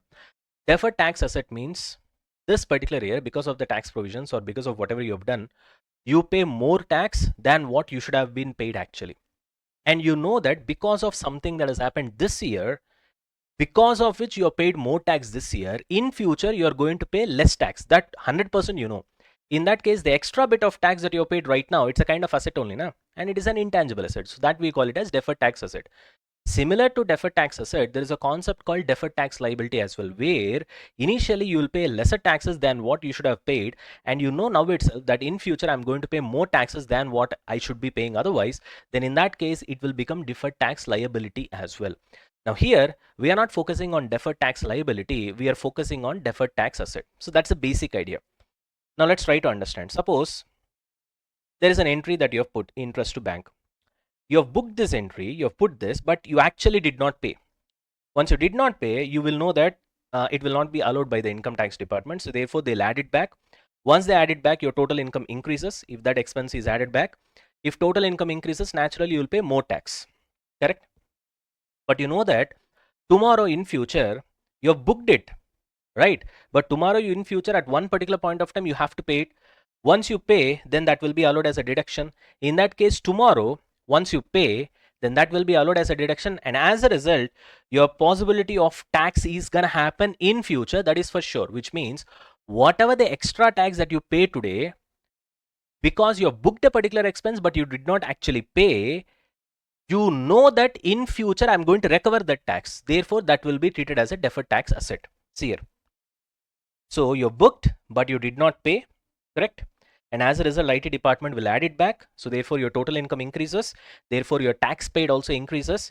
But next year you will get deduction if you pay. So possibility of less tax in future is for sure. Therefore, whatever extra tax that you paid this year, you have the right or possibility to recover the same in the subsequent years. Therefore, that will be treated as a deferred tax asset. Suppose if something is exactly opposite, which means whatever the less tax that you have paid this year, you have the right or obligation to pay the extra in the subsequent years. Exactly opposite, which means you have paid less this year and subsequently you have to actually pay more. In that case, it becomes deferred tax liability. Clear? I hope this is clear. So that is also a kind of intangible asset that is outside the scope of this particular standard. It is covered under Ind AS 12. Next, leases of intangible assets. Whenever you give intangible assets which are on lease, that will be covered under Ind AS 116 outside this scope. Next, goodwill arising in a business combination, which will be covered under Ind AS 103. Moreover, goodwill does not satisfy the definition of what? Intangible asset. So anyway, it is not covered under this particular Ind AS, correct? Next, non-current intangible assets classified as held for sale. Obviously, it will come under Ind AS 105 whenever it is. See, current intangible assets means current intangible assets held for sale will come under inventory. It is under Ind AS 2. Non-current intangible assets which is held for sale will go under Ind AS 105. So be careful with this. Otherwise, you will get confused between these two, Ind AS 2 and Ind AS 105. Okay. Next, financial assets which are defined under Ind AS 32, that is under financial instruments. Okay, which is monetary items which I've already explained you. So that is covered under Ind AS 32, which is financial instruments. They are also actually, they have the character of intangible assets, although we specifically don't call them like that. Okay, which I've already explained you while I was explaining you the concept of non-monetary assets. Anyways, we have seen here non-monetary items, right? Next, these two are common points only, Nana. Same we have seen in PPE, the recognition and measurement or of exploration or and evaluation of assets. That is actually under Ind AS 106, which is nothing but exploration for and evaluation of mineral resources. It comes under that specific standard. Okay, because you know that right of mining, mining license and all these things is also an intangible asset, but there are certain things which will be specifically covered under some particular Ind AS. For example, is this one, Ind AS 106. Similarly, expenditure on development and extraction of mineral oil and natural gases, this is also not covered under Ind AS 38. This is pretty much same as PP. Anyways, okay, this is a scope, Nana. So these are all the items which are excluded, right? Let's move on. That scope is not that important, but anyway, it has to be covered because it is there in the standard. So it's our obligation to cover. Majority of the questions will not come, but still there is always a possibility, because sometimes if ICA wants to give you a little bit of jalak, it will ask from these areas only, which generally you will ignore. Just like how in previous attempts, I think last two attempts or whatever it is, in integrated business case study, they've asked you about disclosures of every single standard, which 99% of the students they've ignored, isn't it? So therefore, let's not take any risk with ICA. Ultimately, we need to pass the exam. Okay. Chalo. Anyways, let's move on. Now, initial measurement of intangible asset. How are we going to measure it? Earlier, we have seen recognition. So if two conditions are satisfied, it will be recognized and it will be taken into the balance sheet. What are those two conditions? You should have probable future economic benefits and the cost should be able to, you should be able to measure it reliably. Apart from that, to call it as an intangible asset, we should satisfy the definition of intangible asset. That is also done. Now, everything is done. Definition of intangible asset is satisfied. Recognition criteria of intangible asset is satisfied. Then we will be taking it to the balance sheet. But after taking it to the balance sheet, at what amount you will show it in the balance sheet? That is what we are going to discuss right now. Initial recognition of intangible asset. Now, before we get to that, the basic question is, in PPE also we have seen, when we have seen the initial recognition of PPE, I told you, okay, the concept is at what value you will show PPE in the balance sheet, at what amount. Here also, initial recognition of intangible asset means the concept remains the same. At what amount you will show it in the balance sheet. We'll have lots of items, certain items we will add, certain items we'll ignore. All those things we know. It's pretty much similar to PP only. But in PP also, I've told you that Nana, if at all you want to get hold of a PPE, there are only three ways. Either you buy, you acquire, or you construct on your own, or you get it in the form of an exchange. There are only three possibilities when it comes to PPE. That's what we have seen. Na? Here we have five possibilities when it comes to intangible asset. Similar to PPE, if you want to get hold of an intangible asset, either it should be acquired or purchased, or it should be in the way of exchange, or it should be, there we have seen, you will construct it on your own, PPE. Here constructing on your own is nothing but internally generated. Got the point? Internally generated. But apart from these three, you have two additional points. By way of government grant also, you can get your intangible asset. A license is given. You understand the point? Something like that. As a part of business combination also, you can get intangible asset. You acquire another business. They have an intangible asset which is not even shown in their balance sheet, but it will become an intangible asset in your balance sheet. You understand the point? So as a part of business combination also, you can get an intangible asset. So totally how many ways you have got? 5 ways over here, which means what are we trying to see? How can you get hold of intangible asset?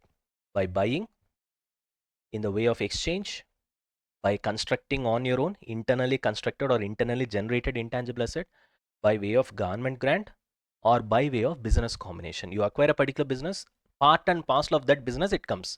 How goodwill comes, along with that intangible asset also comes. Got it? 5 ways. Okay, done. In PP, we don't have 5 ways. There we have seen only 3 ways. Okay, either by purchasing or self-construction or through exchange of assets. But here we have got 5. 2 additional points are what? By way of government grant, by way of acquiring a business combination. Clear? Right, chalo. Are we done with that? Fantastic. Now, let's start with initial recognition of intangible asset. In PP also we have seen initial recognition will always be at cost. Subsequent recognition can be either at cost or revaluation, whichever you choose, cost model or revaluation model. Here also same stuff. Initial recognition of intangible asset will be at cost. Subsequent recognition, that is after first year, can be either at by following cost model or by following revaluation model. Clear? But there is an exception. If you acquire intangible asset by way of business combination, that is this one. Only in this case, even initial measurement of your intangible asset also will be at fair value and not at cost. This is the only exception. In all other cases, that is this and this, intangible asset will be recognized at what? Cost. This is one point that you need to understand. Okay, rest of the things are pretty much similar to PP, Nana. This cost includes what? Any direct attributable cost which is necessary to bring the intangible asset to the condition as intended by the management. Here location point will not come. As you can see, there is no word called location. In PP, we have location and condition. All directly attributable cost which are necessary to be incurred on the so-called tangible asset to bring that tangible asset to the location and condition as intended by the management should be added to the cost of the asset or should be capitalized. That is in PP.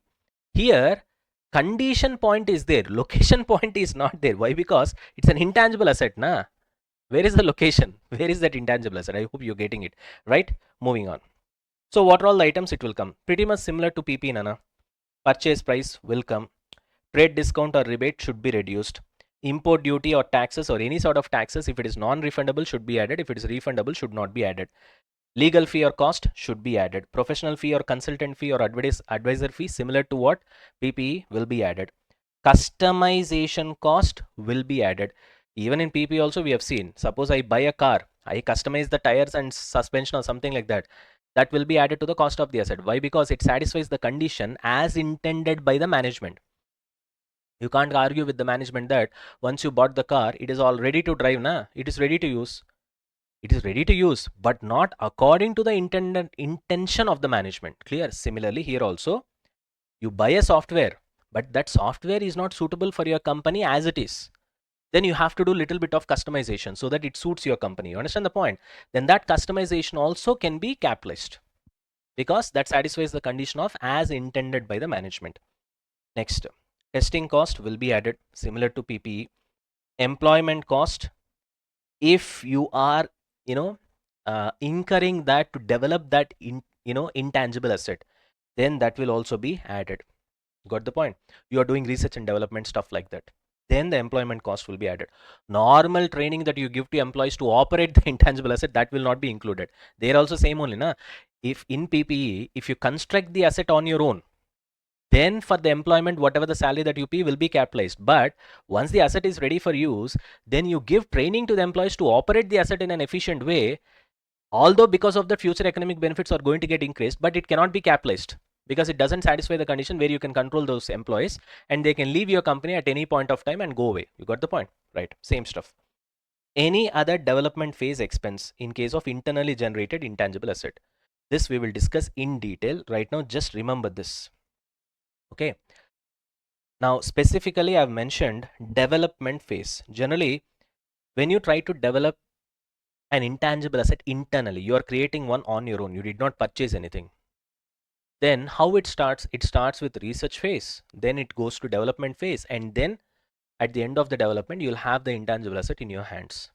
Here, we are talking about capitalizing the cost now. As you can see clearly, he said, whatever the expenditure that you're going to incur in development phase only will be capitalized. He did not talk about the expenditure that you're going to incur in research phase. It's a separate topic under discussion that we'll discuss later. But right now, at least you have to remember this. Clear? Even in development phase also, there are some 6 conditions. Only if those 6 conditions are satisfied, then only the expenditure that you have incurred in the development phase for the so-called internally developed intangible asset can be capitalized. Otherwise, even in development phase also, it can't be capitalized if those 6 conditions are not satisfied. That we will see later part of the standard. Next, any other directly attributable cost, that's a residual point. And these two are important. Valuation expenses also should be added. Installation expenses also should be added. Sometimes when you buy ERP, like this kind of intangible asset, installing it according to the needs of your company will take months also. Slowly, they'll change the code. You understand the point? So whatever the amount that you have spent, that also needs to be added to the cost of the asset because it's going to give you benefit over a period of time. Got it? Chalo. And this point we know, Nana, intangible asset is acquired on deferred settlement terms. Means what? You buy an asset, but you will say that over a period of 4 years, I'll pay this much money. Then obviously it will have interest element also. That should be eliminated and it should be recognized only at cash equivalent price. Same thing we have seen in PPE as well. Correct? Chalo. Right. So the first point is done, Nana. Okay. Here we are talking about, so these are all the costs that should be included either if you purchase your intangible asset or if you construct it on your own. I told you, na, this employment cost, this expenditure in development phase, this will happen only when the intangible asset is internally generated. Okay, when you purchase it, all these things will not be incurred. Clear? Right. So therefore, the heading is both purchase or internal generated. That's why we have got these 2 points as well. Clear? Now, okay, this is done. So purchase and internal generated is done. What else we have got, Nana, here? Intangible asset acquired by way of exchange, intangible asset acquired by way of government grant, intangible asset acquired as a part of business combination. Now one by one we'll see. Now see here.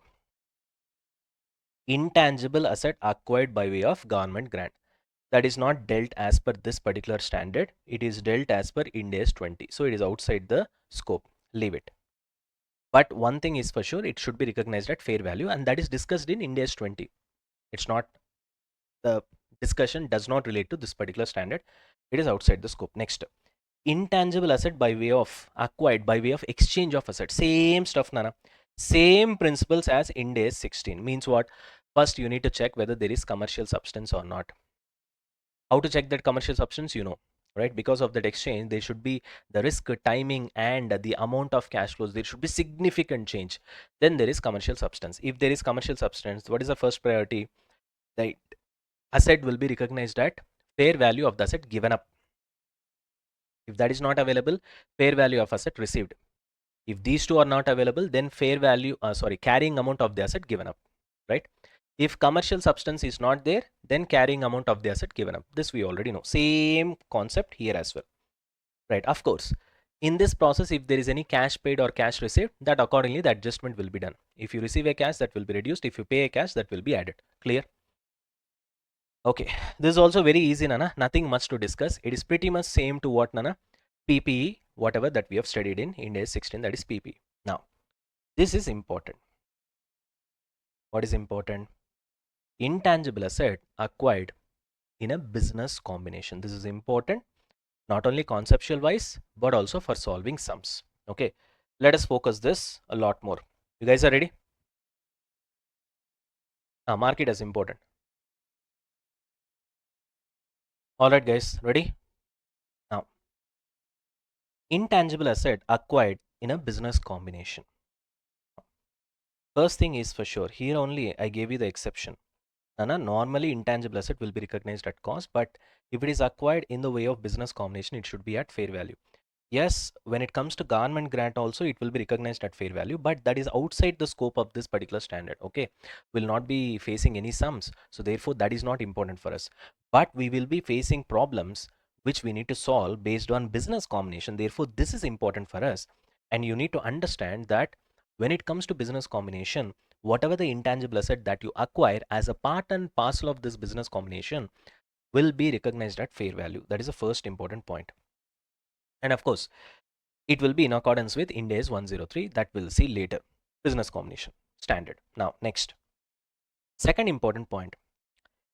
This is very important. Listen carefully. Intangible asset can be recognized even though such asset is not recognized by the transferor company provided recognition criteria is met, which means I'll have an example. Let's try to understand this sentence with the help of an example. Now, see here. I put a star mark here. In the star mark, we have an example. Now, listen carefully. Suppose A Limited absorbed B Limited in the form of a business combination, okay? Which means here, if you can see, such asset is not recognized by the transferor, okay? Which means B Limited is the transferor in this case, and that's the company that we are going to acquire.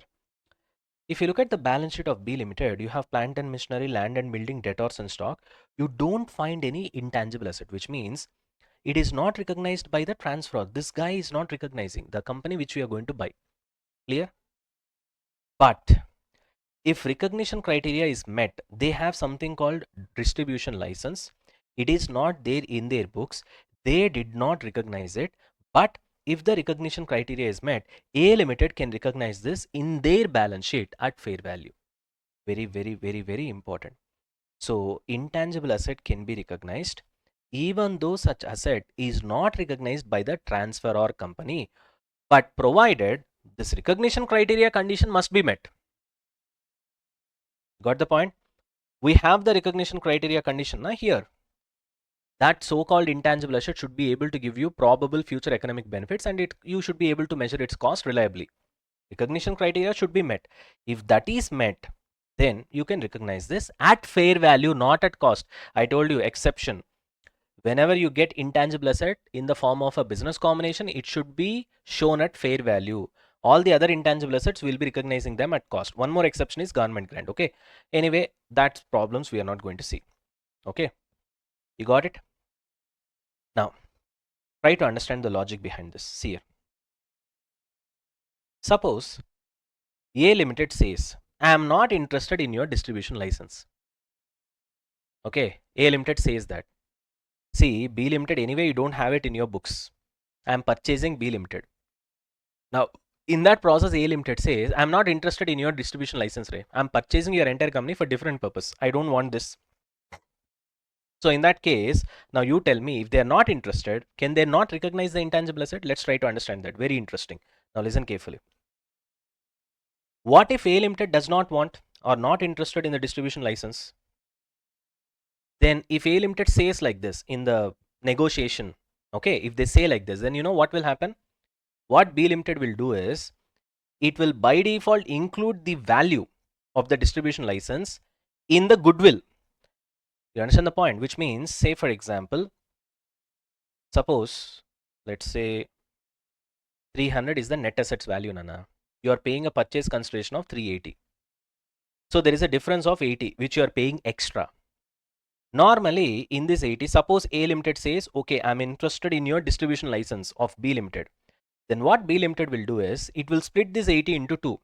One is, suppose 50 is the value of that distribution license and 30 will be the value for goodwill. Like this it will happen. So in that case, what will happen in this scenario? Suppose in this scenario means the scenario where A Limited is interested in distribution license of B Limited. In this scenario, what happens is that this 80 is further classified into 50 for distribution license and 30 for goodwill. So this 300, anyway it is net assets. Anyway 300 will be reflected in your balance sheet, right, after purchasing. Plus 50 also will be reflected in your balance sheet. Correct? 30 also will be reflected in the form of goodwill. Goodwill purchased you can show. But with respect to this 50 intangible asset, you can start doing amortization after this. You can amortize just like a depreciation. That benefit is available for you. But if you say you are not interested, then this classification will not happen bifurcation, which means the entire 300 and 380 difference, the entire 80 will be shown in the form of goodwill in the balance sheet, and it will stay like that in the balance sheet forever, which is even bad for your company actually. So even though you are not interested, it's better you buy it as an intangible asset such that you can show it in the balance sheet and eventually you can do amortization as well. That's better, na? Instead of, if you say I'm not interested, then what the other guy will do, the B Limited will do, is that indirectly he'll include that in goodwill, and goodwill will stay in your balance sheet just like that. You can't amortize also. So in fact, your position will be bad. So which means, what I'm trying to say is that whether you like it or not, you better recognize it. That's what standard also says indirectly. See here. That's why standard says recognize it at fair value, whether you like it or not. Anyway, you purchased it, isn't it? So it's better to recognize it and then amortize it, which is better. If you don't choose this particular option, then it will be included in goodwill and it will stay in a balance sheet like that forever, which is even bad actually. Got it? I hope this is clear. Right? Now come back here. Third point. If the transferor company has any development in process, it can be recognized as intangible asset in the books of acquirer company at fair value, provided recognition condition is satisfied. Which means B Limited, this guy is the transferor company, right, which you are going to buy. He is internally generating his own intangible asset. Research phase is done. They have come to development phase, right? And they are saying, when A Limited is about to buy B Limited, B Limited says, A Limited, I already have an intangible asset in the development process. Okay. So you can recognize this because already it is in the development process, which means it is viable. Okay. Then what A Limited will say, okay, I'll show it in my balance sheet at fair value. Done.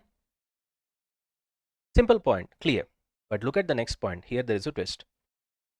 Any research work of acquirer entity taken over by the acquirer shall be recognized as intangible asset at fair value. This is acquiree. Okay.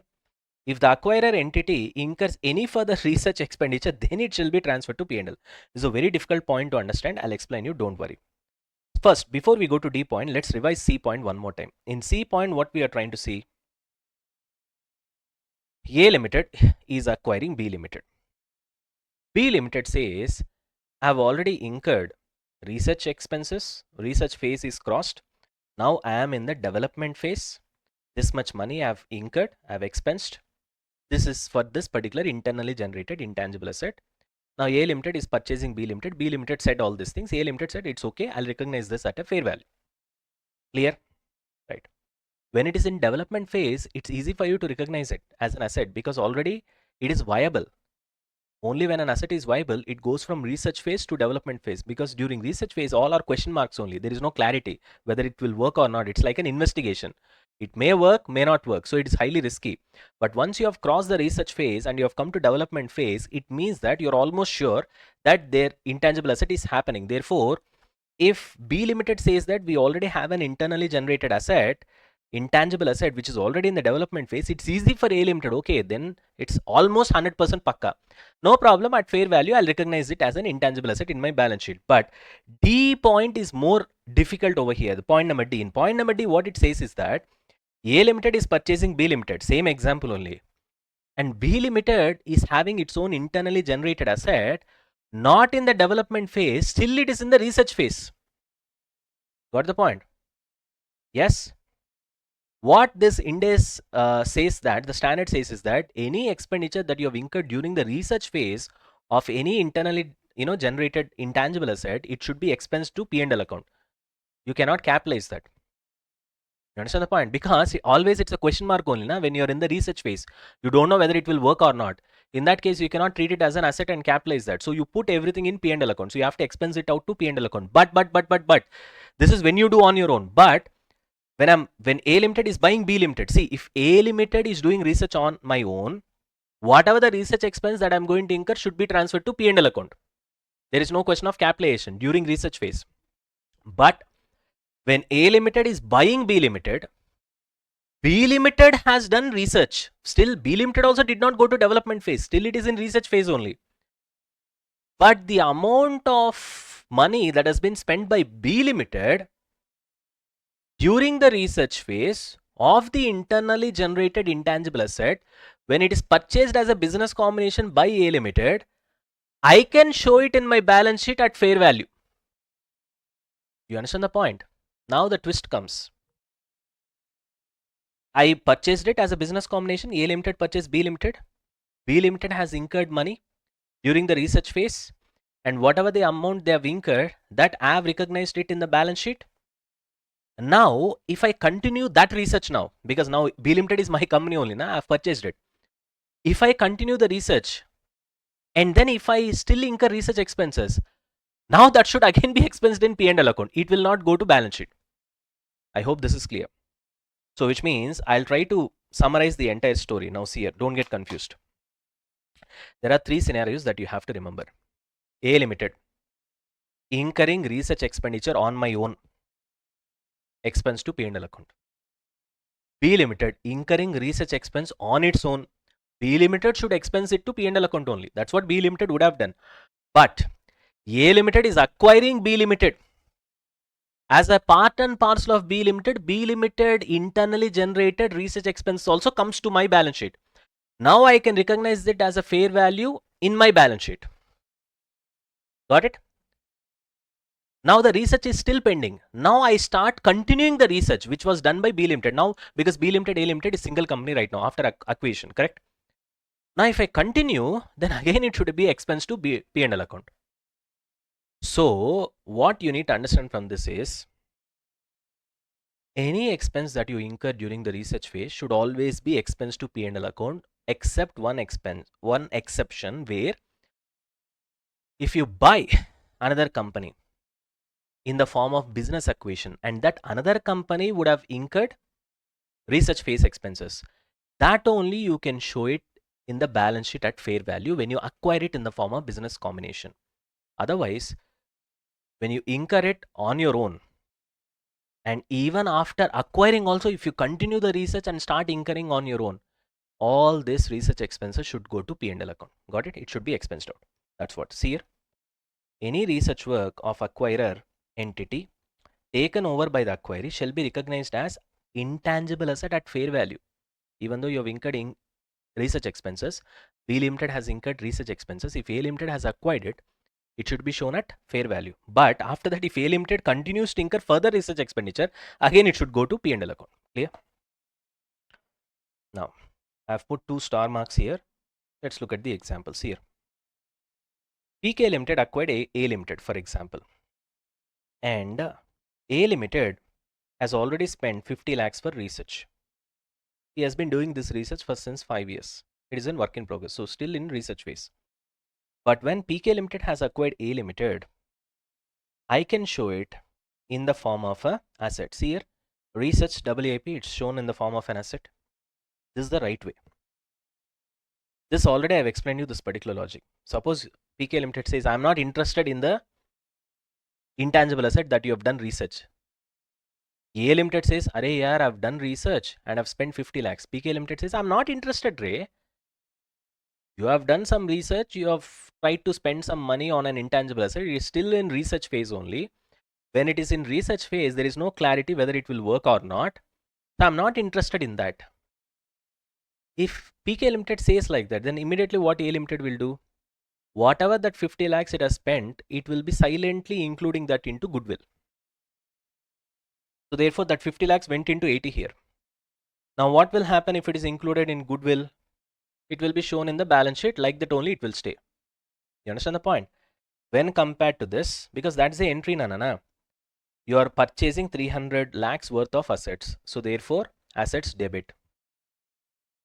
To business purchase, for that you have paid 380, which means the balance 80 you have paid for goodwill only. Goodwill also will stay in your balance sheet. Because of that, what is the use? Rather than this, out of this 80, if you have spent 50 lakhs for research for an intangible asset, you show it as an intangible asset. In that case, intangible asset 50 will be shown in your balance sheet. Accordingly, you can do amortization. This is better. See here. This is wrong. You don't want research expenses to go to balance sheet because it will stay there permanently inside the goodwill. Instead, which is better? Showing like this is better. Even though you're not interested in that intangible asset, but showing that in the balance sheet is better because at least you can amortize. So this is better. But after this, if PK Limited incurs any further research expenditure on this particular project, then it will again go to P&L account. I hope I explained you this logic already. Clear? So what is the summary, Nana? Any research related expenses incurred on an intangible asset, because it is uncertain, there is no clarity whether this will work or not, it will be expensed in P&L account, except in one scenario. What is that scenario? Whenever you try to buy an intangible asset in the form of a business combination, even though the other company has still incurred research expense only, but when I buy it, I can take it into the balance sheet, I can show it at a fair value. But after buying, if I continue that research, again it will go to P&L account only. Clear? Right. I hope this is clear. Okay, moving on to some important points for solving sums. These points I've given because it's important for us while solving problems as far as your ICA questions are concerned. So listen carefully. If the question is silent, okay, then we'll presume that all taxes are non-refundable. Non-refundable means it will be added to the cost of the intangible asset. Next, following items are not included in the cost of intangible asset. Not included. What are they? Some of this we already know, some of this will be new. Cost of staff training. It should not be included in the cost of the intangible asset. Here also we have seen. Na? Did we see training cost over here? No, we did not see. Anyways, we have seen this in PP also. Staff training cost will not be added to the cost of the asset. Cost of conducting conference for introduction or launch of an indirect asset, intangible asset. In PP also we have seen. Suppose you do any function to start that particular intangible tangible asset. In that case, you do ribbon cutting and all that. For that you have spent a lot of money. That will not be added to the cost of the asset. Advertisement promotion will never be added to the cost of the asset because always it is uncertain in future. What are the benefits that you're going to get from that? Preliminary expenses should not be added. This already we have seen. Where is it? Here. Okay, should not be capitalized. Should not be capitalized means should not be added to the cost of the asset. Clear? Administration, general and selling allocated overheads. These are not overheads which is specifically incurred, directly incurred for creating that particular intangible asset. These are generally incurred because already they'll be incurred. You are just trying to distribute them, allocate them, apportion them. In that case, it should not be added to the cost of the asset. Initial operating losses, it will not be added. Even in PP also we have seen initial operating losses will not be added to the cost of the asset. Purchase of maintenance contract of intangible asset, similar to maintenance contract of tangible asset. It is just a maintenance contract. It will not be added to the cost of the asset. Same stuff only. Already we have seen it in PP. Subsequent costs that you incur on intangible assets sometimes, where you have to pay annual fee or royalty fee. This is just like an expenditure only.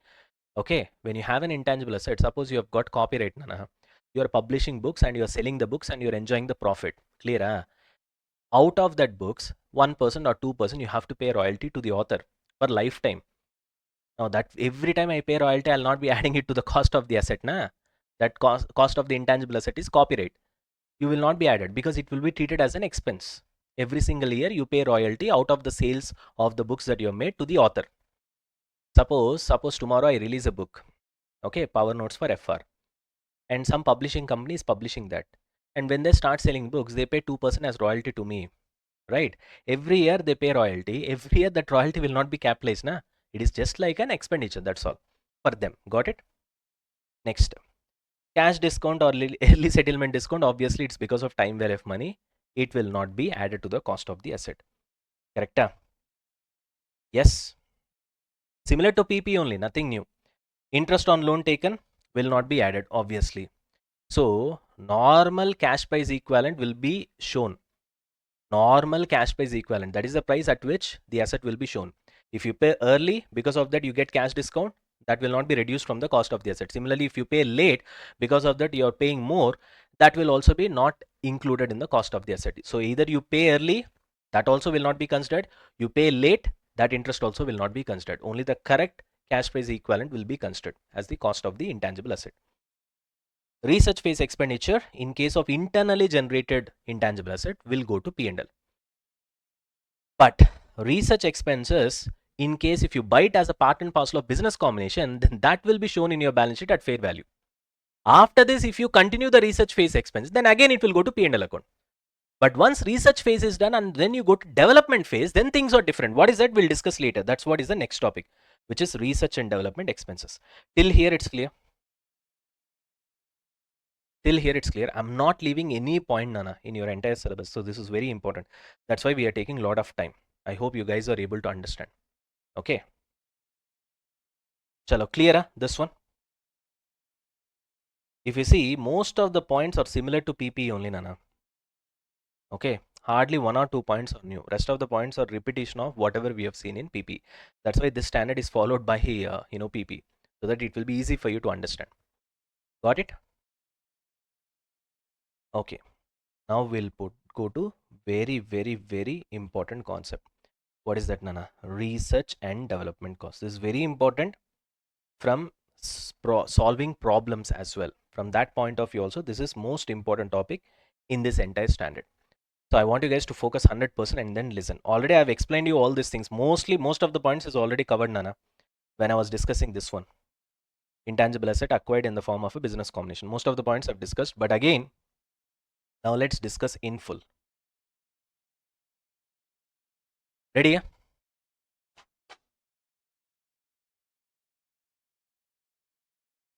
You guys are ready? Okay. Now see, Nana. See, research and development, they are two separate phases. Okay. In PPE, we have seen that you can also self-construct your asset. Whether it is ship, you can build it on your own or you can buy the ship, right? So when you build it on your own, it's a normal thing how you build it on your own. You just start constructing and eventually the ship will be ready. But when it comes to intangible asset, because you can't see it, when I say constructing on your own, you can't touch it. Now, so what do you mean by constructing on your own? Because you can't touch it, right? You can't feel it. So it's like, say for example, you're trying to develop an app. Okay, you're trying to develop some sort of a software. It's like an intangible asset. You can't touch it, but then you try to spend a lot of time to develop it, na? Right? Initially, you'll do research first of all whether it will work or not. Then you will develop it. You understand what I'm trying to say? So from that perspective, you have to see this. Right? Let's start with the discussion. First, let's try to understand what is a research phase. Research phase means it is original and planned investigation with an objective of gaining new knowledge, new process, or new production methods. Or you try to invent something new, whatever it is. It can be anything. Suppose Apple wants to do some research to find out a new uh, display technology. Although Apple buys the display from Samsung only, let's say Apple doesn't want to depend on Samsung. It wants to create its own hyper clear display. For that, it starts incurring money. Okay. Now, that's what we call it as research phase, where it will try to do investigation whether we can make a display which is better than Samsung. But right now, during this research phase, Apple is not sure na. Either it may be successful or it may fail also eventually. I'm pretty much 100% sure that they would have tried it and eventually it would not have worked. And as a result, they thought that it's better to buy from Samsung, therefore they're buying it. Now that is why the standard says, because of this logic only, because you don't know whether it will be successful or a failure. Therefore, because of that uncertainty, you cannot capitalize na, because you capitalize and then it fails. Doesn't make any sense. You understand the point? So capitalization will be done only when you're 100% sure that it is going to happen. Got the point? Right, moving on. All cost incurred during the research phase shall be recorded in P&L account. This we have already discussed. Reason also I've explained you. This is because it is not probable that the future economic benefits will be generated, because it's a big question mark, uncertain. It may happen, may not happen. Got it? Next.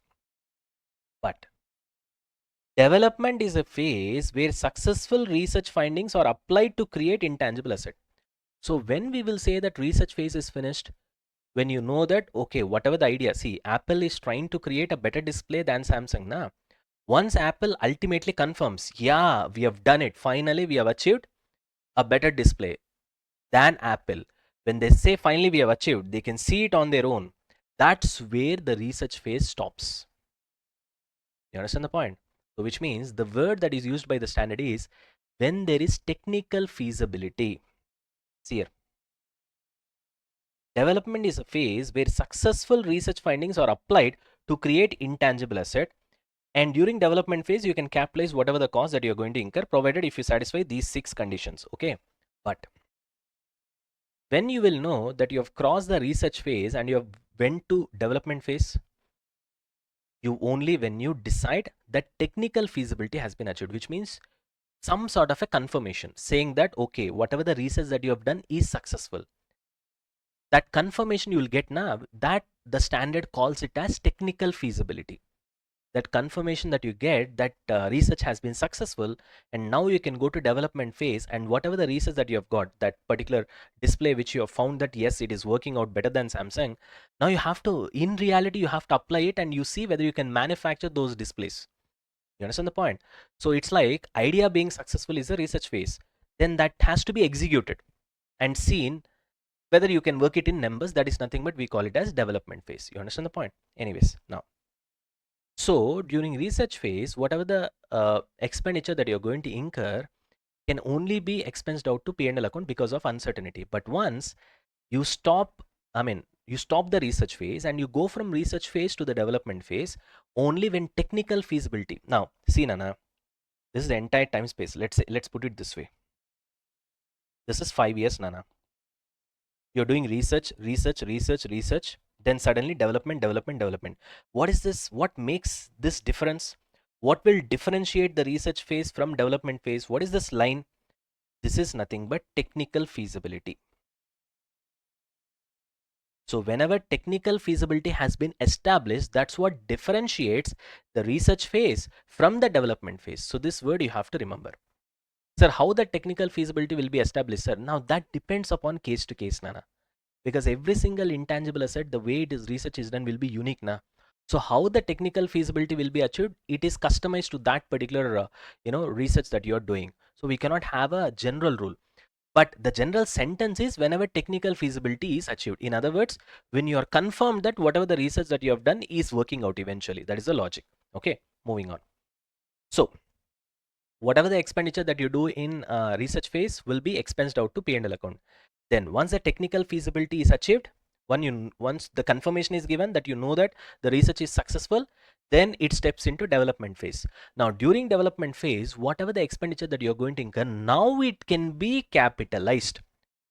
Just like that, you can't capitalize again. During development phase, you can capitalize whatever the expense that you have incurred instead of taking it to P&L account, unlike the research phase, provided 6 conditions are satisfied.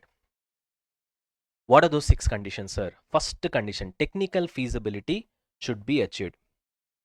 Okay, technical feasibility means official confirmation that we have crossed research phase and we have got into development phase. That is the differentiation point, the border.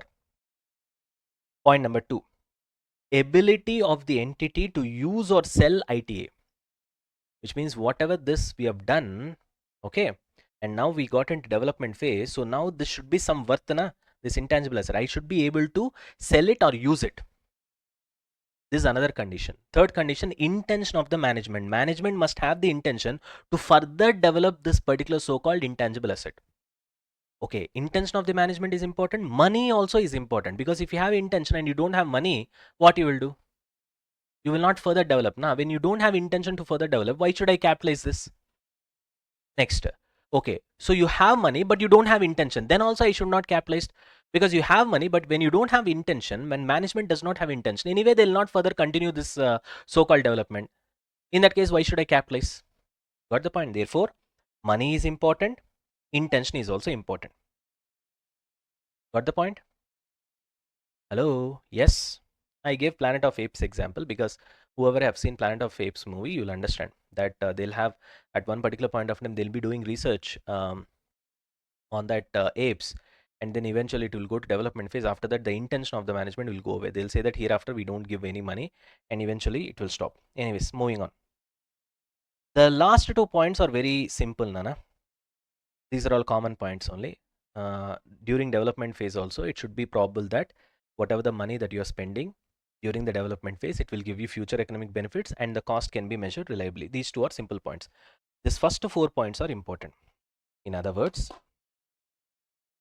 once you shift from the research phase to the development phase, after crossing the border is when technical feasibility is established. All the expenses right now, you can capitalize it, whatever you incur in the development phase, provided following 6 conditions are satisfied. First condition is technical feasibility is established, that is the border is established. Second condition is entity should be able to use that particular intangible asset or sell it. Next, management should have the intention to continue the development. Management should have the money to continue the development. These 4 points are important. And this so-called intangible asset, which is undergoing development right now, should be able to give you future economic benefits, plus cost should be able to be measured reliably. Once these 6 conditions are continuously satisfied, it's not like 1 year it should be satisfied. Suppose your development goes for 5 years. 5 years, every single year, this should be satisfied. At any given point of time, out of the 6 conditions, 1 condition is suddenly not satisfied, then all of a sudden you should stop capitalization. You understand the point? That also we'll study. Now see here. I've taken an example of pharma industry. In pharma industry, usually what will happen, they'll first have an idea to develop a drug. That is nothing but research phase. Once that idea is successful, then they try to get permission or license from the government. Now, once they know that idea is successful, confirmation is there that you are going to get benefit. Now, that is the borderline. Technical feasibility is established once the idea is successful. Now, from research phase, they'll go to development phase. Now, during development phase, they want to get the license or permission from the government. Now, they have to do all these things. First, they'll try to test it on rodents, because their body type and the way the body functions is similar to the human being. So therefore, they'll start testing. Once that is successful, they'll test it on infected people who are voluntarily. Some people will come. They'll test on them. After that, they'll get approval from the government. That too, they'll get approval only to manufacture in limited quantities. Then they'll do it in limited quantities. Then they will try to use it in some government hospitals, and then also, even that is also successful, then they will get patent. Usually this will take 7 to 10 years. That is the reason, because whenever you buy any drugs, when you buy a particular tablet for 100 rupees or 200 rupees, the actual cost of the tablet will be less than a rupee. So why the margin is so high? Because all this 7 to 10 years, whatever the development cost they have incurred, they try to recover that. Got the point? So therefore, this development phase, so much of money you'll be incurring na, this 7 to 10 years. Therefore, standard says you can capitalize it, provided 6 conditions are always satisfied. Throughout the development period, all these 6 conditions should be satisfied. Very important. It's not when the development started, 6 conditions are satisfied, management intention is there, management money is there, okay, technical feasibility is established, right, entity can use the intangible asset or sell it, fine, probable future economic benefits are available, fine, cost can be measured reliably, fine, that's it. Only one time, if these 6 conditions are satisfied, it doesn't work. Throughout the development phase, in this case 7 to 10 years development is there na, 7 to 10 years all these 6 conditions must be satisfied. Only then throughout this 7 to 10 years, these development costs can be capitalized. At any given point of time, if any one of these 6 conditions, if they are not satisfied, you should stop capitalization. See here. At any point, if any one condition is not satisfied, then you stop capitalization and put it in P&L account, and again you can never capitalize it again. For example, see here. Suppose this particular research and development drug, a pharma drug, has taken 10 years. Okay, you started from 0th year. First year research, it goes to P&L account, obviously during research phase. Second year research goes to P&L account. 6 lakhs you have spent, straight away goes to P&L account. Third year, you have crossed that border. Technical feasibility is established. It is confirmed. You started development phase. Now 4 lakhs, whatever you have incurred, now you can capitalize it, presuming that 6 conditions are satisfied. Fourth year also, you have incurred 8 lakhs, capitalized. Fifth year also, all of a sudden, there is no money with the management. So which means one of the 6 conditions is not satisfied. So all of a sudden, what you will do, whatever the money that you have got so far will straight away be transferred to P&L account. That entire 15 lakhs will go to P&L account. This 5 lakhs, 6 lakhs, anyway, it went to P&L account. This balance also will go to P&L account because the condition at one particular point of time during the 5th year, it is not satisfied. Then there is no money by the management. They have stopped the development. 6th year also nothing happened. 7th year also nothing happened. 8th year also nothing happened. 9th year suddenly they have got money. Some sponsor has come. They wanted to resume the development. Now, okay sir, now we have again got the money. Now intention of the management is there. All the 6 conditions are satisfied. So whatever that you have taken to P&L account so far, whatever you have incurred on development expense, now let us capitalize. You can't do it. Once it is taken to P&L account, you can't get it back.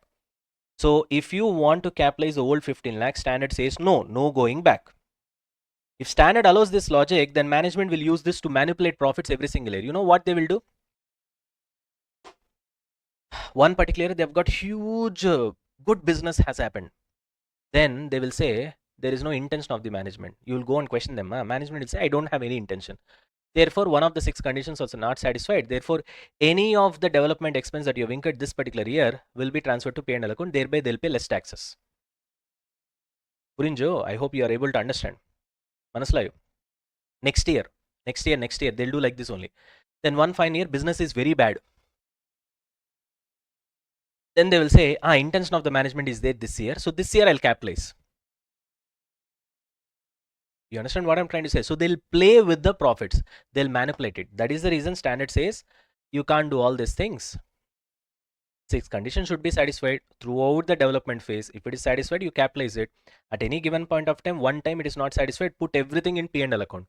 Then again, after that, even if you restart also, whatever you have done earlier, that will still stay in P&L account only. Again, it will not be from P&L account. You can't get it and put it in a balance sheet. It's not going to happen. There is no going back. Now you start again. Now again 6 conditions you satisfy. Then you just keep on capitalizing. That's the way it works. I hope this is clear. Now the final punch by the standard. What is the final punch here?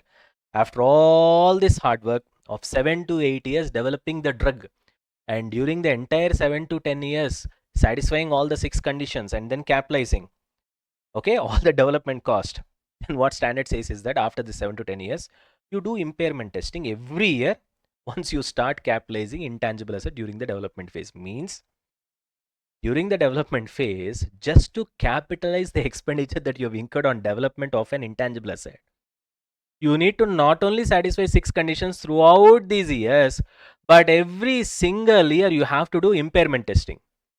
Suppose third year ending, you have capitalized 4 lakhs. So which means now your asset, intangible asset, will be shown at 4 lakhs. Third year ending, you do impairment testing. Then still 4 lakhs is fine. Then it's okay. Otherwise, 4 lakhs will be reduced further to the value of whatever the fair value that is available. Got it? Fourth year ending 8 lakhs. Now the asset will be shown at 12 lakhs. Do impairment testing. Sir, impairment testing, it's more than 12 lakhs. Then that's okay. You understand the point? So every single year you have to do impairment testing. Now, student has asked out. I've already recognized it, and that's why I've written here.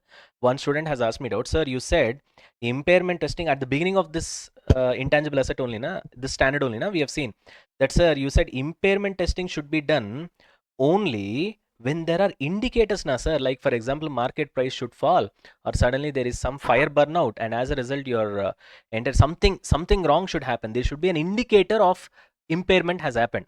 There should be an indication that impairment has happened. Then only you should do impairment testing. It's not like that. This is an exception. Even though there is no indication, every single year you have to keep on doing impairment. You understand the point? Throughout the development phase. Got it? So what is impairment testing? We already know. Carrying amount must be compared with recoverable amount. What is recoverable amount? Higher of FVLCTS. Fair value less cost to sell or value in use, whichever is higher. That will be the recoverable amount. That will be compared with the carrying amount. Accordingly, impairment will be done. Done with this? See here, suppose your intangible asset under development 500 lakhs has been capitalized. Okay, then you have done impairment testing. You found that recoverable amount is only 420. Then immediately you will do 80 rupees, you will reduce, you will bring this value from 500 to 420, and this 80 rupees will be transferred from balance sheet to P&L account. That's what you mean by impairment testing. But I'll tell you, I have written funny thing over here. What is this funny thing? In reality, in real life, most of the pharma companies, they will throw entire development expenses through P&L account only. Why to have all these headaches? Because you have to convince people that no, yeah, this is all the 6 conditions are satisfied. Every time you need to convince them. You need to convince them that there is technical feasibility. You need to convince them that there is intention of the management. You need to convince them that there is money with the management. You need to convince them that they'll be able to use it or sell it, that particular intangible asset which is under development.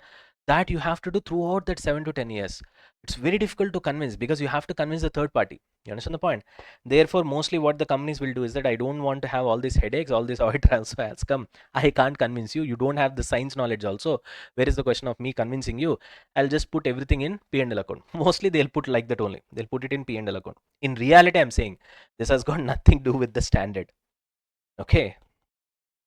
Got it? Chalo. Are we done with this? Right, Nana. Chalo. So with this, we are done with research and development cost, which is very, very, very, very important. Okay. I think still some concepts are left over. Most probably next session we'll finish it off. Okay. We'll stop here. Right, guys. All right, guys. Let's continue. So I hope the audio is clear. Just confirm me once. Yep. Clear. All right. Okay, chalo. We'll start then. So this is where we have stopped in the last session, right? Okay. Okay. We're done with all the important concepts, Nana. Only small concepts are left over. Once we finish that off, straight away we'll get into what? Sums. Okay, we can start solving sums. You guys are ready? Okay, so next concept is subsequent expenditure on intangible asset. We know that when you try to, initially recognize the value of intangible asset. So where did we see that? Here. Okay. Initial recognition. So what we do usually what we do for PPE as well. Okay, we recognize that at cost, and then all the directly attributable expenses that you can incur to bring it to the condition as intended by the management, not the location. That anyway I've highlighted. Why? Because it's an intangible asset. Where is the question of location? In case of PPE, because it is tangible, we talked about location as well, because location also very important.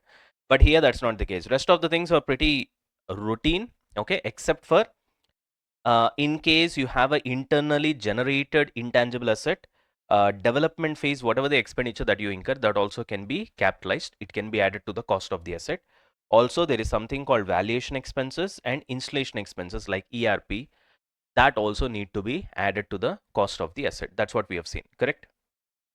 Yes. So this was your initial recognition, okay? But after that, what about subsequent recognition or subsequent expenditure that you're going to incur right now? So if you incur further expenditure on your intangible asset, then naturally what you got to do is that you can capitalize that if and only if one condition is satisfied. What is that condition? Incremental future economic benefits. So which means, say for example, right now you're able to get 1 lakh cash inflow, suppose, just for your understanding purpose, okay? Further, if you incur expenditure on intangible asset in future, maybe you're trying to take the software to another level or something like that, you can capitalize that if and only if your future economic benefits also should be increased because of that. For example, right now your future economic benefits you are getting, let's say, on an average 1 lakh per month from this so-called intangible asset. Now, if I incur further expenditure, that I can capitalize it, that I can add it to the cost of the intangible asset, provided my future economic benefits also should increase. Right now it is 1 lakh now. Let's say it is going to increase to 1 lakh 20 or 1 lakh 30, something like that, because of further expenditure on this particular intangible asset. Then that expenditure also can be capitalized. That is the point over here. So say for example, no sir, I just need to incur this expenditure to maintain this so-called intangible asset. I don't see there is any increase in future economic benefits. It's gonna remain pretty much the same. Then in that case, take it to P&L account. As simple as that. Chalo, moving on. Now, next one is subsequent measurement. Initial measurement we have done. On each balance sheet date you have to do. It is same as Ind AS 16, Nana. Entity has got a choice to follow either cost model or revaluation model. If you continue with cost model, it's same as PPE. If you follow revaluation model, you know every single year we have to do revaluation. We need to compare the fair value with the carrying amount.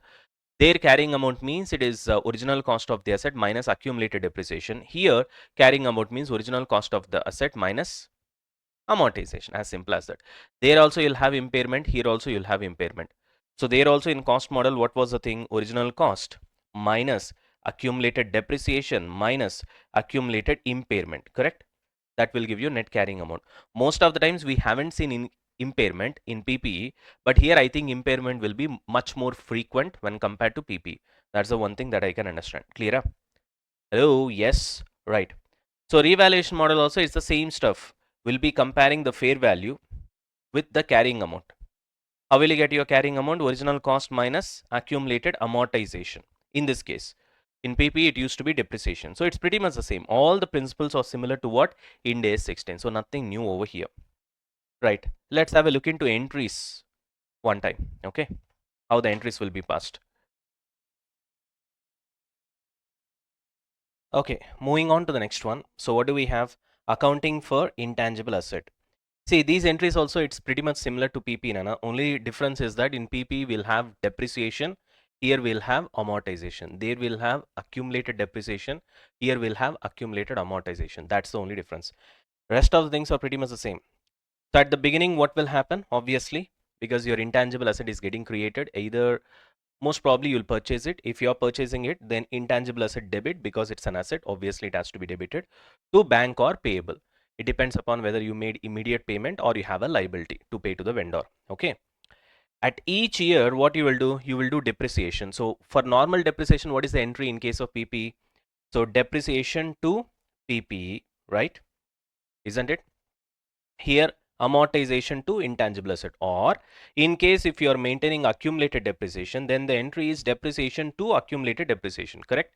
In this case, it will be what, Nana? In the place of depreciation, we'll have amortization to accumulated amortization or provision for amortization. Pretty simple. And finally, that amortization will be transferred to P&L account. Therefore, P&L to amortization. There also we are doing the same, P&L to depreciation, when depreciation is transferred to P&L account. Simple. All right. Anything else? Yeah. If intangible asset is acquired on deferred settlement terms, this already we have discussed, Nana. Deferred settlement terms means what? You're not paying now, you're paying in installments like 3 years or 4 years or 5 years, whatever it is. Obviously, that will have interest element that has to be removed, and you have to recognize intangible asset at cash price equivalent. We know this. Same as PPE. If intangible asset is acquired in exchange of assets, that we already know. We have discussed as well. So what you will do? Yeah, pretty simple. First, look out for commercial substance. If the commercial substance is there, then the first priority will be fair value of the asset given up. If that is not available, fair value of the asset acquired. If that is also not available, carrying amount of the asset given up. If there is no commercial substance, carrying amount of the asset given up. Simple. Then, okay, goodwill. This we have already seen. If goodwill is acquired in the form of business combination, obviously you'll apply Ind AS 103. That is related to business combination. Sure. So pretty simple, nothing new over here as such. Whatever we have seen in the last standard, it's pretty much the same. Even if we can see the depreciation here, in the place of depreciation, we'll call it as amortization because it's an intangible asset. And you can see it's pretty much exactly the same. You have three methods generally that is recommended. Straight line method, which is obviously cost minus residual value divided by useful life.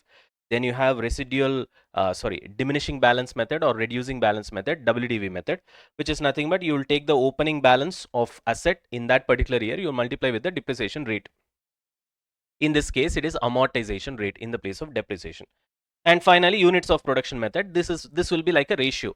You will say in 5 years what are the production that you're doing every single year. In that ratio, you will do amortization in this case, right? Just like what we have done depreciation in PPE.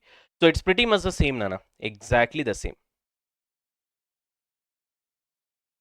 Right. If you can if you can see additional points over here, amortization on intangible asset begins when it is available for use. Yes, obviously. When an asset is ready for use, then only you can start doing depreciation or amortization. It will cease, which means depreciation or amortization will stop when the asset is sold or it is held for sale as per Ind AS 105. Correct? Next. If you try to change the depreciation method or amortization method, in this case, it will be like a accounting estimate. There also same only, prospect effect will be given. Same stuff over here. Prospect effect means we will not dig the past. From today, we will make the changes. Clear? We have done so many problems in the last chapter, last standard as well. Same stuff. What else? This is important, Nana. This is a different point when compared to what? PP. Here, Nana, when it comes to this particular intangible asset, estimated life or useful life of the intangible asset according to the management is important rather than the legal life of the intangible asset. For example, let's say you have got a license, Nana. Okay. You have decided that the license is valid for 10 years. What is the validity of the license? 10 years. So you might think that, okay, 10 years is the legal life for that particular license. Therefore, what I'll do, I'll amortize the entire intangible asset for the entire 10 years is what you'll be thinking. But if the management decides that after 5 years, I'll try to sell this license at some residual value, in that case, what you will do, you will depreciate, or in this case, you will amortize your intangible asset only to the extent of 5 years, because that is the useful life according to the management, even though the actual legal life of the license is 10 years. I make it very clear. So that's why this point is very important. Okay. What is the point, Nana? Estimated useful life is considered. Legal life of the intangible asset is not relevant. I hope this is clear. Legal life is not relevant, Nana. Estimated useful life is important. Clear? Right. I gave you the example. Don't worry. We'll solve sums also based on that. Now see here. So the useful life of intangible asset has to be estimated by the management. Some of the intangible asset may have life based on contracts. That is non-compete fee and all that. This is not non-complete fee, non-compete fee. Okay. Anyways, intangible asset may have finite or indefinite life as well. Some intangible assets will have indefinite life. Now you can ask me, sir, which means you're trying to say that it just goes on, goes on, goes on, goes on forever. Yes, Nana. But renewals will be there. For example, let's take copyright. Most probably copyright, the life will be, suppose an author, suppose if I have become author at the age of 28 or 30 or something like that. Okay. From 30 years, let's say I live for around 70 or 80, till that time the copyright will go on. So in a way, it's a kind of indefinite life only, right? Let's go with another example. The frequent examples that you'll come across for indefinite life of an intangible asset is uh, the license for driving a bus in a particular area. So you're driving a bus as a private bus operator. You got a license for 5 years or 10 years. Now, unless something drastic happens, you will be renewing the license after 10 years for another 10 years. And even the renewal authority also, it is highly probable that they'll renew for sure because there is not much of an issue. You understand the point? In that case, you keep on renewing the license 10 years, again 10 years, again 10 years, again 10 years, again 10 years, and the probability of you doing renewal is much high, and the probability of getting the permission for renewal is also much higher. In that case, your so-called the license is there, the driving license for that particular area is having indefinite life. Is having what, Nana? Indefinite life. I'll take one more example. Let's say you have got this radio licenses. Now you'll have this radio FM, that particular radio frequency, they'll take license for that. You got it. So once they have taken license, maybe 5 years once, 10 years once, they have to renew it. and there is high probability that you will also renew. There is also high probability from the authorities side also that they will give you renewal for a nominal fee. You understand the point? If that is the case, you keep on renewing, they keep on giving you approval. In that case, again, this also has got indefinite life. So indefinite life means from that particular perspective only, okay, whatever the examples that I've explained you right now, the intangible asset will have indefinite life. Clear? So intangible assets having indefinite life will not be amortized, but they will be tested for impairment every single year. That will happen. Okay. But where is the question of amortization when you don't know when you don't have limited life or finite life? You got the point. So whenever any intangible asset has got a finite life, then obviously they'll do amortization. But a particular intangible asset which has got infinite life, it's kind of indefinite life where you keep on renewing, and the probability of that happening is very high, and the fees is also not that much. In that case, you will not amortize those kind of intangible assets. Clear? However, you will do impairment testing every single year. Clear? Done. Next, residual value. This is also very important. You see, when I mark like this, it is important. Okay. Sir, what is this residual value, sir? Nana, in PP usually will have residual value, more or less, right? Unless it is not given in the question. In rare case scenarios, usually will have scrap value for sure. But when it comes to intangible assets, by default, we'll presume that there is no residual value. What is the wording I've used? By default, it is presumed that there is no residual value. The residual value of intangible asset will be taken as 0. So this is by default, Nana. So if you want residual value, you have to prove it actually. You got it? Unless there is a third party commitment or there is an active market. Okay. Third party commitment or there is an active market as defined in Ind AS 113. Okay, that's fair value measurement. For the asset and residual value can be determined by reference to that particular market, and it's probable that such market will also exist at the end of useful life, not just today. So which means, let's say the definite life of this intangible asset is 10 years, for example. Let's say it is 10 years.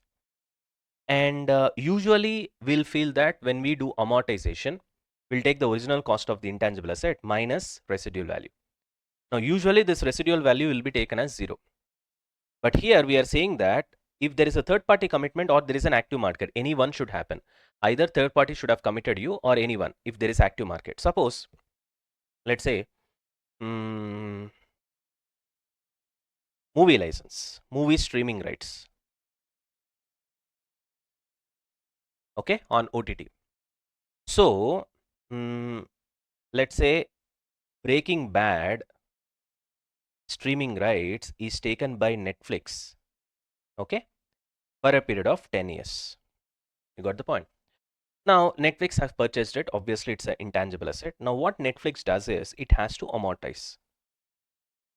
Now, for doing amortization, it knows its original cost, obviously, because it has bought it, obviously, it has purchased it. So, you will know the cost.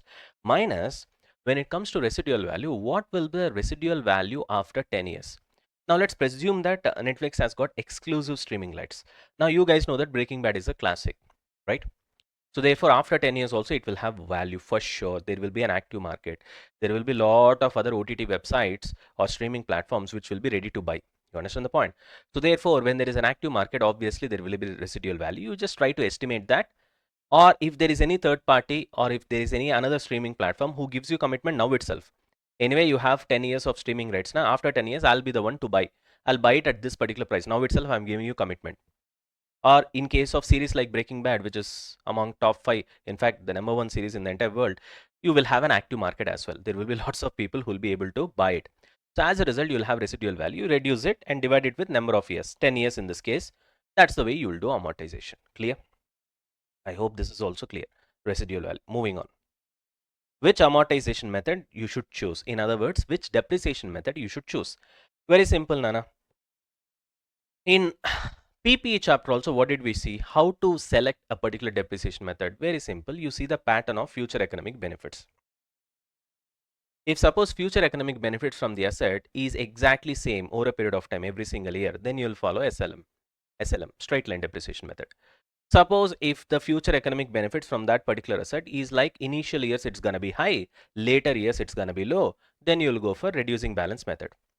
Suppose future economic benefits is based on the output, then you'll go for production units method. So it all depends upon the pattern of future economic benefits. And change in depreciation method also happens because of change in, pattern change. For example, let's say initially you thought, initial years your future economic benefits will be high and later it will be low. Therefore, you went for reducing balance method. You went for it. Initial 2 3 years is gone. After that, you are coming to a conclusion that no, it's not gonna be like that. My initial estimation was wrong. Hereafter, the benefits, future economic benefits from this particular asset is going to be exactly same, more or less on an average every single year. So therefore, now I want to change from reducing balance method to straight line method. That's a change in depreciation. In this chapter, we will use it as change in amortization for intangible asset.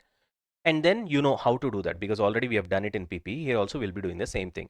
We'll find out the carrying amount, then we'll see what is the residual value for the remaining years and we'll divide it with number of years that is left over. You'll get your depreciation for the further years. You got the point? Anyways, so that's what is about amortization method. Now here, one additional point that you need to learn, that you should never depreciate or amortize an intangible asset based on sales. So most of the times what happens is that many people, they're tempted to do the amortization based on the sales. You should never do that. Why? Because sales is not result of a particular intangible asset alone. You got the point? Sales is a result of intangible assets plus so many factors helping it. You understand the point? Just because you have an asset, this will not get converted into sales. Na. That asset should be there and that asset should give rise to a valid product. Are you able to understand? And so much of people has to work around it. Management, decision making, advertising, lot of things has to fall in place. Put together, it eventually gets converted into sales. Yes. So therefore, when you come with a stupid argument saying that I will depreciate or amortize my intangible asset based on revenue, it seems really stupid and therefore you should never do it. That's what standard says. However, there is an exception for this. Sir, what exception, sir? Very simple, Nana. Suppose you are given gold mining right. It's an intangible asset. And the mining is given in such a way that how the gold mining license is given, you can mine the gold till it reaches 3 billion rupees. Or let's put it in crores, till it reaches 3000 crores. You understand what I'm trying to say?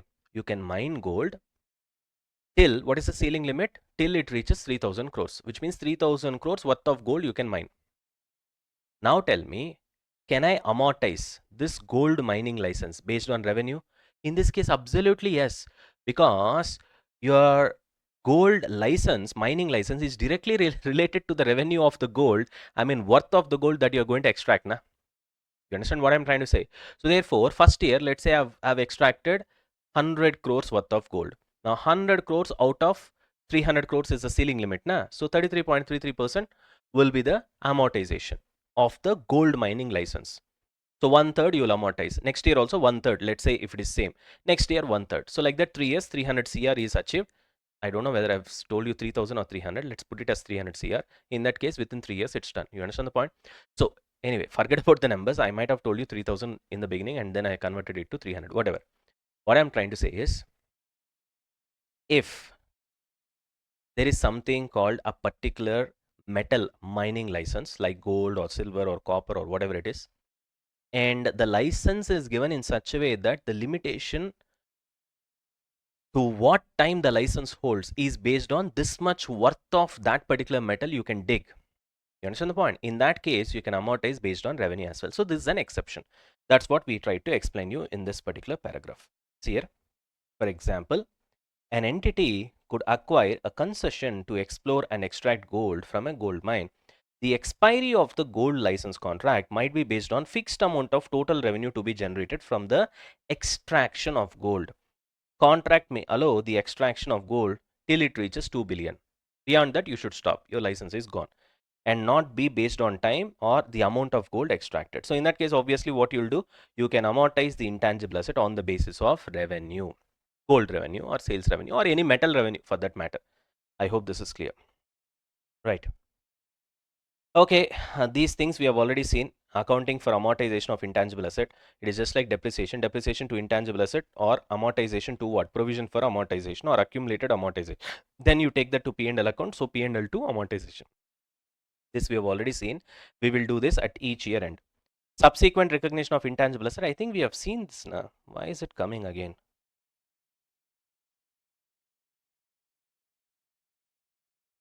Here we have seen already. Sorry, Nana, I've just repeated it. Don't mind. It is exactly as same as Ind AS 16. Okay, you can either follow cost model or you can follow what, Nana? Revaluation model. Any gain or loss once you sell your intangible asset will be taken to P&L account. That's it. Now let's see some additional points over here. This already we have discussed. By default, residual value of intangible asset.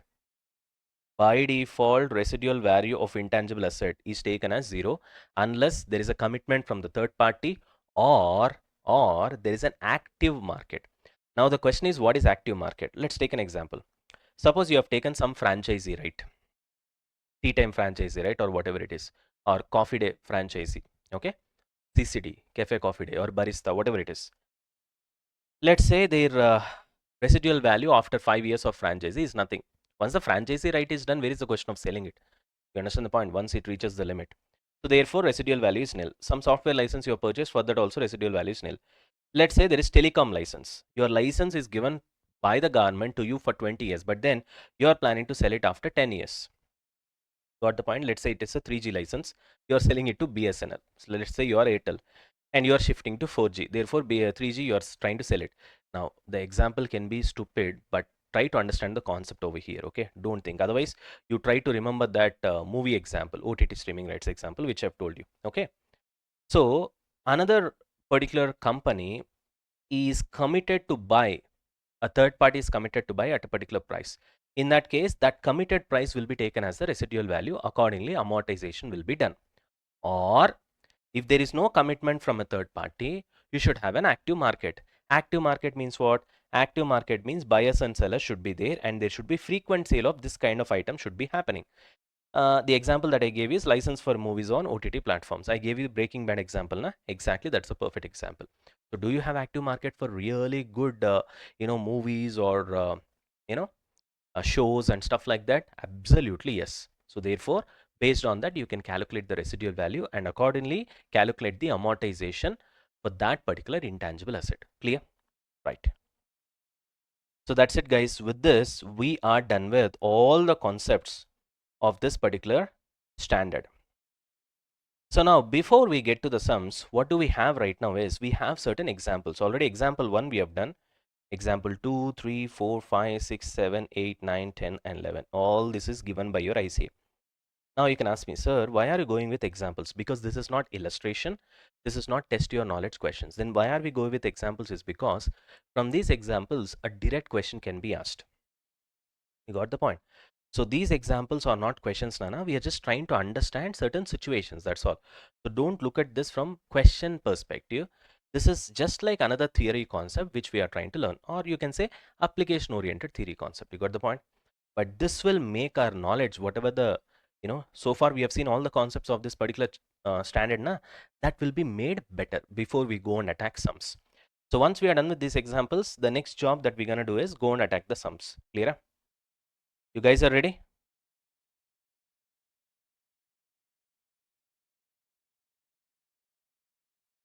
All right, Nana. Let's start with example 2 first. We'll finish off the examples. With that, we'll be done with all the concepts. And then we'll go and attack the illustration and test your knowledge questions along with some RTP and MTP questions as well. You guys are ready? Yes? Chalo. Now, this example is based on cost of intangible asset. Pretty simple. See here. Jupiter Limited acquires new energy efficient technology that will significantly reduce its energy cost for manufacturing. Okay. These are all the costs they've incurred. Okay. Cost of new solar technology. Obviously, this will be allowed as per Ind AS 38, right? Trade discount, yes, it has to be reduced. Training course for staff, no, it will not be capitalized. We know that, right? Training cost for, hello, yes, training course for staff will not be capitalized. Initial testing will be capitalized, so it is allowed. Losses incurred, operational losses, initial operational losses will not be allowed. Okay, so therefore this is gone. Training course for staff is gone. Rest of the things obviously is allowed. Got it? In eventually this much will be capitalized. How much is that? 9,35,000. That's a pretty simple example. All right, let's move on. Now this example is about customer list being intangible asset. Let's try to understand. A direct mail marketing company acquires a customer list and expects that it will be able to derive benefit from the information on the list for at least 1 year, but no more than 3 years. So it has got hold of the customer list and it believes that it can get the benefit for at least 1 year and not more than 3 years, which means 1 to 3 years is what it is expecting. Okay. Chalo, let's move on. What else we'll see? The customer list will be amortized over management's best estimate of its useful life, say 18 months. Okay. So they feel that 1.5 years, that is 18 months, is the best estimate. So therefore, they would like to amortize it to that extent, which means because they know that it's going to be anywhere between 1 and 3 years. So I think they went with 1.5 years. That's management's estimate. Ultimately, we need to follow what management does, right? Although the direct mail marketing company may intend to add customer names and other information to the list in the future, the expected benefits of the acquired customer list relate only to the customers on that list at the date it was acquired. So what it's trying to say is that already it has acquired a customer list now. It can add other customer list in the process of business. See, once you acquire a customer list, it doesn't mean that it is an exhaustive list. Na? You'll have a list, say for example, with some 10,000 names. You'll keep on adding some 100, 200, 300 in the course of business. That's obvious, right? So what it is trying to say is that although this particular marketing company can add other customer names in addition to what is there in the customer list which they have obtained, and also other information to the list in future, whatever the benefits that they are expecting of the acquired customer list relate only to the customer on that list at the date it was acquired. So the benefits that they are discussing is related to the customer list that they have acquired at the beginning, not with respect to the additional customers that they are adding over a period of time. Clear? That's what he's trying to say. Then what? The customer list would also be reviewed for impairment in accordance with Ind AS 36, which is impairment of assets.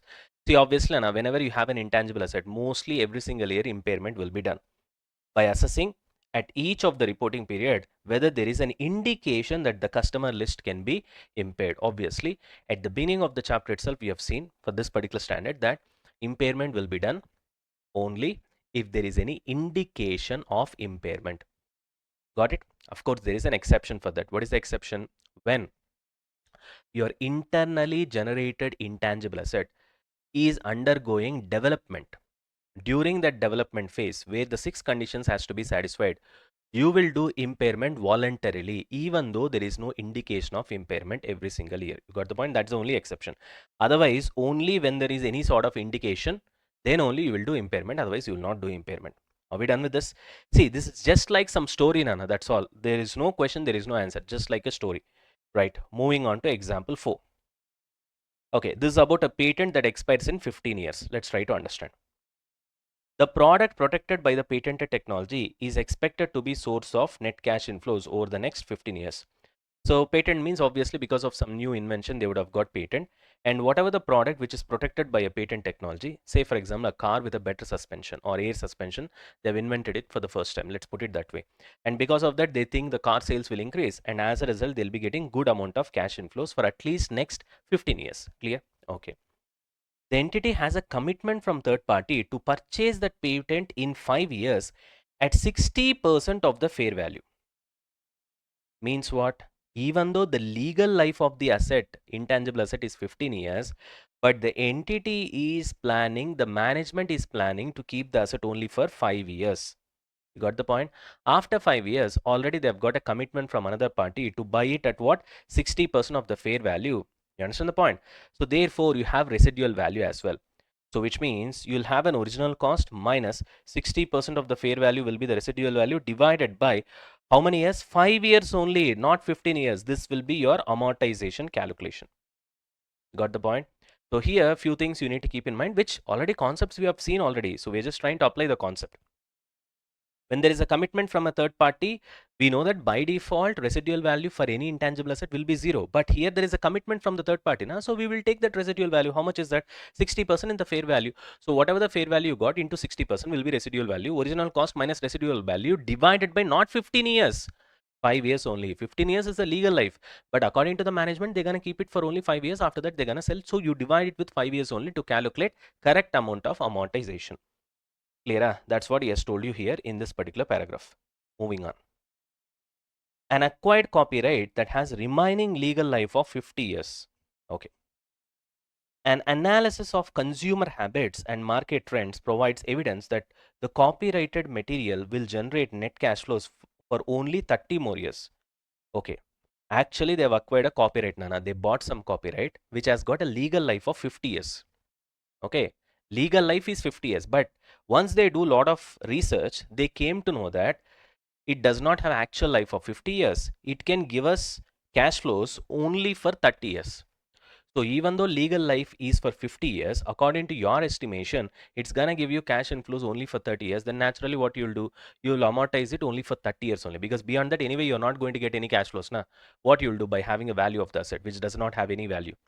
So it needs to be noted that although remaining legal life of the patent is 50 years, however, the useful life of the entity's perspective is only 30 years. That's what I've been telling you so many times. The legal life is different.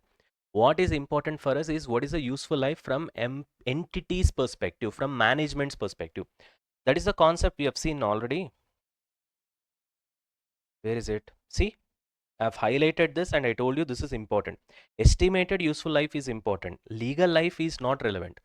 So estimated useful life in this case, when it comes to this copyright, is 30 years only. Legal right of 15 years is irrelevant. So therefore, from the entity's perspective, it will have a life of only 30 years. Therefore, it will be amortized over 30 years only. Of course, impairment will be done. Impairment is by default point, Nana. That is, whenever there is an indication of impairment every year, whenever there is indication, impairment testing will be done. That's all. So let's not repeat that point again and again. Right? Are we done with this example? Moving on. An acquired broadcasting license that expires in 5 years. That radio FM example that I told you, na, this example is based on that only. Let's have a look into that. It will be very interesting. Now listen. The broadcasting license is renewable every 10 years once. So by looking at this point, you might feel that it does not have indefinite life, but that's not the case here. If the entity provides at least an average level of service to its customers, which means that FM is there, na, 91.1 FM, 95 that Red FM or whatever it is. If they at least provide decent services to their customers, and if they comply with legal requirements, the license may be renewed indefinitely, which means unless they do something stupid, if they just provide decent service to the customers, that's what the word is. Okay, you can see average level of service to the customers and comply with the legal requirements by the whatever the legal requirements given by the government, then definitely they can renew this particular broadcasting license indefinitely at little cost. This is what I've told you in the example, na, very minimal cost, and already has been renewed twice, which means already they are running this business for 20 years because they have renewed twice now, which means 30 years also, before the most recent acquisition. The acquiring entity intends to renew the license indefinitely, and evidence supports its ability to do so. Just like the bus route I've told you, na, like that here also, even though you have to renew the license every 10 years once, this will be considered as indefinite life only. This will be taken as indefinite life only. Okay. Historically, there has been no compelling challenge to the license renewal, which means from the government's perspective, they'll give you the license for sure. There are no challenges. From your perspective also, you provide decent service to the customers, so you are expected to survive. So there is a possibility that you will also renew, because here you have to consider two parties. Na? You as a company, you should survive. They as a government, they should be in a position to give you the license. Only then that this will have an indefinite life. You understand the point? So the technology used in broadcasting is not expected to be replaced by any other technology at any time in foreseeable future. Therefore, the license is expected to contribute to the entity's cash flows indefinitely, which means this particular broadcasting license, which is an intangible asset, has got indefinite life. Whenever an intangible asset has got indefinite life, it will not be amortized. Clear? So therefore, the license would not be amortized until its useful life is determined to be finite. Now suppose tomorrow, Now you are not amortizing. All of a sudden tomorrow a news comes that government is going to stop all this broadcasting license and the deadline is another 3 years, which means now all of a sudden in the remaining 3 years, whatever the carrying amount of the intangible asset that you have got, you will amortize it. You understand the point? Right. Fantastic. Moving on. Example 7, broadcasting license in example 6, which means, now I told you a particular point. I think that only he has given. So this is a continuation of example 6. Nana. Definitely the point that I've told you just now will be there. See, the licensing authority subsequently decides that it will no longer renew broadcasting license, which means from the other party side, they are expecting that they will not renew hereafter, but rather will auction the licenses. Earlier, this was one advantage that we considered the life as indefinite, because you can renew it at a little cost, and the renewal is for sure provided you are correct as a company, and the government is also expected to do that. But here what is happening, the so-called government or the licensing authority is not going to renew at a little cost, is not going to allow you to renew at a little cost, rather they're going to go for auction.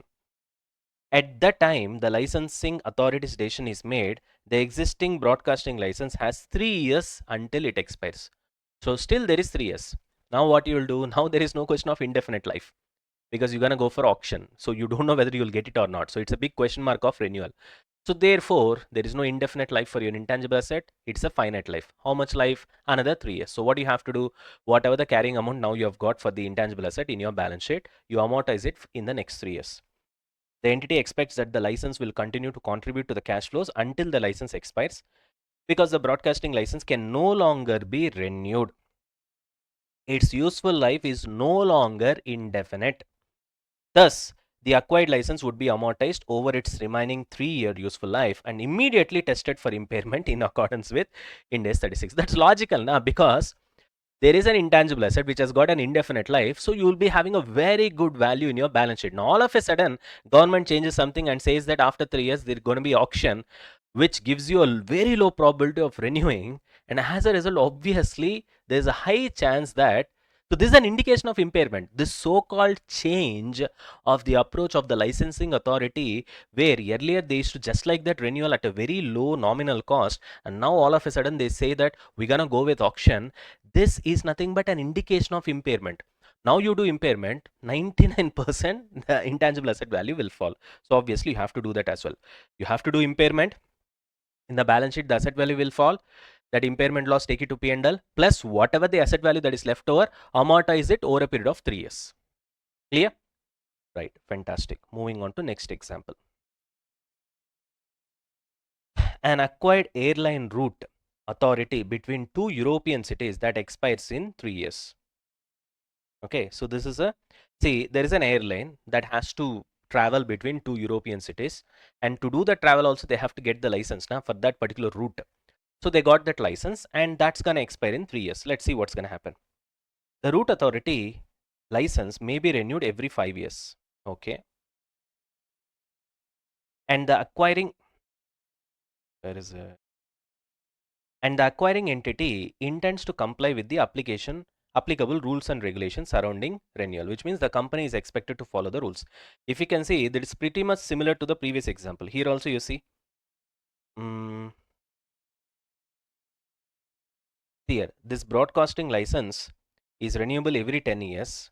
In this example, it is every 5 years. In this example, the entity provides average service to its customers and the entity is expected to comply with all the relevant legislative requirements. Correct? Here also pretty much same language. See, and the acquiring entity intends to comply with all the applicable rules and regulations surrounding renewal, which means indirectly he's trying to tell you that this is also gonna be an indefinite life kind of an intangible asset. Let's see. Route authority renewals are routinely granted at minimal cost. Same language. Correct? Next. And historically been renewed with the airline has complied with all the applicable rules and regulations. Historically it has been renewed. Here also it has been renewed historically twice. Same language. What else? The acquiring entity expects to provide service indefinitely between the two cities from its hub airports. Hub airports means relatively airports with larger traffic. It is like a junction. In railways we'll have junctions na, like that. Airports which is kind of like a junction, we call them as hub airports. Okay, So between two cities from its hub airports, and expects that the related supporting infrastructure will remain in place, okay, at those airports for as long as it has got the route authority. An analysis of demand and cash flow support these assumptions as well. Okay, since the fact and circumstances support that acquiring entity's ability to continue providing air service indefinitely between the two cities, just like the last example that we have seen, broadcasting license. This is also exactly the same. So obviously what you will do, you will not amortize this intangible asset. So the intangible asset related to this particular route authority is treated as having indefinite useful life. Okay, therefore the route authority would not be amortized over its useful life. However, it will be tested for impairment whenever there is an indication of impairment. Clear?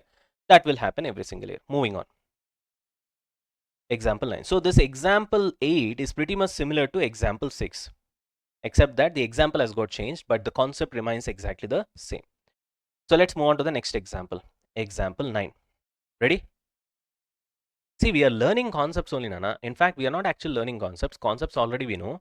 We are trying to apply the concepts into different situations, and then we are trying to learn it kind of with the help of examples. That's why it is called examples. So this also we need to learn, because these examples can be straight away converted into a question. So therefore we can't ignore it. Especially in this chapter, it is important. Okay. Chalo, moving on to next one. An acquired trademark used to identify and distinguish a leading consumer product that has been a market share leader for the past 8 years. Trademark means, you know, na, McDonald's, this M symbol, trademark, Nike, trademark. Okay, so we know these trademarks, right?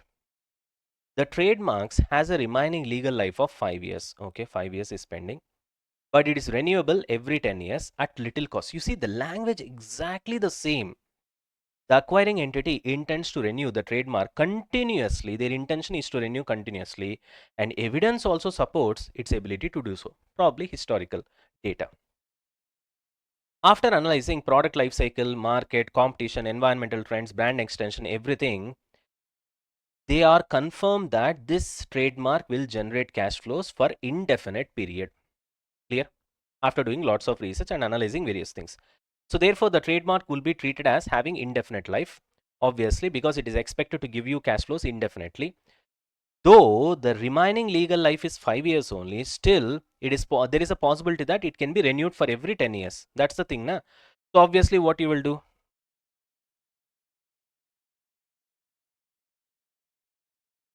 So obviously the concept is pretty simple, Nana. It will not be amortized because it is considered to have indefinite life. Okay, when amortization will start? Only when something else changes. All of a sudden government rule changes, or this entity did not comply with any of the rules and regulations of the government, or because of this so-called trademark they do not get any cash inflows. If any of this happens, okay, then only they might stop treating it as an intangible asset having indefinite life, and probably it will become finite life after that, and they'll start doing amortization after doing impairment testing. You got the point? So anything gets disturbed. Otherwise, as of now everything seems fine, so as a result they will be going with indefinite life, which means they will not be amortized. You see the wording here? Therefore the trademark has an indefinite useful life. Therefore the trademark will not be amortized until its useful life is determined to be finite.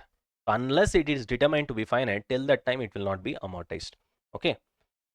Obviously, it will be tested for impairment when there is indication of impairment. Same stuff. So in fact, this example, this example, this example is same. Same concept. Moving on. A trademark acquired 10 years ago that distinguishes a leading consumer product. Okay. You have achieved some trademark. Let's say a logo like this, or RCA tick, a logo like this, something we have achieved. You have acquired that 10 years ago. That distinguishes a leading consumer product. Okay, now what has happened? Let's try to understand. The trademark was regarded as having indefinite useful life. Okay, that's your opinion at the beginning when it was acquired. Okay, it was acquired when 10 years ago. Fine. Because the trademark product was expected to generate cash flows indefinitely. Okay, that was the opinion 10 years back. Did it change anything now?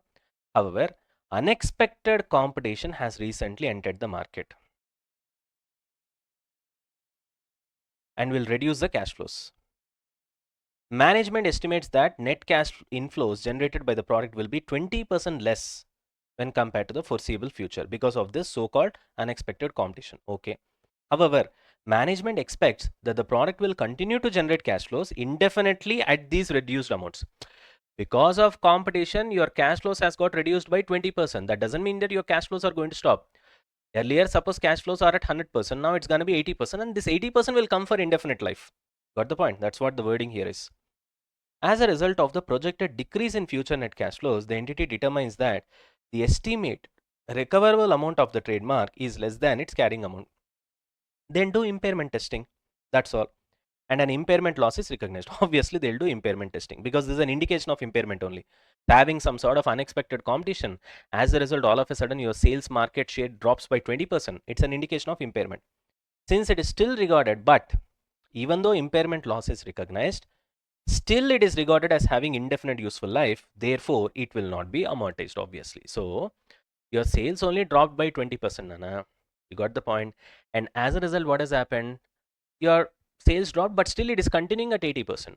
And this is expected to continue for indefinite life. Because there is a drop, as a result, whatever the carrying amount that you are showing, the asset, intangible asset, that will also drop.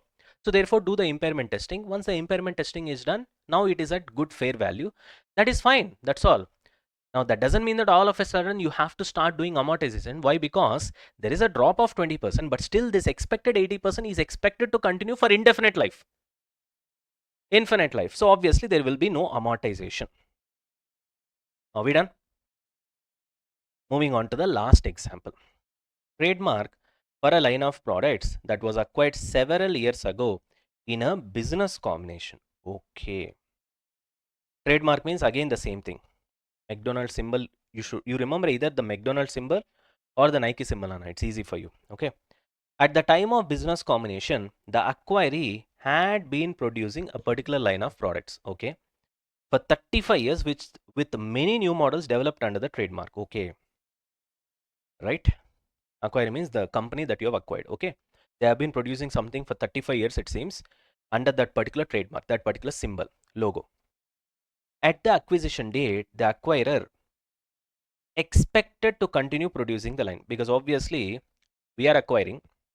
So we expect that this guy has anyway produced this for 35 years under this particular trademark. So we will also continue the production line. Maybe that is the reason they're buying. And an analysis of various economic factors indicated that there is no limit to the period the trademark will continue to give cash inflows, which means it will give cash inflows for indefinite life. That was their analysis when they were acquiring the company. So which means, suppose there is a company A, Nana, there is company B. A company is acquiring B company. B company has got a trademark. Okay, and this trademark they've been using for 35 years for a particular production line. Now B company has acquired this particular trademark and they are also planning to continue the same production line with the same trademark for don't know how many years in future. And they are expecting it's going to give us unlimited cash flows. In the sense, limited cash flows only, but for unlimited period of time, indefinite life. Clear? Huh? And therefore, what they have done, consequently, when they expect the cash flows to be for indefinite life, they will not amortize. So therefore, the trademark was not amortized by the acquirer. The company who has purchased it, it did not amortize. Naturally, there's nothing wrong in that. Okay, their intention is correct. However, the management has recently decided that recently there was a change. So when they acquired, that was not the situation. Now something has got changed. What has got changed? Management has recently decided that production of the product line will be discontinued over the next 4 years. Maybe it would have become outdated or there is obsolescence of technology would have happened. Okay. Now tell me, now since the useful life of the acquired trademark is no longer indefinite, it is finite now. For how many years? For next 4 years. Obviously, first you should do impairment testing. You bring down the value. Obviously, the value will fall because earlier the intangible asset value was based on indefinite life. Now, the intangible asset fair value will be based on definite life of remaining 4 years. So definitely it will fall. So do the impairment testing.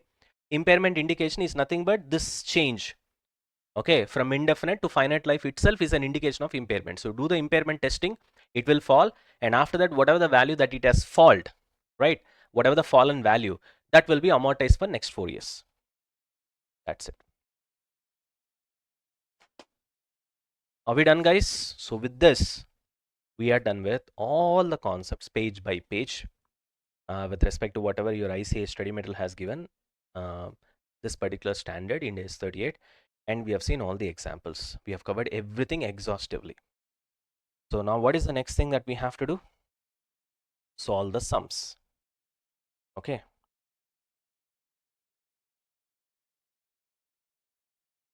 So I think we'll start with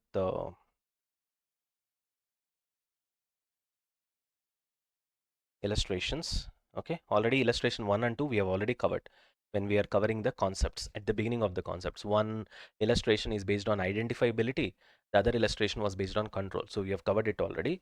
Now remaining from third illustration onwards we need to cover. Okay, now we'll stop the session here.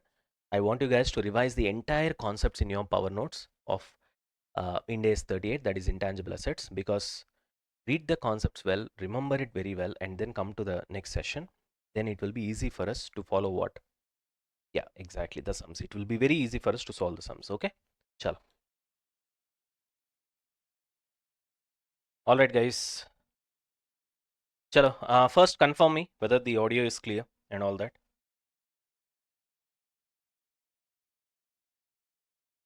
Yes, everybody.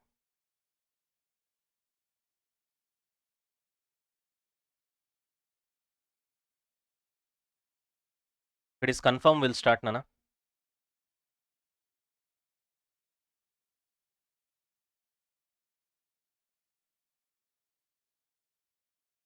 Ready? All right, guys. So we'll start with new standard today. Okay. So that is Ind AS 40 investment properties. Okay. Now, this standard and the next standard, that is Ind AS 41 agriculture, which will go with that, followed by this particular standard. You got to understand that these two are very important from examination perspective. Now, yes, these are not as big standards as, say, for example, Ind AS 116 or Ind AS 115, okay, or financial instruments for that matter, or business combinations. So yes, your financial instruments, business combinations, leases, revenue with contracts from customers, all these are really huge standards. Okay. But the kind of standards that we have been doing right now are decent size standards, not the big ones. Some are really small, some are or average size. Let's put it that way.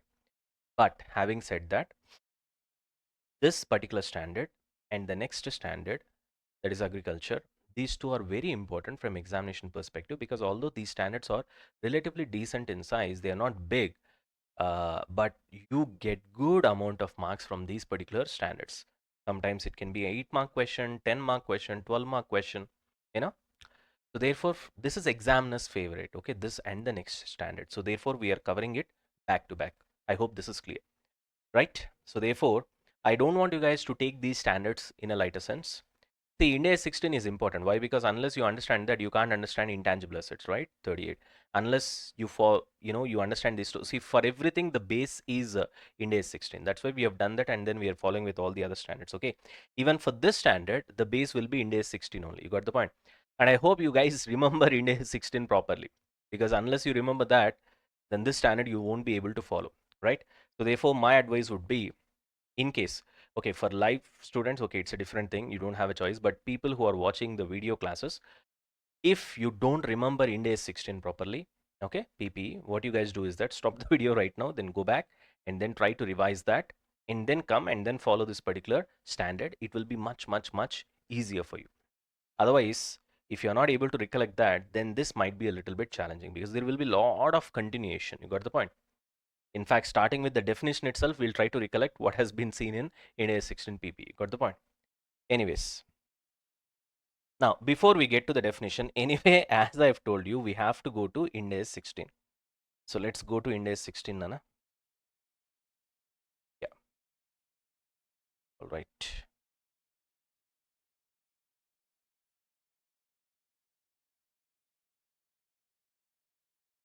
Okay. See here. In Ind AS 16, the moment we see what are PP as per, I mean, Ind AS 16, we know that they are tangible items held for what purpose? Either to use it in production or supply of goods and services, or for rental purpose or administration purpose. But if you can see here, specifically we have written that for rental purpose other than land and building, because it is covered in Ind AS 40, which means when you have a land and building property and you give it on rental purpose, then that is specifically not covered as per Ind AS 16. It is covered under Ind AS 40. This we have already seen. Okay. Now remember this. Okay. Very, very, very, very important. Chalo. Anyways, now let's get back here.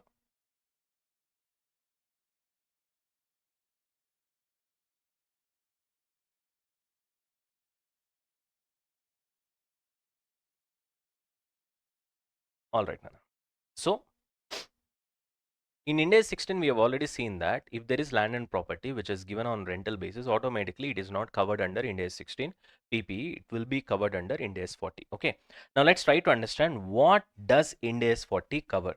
We know that the name of Ind AS 40 is investment properties. Investment properties means you try to invest something. There are properties which is for investment purpose. Now, usually whenever we use that word investment purpose, generally it means land as well as building by default. Anyways, now let's try to understand what is the meaning of investment property. Land and building held for what purpose? Giving it on rental purpose to others, or capital appreciation, or undetermined use. If you have land and building for you for any of these three purposes, giving it on rent, capital appreciation, or you don't know why you have a particular land, you just purchased it and kept it like that, even in that case it will be covered under Ind AS 40. Now clearly if you can see here, suppose land and building you have for business purpose, is it covered under Ind AS 40? No, it gets covered under Ind AS 16. Got the point, right? So therefore, if it is for business purpose, again you have to go to Ind AS 16 PPE, right? If it is for anything other than business purpose, you got the point. Administration purpose, again it goes to Ind AS 16. Okay, rental purpose, Ind AS 40. Capital appreciation, Ind AS 40. I don't know why I have a building, but I have it Ind AS 40. Now, try to understand one thing. Logically speaking, there are only two purposes for Ind AS 40. One is giving it on rental purpose to others. Other one is capital appreciation. This particular point doesn't have any uh, depth into it. Why, sir? Because if you can see, I've put an arrow mark over here. Undetermined use, there is an arrow mark. And again, by default, it means actually capital appreciation. So what do you mean by that? See, suppose you have a land, okay? You purchased it and you kept it with you. Now, if somebody has asked you, I don't know for what purpose I've purchased the land, but anyway, I have the land with me, correct? Now, by default, it is for capital appreciation only, na? You have a land or a building, you don't know for what purpose you are going to use it, so you kept it like that, idle. Indirectly, what is happening there? Capital appreciation is going to happen for sure, right? Now, you might be thinking that, sir, for land, yeah, there is a possibility of capital appreciation because there is no depreciation when it comes to land. But for building, I don't think so, sir. You don't think so, but most of the times what happens is that building also have a land as a part and parcel of it, right? So therefore, even though there is a kind of depreciation aspect working out with respect to building, land will mostly offset it, okay? So therefore, even in that case, it's not going to work. But what I'm trying to tell you is that whenever people say, I have a property, investment property, but I don't know why I have purchased it, most of the times it will be for capital appreciation. Got the point? So to put it very, very simple, what will be covered under Ind AS 40? Very simple. Land or building which is held for either giving it on rental purpose or for capital appreciation. Undetermined use means by default it comes under capital appreciation only. There ends the matter. I hope this is clear. Right. Hereafter, we'll see a lot of interesting stuff. So now you concentrate and follow. What did I write here? Ind AS 40 will apply only if investment property is already present in the balance sheet. In the sense, what I'm trying to tell you is that when I'm trying to apply Ind AS 40, the asset, whether it is a land or a building, should already be present in balance sheet. Only then Ind AS 40 will apply. Got the point? Right. Now the next question is, okay, sir, fine. So you're trying to say that Ind AS 40 will apply only if any investment property is already present in the balance sheet. So it should be there in the balance sheet. All right, sir. Now the next question is, how will it come to balance sheet? You're saying that only if an investment property is there in the balance sheet, then Ind AS 40 will apply. Fine. Now my question is how to bring that investment property into the balance sheet. That's my next question. For that, we have the answer. Generally, a building or land that is investment property, according to Ind AS 40, it is building or land, right? Will appear in balance sheet because of two reasons. Either you are a legal owner, you purchased it, therefore you are a legal owner, or You're a lessee in a lease. Lessee in a lease, sir? Yes, sir. Which lease, sir? You know, by default, you should be answering yes. Which lease? We'll see that also. Don't worry. Okay. So to understand this, let's try to go a little bit further. I don't think I need to explain you legal owner. So if you're a legal owner, automatically building will come and show it in the balance sheet, isn't it? So building will be there in the balance sheet. It will show itself, right? But when you're a lessee in a lease, even in that case, building will be present in the balance sheet. When I say building, land or building, you got the point. Now the next question is how, sir? For that, let's try to understand. Now listen carefully. All right, Anna, let's try to understand this. Okay, this is very important. Okay, because unless you understand how investment property will come into balance sheet, then the whole purpose of this entire standard does go into vain. Okay, so therefore, listen carefully. Now let's try to understand a little bit about lease. We are not into leases. Okay, we are not into that particular standard, but we need a little bit of knowledge about lease to understand Ind AS 14, that is investment property. To that extent, whatever it is necessary, we'll try to understand lease. Just like in the previous standard, we have understood a little bit of impairment of assets, correct? For the purpose of that particular standard. Same stuff here. Right, now see. We know that there are two types of lease, Nana. Finance lease as well as what? Operating lease. Everybody knows this, right? Now, in any lease, you'll have two types of people. One is the lessor, the other one is the lessee. Okay, lessor is the one who usually owns the asset, and then he gives the asset on lease to the other guy who takes the asset on lease, and that guy who has taken the asset on lease, we call it as a lessee, right? So usually lease payments will be made by lessee to the lessor. This is how it works, right? So this one is clear. So we have two types of people. One is lessor, the other one is lessee. So lessor is the owner. I give the asset on lease to the lessee. Lessee is the one who takes the asset, who uses the asset, who enjoys the benefit from the asset, and in return he makes lease payments, that is lease rentals, to the lessor. Lessee will make lease payments to the lessor. You can also call it as lease rentals, no worries. I hope this is clear. Right, now when it comes to this particular lease, now you have understood what is lease is. So basic idea is there. We have two types of lease. One is finance lease, the other one is what? Operating lease. Sir, what is the difference between these two? When it comes to finance lease, what happens is that the owner in substance, the actual owner is the lessee, because lessee will have all the rights with respect to that particular asset. Let's say it is a machine or it's a building or whatever it is. All the risk and rights related to that particular asset will be with the lessee. So although you feel like lessor is the owner for namesake, in substance, substance over form concept we say, in reality, in substance, the actual owner of that particular asset will be lessee. When it comes to which lease? Finance lease. Got the point? So therefore, what happens is that usually lessee will be deemed as owner when it comes to finance lease. Who will be deemed as a owner? Lessee. He's not the real owner, but will deem him as an owner, because in substance he is the owner, although in paper it doesn't look like that. You understand the point? So therefore, when it comes to finance lease, lessee will be treated as the owner. Got it? Now, so now lessee is being treated as a owner. Then how will you show it in the books? Very simple. The entry will be asset to lease liability. So in lessee's books, although I am not the owner, I am debiting as if I've got the asset. Right? To this particular asset, I'm paying lease payments. So therefore, to lease liability. In other words, you can just figure it out like, let's say you have taken an asset on loan. Let's say you have taken an asset on loan. I've taken an asset on loan, which means I have the asset with me. So obviously I can recognize the asset. So asset debit. It's an asset. Obviously you have to debit it. Two, because I've taken an asset on loan, I need to make the loan payments. Now in this case, loan payments is nothing but lease liability. So therefore, to lease liability, that will be your entry. Pretty simple, right? Here I've written why, because asset is in full control of the lessee. Just like asset on loan, that's why you have this particular entry, asset to lease liability. Because asset is in the full control of the lessee, therefore, in substance, actually lessee is deemed to be the owner. Therefore, lessee will recognize asset in his books in the case of finance lease. Now, when lessee recognizes asset in his books as if he is the owner, he is a deemed owner because of substance over form concept, then naturally what will happen to the lessor in his books? He will de-recognize the asset.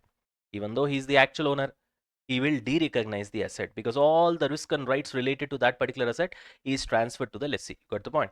So how will you de-recognize your asset? Very simple. Asset will, when you have purchased the asset, obviously you would have debited it. Now you have de-recognized it. What do you have to do? Credit it to asset. Got the point? And why are you de-recognizing the asset? In return for lease payments, which you will receive for the, which you will receive from the lessee, right? So therefore, lease receivable to asset. If you can see, exactly opposite entries in both the books, correct? In lessee's books, hereafter I am the owner to the extent of the lease period. Suppose if the lease period is for 5 years, I am the owner. Who is the owner? Lessee is the deemed owner. Therefore, what is the entry? Asset to lease liability. You got the point? Now, in lessor books, this 5 years, I am not the owner till that lease is there. In that case, I have to de-recognize the asset from my books. So therefore, to asset. Why am I de-recognizing it? Because I'm getting lease payments. Therefore, lease receivable to asset. There ends the matter. So he is legal owner, but still asset is eliminated from his books. Till here, it's clear. Now, this is the concept about finance lease, where lessee will be deemed to be the owner. Lessee will be deemed to be the owner. Lessor, no. So he will be de-recognizing the asset from his books. Lessee will be recognizing the asset in his books. This is very, very, very important. Everything that I'm teaching you right now is very important for this particular standard Ind AS 40.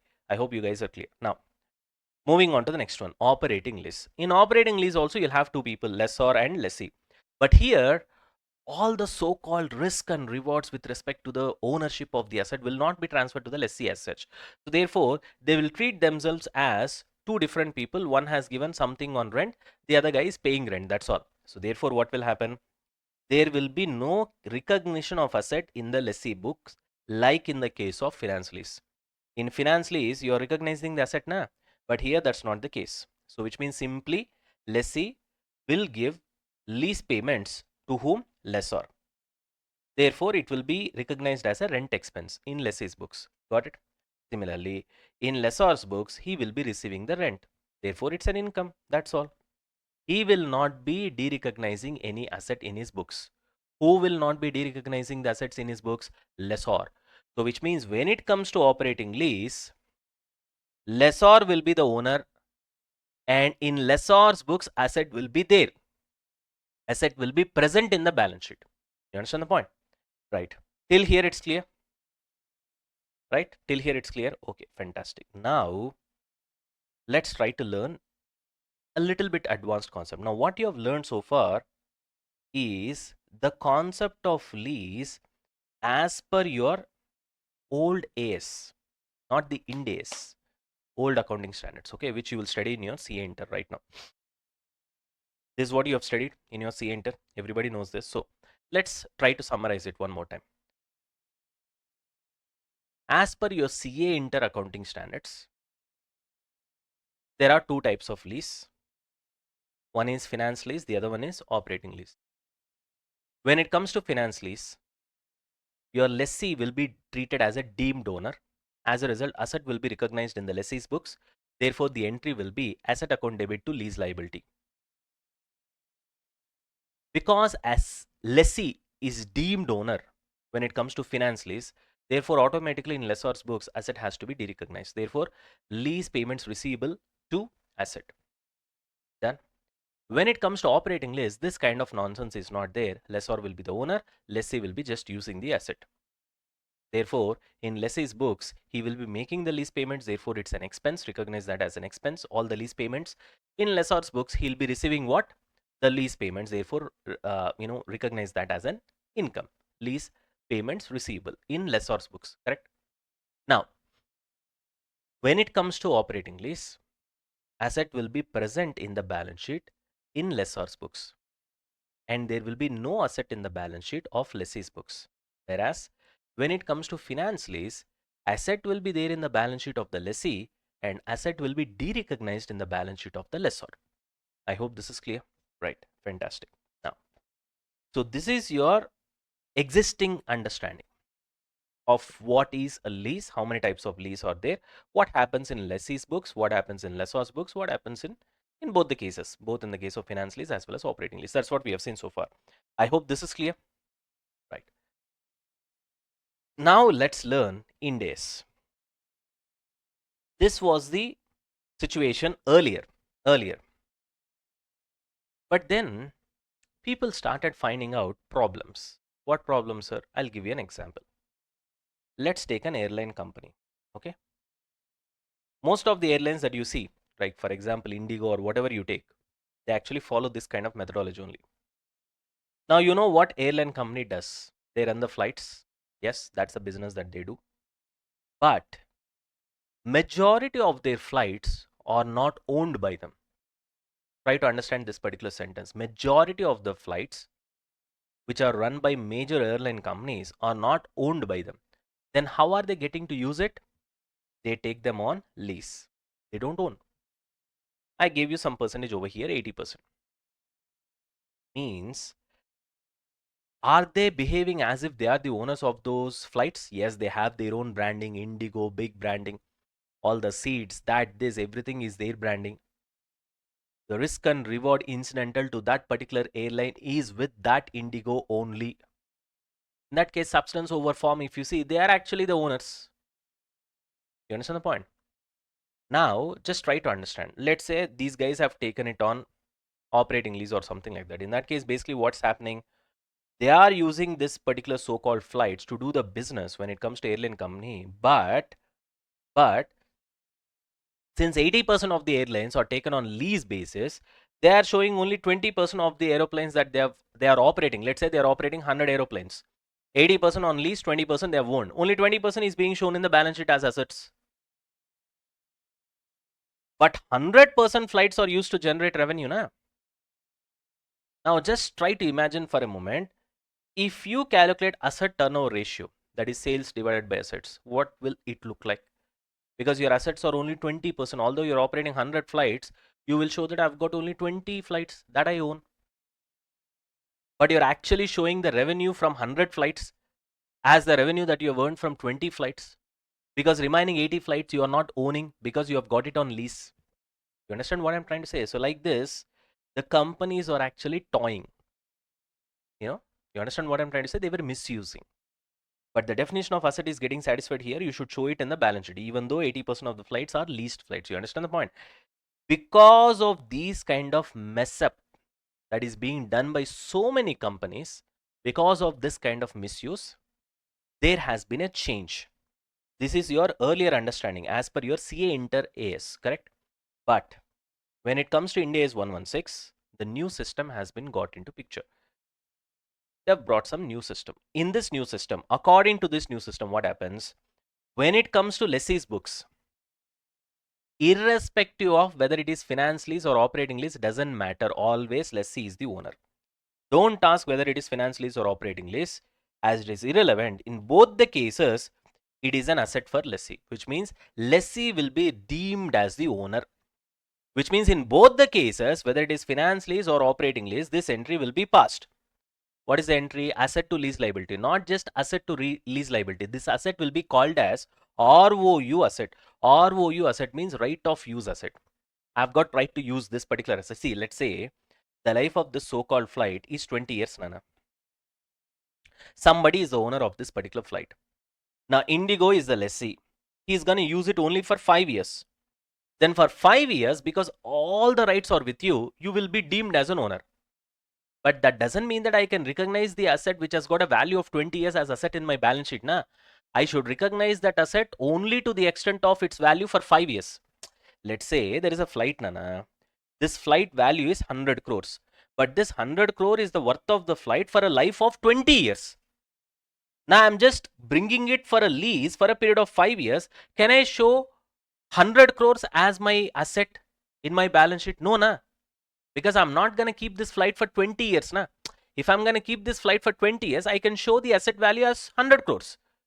Because that is the value of the flight for a life period of 20 years. I'm going to use it only for 5 years. Then 5 years proportionate value of the flight only should be shown in the balance sheet. That's why it is called as right of use asset. I'm going to use this asset for how many years? 5 years. 5 years only I've got the right now. So 5 years only, that value I'll be showing it as a balance sheet. How to calculate all those things, we'll see it in Ind AS 116. Now that is not the point. I'm just trying to give you an idea, that's all. So which means what you have to understand is, as per the new system, as per Ind AS 116, okay, when it comes to lessee's books, irrespective of whether he is under finance lease or he is under operating lease, it doesn't matter for us. It is irrelevant for us. He will be treated as a deemed owner. Thereby, this entry will be passed. What is that? Asset to lease liability. But here there is a small change.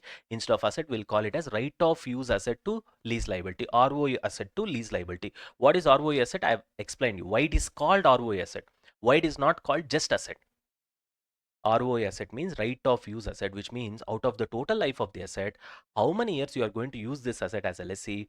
To that extent only you will show it as an asset in the balance sheet. You cannot show it as an asset for 20 years when you are using this asset for only 5 years. You understand the point? Right. I hope this is clear. So which means this is a change, because as per the old system, only in case of a finance lease, you are the owner. Lessee is the owner. In case of operating lease, lessee is not the owner. You understand the point? But as per the new system, both in cases of finance lease or operating lease, lessee is deemed to be the owner. In both the cases, this entry will be passed in the books of the lessee. Clear? Right. Now, what about lessor? In lessor books, still the old system continues. Means, when it comes to finance lease, lessor will de-recognize the asset. When it comes to operating lease, still lessor will be behaving as if he is the owner. You understand the point? So which means when it comes to lessor books, still it is the old system. Means if it is finance lease, there will be no asset in the balance sheet when it comes to lessor books, because it will be de-recognized. Whereas when it comes to operating lease, still asset will stay in the balance sheet when it comes to lessor's books. Am I clear? Right. Now let's try to link this concept with Ind AS 40. Now Ind AS 40 will apply to the lessor as per the operating lease. Why Ind AS 50 will apply to the lessor as per the operating lease? Because only in case of operating lease, there will be asset in the balance sheet of the lessor. Only in case of operating lease, there will be asset in the balance sheet of the lessor. Because Ind AS 40 will apply only if investment property is already present in the balance sheet. Na? Investment property will be present in the balance sheet only in case of operating lease for the lessor. Because when it comes to finance lease, lessor has to de-recognize the asset in his balance sheet. Therefore, there is no asset in the balance sheet. Therefore, there is no applicability of Ind AS 40. Whereas in case of operating lease, lessor will have the asset in his balance sheet. Therefore, Ind AS 40 will apply. Is that clear? In case of finance lease, no asset in the balance sheet for lessor books. Therefore, no Ind AS 40 will apply. In case of operating lease, yes, lessor will have the asset in the balance sheet. Therefore, Ind AS 40 will apply. Clear? Now, so Ind AS 40 will apply to lessor as per the operating lease, or to lessee both as per finance lease or operating lease. Why? Because according to the new system, just a second.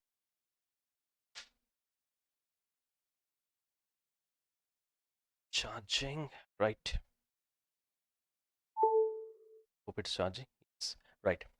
According to the new system, lessee will be treated as the owner both in cases of whether it is finance lease or operating lease, which means the asset will be there in the balance sheet of the lessee both in case of finance lease as well as operating lease.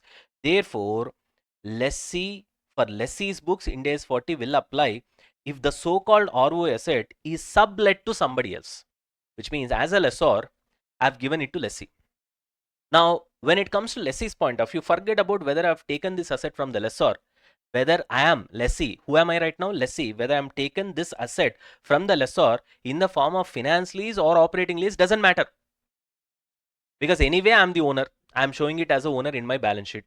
I'm not worried about whether I've taken from the original lessor in the form of operating lease or finance lease, doesn't matter. Anyway, the asset will be there in my balance sheet in the form of ROE asset till the lease term period. Therefore, if I'm subletting this particular building or land to somebody else, then Ind AS 40 will apply to me because I'm the owner, irrespective of whether it is finance lease or operating lease. But for lessor, only if it is operating lease, he will be the owner. Ind AS 40 will apply. You understand what I'm trying to say? So let me summarize this. Finally, what you guys need to understand is, let's try to understand this from two buddies perspective. Two buddies means two people over here. One is lessor, the other one is lessee. For lessor, only if it is operating lease, Ind AS 40 will apply because asset will be there in his balance sheet. Clear? For lessee, whether it is finance lease or operating lease, in both the cases, asset will be there in the balance sheet in the form of ROU asset. Therefore, Ind AS 40 will apply. If he is going to sublet it, if he is going to use it for business purpose, then Ind AS 40 will not apply. You understand the point? If he is going to sublet it, so he's also giving it on rental purpose to somebody else. In that case, Ind AS 40 will apply. Clear? Again, I'll repeat. In case of lessor, only if it is operating lease, then Ind AS 40 will apply because asset will be there in the balance sheet in lessor's books. When it comes to lessee, both the cases of finance lease or operating lease, anyway ROA asset will be there in the balance sheet of the lessee's books. Therefore, Ind AS 40 will apply, provided if he has given it on rental basis. If he has given it on rental basis, that is sublet to somebody else. I hope this is clear. Till here it's clear. That's why I've taken so much of effort to explain you, Nana. First, I've explained you how you have learned the lease as per your CA Inter or CMA Inter. Then I've told you what is the change that has happened. I told you the logic behind that change also, why there is a new system where irrespective of finance lease or operating lease, lessee will be regarded as the owner of the asset. And lessee will recognize this asset in his balance sheet, irrespective of finance lease or operating lease. Is that clear? And finally, we have linked Ind AS 40 with the lease concept. Job done. I hope this is clear. Everybody, till here it's clear. Confirm me. Then we'll continue. Clear? Right. We have covered only 2 pages so far, but we have seen a lot of concepts. This is important, Anna. See, once we have spent so much of time on understanding the concepts with depth, automatically what will happen is that once we start solving sums, it will be dead easy for us. So let's put all our energy into understanding the concept. That's more important. I hope till here it's clear.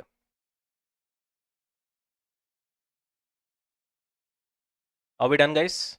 Okay. Any doubts so far? Because this is very important, Nana. Once this concept is clear, hereafter things will be very easy for you. Till here it's clear. If this is clear, then I'll move on. Everybody, please confirm.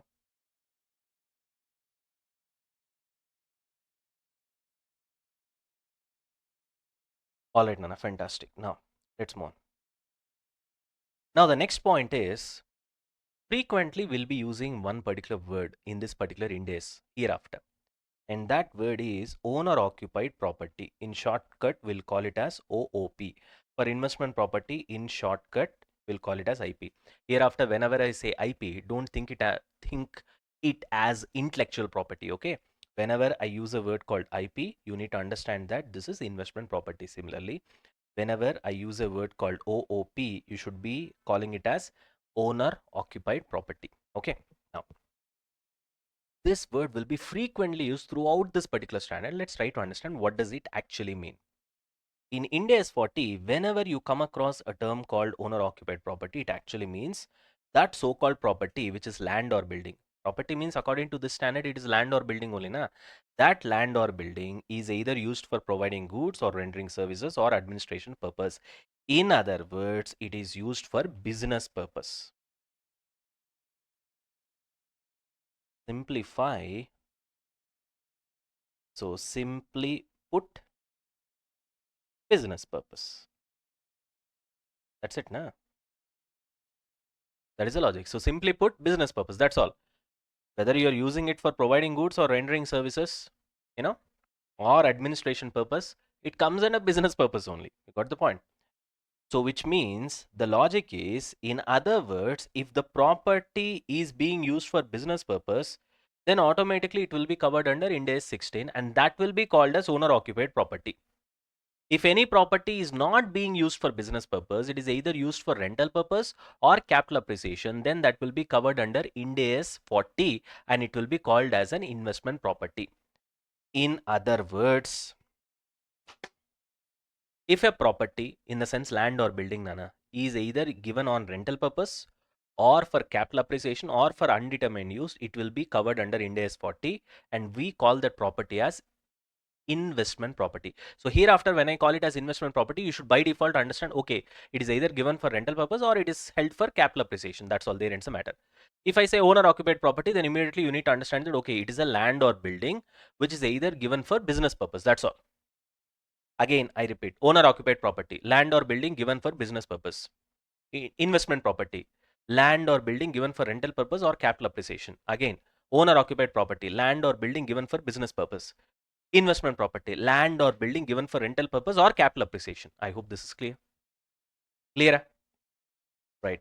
Keep on repeating these words because it should come very easy for you. Whatever I say, just like that, blindly follow. I hope this is clear. Right. Fantastic. Are we done with this? Shall we move on? Right.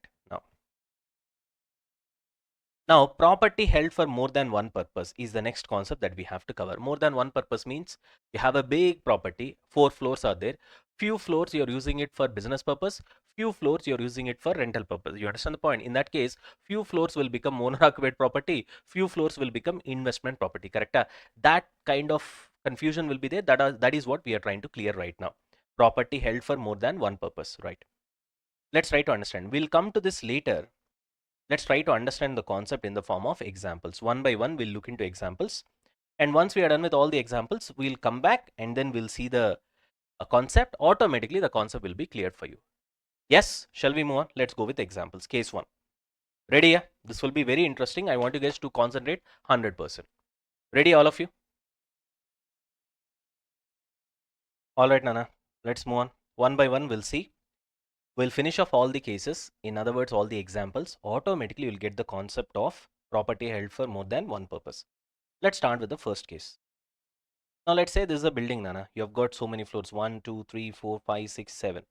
Okay. Now, this building owner, he not only gives this particular building on rental purpose, he's actually given this on rental purpose. There are so many people who are staying on rent. In addition to that, he also provides certain ancillary services with the building. What is that? He also maintains the building. He cleans the building. He has provided some security. He is also providing water services. Okay. He is also giving power backup. Understand the point? So many buildings will be there, Nana. Even my CA firm is there. Okay. There it's 4-floor building. Obviously, we stay on the ground floor. Now their owner does all these things, right? But tell me, he is providing two services over here. One is he gave the building on rental purpose. In addition to that, he is also providing ancillary services. So now there is a confusion because this building is held for more than one purpose. He's giving you on rent, plus he's also providing you some services. Now you got to understand which is more significant over here. Is the rent is more significant or the services that he's providing is more significant? Obviously, the rental aspect is more significant over here in this example which I've told you. Then automatically, if rental aspect is more significant, then it automatically becomes investment property. Because when you give something on rent, it comes under investment property only, na? When the services become more significant, it's like you are running a business. Then it becomes owner occupied property. What do you mean by owner occupied property? Just now I've told you, it comes under Ind AS 16 PP. It becomes PP. You got the point? The moment I use the word owner occupied property, you need to understand that it is nothing but land or building used for business purpose. And that business purpose can be anything, producing goods or rendering services or administration purpose. It doesn't matter. Everything comes under single word called business purpose. Clear? Right. I hope this is clear. Right. So this so-called services, ancillary services provided by the owner of the building is insignificant. Therefore, what is significant here? Giving the building on rental purpose to the tenants. Therefore, it will be referred as investment property only. Clear? Then when the services will be significant, sir, for that I've got another example. Now see here, let's say you have got a hotel. You are the owner. Now in hotel also you are providing rooms on rental basis only, na? Yes, per day rental basis. But in addition to that, I am also giving lot of services in a hotel. Swimming pools, that, this, door delivery, TV services, that, laundry services, that services, food services, restaurant services, everything. You got the point. Now tell me, out of the rental income that I get in a hotel, which is more significant? The rental income that I give is more significant, or because I'm getting more money towards the services that I provide. In this case, services are a lot more dominating. When we go to a five-star hotel, yes, room and all, it has to be good, I'm not saying no, but we pay more for the services. You understand the point? Because they provide you premium services. Okay, therefore automatically which becomes more significant? Services becomes more significant. When service is more significant, automatically it becomes owner occupied property, which means it will be covered under Ind AS 16 PP. You understand the point? Service dominated. Got it? Now the next question is, in these two cases, here I said this is rental income dominated, therefore it comes under investment property. Here it is service dominated, therefore it comes under owner occupied property. You understand the point? How did you decide? Very simple. Which is significant component? Which is the dominating part? Where majority of your money goes? Here majority of the money goes for rental services, therefore it comes under investment property. Here majority of the money goes for other services, ancillary services, therefore it is called as owner occupied property. I hope this is clear. Everybody, right? Let's go to another example. Let's say there is a remote place. Remote place means in the outskirts. It has got nothing to do with the city. Very remote place. Okay. In that remote place, limestone is available. So therefore, for cement manufacturing, as a business guy, it will be comfortable for me. So I've got cement manufacturing factory there itself, in a remote place, in a village, Nana. Because for me, the raw metal limestone is available. Therefore, there itself, I've got a cement manufacturing factory. Now, if I ask all the employees to come from a really good town or a medium-sized town or city to stay somewhere in a remote area, will they come? They'll say we don't have good schools for our kids. We don't have good hospital services if something goes wrong. Why would we come? We are not interested. Therefore, what these companies usually do is that they build a township. Okay. The company builds township for all the employees. They build lots of houses in the township and give these houses on rent to the employees.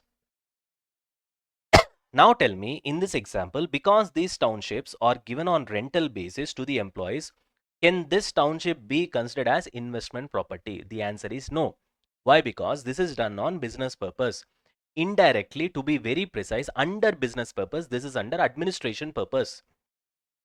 Used for administration purpose as company, as it is given on rental to only your employees. Understand point? So from company's point of view, because I want all my employees to come into this remote area and then work for my company, therefore for that purpose I constructed a township. Therefore for that purpose I given these so-called houses to the employees. You understand the point? So it is for administration purpose. So automatically this becomes owner occupied property, which means it will be covered under Ind AS 16 PPE and not investment property. Clear? So therefore it is PPE and not investment property. Got it? In question, he'll confuse you, Nana, saying that all these buildings have been given on market rent only to the employees and all those things. Don't get confused. Automatically, it becomes owner-occupied property and not investment property. Only if it is investment property, it will be covered under Ind AS 40. If it is owner-occupied property, it is not covered under Ind AS 40. Clear? I hope this is clear, this example. Let's move on to the next one. Now, this example will be a little bit interesting. Now, here, you have got, let's say, 7 floors. 1, 2, 3, 4, 5, 6, 7, 8. Okay, 8 floors you have got. Okay. Now, let's say 2 floors you have given it for rental purpose and 6 floors you have given it for business purpose. You understand the point? However, each part, in this case, now again you are getting confused. Sir, okay, sir, 2 floors I've given for rental purpose, 6 floors I've given for business purpose. Now, how should I deal with this property? Should I call this as OOP, owner occupied property? Because there is business purpose, 6 floors. Or should I call it as investment property because 2 floors I've given it for rental purpose? Well, very simple. The first question you have to ask is whether each and every floor is capable of being sold separately or being given on lease separately. Can you give first floor on rental separately, second floor separately, third floor separately, fourth floor separately, fifth floor separately? When you are able to sell it separately or when you are able to give it on lease separately, then you see that portion which you are able to sell separately as a separate property. Why to see the entire building as a single property? You just see this as separate property. Sir, this is given on rent. Treat it as investment property. So this is separate property, sir. Second floor. What did you do with that? Given it on rent, sir. Investment property. Sir, third floor, sir. Separate property. What did you do? Given it for business purpose, sir. Then it is owner occupied property. Fourth floor, what did you do? Sir, given it for business purpose, sir. Owner occupied property. Fifth floor, what did you do? Sir, given it for administration purpose, sir. Owner occupied property. You understand the point? So, in a single building, when you have given certain floors on rental purpose, certain floors for business purpose, but at the same time, each and every floor, if it is capable of being sold separately or capable of given on lease separately, then very simple, just look at that floor, what purpose you have given, then given on rental, then it will be covered under investment property. Given on business purpose, then it will be called as owner occupied property. Simple. The problem will come only when you are not capable of being sold separately. That is the next situation. When you have multiple parts in your building and each and every part is not capable of sold separately, then the complication will come. Now that is this example. Let's say this is a highway. Okay, this is a road, and here you have got single property, single floor, ground floor. Okay, and you have got two parts over here. You are running a tiffin shop, and majority of the part is given for business purpose. You understand the point? Now you've got a confusion. Now, how should I treat this particular property? Because a portion is for tiffin shop and majority of the portion I've given it on rental purpose. I've given it on rental purpose. I am the owner. I am the owner of the tiffin shop. Only 10% area I've got the tiffin shop. I'm running my tiffin business, but majority of the portion, which is 90%, I've given it on rental purpose. Now this property should be considered as what? It should be considered as investment property or owner occupied property. One thing is for sure, this part, here you have two parts now. This particular part cannot be sold separately. This particular part cannot be sold separately. This particular part cannot be given on lease separately. You understand the point?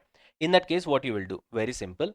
Look at which is significant. When I say significant, not majority. Sir, 60% is rent, sir. 40% is business, sir. No, not like that. Significant. It has to be more than 90%. In this case, more than 90% is given for rent.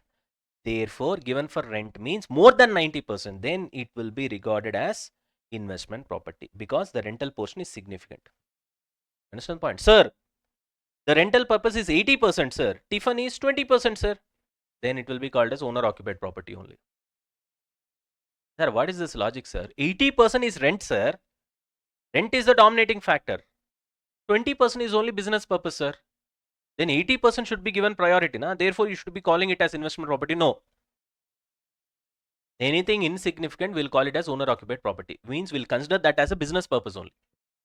Which means the same example, suppose this is the area given on rental purpose and it is 80%. 20% is running for tiffin purpose, which is business. This will be called as owner occupied property. Sir, 70-30 owner occupied property. Sir, 60-40 owner occupied property. Sir, 85-15 owner occupied property. Sir, 91 9% investment property.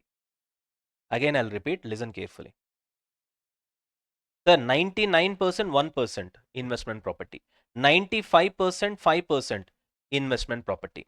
Sir, 90% 10% investment property. Sir, 85% 15% owner occupied property. Sir, 80% 20% owner occupied property.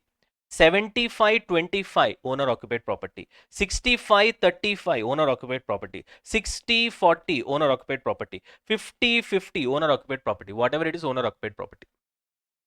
So what you have to understand is, if more than 90% is for rental purpose, only then it will be called as a investment property. Got it? If 80% is for rental purpose and just 20% is for business also, it will be called as business property only. In other words, owner occupied property. Clear? Here I've written, if it is 75% and 25%, then it will become owner occupied property as per Ind AS 16 and not investment property as per Ind AS 40. Clear? I hope this is clear. Very important example, Nana. because here each part is not capable of being sold. When each part is capable of being sold, no confusion. That part, you see what is the purpose it has been given for: rental, investment property, business, owner occupied property. Very simple. I hope this is clear. Next, another example. See here. Very important, and examples are very important. Each example has been taken from your illustrations only. Okay, these are not random examples which I'm trying to give you to make you understand the concept. These examples are directly taken from your illustrations. Now listen carefully. Now, ready? Let's say there is a company called PK Limited. So, and this PK Limited is a lessor. He has got a building, and this building is given on operating lease to B Limited. So PK Limited is the lessor, B Limited is the lessee. What lease you have given? Operating lease. Operating lease means you have given it on rental purpose only, operating lease, which means still I am the owner. PK Limited is the owner. In PK Limited books, that building will be there na, in operating lease. Therefore, it will be treated as investment property. Very simple. Got it? Because it is there in my books. Simple. Now, but in the books of B Limited, what happens? Let us see. B Limited is lessee. B Limited is lessee. Automatically in his books, he will show it as ROA asset. Correct? He will show it as ROA asset in his books because he is a lessee. Then what he is doing? He has taken the building on rent from me under operating lease. Now he is the lessee. Who is the lessee? B Limited is the lessee. Immediately he will show it as an ROA asset. That is also fine. Now what he is doing with that building? Sir, he is using it for business purpose. Then it becomes OOP in his books. Not in PK Limited's books. In B Limited books, it will become OOP, means owner occupied property, because you're using it for business purpose. Sir, he has also sublet it, which means PK Limited gave it on rental purpose to B Limited, and B Limited is the lessee, and again he has given it to somebody else. You understand the point? Then it is for sublease. In that case, it becomes investment property, even in the books of B Limited.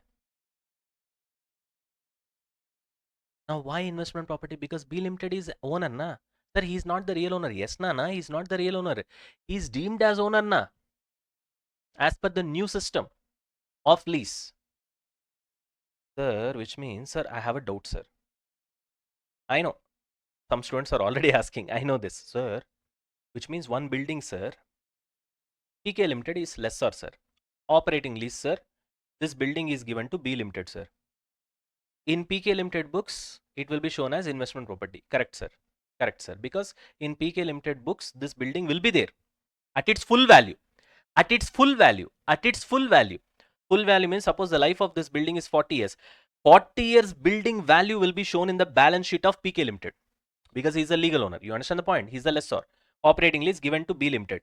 In B Limited, suppose 40 years worth of this building is shown at let's say 10 CR in PK Limited books.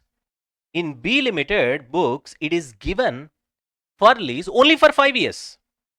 A 40 years life asset building has been given to lease, operating lease to B Limited only for 5 years. You understand the point? Now, in the books of B Limited, that is lessee also, he will show it as an asset. Yes, this building will be shown as an asset, but not at the value of 10 CR, which represents the value of 40 years building. No, no, no, no, no, no, no. It will be shown as an ROU asset only for 5 years. So 5 years on an average, let's say he is going to pay a rent of, let's say 50 lakhs, then on an average around 50 lakhs only it will be shown. Are you able to understand? Now I hope that doubt is clarified, because most of you will be thinking, sir, the same asset is shown in PK Limited's books as an asset, is shown in B Limited books also as an asset. How, sir? One asset only, na, sir? Two guys books, how it is shown, sir? Because it is operating lease, sir. So obviously in PK Limited's books, it will be shown as an asset. Correct. Then again, because it is lessee's point of view, irrespective of whether it is operating lease or finance lease, in his books also it will be shown, sir. Then it is wrong, na, sir? And that is why I've explained you what is actually going to happen. This is building. So usually it will have 40 years, 50 years life. So accordingly, the value will be, let's say 10 CR. Then here also 10 CR will not be shown. In PK Limited's books, it will be shown at 10 CR.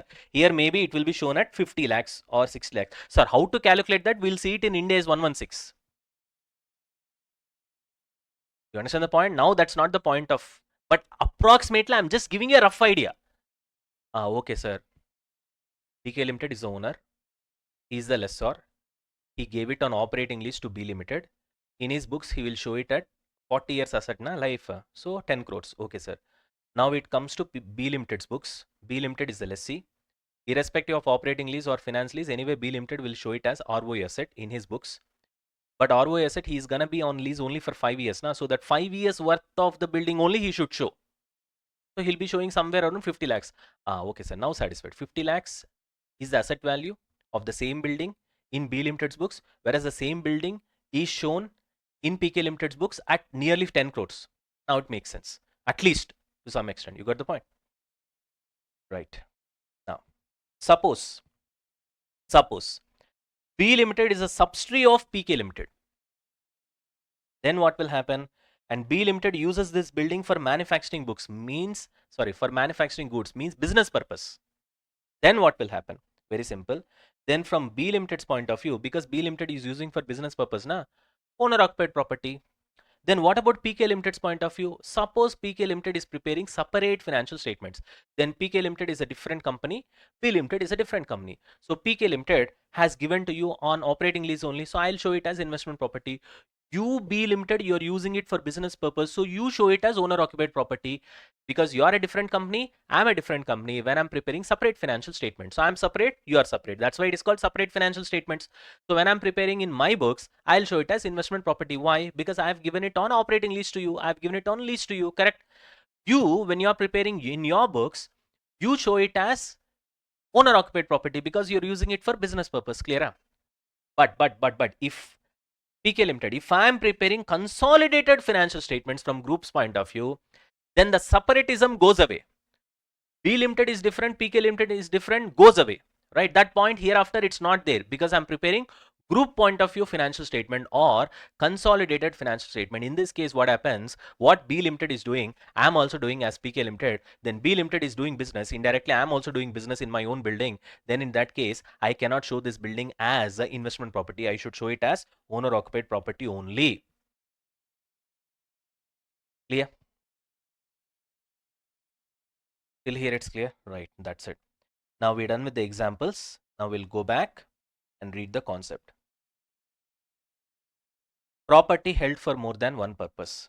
If some portion of property is held for business, that is owner occupied property, and some portion of property is held for rental, that is investment property, then if you are able to split them, if you are able to sell them separately or give them on lease separately, then what that portion which is given for business purpose will be called as owner occupied property. Ind AS 16 will apply. That portion which is given on rental purpose will be called as investment property. Ind AS 40 will apply. If you are not able to split them, if you are not able to sell them separately, if you are not able to lease them separately, then see how much portion is significant. Owner occupied portion is significant, that is 90%, then it will be treated as owner occupied property only. Ind AS 16 will apply. If owner occupied property is insignificant, that is less than 10%, then only it will be treated as investment property. Now see here, the importance is given to owner occupied property only. He is not saying if investment property is greater than 90%, if investment property is less than 90%, please mark this point. Please note this point. Is there a sentence here saying if investment property is greater than 90%, or let me put it this way, if the rental occupation is greater than 90% of the property, if the rental occupation is less than 90% of the property, sorry, is less than 10% of the property, if investment property is greater than 90%, if investment property is less than 90%, he's not using that word. You understand the point? He is deciding this from owner occupied property point of view only. You understand the point? So what you have to understand is, if there is a building where both the things are happening, it is given on rental purpose plus business is also happening, then you just need to see it from business point of view only. From business point of view, how much percentage is happening.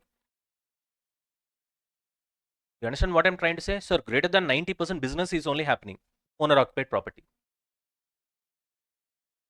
Sir, 30% business is happening, owner occupied property only. Sir, 40% of business is happening, owner occupied property. Sir, 20% business is happening, owner occupied property. Sir, 50% business is happening, owner occupied property. 70% business, owner occupied property. 80% business, owner occupied property. So which means if you understand this sentence, If owner occupied portion is significant, which means it should be generally more than 90%, then also it is owner occupied property. If owner occupied property is insignificant, means it should be less than 10%, then only it is investment property. So which means from almost 100% to 10%, everything is owner occupied property only, na? Less than 10% is only investment property, which means your business should happen less than 10% of the space of the building. In the big building, if less than 10% of the space only, if your business is happening, then only it becomes investment property. If anything more than 10%, if business is happening, automatically it becomes a business property. In other words, owner occupied property. Clear? This is very, very, very important, Nana. Of course, it is subjected to the management judgment as well, but mostly this is what is happening. That is the reason I gave you percentages also. Otherwise, people get confused. Because if this percentages is not given, you know what many students are thinking? That significant means it will be owner occupied property, which means more than 60% is significant. So which means what they're doing, suppose owner occupied property is 40%. They're saying, say 40% is insignificant, sir. Therefore, it will be investment property. No, in that case also it is owner occupied property. That's why this sentence is given. If owner occupied property is insignificant, then only it is investment property. When it is insignificant, it is less than 10%. So if owner occupied property is 40%, which means 40% you're using it for business purpose, then entire 100% is treated as business property only, which is owner occupied property. Are you able to get this? I have spent so much of time explaining this, Nana. I hope you guys have understood. Confirm me if you have understood. Everybody. Right. Fantastic, Nana. Thank you. Everybody. All right then. I gave you all the examples as well, right? I hope this concept you have understood it clearly, right? So we'll wind up the session here because there is a lot of concepts that we have discussed. In the next session, we'll continue. And in that, we'll finish off rest of the concepts of investment property. Okay? Chalo. Let's wind up the session, Anna.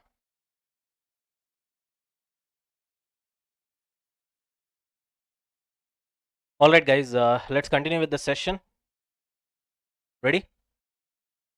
Okay. So till where we have seen in the last session, this is where we have stopped. Correct? Right. We have gone through this. Okay. When a property is held for more than one purpose, we went with almost like 6 examples. Correct? 6 examples, and after that we went back to the concept and then we revised it, right? Chalo. Now let's continue with the concepts, Nana. Now this session, what we're gonna do is that we're gonna finish off all the concepts that is left over when it comes to this particular standard in AS 40, and after that we'll go for sums. Okay, chalo. Now the next thing is, this is useful for us for solving sums. Okay, we're gonna see certain examples of investment property, so that whatever the knowledge that we have acquired so far, we're gonna apply it right now, and we're gonna figure out whether we have sufficient knowledge for entering and solving sums eventually. Okay, right. Let's move on, guys. Give me confirmation. Shall we go? Everybody. All right. Fantastic, Nana. Chalo, let's move on. Examples of investment property. One by one, we'll see. Let's start with the first one. Land held for long-term capital appreciation. Obviously, when you see what are all the properties or which is covered under Ind AS 40, at the beginning itself, we have seen any property that is land and building which is held for either rental purposes, which is given for rental purposes, or capital appreciation or undetermined use. Okay, which is nothing but it falls under Ind AS 40. Now, which we call it as investment property. Now, so therefore, the first example of investment property is land held for long-term capital appreciation. That's obvious. Rather than short-term sale in the ordinary course of business. Nana, short-term sales in the ordinary course of business means what, Nana? You have land as a probably as an inventory for you. So in the ordinary course of business means your business itself is what? Say for example, you'll take a big land.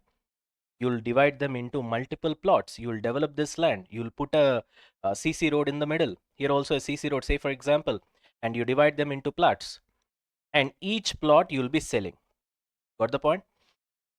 Now here you are selling each and every land. It's like a short-term sale. These kind of lands you will not hold it for a longer time, Nana, isn't it? Because initially you would have purchased the bigger land and then you develop it. You put the CC road. You try to give the electricity connection. You try to give all the other, water pipeline stuff, vagera, vagera, whatever it is necessary. And then finally you try to sell these individual pieces of land in the ordinary course of your business, then that becomes inventory. So then you will not be calling this land as an investment property because you did not hold it for investment purpose. As simple as that. So first point is done. Moving on to second point. Now this is important. I've marked here important in your power notes. So whenever I mark like this, it's very important for you. See, I've designed this power notes in such a way that when you guys are reading this power notes, you should not feel that it has been printed by somebody else. You should feel that you are reading your own notes. I've prepared it exactly in such a way such that somebody is talking to you when you are reading this power notes. That's the whole intention. Anyways, now let's move on. The second one is land held for currently, what is that? Undetermined future use. This we have already seen. Undetermined future use means automatically it falls under investment property, correct? In other words, when you are holding a land without any thought process in your mind, by default, capital appreciation will happen. Anyway, it falls under investment property, as simple as that. See here, if an entity has not determined whether it will use the land as owner occupied property, which means for business purpose, or for short term sale in the ordinary course of business, which is for inventory, or the land is regarded as a held for capital appreciation, which is as per Ind AS 40 investment property, which means there are three possibilities. You can hold the land for the purpose of owner occupied property, which means for business, or you can sell the land as a kind of inventory. Are you able to understand where inventory's standard will apply? Or you can hold the land for capital appreciation purpose where directly Ind AS 40 will apply. Other than these three, if you're just holding the land, you don't know what to do. Then by default, anyway, it will fall under Ind AS 40. That's what we are trying to say. Clear? Moving on. A building owned by the entity. Okay. Entity means, let's say PK Limited, and that is a lessor, say for example, and leased out under one or more operating leases. Now, probably you may not be able to understand this sentence, so let me break it out for you so that you'll be able to understand. Now, listen carefully. A building owned by the entity, forget about the brackets, okay, owned by the entity and leased out under operating lease. That is a sentence. Forget about this sentence, Nana. Now, read the rest of the sentence. What does it say? A building owned by the entity and leased out for operating lease. Means what? A building owned by the entity, that is as a lessor, I own it and I lease it under operating lease. Remember, finance lease is not covered. That's why I've written here, not finance lease for lessor, because in case of finance lease for lessor, lessor has to de-recognize the asset. So therefore, there will be no asset in the balance sheet. When there is no asset in the balance sheet, there is no question of treating it as investment property. This we have seen at the beginning itself, correct? Therefore, a building owned by the entity, forget about this sentence, and leased out under one or more operating leases. Means I'm a lessor and I've leased it out under operating lease. In that case, whatever I've done, I've given it kind of for rental purpose only, na?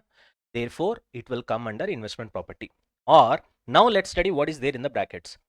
Right of use asset, ROU asset, right of use asset relating to a building held by the entity. Means what? We are talking from lessee's point of view here.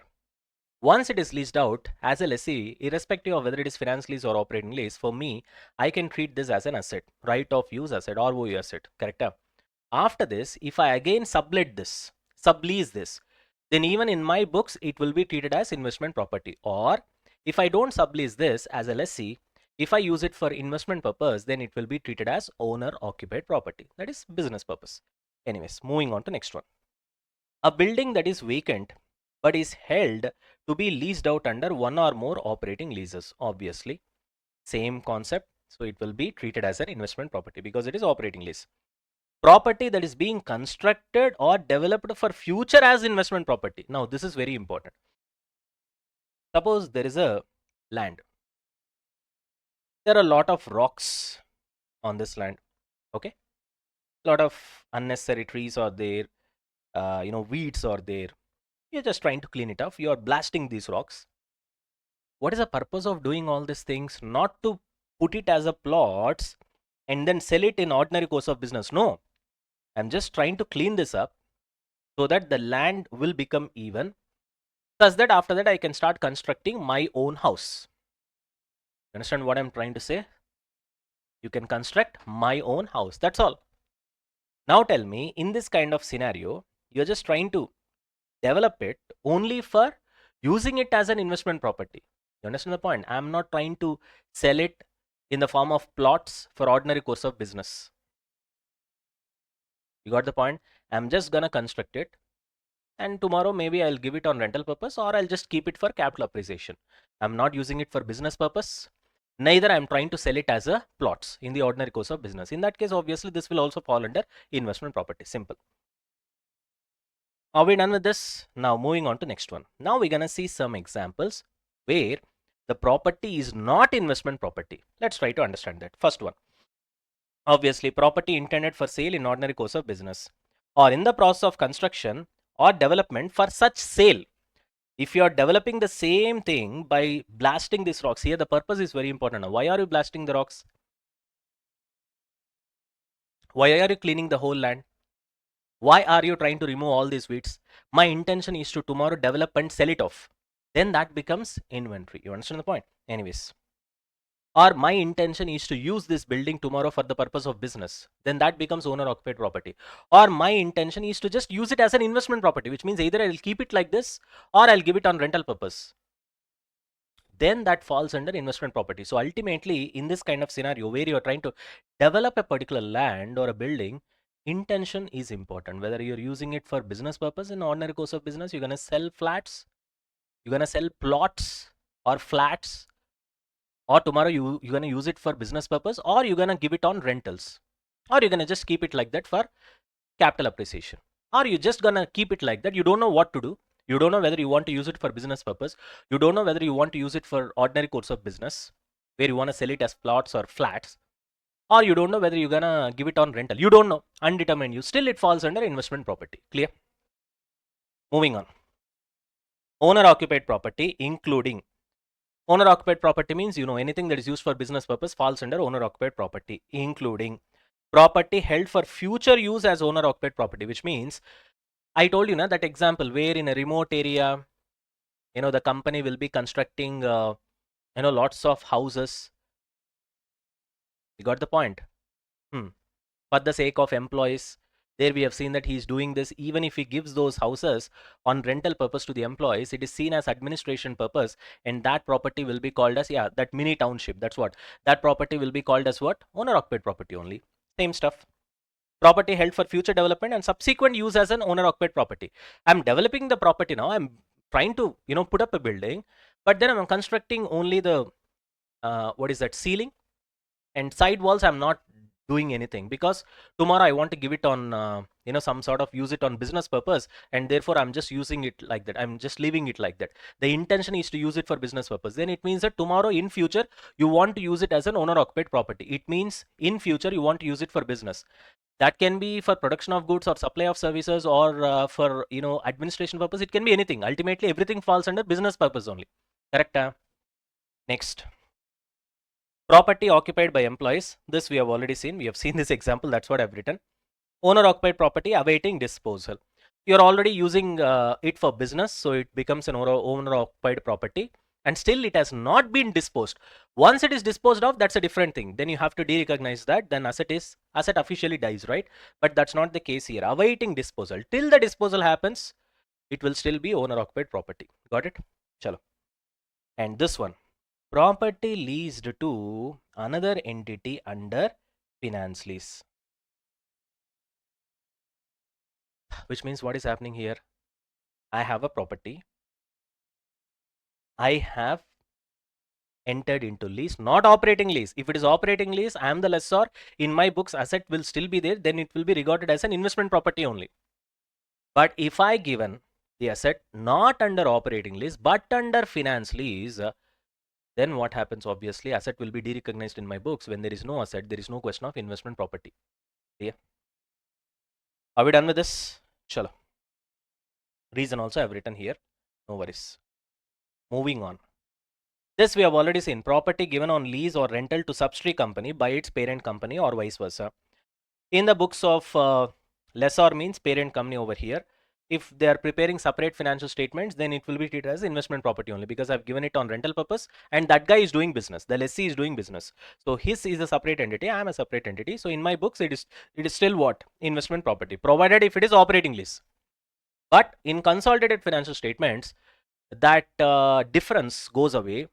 So even though that's a different entity, I've given to that particular entity on lease, but because from group point of view, from consolidated statement, I mean financial statements point of view, we are a single group, which means if he's doing business, it's as if I'm doing business. Therefore, it falls under owner occupied property. This we have already seen. Where here, this example, PK Limited and B Limited point of view, that's what here. Chalo. Now moving on to another important topic. Based on this also lots of questions will come. What is this? Transfer of property to or from investment property to something else. In the sense, we are talking about reclassification. Reclassification means initially I have a building, Nana. I'm giving it on rental purpose. After some years, I felt that why don't I start my own business? When I decided to start my own business, I'll feel that anyway I have my own building now, so I'll start business in my own building. I start doing business. Then the property will be reclassified in your books from investment property under Ind AS 40 to PPE under Ind AS 16. Now suppose I've got a big shed on a land and then I'm trying to just give it on rental basis. Then all of a sudden I felt that the land rates have got increased. So what I'll do, I'll just ask the tenant to go away. Then I'll try to develop this land, sell it in the form of plots. Then as of now, when I've given this land as rental, I mean on rent to somebody else, it is classified as investment property, right? Under Ind AS 40. Now I'm asking my tenant to leave and then I'm trying to what? Convert that into what? I'm going to develop this land, convert that into lots of plots, and then eventually I'm going to sell the plots. So which means you're selling it in the ordinary course of business. So it becomes Ind AS 2, naturally, inventories. So from Ind AS 40, it will be reclassified as Ind AS 2. You got it? So anything can happen. Initially, now say for example, you have a building, you're using it for business purpose. Tomorrow you thought that there is a lot of loss in this business, so let's not use this building unnecessary for my business. Let's shut down my business. And then I'll try to give this property on rental to others. Then from owner occupied property, it becomes investment property. So from Ind AS 16, it comes to Ind AS 40. Classification, reclassification. You got the point? So anything can turn to anything, Nana. That's what it is all about. But what it's trying to say is that when you try to do reclassification, there should be proof. There should be enough proof. Whatever the proof may be, that you're shifting from one form of whatever that you're doing right now to another form. Whether you're moving from investment property to owner occupied property, or owner occupied property to investment property, or investment property to inventories, or inventories to investment property, or inventories to owner occupied property, it can be any reclassification. Standard says I need solid proof. If there is solid proof, yes, we will do reclassification. Now the next biggest question is, sir, whenever the shifts are happening from investment property to owner occupied property, from owner occupied property to inventories, or from whatever it is, when this shift is happening, at what amount will you do the shift? The answer is at the carrying amount. Now right now it is an investment property. I'm giving it on rentals. Okay. I suddenly wanted to do business. So then what the shift will happen from investment property, it will become owner occupied property. At what value? Carrying amount only. Whatever the carrying amount of that property is there, exactly it will shift. No worries whatsoever. Clear?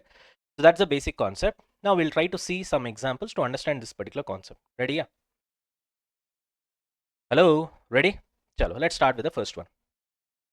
Suppose you're using this building for business purpose, 3-floor building. Now there is a change in intention of use. So now you want to give this on rent. Then obviously what is the logic, Nana? It's gonna change from owner occupied property to investment property. So standard says mere change in intention is not enough. Show us evidence, proof. Like say for example, if you are shifting from owner occupied property, that is business purpose, to investment property, what is the proof that you can show? Investment property means probably you're giving it on rent, na? Is there anybody who has given advance? Are you able to understand? Some sort of proof. Somebody giving advance is also a proof only, right? Like vacating the building or advance for inviting what? Tenants, something. Standard says show proof and then do the reclassification. At what amount? Carrying amount, that's all. Moving on to second example. Suppose you have a land, Nana.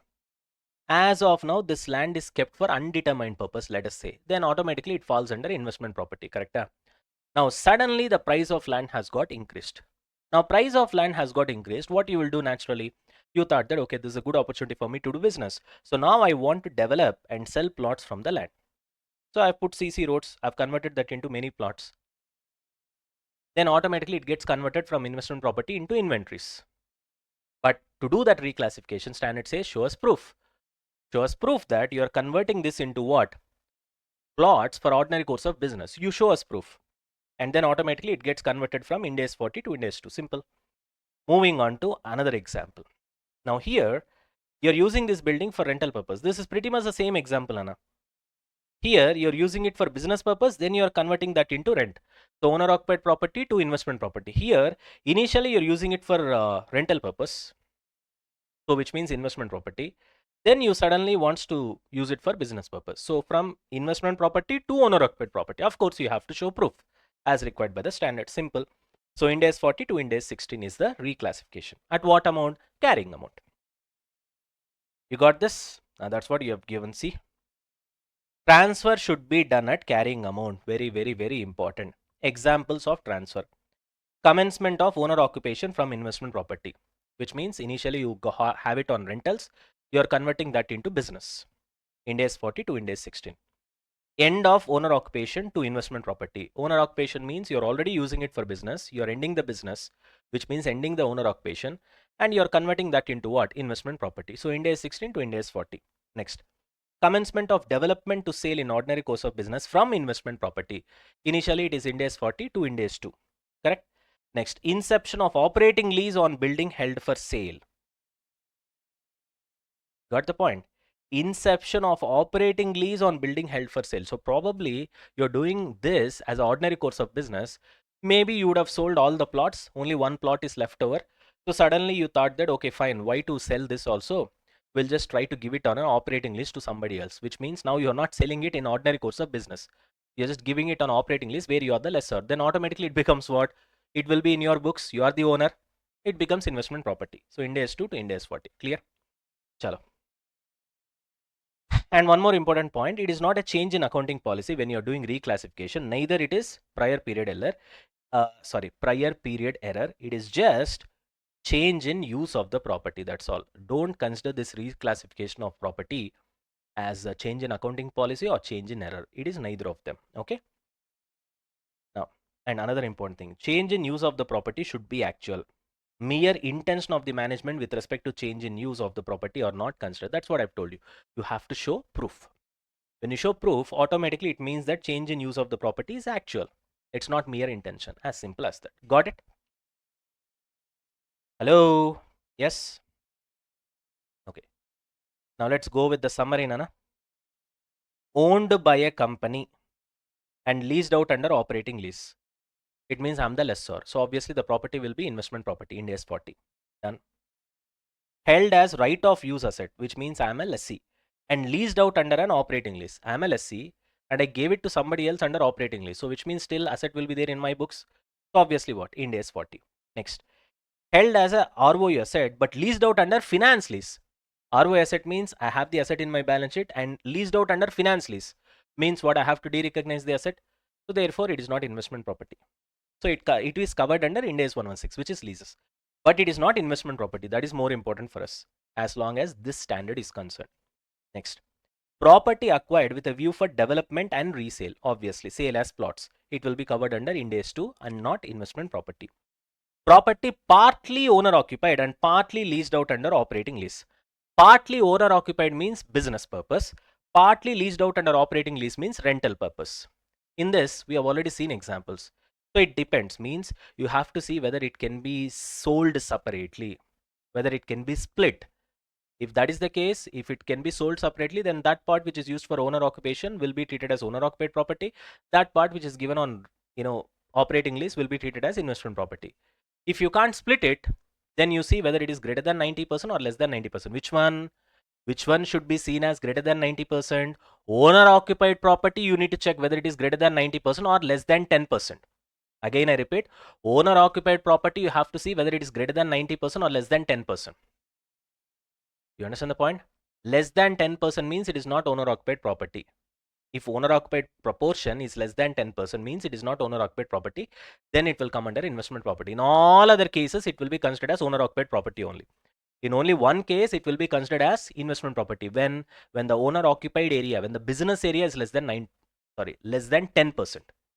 When the business area or owner occupied area is less than 10%, it will be regarded as investment property. In all other cases, it will be regarded as owner occupied property. Next, land held for undetermined use, investment property. Property occupied by employees paying rent at less than the market rate. No worries, administration purpose, so owner occupied property, business purpose. Ind AS 16. So it is not investment property. Investment property held for sale.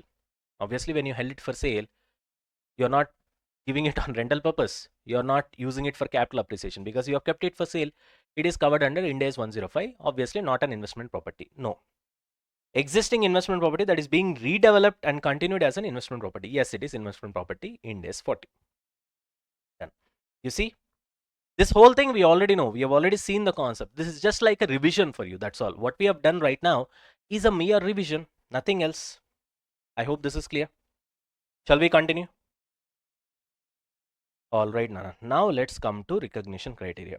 Almost the major aspects of this particular Ind AS is done, Nana.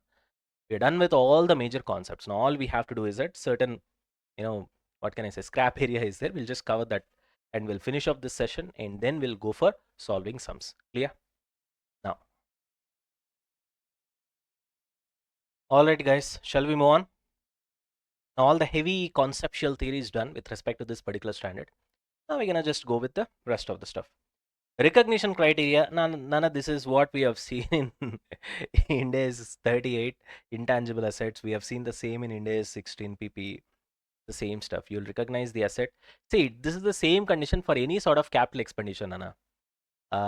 Any capital expenditure is gonna be, it should give you benefit for more than 1 year.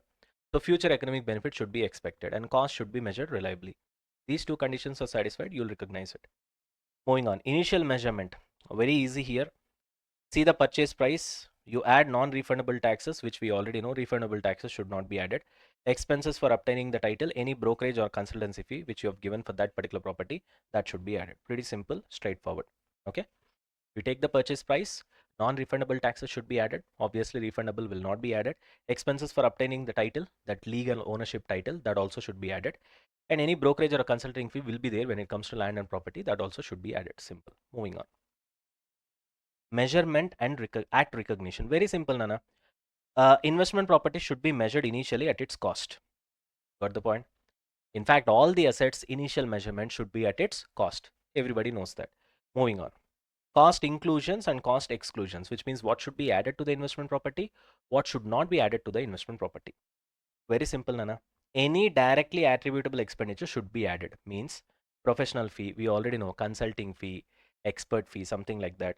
Property taxes, other transaction costs related to the property, to own the particular property, that will be added.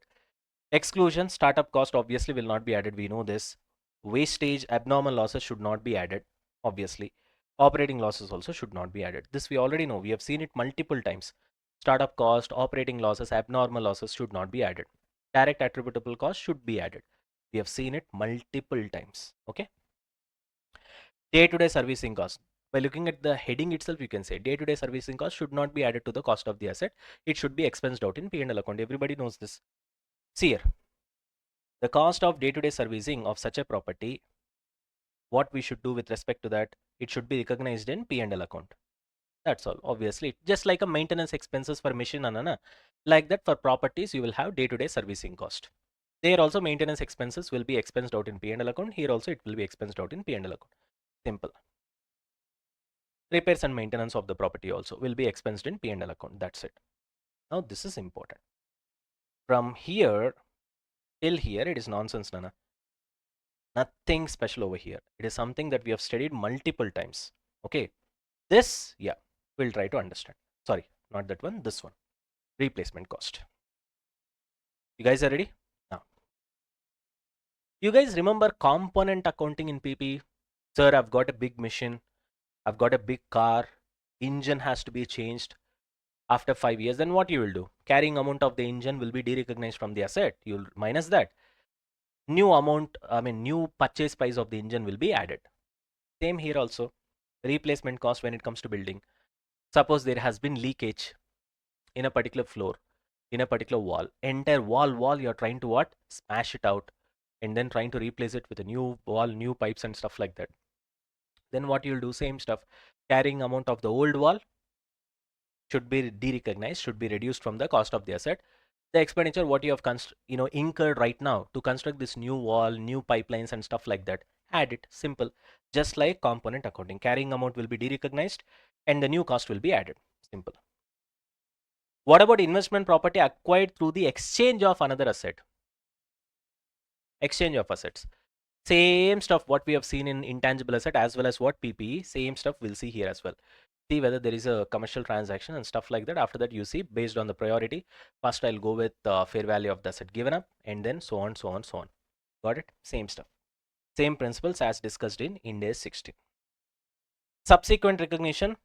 Here it is important. This is important because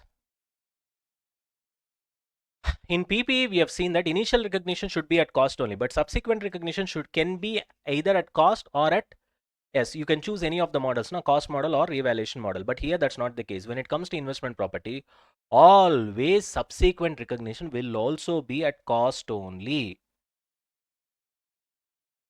You understand the point? Will be shown as per cost only. That cost, how will you know?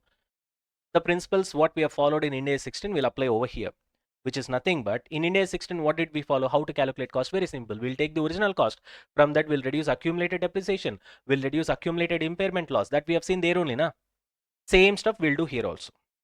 Understand the point? But understand that unlike PPE, in investment property, you don't have a choice. Like cost model, revaluation model, whichever you want, you can choose. That is not the case here. Here, you have only one option. Subsequent measurement of investment property should be done at cost only. Clear? Moving on.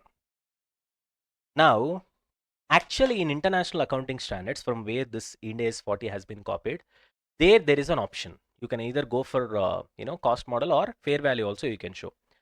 But when they are trying to adapt it for India, probably our institute has thought that maybe in India the real estate prices are fluctuating too much. Therefore, if you keep the option of fair value, then things will not be good. Therefore, they have given only cost model option. However, what our institute have done is you need to mandatorily disclose the fair value of your investment property. Disclosure. So you don't have an option to measure it at fair value. When it comes to subsequent measurement, always your investment property should be done at cost only. However, it is mandatory as per Ind AS 40 for you to disclose the fair value of your investment property.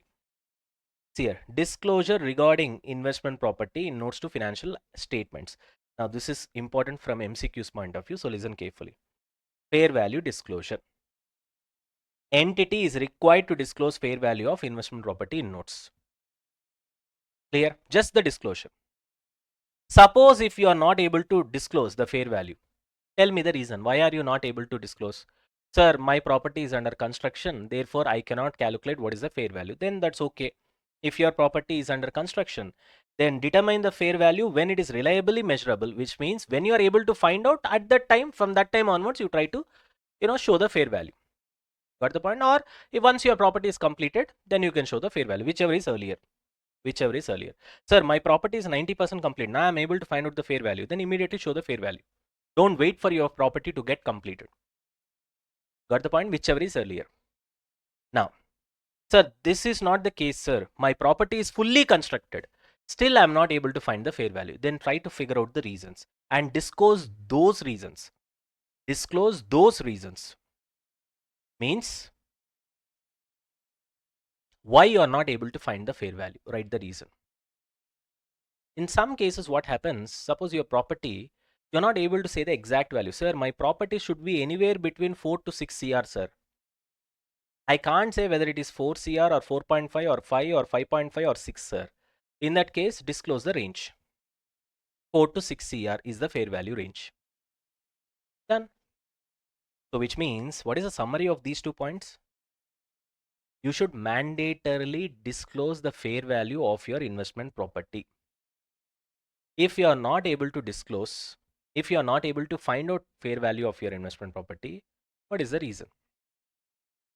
Either you should be under construction, then you wait for the time till fair value becomes reliably measurable, then you start disclosing it, or once the project is completed, whichever is earlier. Once the project is completed, obviously you should be able to disclose the fair value. Or your project is completed, still you are not able to find out the fair value, means find out the reason and disclose those reasons why you are not able to find the fair value. Or if you are like this, sir, 4 to 6 CR is my fair value, sir, means okay, that's okay. That range at least you disclose. Done. This is important from problem point of view, Nana. Exactly like this only you should present. You should also disclose valuation techniques. What are the inputs that you have used in valuation and the range of inputs? Don't worry. Just this heading you need to remember. 3 columns. First column will be valuation technique. Second column will be key inputs used in valuation. Last column will be the range of inputs used. What is this will be given in the question itself. All you have to do is copy paste. You understand the point?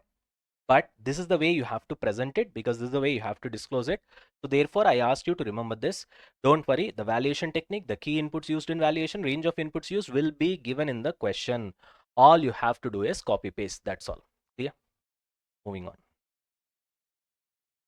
Measurement of disclosure of carrying amount.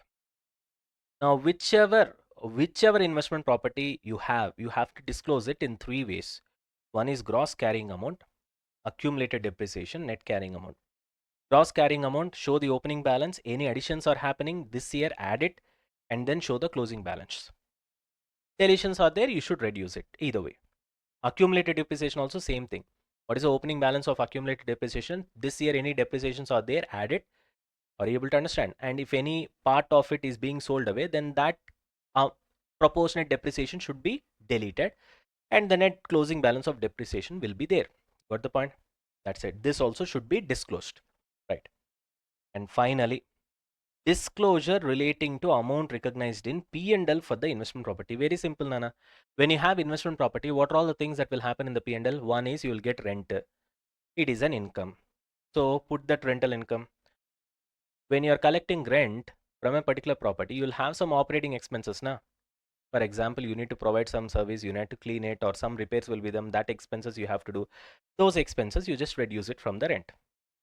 Then obviously for that property you have to provide depreciation. That will also be debited in P&L account. Reduce that. That's it. So which means ultimately with respect to investment property, what you will do in P&L account, one is you will get rent, credit that in the P&L account. There will be some operating expenses for your investment property, debit that.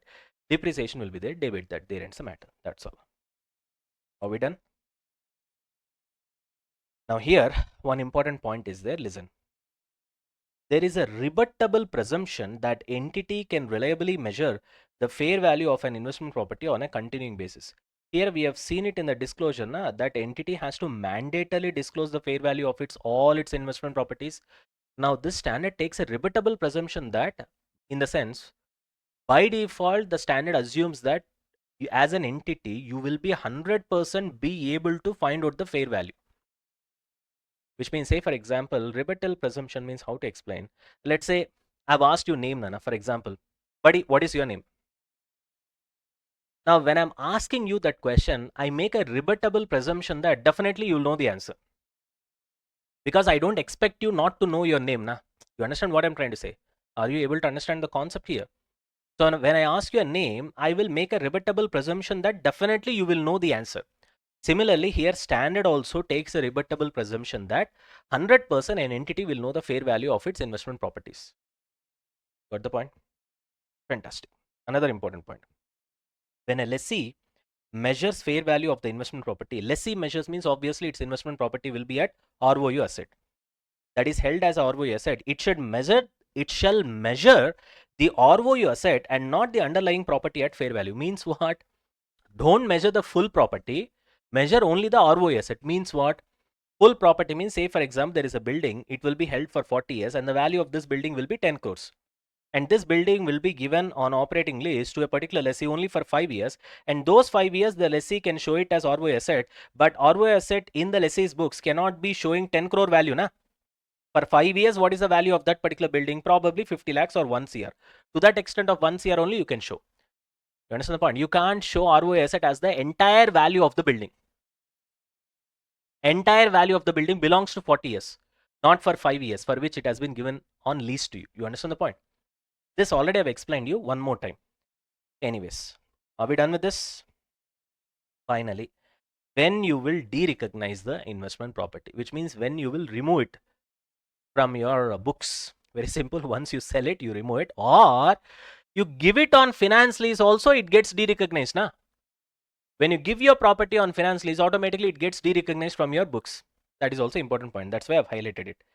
So the disposal of an investment property can be achieved either by sale, which is obvious, or by giving it on finance lease, because obviously you'll be a lessor in that case. You have to de-recognize the asset in your books, especially when you have given lease on finance lease basis. In operating lease, that will not happen. In finance lease, yes, that will happen. I hope this is clear. That's it, guys. We are done with all the concepts. Nana, this you remember, Nana, because the same way you have to present it in the examination. 3 columns with respect to disclosure of the investment property. First column will be valuation technique, how you are doing that fair value, key inputs used in valuation, and range of inputs used. Now you will not understand, sir, what is this key input, sir? What is this range of input, sir? What is this valuation technique, sir? I'm not able to understand anything, sir. You will not understand anything. Once we get to solve the sum, you will understand. It is not difficult also. Why? Because in question itself, he would have given you so and so valuation technique is used. So and so inputs has been used. So and so range of inputs has been used. Okay, copy paste. You'll get your answer. That's all. Clear? What else? Disclosure we have seen, it is important for MCQ. You will always show your investment property at cost model only, because there is no choice of revaluation model here. And how you will show? Same as in PPE, where you will take the original cost minus accumulated depreciation minus accumulated impairment loss in case there is impairment. Chalo. Replacement cost, you will do it just like component accounting. I hope that's it. Everything else we have seen. Chalo, that's it, guys. Any doubts? We are done with the concepts. If you have any doubts, you ask. With this, we'll be winding up this particular session. In the next session, we'll go with the sums. Most probably another 2 sessions, we should be able to finish off this Ind AS. Then we'll move on to Ind AS 41. Okay. 41 is a very good Ind AS, because at least these Ind AS, you'll have an idea from your CA intern or CMA intern. Ind AS 41 is totally new, totally fresh for you. It will be very exciting. It's okay, wo dur ki baat hai. Right now, I want you guys to revise all the concepts so far with respect to Ind AS 40. I think I've taught you pretty well. I hope you guys have enjoyed as well the concepts and everything. Once we are done with this, we're gonna straight away go to the problems and we're gonna solve the sums in the next session. And after that, most probably in 1 or 2 sessions more, we should be able to finish off this Ind AS. Chala guys, revise and come for the next session, okay? Right.